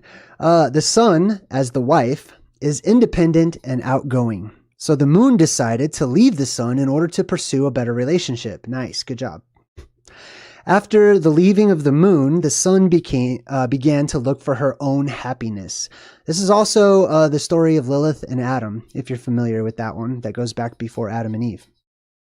One day, she saw the slender bamboo named Pro and found him very attractive. The sun came down from the sky to pursue Pro, which is a stalk of bamboo, which is a beam or a column in that type of symbolism, and wished to marry him. But Pro did not like the personalities of the sun and rejected her, and the sun went back to the sky with regret. So this is the doomed love between two entities that cannot meet. They're not allowed to meet. They're not allowed to stay together, I should say. They're always pulled apart, right? Or one is seen as being in love with the other and the other one doesn't like them. After leaving the sun, the moon felt very lonely and came down to the earth to marry a bamboo with fewer leaves named Didadu. Okay, so the same thing's happening. Now it's the moon. The moon comes down and wants to marry this stalk, this beam of light that's symbolically bamboo. But this wife was still very outgoing and passionate. The moon then decided to leave her too and went back to the sky. Later, Didadu found that she still loved the moon and tried very hard to climb up in order to make up with the moon. The sky, however, was too high, and Didadu could not climb high enough. Since then, the sun and the moon have never got together, and the bamboo sometimes grows high into the sky, while at other times it lays low whispering. I want to point this part out. Since then, the sun and the moon have never got together. Okay, let's assume that's true. Let's just give it the benefit of the doubt, and let's ask ourselves a question that I love to ask myself. What are the implications? If the sun and the moon truly never got back together, what are the implications? Well, one of those is that an eclipse is not what we're told it is, right? Where the moon passes in front of the sun or whatever. Have you ever seen the moon actually pass in front of the sun? I haven't. I've seen eclipses. I've seen the moon out in the daytime and it's not disappearing because of the sunlight or anything. I have never seen the moon. Now, this should be mind-blowing because it's so simple, all right? But imagine in your mind the moon, full moon during the day. I know it's weird to see it during the day. I already know. That's a whole video. But it can be out during the day. So imagine that same moon that you have seen during the daytime and the sun right there, like slowly, like, you know, people would be watching that. They would be watching the moon get closer and closer and closer to the sun, but we don't. We don't see that. All you see during a lunar eclipse is the sun. And then it just gets dark. And they're like, oh yeah, that's the moon. The question is, where was the moon right before that? It should have been right there in the sky. It should be visible. Can't tell me that you can't see the moon during the daytime. Ah, man. See, now I'm getting in my feelings about academics. All right, let's move on. Hold on, let me jump in the chat. Managed Downside is in the chat and says, JayDreamerZ, the $1 bill shows the eagle as the squatter man. Yes, absolutely. And it's actually more accurately the phoenix. But that's a good call. All right. Let's see. When others shut the sun down, we save it. In addition to the common sun-shooting legends, there are other mythologies handed down by the Tao people. They did not shoot the sun down, but instead saved it along with the moon. After I'm done reading these presentations, I'm going to show you on my little diagram a theory that I have as to the origin of both the sun and the moon, if you want to stay tuned for that. Once upon a time, when there was a young couple, the man was called Brother Dajian, and the woman was called Sister Shwidu. They made a living by fishing. One day, the sky and the earth were shaking. Okay, let's stop right there. Time out. I love it when it says that the sky was shaking. All right, it gives reference to the sky shaking throughout many religious texts that I've gone over, and that is an interesting thing to me. That they say that in the exact same way, and at the same time that the earth is shaking, that the sky itself will also shake. If we go back to our ancient cosmological views of the earth, the sky and the earth are connected. So when one shakes, the other shakes. Physically shaking. That's not metaphor. It's not just a grand expression of, oh my God, the earth was shaking so much, so it looked to them like the sky was shaking too because they're stupid and they think that because they're moving, the sky is also moving because their vision is moving. You know what I mean? Like, I don't buy that. I do buy that the earth and the sky are connected. One day the sky and the earth were shaking, and the sun and the moon disappeared. This is the apocalypse. All of these are memoirs of the apocalypse, things that we have forgotten, and that's why I feel it's important for me to go over them, even if none of my viewers subscribe or believe in the things that I'm sharing with you or whatever. I do this for me, really. I want this remembered. This is important to me, and so I share it with you. So, while there was this worldwide earthquake happening, the sun and the moon disappeared. This will happen again. All of these things, all of these legends, this is why it's important. You're learning about the future right now, not hearing about the past. I mean, you are doing both, actually. But the exciting thing is, instead of just going, oh, that happened a long time ago. Oh, that's just in the past. If you start connecting the past with the future, all of a sudden the past becomes detrimental to surviving the future and to making it into the future and prophecy and other things. The world became dark and plants could not grow. One of the reasons I believe that plants cannot grow immediately after the apocalypse is that, one, it takes time for that earth energy to spread out and refill the world. Okay, so it takes a certain amount of time. I believe the ancient cultures counted how much time it took before the Holy Spirit was breathed onto the earth and our energy was given back to us. Another thing is that worldwide earthquakes cause liquefaction. Right? All of the seeds and all of the plants and everything are sinking down into the mud while new things are being brought up. So the world becomes a swampy, boggy mess for a time until it dries out. And then all of a sudden it's more of a desert, a huge desert world, especially when the oceans are removed. The world became dark and plants could not grow. People were suffering, and thus this young couple decided to search for the sun and the moon. Many people have gone on a search for the sun and the moon. Right? After a long journey, they found a cave. Interesting. At the entrance to the cave, an old woman told them that the sun and the moon were eaten by two evil dragons, and that she alone was forced to cook for them day and night. The two evil dragons were scared of nothing but the gold axe and scissors, which were at the foot of Ali Mountain. Ali means my God, too, just so you know that. Or my mighty one. Or my leader. It's the same as El, basically. Eli, right? Ali. Thus, the couple went to Ali Mountain with a spatula. And okay, hold on. Let me take it seriously. The couple went to Ali Mountain with a spatula and fire fork, which were given to them by the old woman to dig out the gold axe and scissors. Reminds me of this video game I used to play called Golden Axe. Once they had dug them out, they killed the evil dragons and sent the sun and the moon back to the sky. They ate the eyes of the evil dragons, which later turned into two high mountains. Now listen to this. Pay special attention. Whenever they, in the ancient world, when they write something down as being lofty or high, when it's already known to be lofty or known to be high up, that means it's exceedingly high, like abnormally high. Okay?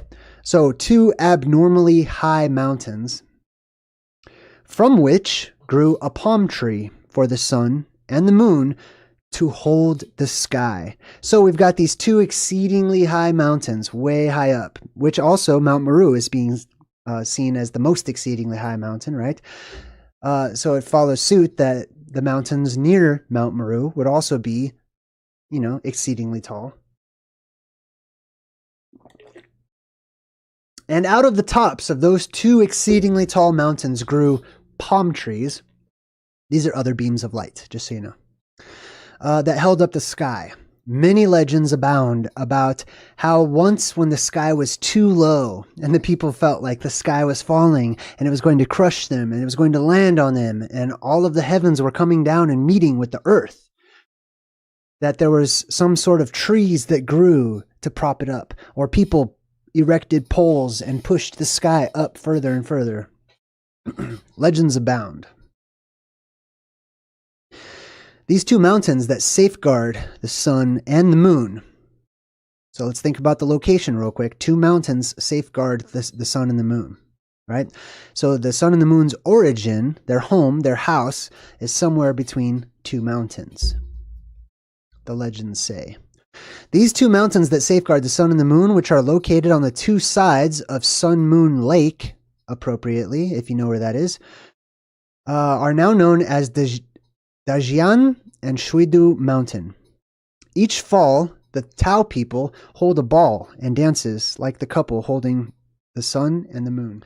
Let's continue on. If you're just joining us, by the way, we're talking about the sun and the moon and shooting the sun and the moon and why these legends talk about. And it's not just the ones I'm reading. These are all legends from a limited area in our world. These legends are worldwide. There are hundreds and hundreds and hundreds of legends that include some aspect or form of the same ones that we're reading now, where an arrow, a sacred arrow, a special arrow, a saved arrow, a forgotten arrow, you know what I mean? Whatever it may be, usually an arrow of light or power is shot at some sort of threat or beast or monster, or the place where the sun is, or the place where the moon is, or the place where they reside more specifically. The indigenous legends of sun shooting demonstrate the impact of the power of nature on life and reflect the cosmic concepts of indigenous peoples that everything has life. Imagine that. How nice and simple. Everything has life. Isn't that nice? I just like to see that. The indigenous peoples thought that everything had life. Pfft, we're so much more advanced than they are. They clearly don't understand. You know what I mean? Oh, geez. So, just like people, when the sun was shot, it bled. The sun, as the source of energy, will therefore burn people to death with its blood. In the Hao Yi legend that we are more familiar with, the ones that we started off with, where there was 10 suns and they were shot down one by one, or 9 of them were, the moon and the stars were not mentioned. The indigenous legends are filled with imagination and are logically presented. At the same time, the difficulty of the sun expedition was enhanced to teach later generations about the hardworking and persistent spirit of their ancestors. The legends of the sun shooting told by different people are all based on the idea of 2 suns, and the plots also help us to further understand the worship rituals and lifestyles of indigenous peoples. All right, now imagine, I'm not saying this is correct, I'm not saying it's right, I'm not saying it's 100% or real or true or accurate or fact or anything like that. I'm saying this is in my imagination based on my research and my path so far, okay? So let's imagine that this is Terra, that this is land, and our local piece of Terra or land inside of this bubble, inside of this dome, is called the Earth. So here we are. Essentially, it opens up in the middle. It's probably not that big. That's humongous. But it opens up in the middle and it leads to the inner recesses or the hollow portions of Terra, or the hollow portions directly under our world, which we would consider to be the hollow recesses of the Earth. Now, because of the shape that surrounds our local region, being in the bottom of this crater area, if this is electromagnetically charged as a bowl shape with a hole in the middle, then going back up here to David LaPointe's diagram, which by the way, he's unaffiliated with anything that I talk about. He doesn't probably even know who I am, so it's not like he believes any of my views or anything like that, but I believe that his information is very valuable. I find it to be. All right, so let's check out this diagram here. Right? So here we would be in the very bottom of like a deeper looking canyon or cave or whatever, right? Sorry, I'm trying to figure out how to make it move. Sorry, one moment. This is weird. All right, hold on. Sorry, one sec. I didn't mean to do that. Let's make this bigger. Dang, this is crazy. All right, well, anyways, I'll leave it right there just so I can move forward. All right, so here's Terra. Terra extends upward because we're living in one of the craters, right? In one of the divots of the land of Terra, which is where many places that are habitable are formed for beings like us. Why? Because its very shape by nature creates a protective barrier, an electromagnetic dome, known as the confinement dome. It confines things within and keeps things out. That dome acts as a protective barrier because there's much electromagnetics out there in the heavens that would love to ground themselves to our world, causing a permanent electrical storm all of the time. So our electromagnetic dome protects us from those things because it pushes plasma away. Plasma is repelled by strong electromagnetic force or magnetic force, right? Now, if you turn this image sideways like this one, as you can see, it's no stretch of the imagination to see the bow shape that is existing here. Now, see, how do I move that up? I don't know. I'm just going to leave it alone. Leave it alone. All right, let go. Dang, this computer's not enjoying my commands. All right, anyways, I'm so sorry. All right, so let's go back here. So here's our crater, the yellow portion, okay? Here's our electromagnetic dome, or our magnetic barrier that keeps out the plasma and other things that live out there in the heavens. And it's because of the shape that our dome or our sky is created. Okay. So let's take a look at that shape here, and let's zoom in. Now, if you can see, I have put another dome right here in the middle in the shape of a bow and arrow. This, hey, Jen, welcome. So this would represent the center of our world. This would represent where the North Pole is in our world. Why would there be another dome at the North Pole underneath our grand dome, our larger dome of the sky? Let's go back to that image of the North Pole. This one right here. Let's see. All right, cool. So here is an image of the North Pole, the land at the North Pole. As you can see, it's sitting in a crater. That the entire land at the North Pole is circular in shape because it is, in fact, a crater. And that is where the Garden of Eden was said to have rested, with 4 rivers subsequently coming out of the middle of it. Now, if this crater shape also is electromagnetically charged, as I suppose that it is, it would stand to reason that it would contain its own dome or its own electromagnetic barrier, right? That protects the Holy Mountain, that protects Mount Meru, acting as the Ark of the Covenant, or the Arch, or the electromagnetic arc, right? So there should be a little protective dome over this area, at least when there is a strong electrical charge running through it. Right now, I'm not so sure if that electrical charge would be there because all the energy is going down into the earth and not coming out of it. So it very well may be that that dome is no longer there right now, which means if you can get there, you would be able to have access. Chad, hey, welcome, Chad. All right, cool. So if this one has a little dome around it, right? And then we go back to our image here of our world and we zoom in. That would be this bow. Now, this is the bow of all of these heroic characters. This is the bow that they're speaking of, not the sky itself, but this is the bow that shoots straight up to hit the moon. Now, where is the moon in this picture? Let me go ahead and draw. Bear with me. My computer is frozen. So weird. Okay, now, before I show you where this the origin or the home of the sun and the moon are, let's back out and recap real quick. We have determined or talked about the idea and the possibility that this shape right here, this magnetic bowl shape, which acts as a terra crater, we could call it, right? That this is responsible for the bubble that is made inside of it, of force, of magnetic energy. All right, so let me show you what I mean here. We could take this one. I think I can move this one. We could take this one and we can superimpose it right over here. And as you can see, it fits perfectly. You know, things are not drawn to scale or whatnot, so you have to excuse that. But that is the example that I make for the creation of our dome. Why is that?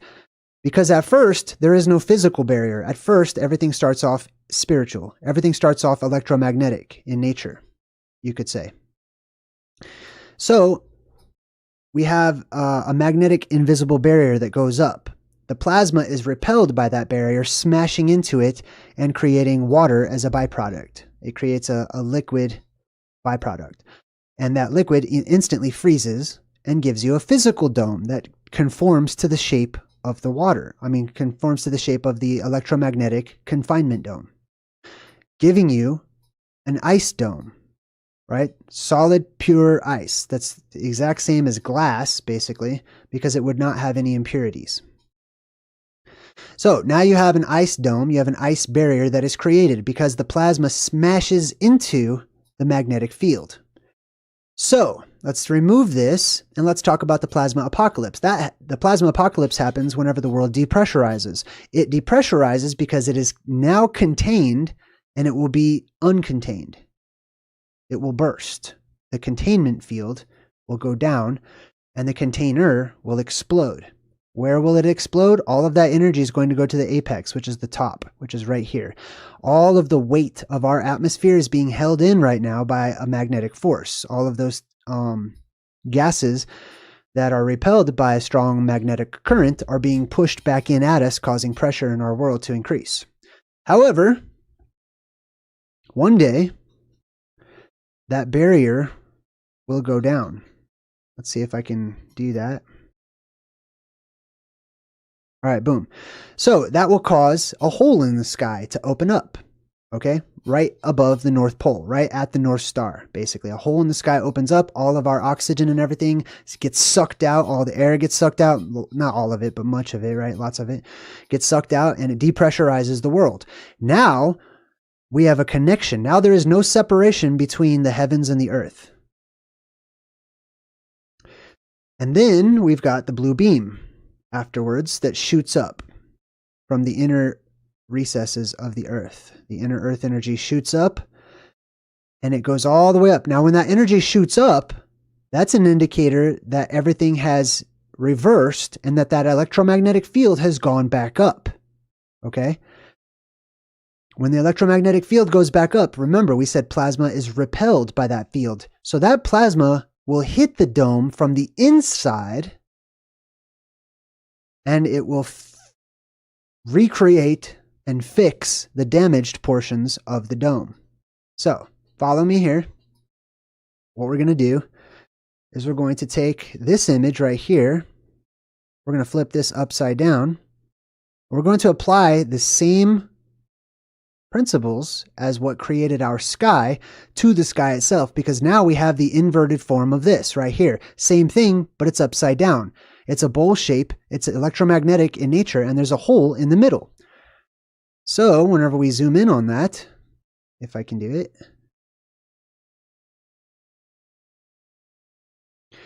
when we superimpose this, let me go ahead and actually put this on top here.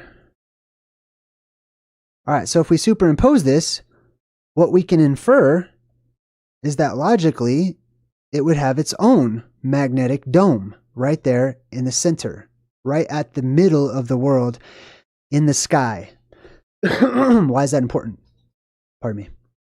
It's important because when this blue plasma hits that electromagnetic dome, it's not going into it. It's not going to go through it. It's not going to go past it. It's going to conform to its shape from the inside, and it will wrap around, creating a dome under the dome.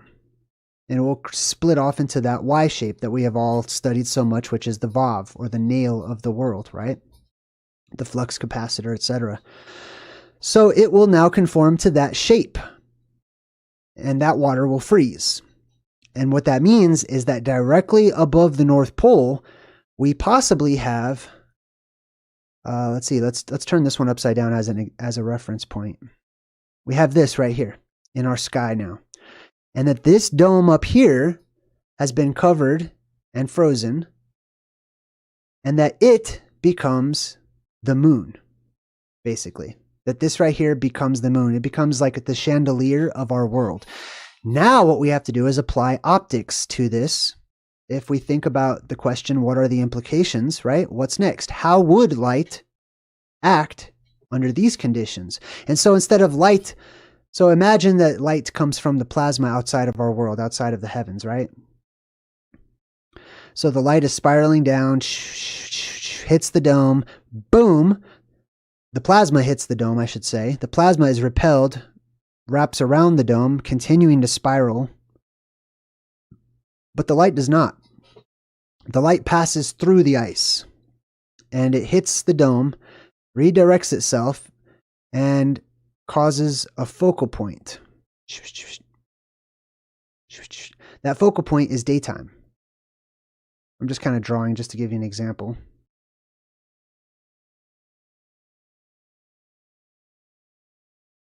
Okay, cool. So now imagine this. At the top, up here is a crater at the very top. There's just a crater up there. Eyes wide open. Hey, good to see you. There's a crater. So what happens when that light hits this dome and is refracted? Well, it would project instead of creating a focal point, right? It would hit that dome and it would project.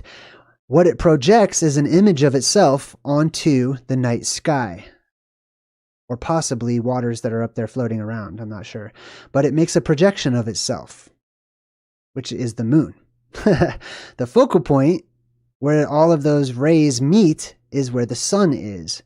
The projection is that of the moon. Right? So this right here would be considered the house of the sun or the house of the moon. This dome, this inner dome, is also what bursts and breaks open, which means that if this is the actual spot, the physical spot where the moon is projected from, because the moon that we see in the sky is a projection, it's light, it's plasma, but there is a physical representation of its origin, of where that light is coming from, right? So if this is the physical actual moon that does not move, that always stays in place, the light, the image moves because the plasma above is circling and spiraling around. And that's why you see the sun spiraling around the world, and the moon spiraling around the world, and the stars spiraling around the world, and everything spiraling around the world. Because that's what the plasma above is doing. It is in a vortex spiraling around our dome. When the world depressurizes, this dome breaks. Let's get rid of that. Yeah. So when the world depressurizes, that dome breaks open. And thus, the image that we see, the projection of the inner earth, the inner dome, I don't know what to call it yet. We see it breaking up there in the sky. We see that light, the projection, breaking in half, or separating, or opening, or a hole opening up inside of it. Which actually happened in Islamic tradition. In Islamic tradition, the Prophet Muhammad was arguing with some non-believers about the power of Allah, and they didn't believe him. And he said, "Ask for a sign. I'll show you." They said, "Okay, split the moon." And immediately the moon split. So they dropped down to their knees, as is appropriate when the apocalypse happens. Many people will drop down to their knees. Many of you will pass out. It will be seen as bowing in the presence of something greater. And the moon will split. And it has happened before, and it will happen again. So the moon can be kind of seen, the real moon, okay? So try to keep up. Sometimes I'll refer to the moon, and I'm talking about the projection. I should actually clarify. That's not on you, that's on me. I'll clarify from now on. So the projection moon is just that. It's plasma. Up there in the sky, it's a projection that comes from the light from the dome up above us, which is a dwelling place in the sky. Because on the other side of that, it's able to be inhabited. Now, it's also possible that that moon, if it's a physical piece of the actual sky, and that's the piece of the sky that breaks, that moon could fall to the earth. That piece of the sky, acting as a huge chunk, craterous chunk of ice, could break off and float down to the world. And obviously it would melt after a time, but the moon could fall and hit the earth. Not the fantasy moon that you learn about in academics. Hey, Jared, good to see you, man. Jared just became a member. He's got a sweet Truman Show icon. I like that. Remember on the Truman Show, the man in the moon, right? All that stuff. So when you hear about this moon, visiting the moon and stuff, I'm not one of those people that thinks that it's just, when I hear anything from NASA, it's 100% lies, it's 100% crap and false and make-believe, right? I mean, I feel like that would be a little bit hypocritical of me to completely be devoted to make-believe and then not believe anything that is presented to me in the quote-unquote real world. I believe that there's some truth to these things that they talk about. I believe they can go to the moon, possibly. If the moon is the inside or the underneath portion of our sky and our dome, the moon's the furthest you can go. Like that's as far as you're going to get. Now, if you want to go to Mars and all that other stuff that's allegedly beyond the moon, you're going to have to wait until the sky opens. But that is my theory thus far. So you have a dome, a protective barrier that goes around Mount Meru. Okay? When that protective barrier is up, it will be difficult to get into that island, that circular island that is a crater island, as you can see right behind my shoulder, right? It's one we've been talking about. Let's see. What else did I have? What else? Was that it? I don't even know. Let me jump in the chat. What do you guys think? Hey, Hamed, thank you, man. I super appreciate the support. 13R12AD says, Jay, you should look at some of the work from Vibes of Cosmos. He has a bunch of stuff regarding the moon. Okay, thanks for the suggestion. What do you guys think of the theory of the presentation? Oh, a lot of this is super resonating as I watch Under the Dome, like the actual show Under the Dome. They have a dome. I don't know if you guys have seen that show. You got to check it out though. Like It's so exciting for me to come to these revelations that I have on my own, or seemingly on my own, like, and then seeing the movie, and then seeing like Under the Dome or these other movies that I do, truth movies and stuff. Sometimes it's kind of mind blowing. Sometimes I'm getting really good at predicting what's going to happen in the movies because I see the patterns, right, that are revealed. So it's kind of mind blowing. In Under the Dome, they have a sky dome, right, and then they have like a little mini dome. And I told myself while I'm watching the show, they were looking for the source of their dome's power, the huge dome. And I'm like, it's going to be in the middle of your town, bro. It's going to be right in the middle of the town, I promise. And then I swear they're like, oh, look, right in the middle of the town, there's another mini dome with a black egg, by the way. See how Mount Meru looks like a little black egg, right? Same thing in the Stephen King show, Under the Dome. Let's see. We got Oramar Dez, who says, JayDreamerZ, what are your thoughts on the moon eclipses that just occurred? Like, why does the moon change colors? So I think that the moon always turns red during the eclipses, because I think that the light just on the other side of our dome is red, which is why the entire sky will turn red from time to time. And I'm still trying to work out how the eclipses and stuff work, but I'm sure it has to do with optics. So I highly encourage other people. Sometimes it's difficult for me to think that far into this, because you have to create a lot of structures in the head. I don't have a lot of like physical visual things to go off of, and I'm a very visual person. So the eclipses and stuff, the moon turns red because it's seeping through some of the red light that is behind it, because it's the dome above us, or if it is the dome above us, there's red light behind that. That's the red plasma that is waiting to come into our world. So we see the red. It's revealed from time to time during these blood moons or whatever. And then as far as like the actual changes, the light up there moves in such a way, I haven't figured it out exactly in my mind yet, but it moves in such a way that it goes over that dome. And so some of it it actually cuts off the projection because it's a lack of light. It's not a shadow. I mean, it is a shadow. But it's just a lack of light in that particular area on that dome. And so you can see it as it goes across. And I think that's what they call Rahu. Mars, hey, thank you. Super appreciate it. Awesome. Plasma Prophet says, Jay actually has inspired me for choosing my name. Oh, yes. I think you mentioned that before. I'm honored. Southern Bell Rising says, I was driving. I'll rewatch this. Okay. Suso, what's up, man? Says, I love the presentation. Always interested in your theories. Excellent. Excellent. Where is it on? Not sure what you mean by that. Managed Downside says, JayDreamerZ, if you look at your own face, it's literally a squatter man. 2 eyes, 2 balls, your nose. Yeah, I totally agree with you. It's a squatter man. Everything is fractal and follows after that pattern. We're created in the image of God. That's how they say that. Totally cool, because you're able to listen to you. Right on. Good to see you and have you here. Maria Becos says, JayDreamerZ, I wondered where the moon was at the time that they claimed to walk on it. Not that I believe that they got to, but it's a question I have. This is a new theory to me. So first and foremost, I am a believer that where it was in a studio. Okay. What you saw on TV, I don't know. Like, okay, I'm pretty sure a lot of things are pretend on TV, and it's fun to pretend if that's your thing. That's fine with me. But I don't believe in that whole thing being a real story. Nah, I'm not on board with that. I believe that there are deeper truths behind what is presented to the public, and that for reasons unknown to most of you, they will not share those truths with you. You have to find them out on your own. Sage says, JayDreamerZ, watch the movie you talked about, something School of Good and Evil. Yeah, I saw that one. The School for Good and Evil.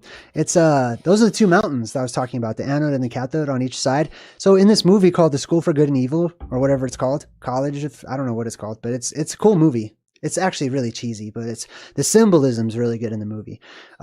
There's these 2 castles, which are mountains, which are these tall mountains that we talked about in those legends, right? One's the anode, one's a cathode, and they create an electrical arc between one another. And I believe that those are actually the first lights that come out too. I think that the first lights to come out are from those 2 witnesses, that they come before the main light arrives.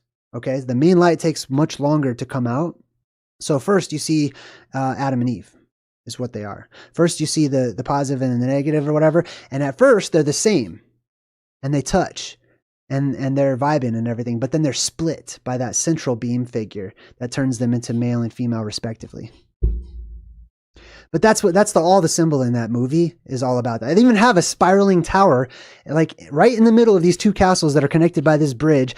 It's the arrow, basically. It's the spiraling tower that goes up, and it's insane. It's like right in our faces.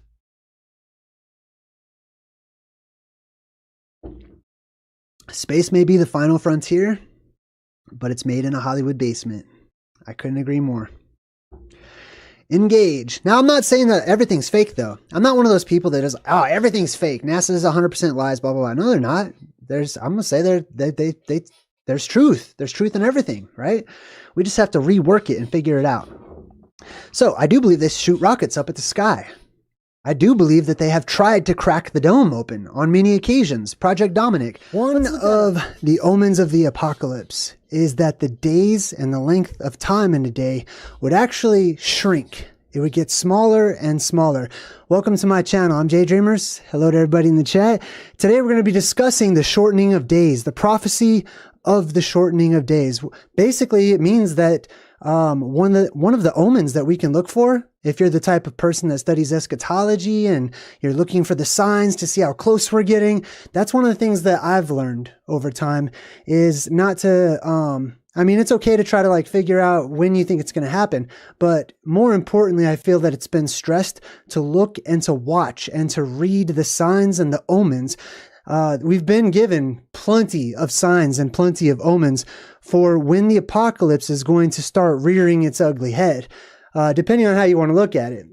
So today we're talking about the days getting shorter and shorter. Some of you can relate to this. Some of you might say, man, last week went by quick, or last year went by quick. And it seems that the more time goes on, the more we start saying stuff like that, like, oh man, last year went by quick. Or maybe you feel like there just isn't enough time in the day. There's not enough daylight nowadays to get everything that you need done. And that when you go to sleep, you're almost waking up, prematurely. You haven't had your full night's rest or anything. I believe it's because the days are speeding up. So we're going to talk about many of the prophecies. We're going to talk about some of my own theories and my own perspectives on the subject. And then, of course, we're going to talk about what academia says about it too. Let's start things off with the Bible, and let's go to exactly where this prophecy comes from, which is Jesus himself. So he's walking around talking about, like he kind of casually mentions the apocalypse. I'm paraphrasing. And all of his followers are like, oh my God, when's it going to happen? Tell us. You got to tell us when are these things going to be? And so, he doesn't come out and say, oh, it's actually going to be in, 12 days, 10 months, or you know what I mean? He starts talking about the signs and what to look for. He says, when you start to see these things happen, the apocalypse is at the door, getting ready to show its ugly head. So we go to Matthew, the book of Matthew in the New Testament, chapter 24, verse 22. Hopefully everybody can hear me. Jesus says, if those days, he's talking about the days just before the actual event, if those days had not been cut short, no one would survive. But for the sake of the chosen or the elect, those days will be shortened. So there you have it straight from Jesus that the days themselves will be shortened. Well, this forces us to take a little reconsideration of our geography that we've been taught lately, right? Because how does that work given the cosmology that we have? If the chat could just give me a thumbs up too, I would super appreciate it. Sergio, what's up? I see you in the chat. Yeah, just let me know if you can hear me, basically. I super appreciate you guys. Okay, cool. Thank you. All right. So Jesus says the days are going to become shorter, right? So I was talking about how do we reconcile shorter days with our current cosmology, right? Because our days depend on how fast or slow our world is spinning around, right? So if our days shorten, it means that the world would be in that scenario speeding up its spin, speeding up its rotation. I'm going to come back to that one. But Another reference here in the Bible is Mark chapter 13, verses 14 through 25. I'm going to go ahead and read that for us. It says, "When you see the abomination that causes desolation, standing where it does not belong, let the reader understand. Then let those who are in Judea flee to the mountains." I'm going to pause it real quick. I'm going to stop the quote real quick. Okay, pause the quote. I want to talk about that real quick because I've been to Bible college. I've hung out in many biblical Bible study circles, and I've studied to be a youth pastor and things like that. That was my path once a long time ago. So I also liked debating when I was younger. I was really into throwing around. I mean, it was really philosophy that I liked, but it turned into debating, unfortunately. Anyways, so there's a lot of debate amongst these communities as to what this abomination that causes desolation is, right? So I'm not going to come right out and tell you what it is, but what I will say is an abomination is something that is not natural, basically. So we're talking about something that is abnormal or unnatural, right? Something that is not normally seen in the natural world, right? So the abomination, something that is unnatural or whatnot, that causes desolation. So to make desolate means that it's getting rid of everything. Okay, it's cleaning house. It's clearing everything out. It's paving the way, essentially.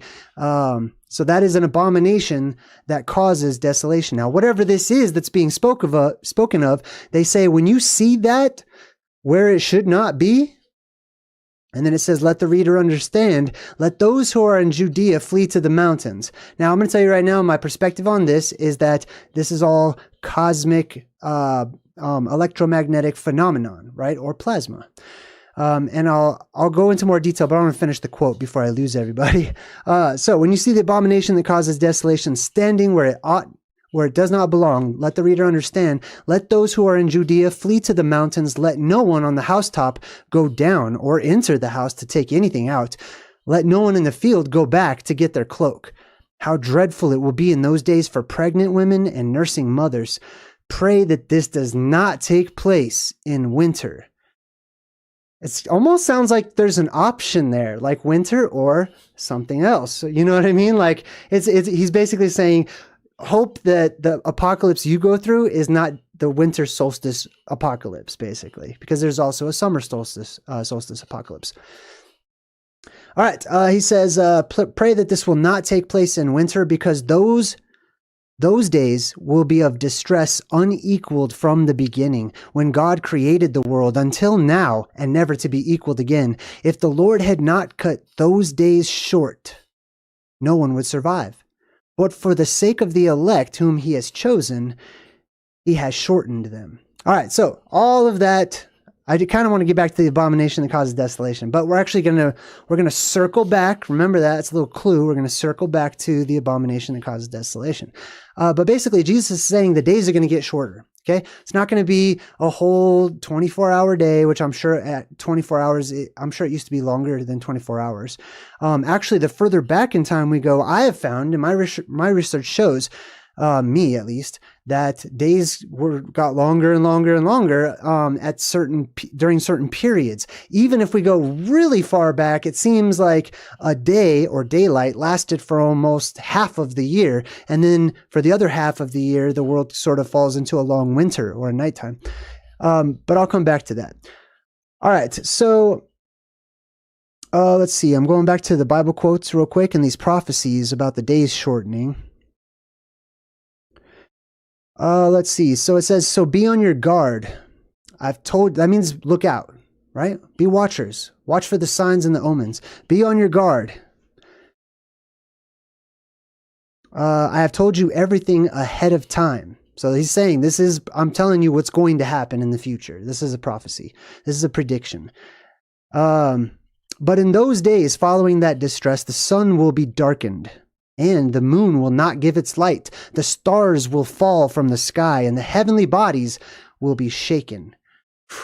This all has, for a lot of you, this means that you have to rethink your cosmology, and you have to internalize it, and you have to make these things metaphor instead of taking them literally, or at least as literal as the person describing it could be, right?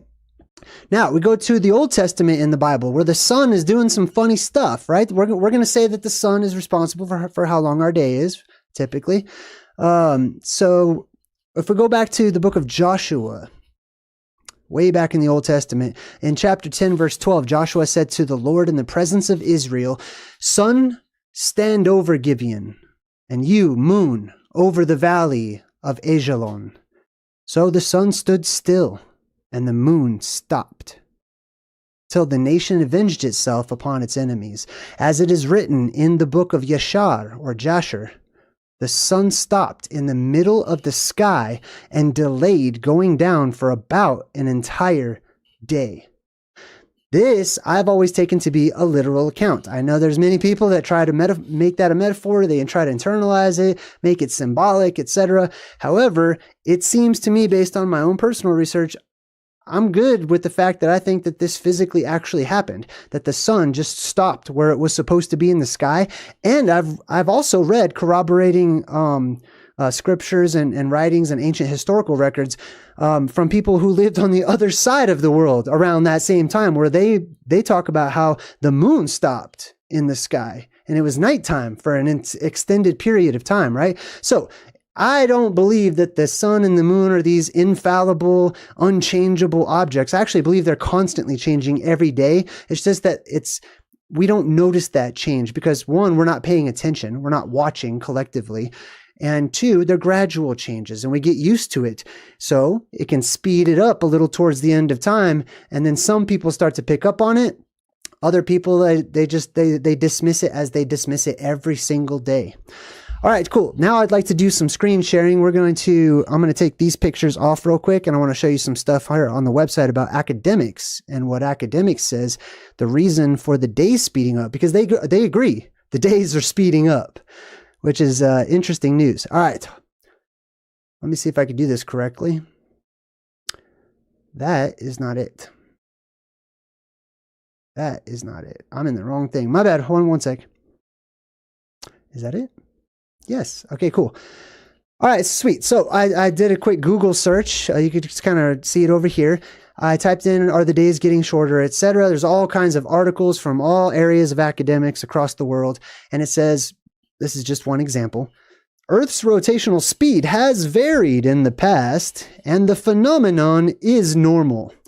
Oh my God. I wanted to share that with all of you. Okay, let me show you. Okay, I don't even know who wrote this, but for me, I know the voice of Big Brother when I hear it. Okay, I know the voice of the greater government, or whatever you want to call it.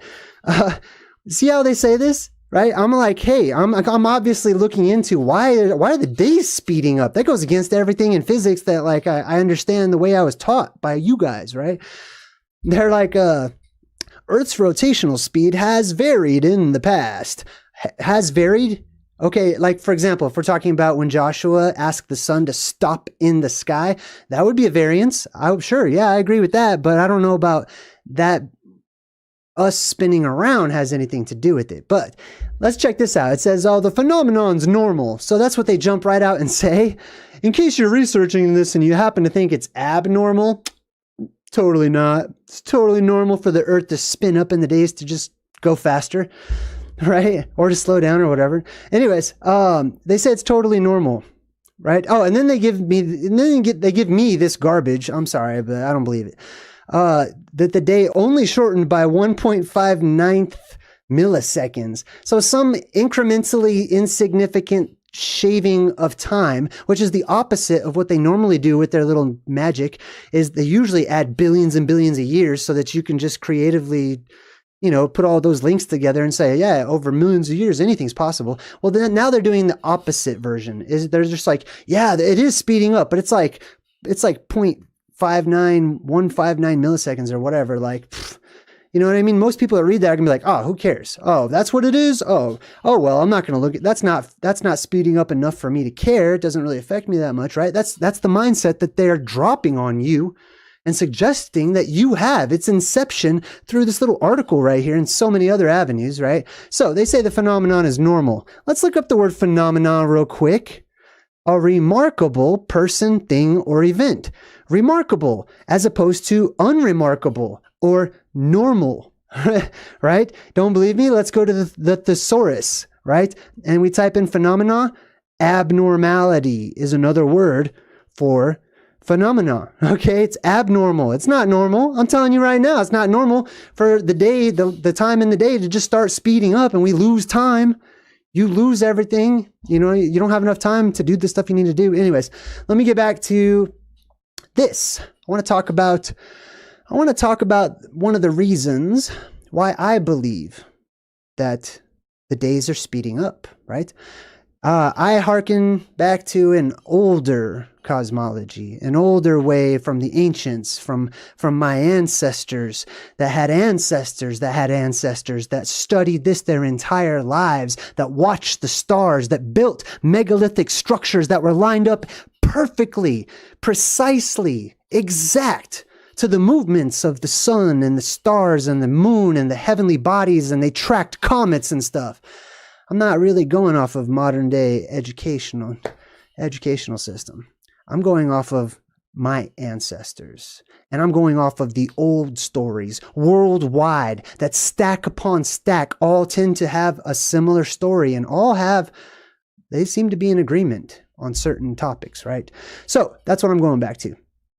Here's what happens. The sun, this is all my own theory, my own point, I'm just throwing a disclaimer, okay, just in case. And it's okay. It's totally okay. You don't have to agree with it or anything. I don't know why I'm arguing with people that don't even exist in my own head right now. That's how much experience with this crazy world I've had. So let me just get to the point. The sun, as we call it, is a point of focus in the sky. It's a light. That light source comes from something that is actually beyond the sun, and it comes from the dome of our sky. At least this is what it was said in the ancient world, right? That the sun was underneath the dome of the sky. That dome of the sky is surrounded by ethereal entities in the old world, or a plasma sheath, a spinning, twisting, plasma sphere, as they call it in mainstream academics, and that plasma emits light. That light passes through, the plasma's kept out, but the light passes through that glass barrier or ice barrier. It's something that's transparent up there and solid. I'm going with ice, but that's me. And it hits a focal point, and it creates what we call daylight down here. It spreads back out after the focal point, right? All we see is just the focal point, and it's shining right in our face. So it makes it really difficult to see what lies beyond that huge bright light that's in your face. You can't really see the background too great, right? Even at night, it's still lighting up things even at night. And then the moon is out typically at night too, which also adds extra light, making it difficult to see the true background that we look up and look through and we call space. All right, sweet. So what happens is that plasma that's swirling around our world and is responsible for the moon and the sun and the other images that we see, some of the other images that we see up in our sky, those follow suit. They swirl around on the inside. The focal point will swirl around with the plasma outside, and that plasma is pulsating, right? It's spiraling down and wrapping around our world, or if you like an academic perspective, it's spiraling around the whole entire world or whatever. But it spirals around and down over our world, creating that focal point, and then it pulsates. It's got areas where it's tighter and thinner, and then it has areas where it expands. When it expands, what we see down below, we see that focal point following suit, and it goes way far out to the edge of the world. It almost looks like it's not going to come back. And the ancient people feared that it wouldn't come back. Why? Not just because it looked like it might not come back. I mean, year after year after year, they see that it comes back. You know what I mean? They had to have a solid reason to fear the sun might actually disappear. It's because it actually disappeared time and time again, right? That's when the world starts over. Okay, the lights go out in the beginning, everything is dark. The sun, the moon, stars, they turn off. There's a huge EMP. Let me get back on track. Now, that's whenever that plasma goes really far out until it hits a flux, and it goes into flux, and the electromagnetism reverses. I got to bring up the chat just in case. I always get paranoid that like I messed something up and everyone in the chat's like, oh my God, you messed something up. Okay, I guess we're good. All right, sweet. Let me go back to this dude and get back to my point here. So the opposite end of that, that's what happens during the winter solstice. Remember how we said pray that this doesn't take place in wintertime? That's because when it happens in wintertime, you have the flood. The whole world gets flooded. I'm pretty sure that's where I am so far, right? But you have the opposite end of that, which is the next cataclysm, which will bring about a red sky, which happens in the summer solstice. It's the exact opposite of the winter solstice, right? And what happens is the plasma above contracts and it keeps contracting and then it goes further than it ever has contracted before. Normally when it stops at its maximum contraction, the plasma around our sky, right? When it's at its maximum contraction, that's whenever the sun goes its furthest north, right? So up here in the northern hemisphere, we have summertime and stuff, right? That's why this happens during the summer solstice. The solstice is its furthest it can go north. What happens whenever it's about to go into flux every other cycle is it transgresses that boundary, that tropic, we call it, right? Both of the tropics are the boundaries for the sun, basically. When it goes past either of those tropics, that means the apocalypse is on the way. That's another omen that you can look for. Now, there's other omens that you're going to know before that, but these are some of them. Anyways, when the plasma above us shrinks down and it contracts to its tightest form, now all of that light that is refracting off of our sky, coming in and giving us a focal point, is now focused. And it's thinner and it's smaller. And our daytime is basically akin to, symbolically-ish, now it's pretty actual, a laser. Okay, so instead of daylight being spread out and just being warm and nice and glowy, it gets hotter and hotter and hotter as the daytime itself, which is the area of light after the focal point, like how far it spreads, right? If above, as above, so below, if above, it shrinks down and it contracts as it's spinning, then below, the daytime shrinks down. It should be like that, right? So pretend this is daytime and it's like moving around. It shrinks down itself, giving us less daytime. In addition to that, it seems to me that the plasma speeds up right before the world pops. Okay, so it goes faster and faster too. And it makes sense that it would go faster and faster if it was contracted, right? We have the tighter spiral and everything. It's going to go faster. The sun will start hauling ass across the sky. And the byproduct of this is it gets unbearably, intolerably, and dangerously hot in many places. Things start to melt. Another thing is, hey, McDoc, rough stock. Thanks, man. Appreciate it. So check this out. The sun, not only does it get hotter, it changes color. Now, I've talked about this a few times in the past. The sun is actively, in my eyes, changing color every single day. And I believe it has reason to, apart from, I've noticed it every day. I've noticed it since I was a kid. I remember it being totally a different shade when I was younger than I do today. Right? And now I'm watching it even more and I'm picking up on these other shades that it's turning along with the moon. Okay. So everything that's happening to the sun is going to be reciprocated by the moon. So one of the things that happens is that when light gets hotter and hotter, right? It goes through its own spectrum. The yellows and the reds and oranges, they're a cooler light. But once it gets hot, that focal point, whatever it may be, the sun or a flashlight or whatever, right? If it gets hotter, it turns from like yellow to like really bright white yellow to white.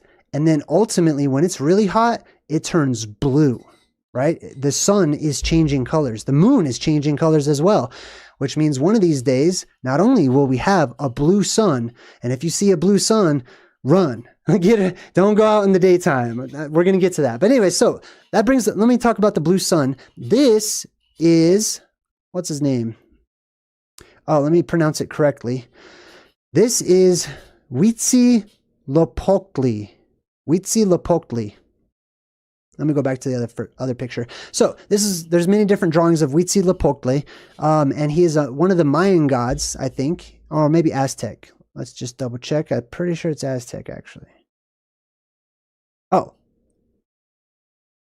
Mexico, it says. I'm pretty sure that might be Mayan.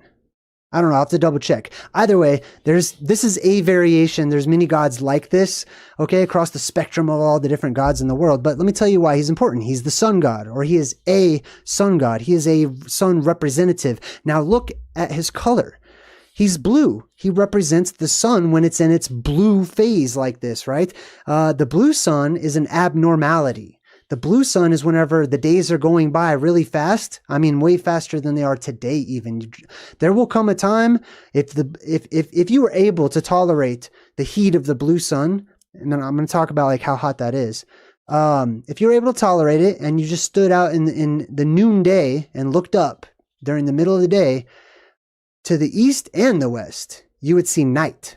Like there wouldn't be a lot of daytime, okay? And then you would look up, the sun would look really interesting. So the sun, whenever it gets more and more focused, is going to start looking more like, it's going to turn blue, but then it's going to start, the middle of it will start disappearing. You'll just see the corona. It'll become a blue ring up there in the sky that is like a laser, just the daytime is just burning everything.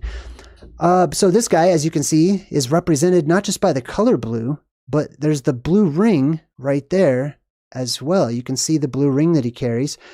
Let's see another version. Now check this out. In this one, when they draw him as like a figurine, he has a black face, okay? The reason for this is because he is the sun. He represents an aspect of the sun, or a phase of transition that the sun goes through.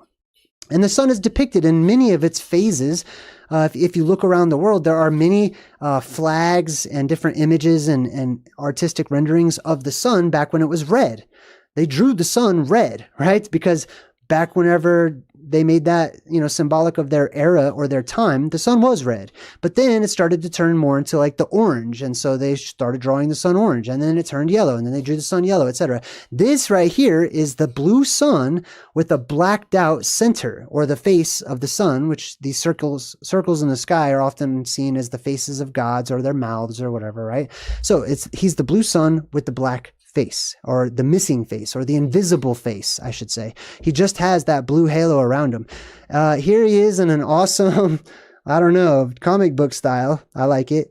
But he's also blue with the black face, as you can see there. I'll read what this says too. It says, Huitzilopochtli, hummingbird of the south, or hummingbird of the left. I want to also talk about that. I think that the reason that the hummingbird is attributed to the sun when he's blue with the black face is because it's flying through the sky. It's super fast, right? Oftentimes these gods are portrayed as birds, and those birds' attributes are the attributes that those cosmic entities are exhibiting, right? So the hummingbird's very quick, very fast. This god right here is associated with the hummingbird. It says he's associated with the sun and fire. Not just the sun, but fire as well. You're going to see some correlations being made here in the next few slides that I'm going to show you. But it's the sun and fire, because the sun is setting things on fire. Let's see. Huitzilopochtli is a warrior armed with fire snakes, and sometimes identified as the blue Tezcatlipoca in the Teocalli of Tenochtitlan. I'm sorry. Let's see. Anyways, he's the sun when it turns blue, basically. Let's move on. All right, here's another version of him. I like him. I like all these blue sun gods. Now, keep in mind, not all the blue sun gods represent our sun, that point of focus up there in the sky. Val, you're awesome. Thank you. Thanks. Not all of the blue gods represent the sun getting hotter and hotter and hotter and turning into the blue sun, or the blue star Kachina, as you'll see. Some of those blue gods are the blue beam of earth energy that shoots up. So it falls to us to differentiate between the two based on the stories and what we're given as far as context, right? But this guy right here is definitely the blue sun up there in the sky, setting everything on fire. The blue beam that shoots up out of the ground does not set stuff on fire. It's life-giving. It's the exact opposite. So this is the blue sun of death. Why is that important? Because earlier we were quoting Jesus. Jesus also talked about the anti-version of himself. Okay? The anti-light, the anti-Christ, the fake Christ. This looks like a blue light, right? But this is the blue light of death. It's the opposite of the blue light of life. Anyways, hopefully that some people picked up on that one. This is a tattoo version of the same dude, basically. This might also be one reason, I have a hunch, why certain colors like turquoise, right, are so popular when drawing these different gods. All right, let's see. Let's go to the Hopi prophecy. Hopi prophecy. The Hopi blue star. Hope I'm not being too loud. The Hopi blue star. I'm just excited. The Hopi blue star or blue Kachina prophecy. An ancient Hopi Indian prophecy states that when the blue star Kachina makes its appearance in the heavens, the fifth world will emerge. The fifth world is Native American speak for you're going to go through the apocalypse. The reset is going to happen. There will be a cataclysm like you've never even seen before, and you'll be in a brand new world, basically. Not that there are not other worlds, because there are. Above, below, to the sides, everywhere. Excuse me. When the blue star Kachina makes its appearance in the heavens, that means the sky up above us, right? There will be a blue star. The fifth world will emerge. This will be the day of purification. This is also a similar trend that I've seen when studying eschatology or studying the end of things, right? Or the resetting of our world, which is this purification process. The world is being purified. The world's messed up right now. Like, I'm not one of those people that's like, oh man, I hope we can delay it. Oh man, I hope we can prevent it. Nah, no, not me. I mean, that's fine. I respect all of your little ideas and wants and desires and everything. I do. But me personally, the world's dirty, man, and it needs cleaned up. And this is what this is what's being fed to me. Like, hey, nature, God, the Akashic records, the higher self, I don't know who it is. Somebody's been knocking at my door. Sonia, thank you. Saying, thank you. Saying, hey, this is I'm going to purify you. I'm going to purify you, your world, everything in it. I hear your prayers. I hear you crying out. I see you, can't even breathe sometimes. I'm choking up because I'm so overwhelmed at the world.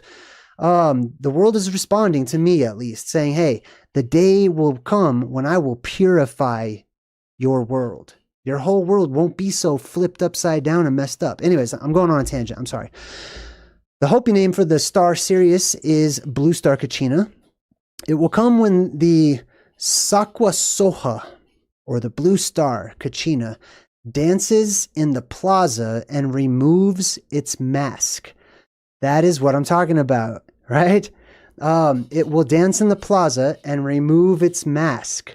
So, here's what's going on, okay? Imagine, if you will, we already painted the picture that the daylight gets more focused, and then the sun, in turn, starts turning more and more white and then more and more blue, right? As does the moon. Which only happens once in a blue moon. This is why you say that. It only happens once every apocalypse, basically. Almost like, hey, it's almost never going to happen. But it will eventually happen. All right, so let me get back on track focus. Here's what happens. Jeez, thanks everybody. Oh my God, thank you. Mansfield Property Service, MPS, thank you. I appreciate it. All right, so let me paint a picture of why it says this. It says, Blue Star Kachina dances in the plaza and removes its mask. So on one hand, you have the blue sun that's starting to get darker and darker the more focused it becomes, and all you see pretty soon is that ring. So what it does is it takes, it's either going to be, I want to say three and a half days or 3.5 years. I can't remember. I'm so sorry. I know that's a huge difference. But it's either 3.5 days as it transgresses the tropics, and it makes its way. As it's spiraling around our world, it makes a tighter and tighter spiral every time. It makes its way to the North Pole because all the energy is about to hit the middle and flip and go into flux. So it makes its way spiraling around to the North Pole, just like the Wizard of Oz when they start off things and they're going in that circle on the yellow brick road and stuff, right? It's going to spiral around to the North Pole. The North Pole is the plaza. It is the plaza of our world. It's the center of our world. It's the main place or whatnot. And it will remove its mask, meaning that it will lose that blue. It'll lose the face of the sun, right? It'll just be dark. It'll become invisible, which is, if you're into Egyptian mythology or Egyptian alternative history, however you want to call it, there is a god that is a sun god that all of a sudden at certain points in history, his name was changed to basically the missing sun god or the invisible sun god, right? Still the sun, but like it's invisible and it's the sun. I'll get to that one in a little bit. So the Kachina dances in the plaza, removes its mask. That the sun that we see, the Antichrist, I guess you could say, once it turns blue, it makes its way to the North Pole, just like the blue beam lives at the North Pole. So you'll have this fight, sort of, between the Antichrist, which is the intense daylight that's shooting down from this blue circle in the sky, and then the blue light that meets it once that reversal's complete and the earth energy shoots up from Mount Meru, or Rupas Negra, and it creates the body and completes the Kachina.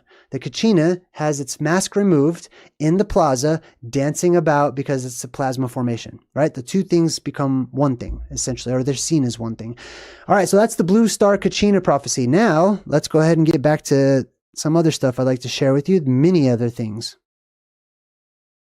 All right, I'm just going to let these pictures play in the background. I'm going to probably reference them here in a bit. Totally not in the chat, so I hope you guys are having a good time. I have a lot of notes to go over. Let's start with the Cherokee, okay? It's not just Christians. It's not just the Hopi. It's everybody has these myths and these legends. You can find them all over the place. The Cherokee legend says that the sun's daughter lived in the middle of the sky. Well, the middle of the sky is not just wherever you happen to be looking straight up. I mean, you could see it that way. That's kind of selfish, right? I mean, that's one way of looking at it. But the middle of our sky is right there. It's in the middle of the sky of the world, which is right above the North Pole where the North Star is, right? The sun's daughter lived in the middle of the sky. So every day the sun stopped to visit her, angry at humans for their ugly expressions. This is because when he looks down at us, you know, we're doing like that when we look up at the sun. So the sun was not happy about that. Angry at humans for their ugly expressions, the sun began using these opportunities, visiting the North Pole, to send down so much heat that people began to die of fever. Okay, this is straight from the Cherokee. Let's check out the Maori, right? The people who live in New Zealand, or the older people who live in New Zealand. The Maori people of New Zealand tell a tale about a long time ago when the days were shorter than they are now. This has happened before. This is not like a brand new thing that's going to start happening. The days have already been short in the past. And then the time came where they returned to what we today call normal. And now they're starting to fade and slip away back into becoming fast again, right? So we're looking at the Maori account of similar days that we're living in now, right? Probably right around the corner. So here's what happened. A long time ago, when the days were shorter than they are now, the hero Maui often heard his brothers lamenting the lack of light during the day. So he decided to solve the problem by taming the sun. Although his brothers were skeptical, they and their tribe helped Maui weave a net out of flax.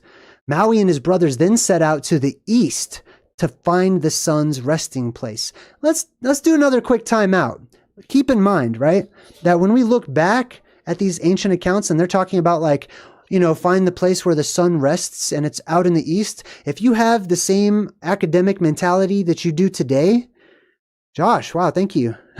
If you have the same academic mentality, you can't reconcile that because the sun never stops. If you go east and west the way that we're taught, you're just going to go in circles forever and chase the sun. The sun will never find its resting point. The ancient cosmology says that the sun has a resting point, a place where it used to go up into to hide. Okay, so let's check it out what it says. Maui and his brothers then set out to the east. Up. East is up, right? Set out to the east to find the sun's resting place. They covered the entry to the sun's cave. If east is up and there's a cave up there, that means that there is a hole in the sky. That stands to reason. All right. They were looking for the entry to the sun's cave with nets and smeared themselves with clay to protect against the sun's heat. When the sun emerged, it fought and it struggled in the nets, but the brothers held firm. Maui began to beat the sun. Some stories say that he had an axe, others a club made out of the jawbone of an ancestor, until the star was so weakened that it could no longer race across the sky. According to the legend, that is why the sun travels so slowly in the sky today. I will interpret that for you. Really simply put, Maui is the blue beam that shoots up, that steals fire from down below and brings it up to the surface, right? That's the blue beam, the earth energy that shoots up, right? The indicator that the apocalypse, that our electromagnetics of our world today has flipped over. So that blue beam is seen as being responsible or having a correlation with the speed that the sun moves at, or the rate of speed that the sun moves. Let's go to Greece, shall we? Right up here somewhere. Right up in there. Greece. Here's a myth from ancient Greece. Phaethon is the son of Helios. Helios was the sun god. And out of desire to have his parentage confirmed, Phaethon travels to the sun god's palace in the east. Imagine that. There, he's recognized by his father, and he asks him for the privilege to drive the chariot for a single day. So in these older versions, there was a god that had a chariot, and he pulled the sun across the sky, or I don't know if he pushed it or whatever, right? But that was the sky chariot. So he asks his dad, hey, can I totally drive the sun? I want to drive the sun today. His dad's like, I don't know about that. It's not easy to do. I'm pretty sure you should ask for something else. And his son's like, come on, you got to let me do it. So he lets him do it. Despite Helios's fervent warnings and attempts to talk him out of it, continuing the numerous dangers that he would face in his classical journey and reminding Phaethon that only he can control the horses, the boy is not dissuaded and does not change his mind. He's then allowed to take the chariot's reins. His ride is disastrous, as he cannot keep a firm grip on the horses. As a result, he drives the chariot too close to the earth, burning it, and too far away from it, freezing it. Oh my God. Okay, this is exactly what happens. That's a really good example right there. So imagine that's daytime, right? Now imagine that daytime shrinks way down. It's going to burn the earth. Phaethon is now at the wheel, basically, right? And it's burning the earth wherever it's daytime. But now you have way less daytime. So everywhere else, it gets cold, right? There's no sunlight all over the place. And not only that, but whenever you heat up one side of the earth and the atmosphere and everything, right? It starts to create immense amounts of wind. So quite often, these types of these sun gods are also wind gods because they make wind because of the heat that they're putting off, right? But anyways, not only does it create super hot wherever the direct beam is, but everywhere else, we're going to start getting super cold fronts because now we're introducing an influx of heat into our atmosphere. It's going to create pressure differentials and stuff, and we're going to have extreme weather all over the place, basically. So we're going to have very cold winters. Now, you can test this out. Wait till you have a super hot summer and see if the winter's super cold. We did just have a super hot summer, so keep an eye out, see what happens. All right, so that's the story of Phaethon, when the sun scorched the earth, okay? Now, it's not talking about like a billion miles away, the sun just happens to shoot and gets lucky in some direction that it's spitting at and all that, and we're spinning and wobbling and going around and all kinds of stuff, and we just happen to get hit by one of these blasts or whatever. That's not what I'm seeing, okay? These stories say the sun touched the earth, or you know what I mean? It's very literal in how they explain it. But if you want to internalize it, that's fine too. Anyways, let's go on to China. Let's go down to China. Chinese legend says that in ancient China, it was believed that there were originally 10 suns. Some accounts say 9. All of whom were the sons of the solar goddess Shiho. Every day, she would wheel one of her sons across the sky with her in her sky chariot, another sky chariot. However, one day, all the other sons that were left behind got bored and they decided to cross the sky together, scorching the planet with their combined heat and provoking the sun god Dijun to hire an archer to teach the sons a lesson. So arrows shooting up, right? Same exact symbolism, basically. The beams shooting up, the arrows, everything. So Dejun hires an archer to teach the sons a lesson. He did this by killing 9 of them with his arrows, sparing the last one only because a child stole his final arrow. That final arrow, I'm sure, is the blue beam that shoots up and hits the eye in the sky. So that's the Chinese legend, right? When the earth was scorched by the suns. It doesn't tell you this here, but I just happen to know this. In Chinese legend, right, that you had the sun goddess. She had like 9 sons, so she would invite one of them every day to go ride. The rest of them were left at the North Pole, playing on like the world tree, basically, like just going around the world tree. All right, let's go to the Maya. The Maya are very interesting. The jaguar, or the jaguar. The jaguar god of terrestrial fire. The jaguar god of terrestrial fire is recognizable by a cruller around the eyes, making a loop over the nose. And a cruller just means to like a twist, something that's twisted. Jaguar ears, jaguar fangs. He personifies the number 7, which is associated with the day, Akbal, night. Associated with the Akbal night. Oh, he's associated with the night. That's what it's trying to say. I'm sorry. So in the Mayan sun god, or the jaguar god of terrestrial fire, is associated with the night. That's interesting. It says that usually called jaguar god of the underworld, he has traditionally been assumed to be the night sun. The sun of the night. It's not talking about the moon. It's not talking about the big light that's out at nighttime, which we call the moon. This is talking about the sun at night when it's dark, right? That's because that daytime, right, gets so focused and that sun gets so dark blue that it's not very bright at all. It doesn't light up the rest of the sky around it like this sun does today. So it's the sun of the night. Let's see. The jaguar god of the underworld is traditionally referred to by scholars as the night sun. An example, the form supposedly taken by the sun during his subterranean journey from west to east. It has been suggested that the 3 just mentioned deities involved in the sharing of attributes could perhaps represent various stages of the sun's daily cycle. So even the pros are saying like, hey, this represents the actual real sun. Wow, dang, everyone's, wow, thank you. I don't know what to say. Thank you, Nancy. Oh, geez, that's amazing. Continuing on. Wow, my mind's blown.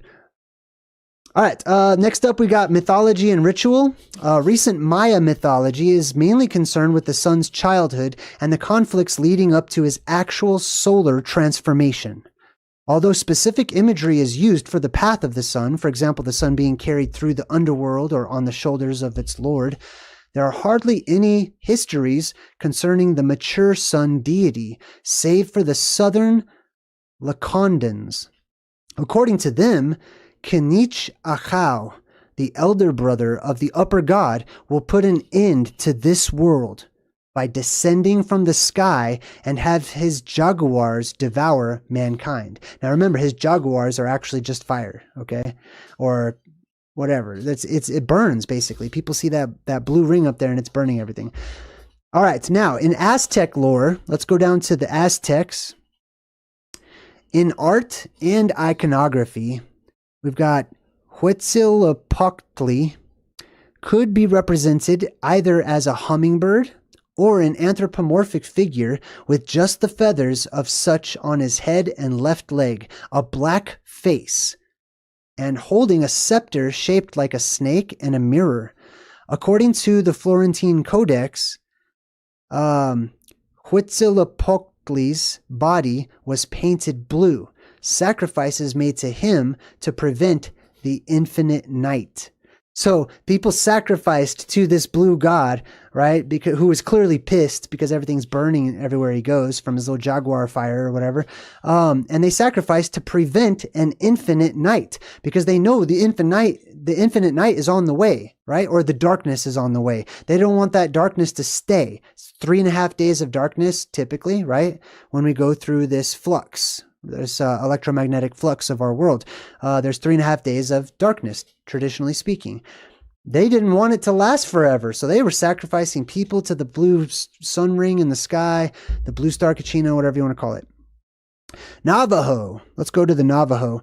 The black god, the inventor of fire, and him who powers the sun. So they're saying that there is the sun that we see, but then there is the black god, which gives power to the sun, sort of the man behind the sun, you could say, right? And he's portrayed as like, you know, being all black too. Also in Navajo legend, early Navajo, it appears in common with many other Indian tribes, met in council to consider a means of introducing more light into the world. So the story goes a long time ago, like I said, there was times when there was not that much light, right? Summer would last a really long time, but winter would last a really long time too. And it would go back and forth until eventually, you know, everything shortened to the point of having seasons and the sun and the moon, and it became normal as it is today. But a long time ago, they had councils. They were trying to figure out how to make the world brighter again, like it is today, basically. So that's what we're talking about.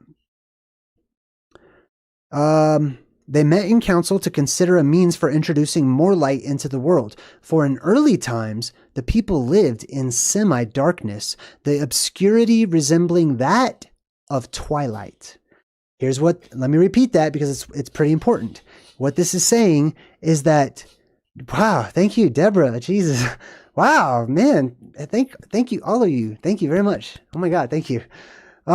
What this is saying is, according to Native American tradition, right? Many, at least, other tribes around the world too, the people lived in what is called a twilight world, right? I like to call it the amber color sun, right? Because I like 311 and amber is the color of your energy, but that's what it's like. Okay. That's the type of world that we live in during the golden age. Everything is a golden hue to it. It's beautiful. It's well lit. It's like, it's perfect weather all of the time. And we live basically in like a greenhouse for a while. All right, let's skip on past the Navajo and, or maybe we're still talking about the Navajo. It says the wise men concluded that they must have a sun and a moon and a variety of stars placed above the earth. And the first work that was done to bring this about was the creation of the heavens in which to place the luminaries. So you have to have the heavens. You have to have this right here behind me because it creates all of those lights. It's what's responsible for those lights. Or at least partially. It's a tool. It's a part of what's responsible. The old men of the tribe made the sun in a house constructed for this special purpose, but the creation of the moon and the stars they left that to other tribes. The work of creating the sun, Dr. Maniac, good to see you. The work of creating the sun was soon accomplished, and the problem then presented itself of raising it up to the heavens and fixing it there. So, follow the story, right? They wanted to make the sun the way that we have it today, but it was too low. They needed to get it up and away from the surface of our world. So, obviously that posed a problem because it was burning everything. Let's see. 2 dumb fluters, people who played the flute, who had gained considerable prominence in the tribe, were selected to bear the sun and the moon, for they had also constructed a moon, Atlas-like, on their respective shoulders. So they held up the sun and the moon like Atlas on their shoulders. Phew, that's pretty right on point with what we've been talking about lately, right? With the Atlas god symbolism and the hands up symbolism and all that stuff, right? Holding up that circle in the sky or whatever. That's because it's very likely to me the sun has an origin that is not where you see it in the sky. The moon has an origin that is not where you see it in the sky. And then, of course, we have a third entity that I like to call Rahu. And I believe all of these origins are the exact same thing up there in the dome of our sky. All right, let's continue on. Wow, everyone's joining and subscribing and everything. This is great. Thank you. Man, I'm honored. Thank you. All right, let's see. So they're trying to put the sun up in the sky. They're trying to put the moon up in the sky. These were great burdens to impose upon these fluters, for the orbs were exceedingly ponderous. Therefore, the fluters staggered at first under the great weight that bore down on them, and the one that was bearing the sun came near to burning up the earth before he raised it sufficiently high. But the old men of the tribe lit their pipes, puffed smoke vigorously at the sun, and this caused it to retire to greater distance up there in the heavens. So when the sun was first introduced, probably a huge, gigantic red sun, if I'm going to speculate on my own. Second field, good to see you. Oh man, I'm so happy today. Wow, man. Spiral Spec. Jesus, welcome everybody. This is great. The sun was bigger when it first started off, right? Then went higher and higher up in the sky, etc.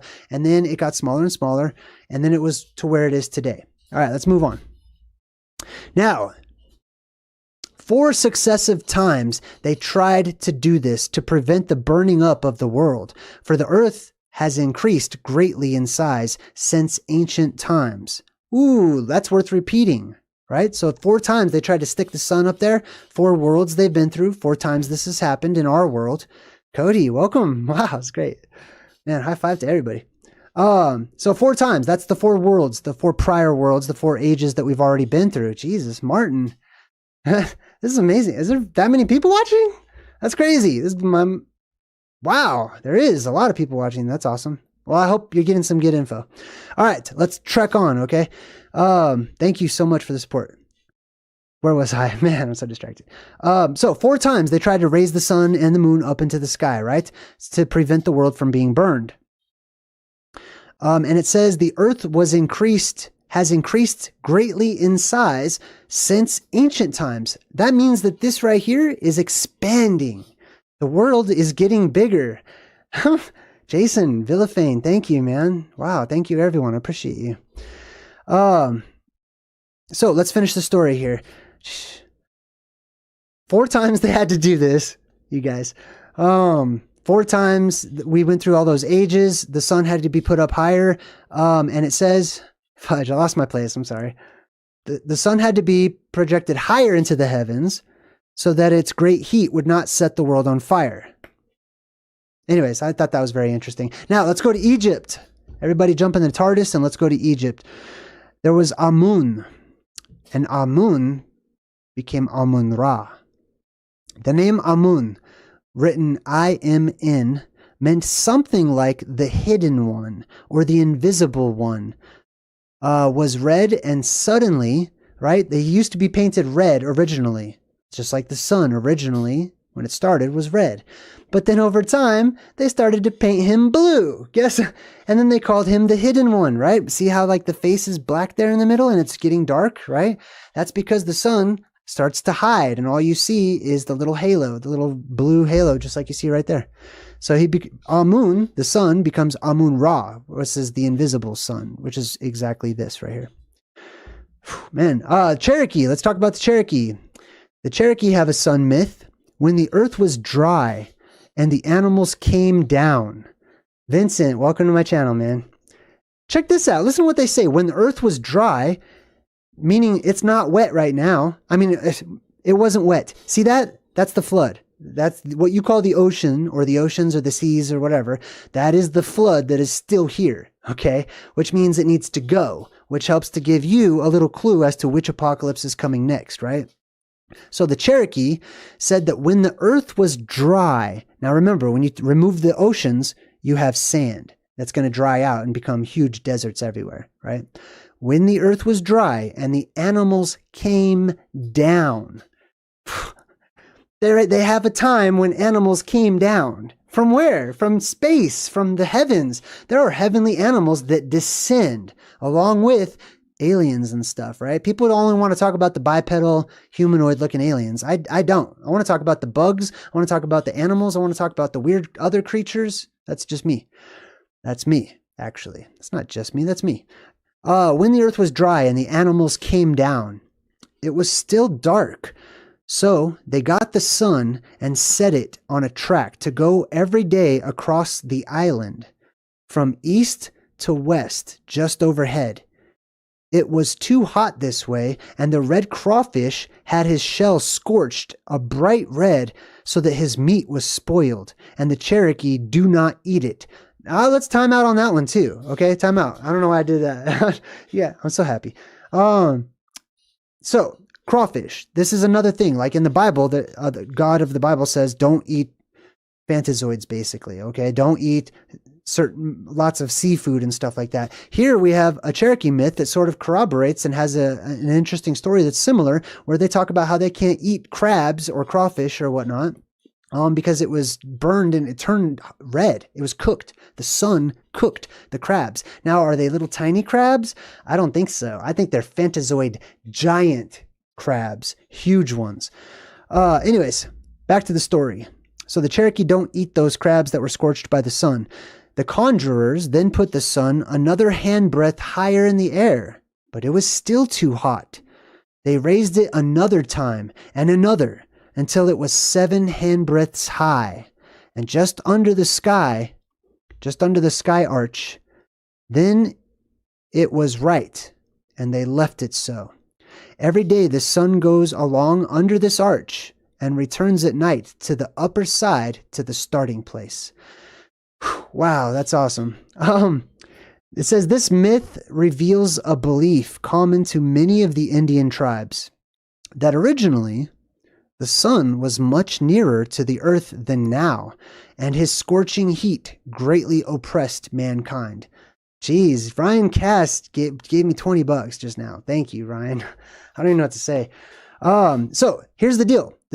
As you make that beam of light thinner and you have a focal point, it's possible that it might be higher or lower in the sky. But right here, if you look behind me, you can see how it starts off in the red spectrum, gets yellow, turns white. This is about where we are today. I'm going to say it's this one. Okay. We're on the edge of this one, but pretty soon it's going to get all the way to that dark blue and just be a ring in the sky, basically, as it makes its way back to the North Pole. The Blue Sun Cave of San Diego. Now, I've used to live in San Diego when I was in the Marines, and I never even heard of this, which is crazy because I explored everywhere. But there's something called the Blue Sun Cave of San Diego. If you go check this out, it's these petroglyph sort of drawings. Ancient Indians or Native Americans, drew all these little petroglyph things in color, and they drew a blue sun with all these stick figure, people and stuff. I'll have to show you guys. Do I have that one? Dang, I think I got rid of that one, but it's really interesting to check out. I'll share that one another time. All right. That was it. That was pretty much it, I guess. So on one hand, you have the apocalypse during the winter solstice, where the plasma above stretches way beyond the tropic, right? And then what we see down here is the sun getting lower and lower in the horizon during midday, until eventually there is no focal point because it hits past the ground where we are. The lights go out.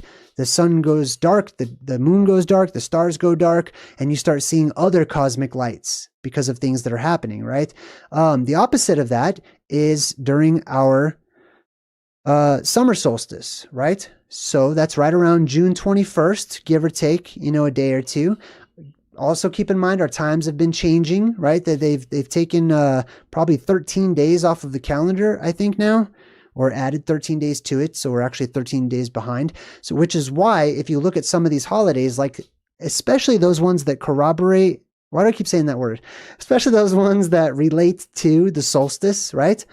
You always have like these holidays that are like about 2 weeks out from the winter solstice or about 2 weeks out from the summer solstice, right?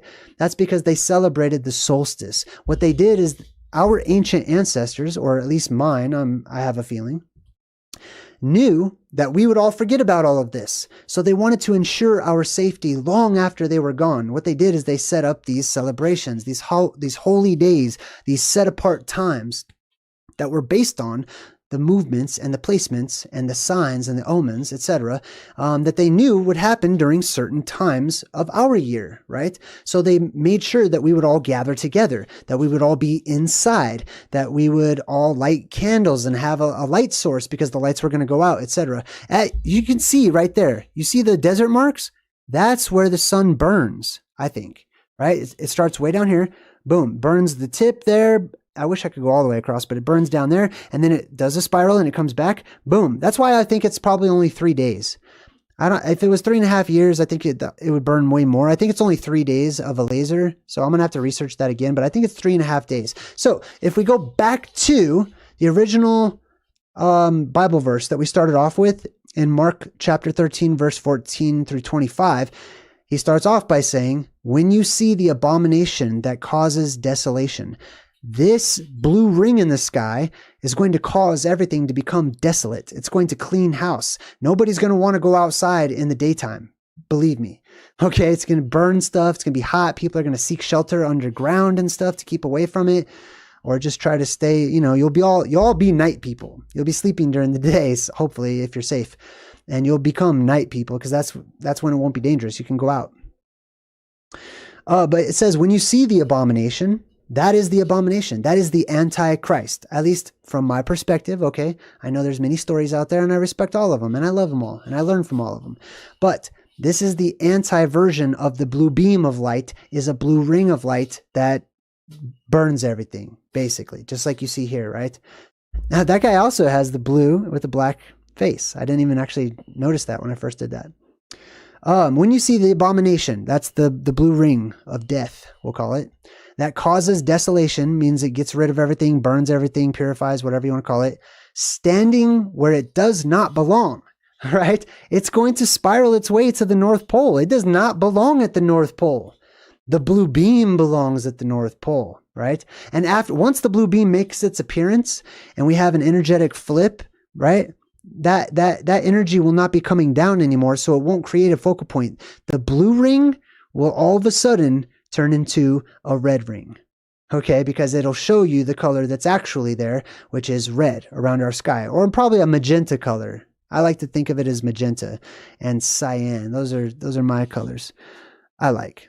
Anyways, so when you see the abomination that causes desolation standing where it does not belong, which is according to the Hopi in the plaza, in the middle of the plaza with its mask removed. Oh, you don't remove your mask in the plaza, right? Just like the, what's that Star Wars dude he's not allowed to take off his mask or whatever. Same symbolism. When you see the abomination that causes desolation standing where it does not belong, let the reader understand. Then let those who are in Judea flee to the mountains, right? They're saying, get somewhere safe. The apocalypse is about to happen. Don't go down into your house. Your house is going to sink. Okay. If you didn't build that house on bedrock, there's liquefaction that's going to bring the waters up and it's going to sink down into the earth. Don't go down into your house to get stuff. Go onto the roof. Go up to high places. So it says, flee to the mountains. If you're in the field, don't go back to get your cloak. That means if you're far away from the cities and you happen to be taking a trip that day, don't go back to your house in the cities or in the suburbs or whatever. Those are areas of high electrical activity and they're going to get zapped by the plasma from above, petrified. Or we're actually going to, I'm going off on a tangent now, but I'm going to be talking about not just the petrification factor and how electromagnetism has the ability to create very strong bonds that petrify things, but also the opposite. It has the potential for the opposite, which is rubberization. I don't know. I haven't picked a fun word for it yet. It makes everything very plasticky, very melty. Your skin can stretch, if depending on the situation. Some people will have, like Mr. Fantastic, they'll be able to stretch and stuff. It's crazy. All right. So this is called the story of the blue kachina and the red kachina. Hopi traditional caretaker. The story of the blue kachina is a very old story, very old. I have been aware of the story of the blue kachina since I was very young. I was told this story by my grandfathers, who are now between 80 and 108 years of age. Frank Waters also wrote about Sakwa Soha, the blue star kachina, in the Book of the Hopi. I want to do a Native American voice now. Probably shouldn't. The story came from my grandfather, Dan, oldest Hopi. Now I'm thinking about it. All right. Reset. It was told to me that the blue kachina would start off would be seen at the dances and would make his appearance known to the children of the plaza during the night dance. This event would tell us that end times are very near. Let's break it down real quick. I want to read that first part one more time. It was told to me that first the blue kachina would start of be seen at the dances. So at the start of these tribulation times, just before the end of the world or whatnot, this blue kachina would be seen, this star in the sky, this blue star, would be seen at the dances. Now this is all symbolic of our world, so world dances of some type, and would make his appearance known to the children in the plaza. The plaza is the center, so that would be like the North Pole, the North Pole of our world. Or maybe in the night sky of the North Pole, above the north, would be known to the children of the plaza during the night dance. So this happens at nighttime, or it's a dance that's seen at night. Now, I believe there's a specific reason why it's being referred to as a dance, and then I think that has a lot to do with this being a reference to our sun and one of the phases that our sun will eventually go through, which I'm working on doing a video later this week about. This event would tell us that the end times are very near. Then, the blue star Kachina would physically appear in our heavens, which would mean that we were in the end times. In the final days, we will look up in our heavens, and we will witness the return of the two brothers who helped to create the world in the birthing time. Ooh, two brothers now. Okay, so we've got a sign in the sky, some sort of a blue star, that is involved in a dance, which is a rhythm or a cycle, and it's in the plaza. It's seen in the plaza. These are the signs and symbols and omens. So many people ask me all the time, what should I look for? What are the signs? There's so many. This is one of them. Then we've got two brothers. So we'll also see, in addition to this blue star in the middle, we'll have these two witnesses. These two brothers who helped create the world in the birthing time. So these two brothers are some sort of gods, some sort of higher energetic beings, you could say, and they helped to create our world. Interesting. I've seen the two brother symbolism come up all throughout my research of my entire life. The two brothers, the twin brothers. All right, let's keep reading. Pogangoya is the guardian of our North Pole, and his brother, Polangohoya, is the guardian of the South Pole. In the final days, the blue star Kachina will come to be with his nephews, and they will return the Earth to its natural rotation, which is counterclockwise. Well, isn't that something else? Well, I'm going to comment all over this, just in case you haven't figured it out yet. Returning the Earth to its natural rotation. Okay, well, I'm coming from the perspective that it is the stars above us and the lights above us that seem to be moving, but that we're not. So if that were true, if my perspective, may have some truth there, then what happens is the rotation of the night sky, or the seeming rotation of the night sky, and those bodies therein would reverse, and it would start going the other direction, which has also come up in my research quite often concerning eschatology, prophecies, and other things. This fact is evidenced in many petroglyphs that speak of the zodiac, and within the Mayan and Egyptian pyramids, the rotation of the earth has been manipulated by not so benevolent star beings. The twins will be seen in our northwestern skies. They will come and visit to see who still remembered the original teachings, flying in their patuvotas, or flying shields. They will bring many of their star family with them in the final days. The return of the blue star Kachina, who is also known as Nanga Sahu, will be the alarm clock that tells us the new day and the new way of life, a new world that is coming. This is where the changes begin. They will start as fires that will burn within us, and we will burn up with desires and conflict if we do not remember the original teachings and the return to the peaceful way of life. Okay, I'm getting caught up in this character, whoever this is. I like this guy. All right, let me rewind a little bit here. The return of the blue star is an alarm clock. So this is a sign. It's a signal. There is a sign that traditionally that truth seekers are to look for.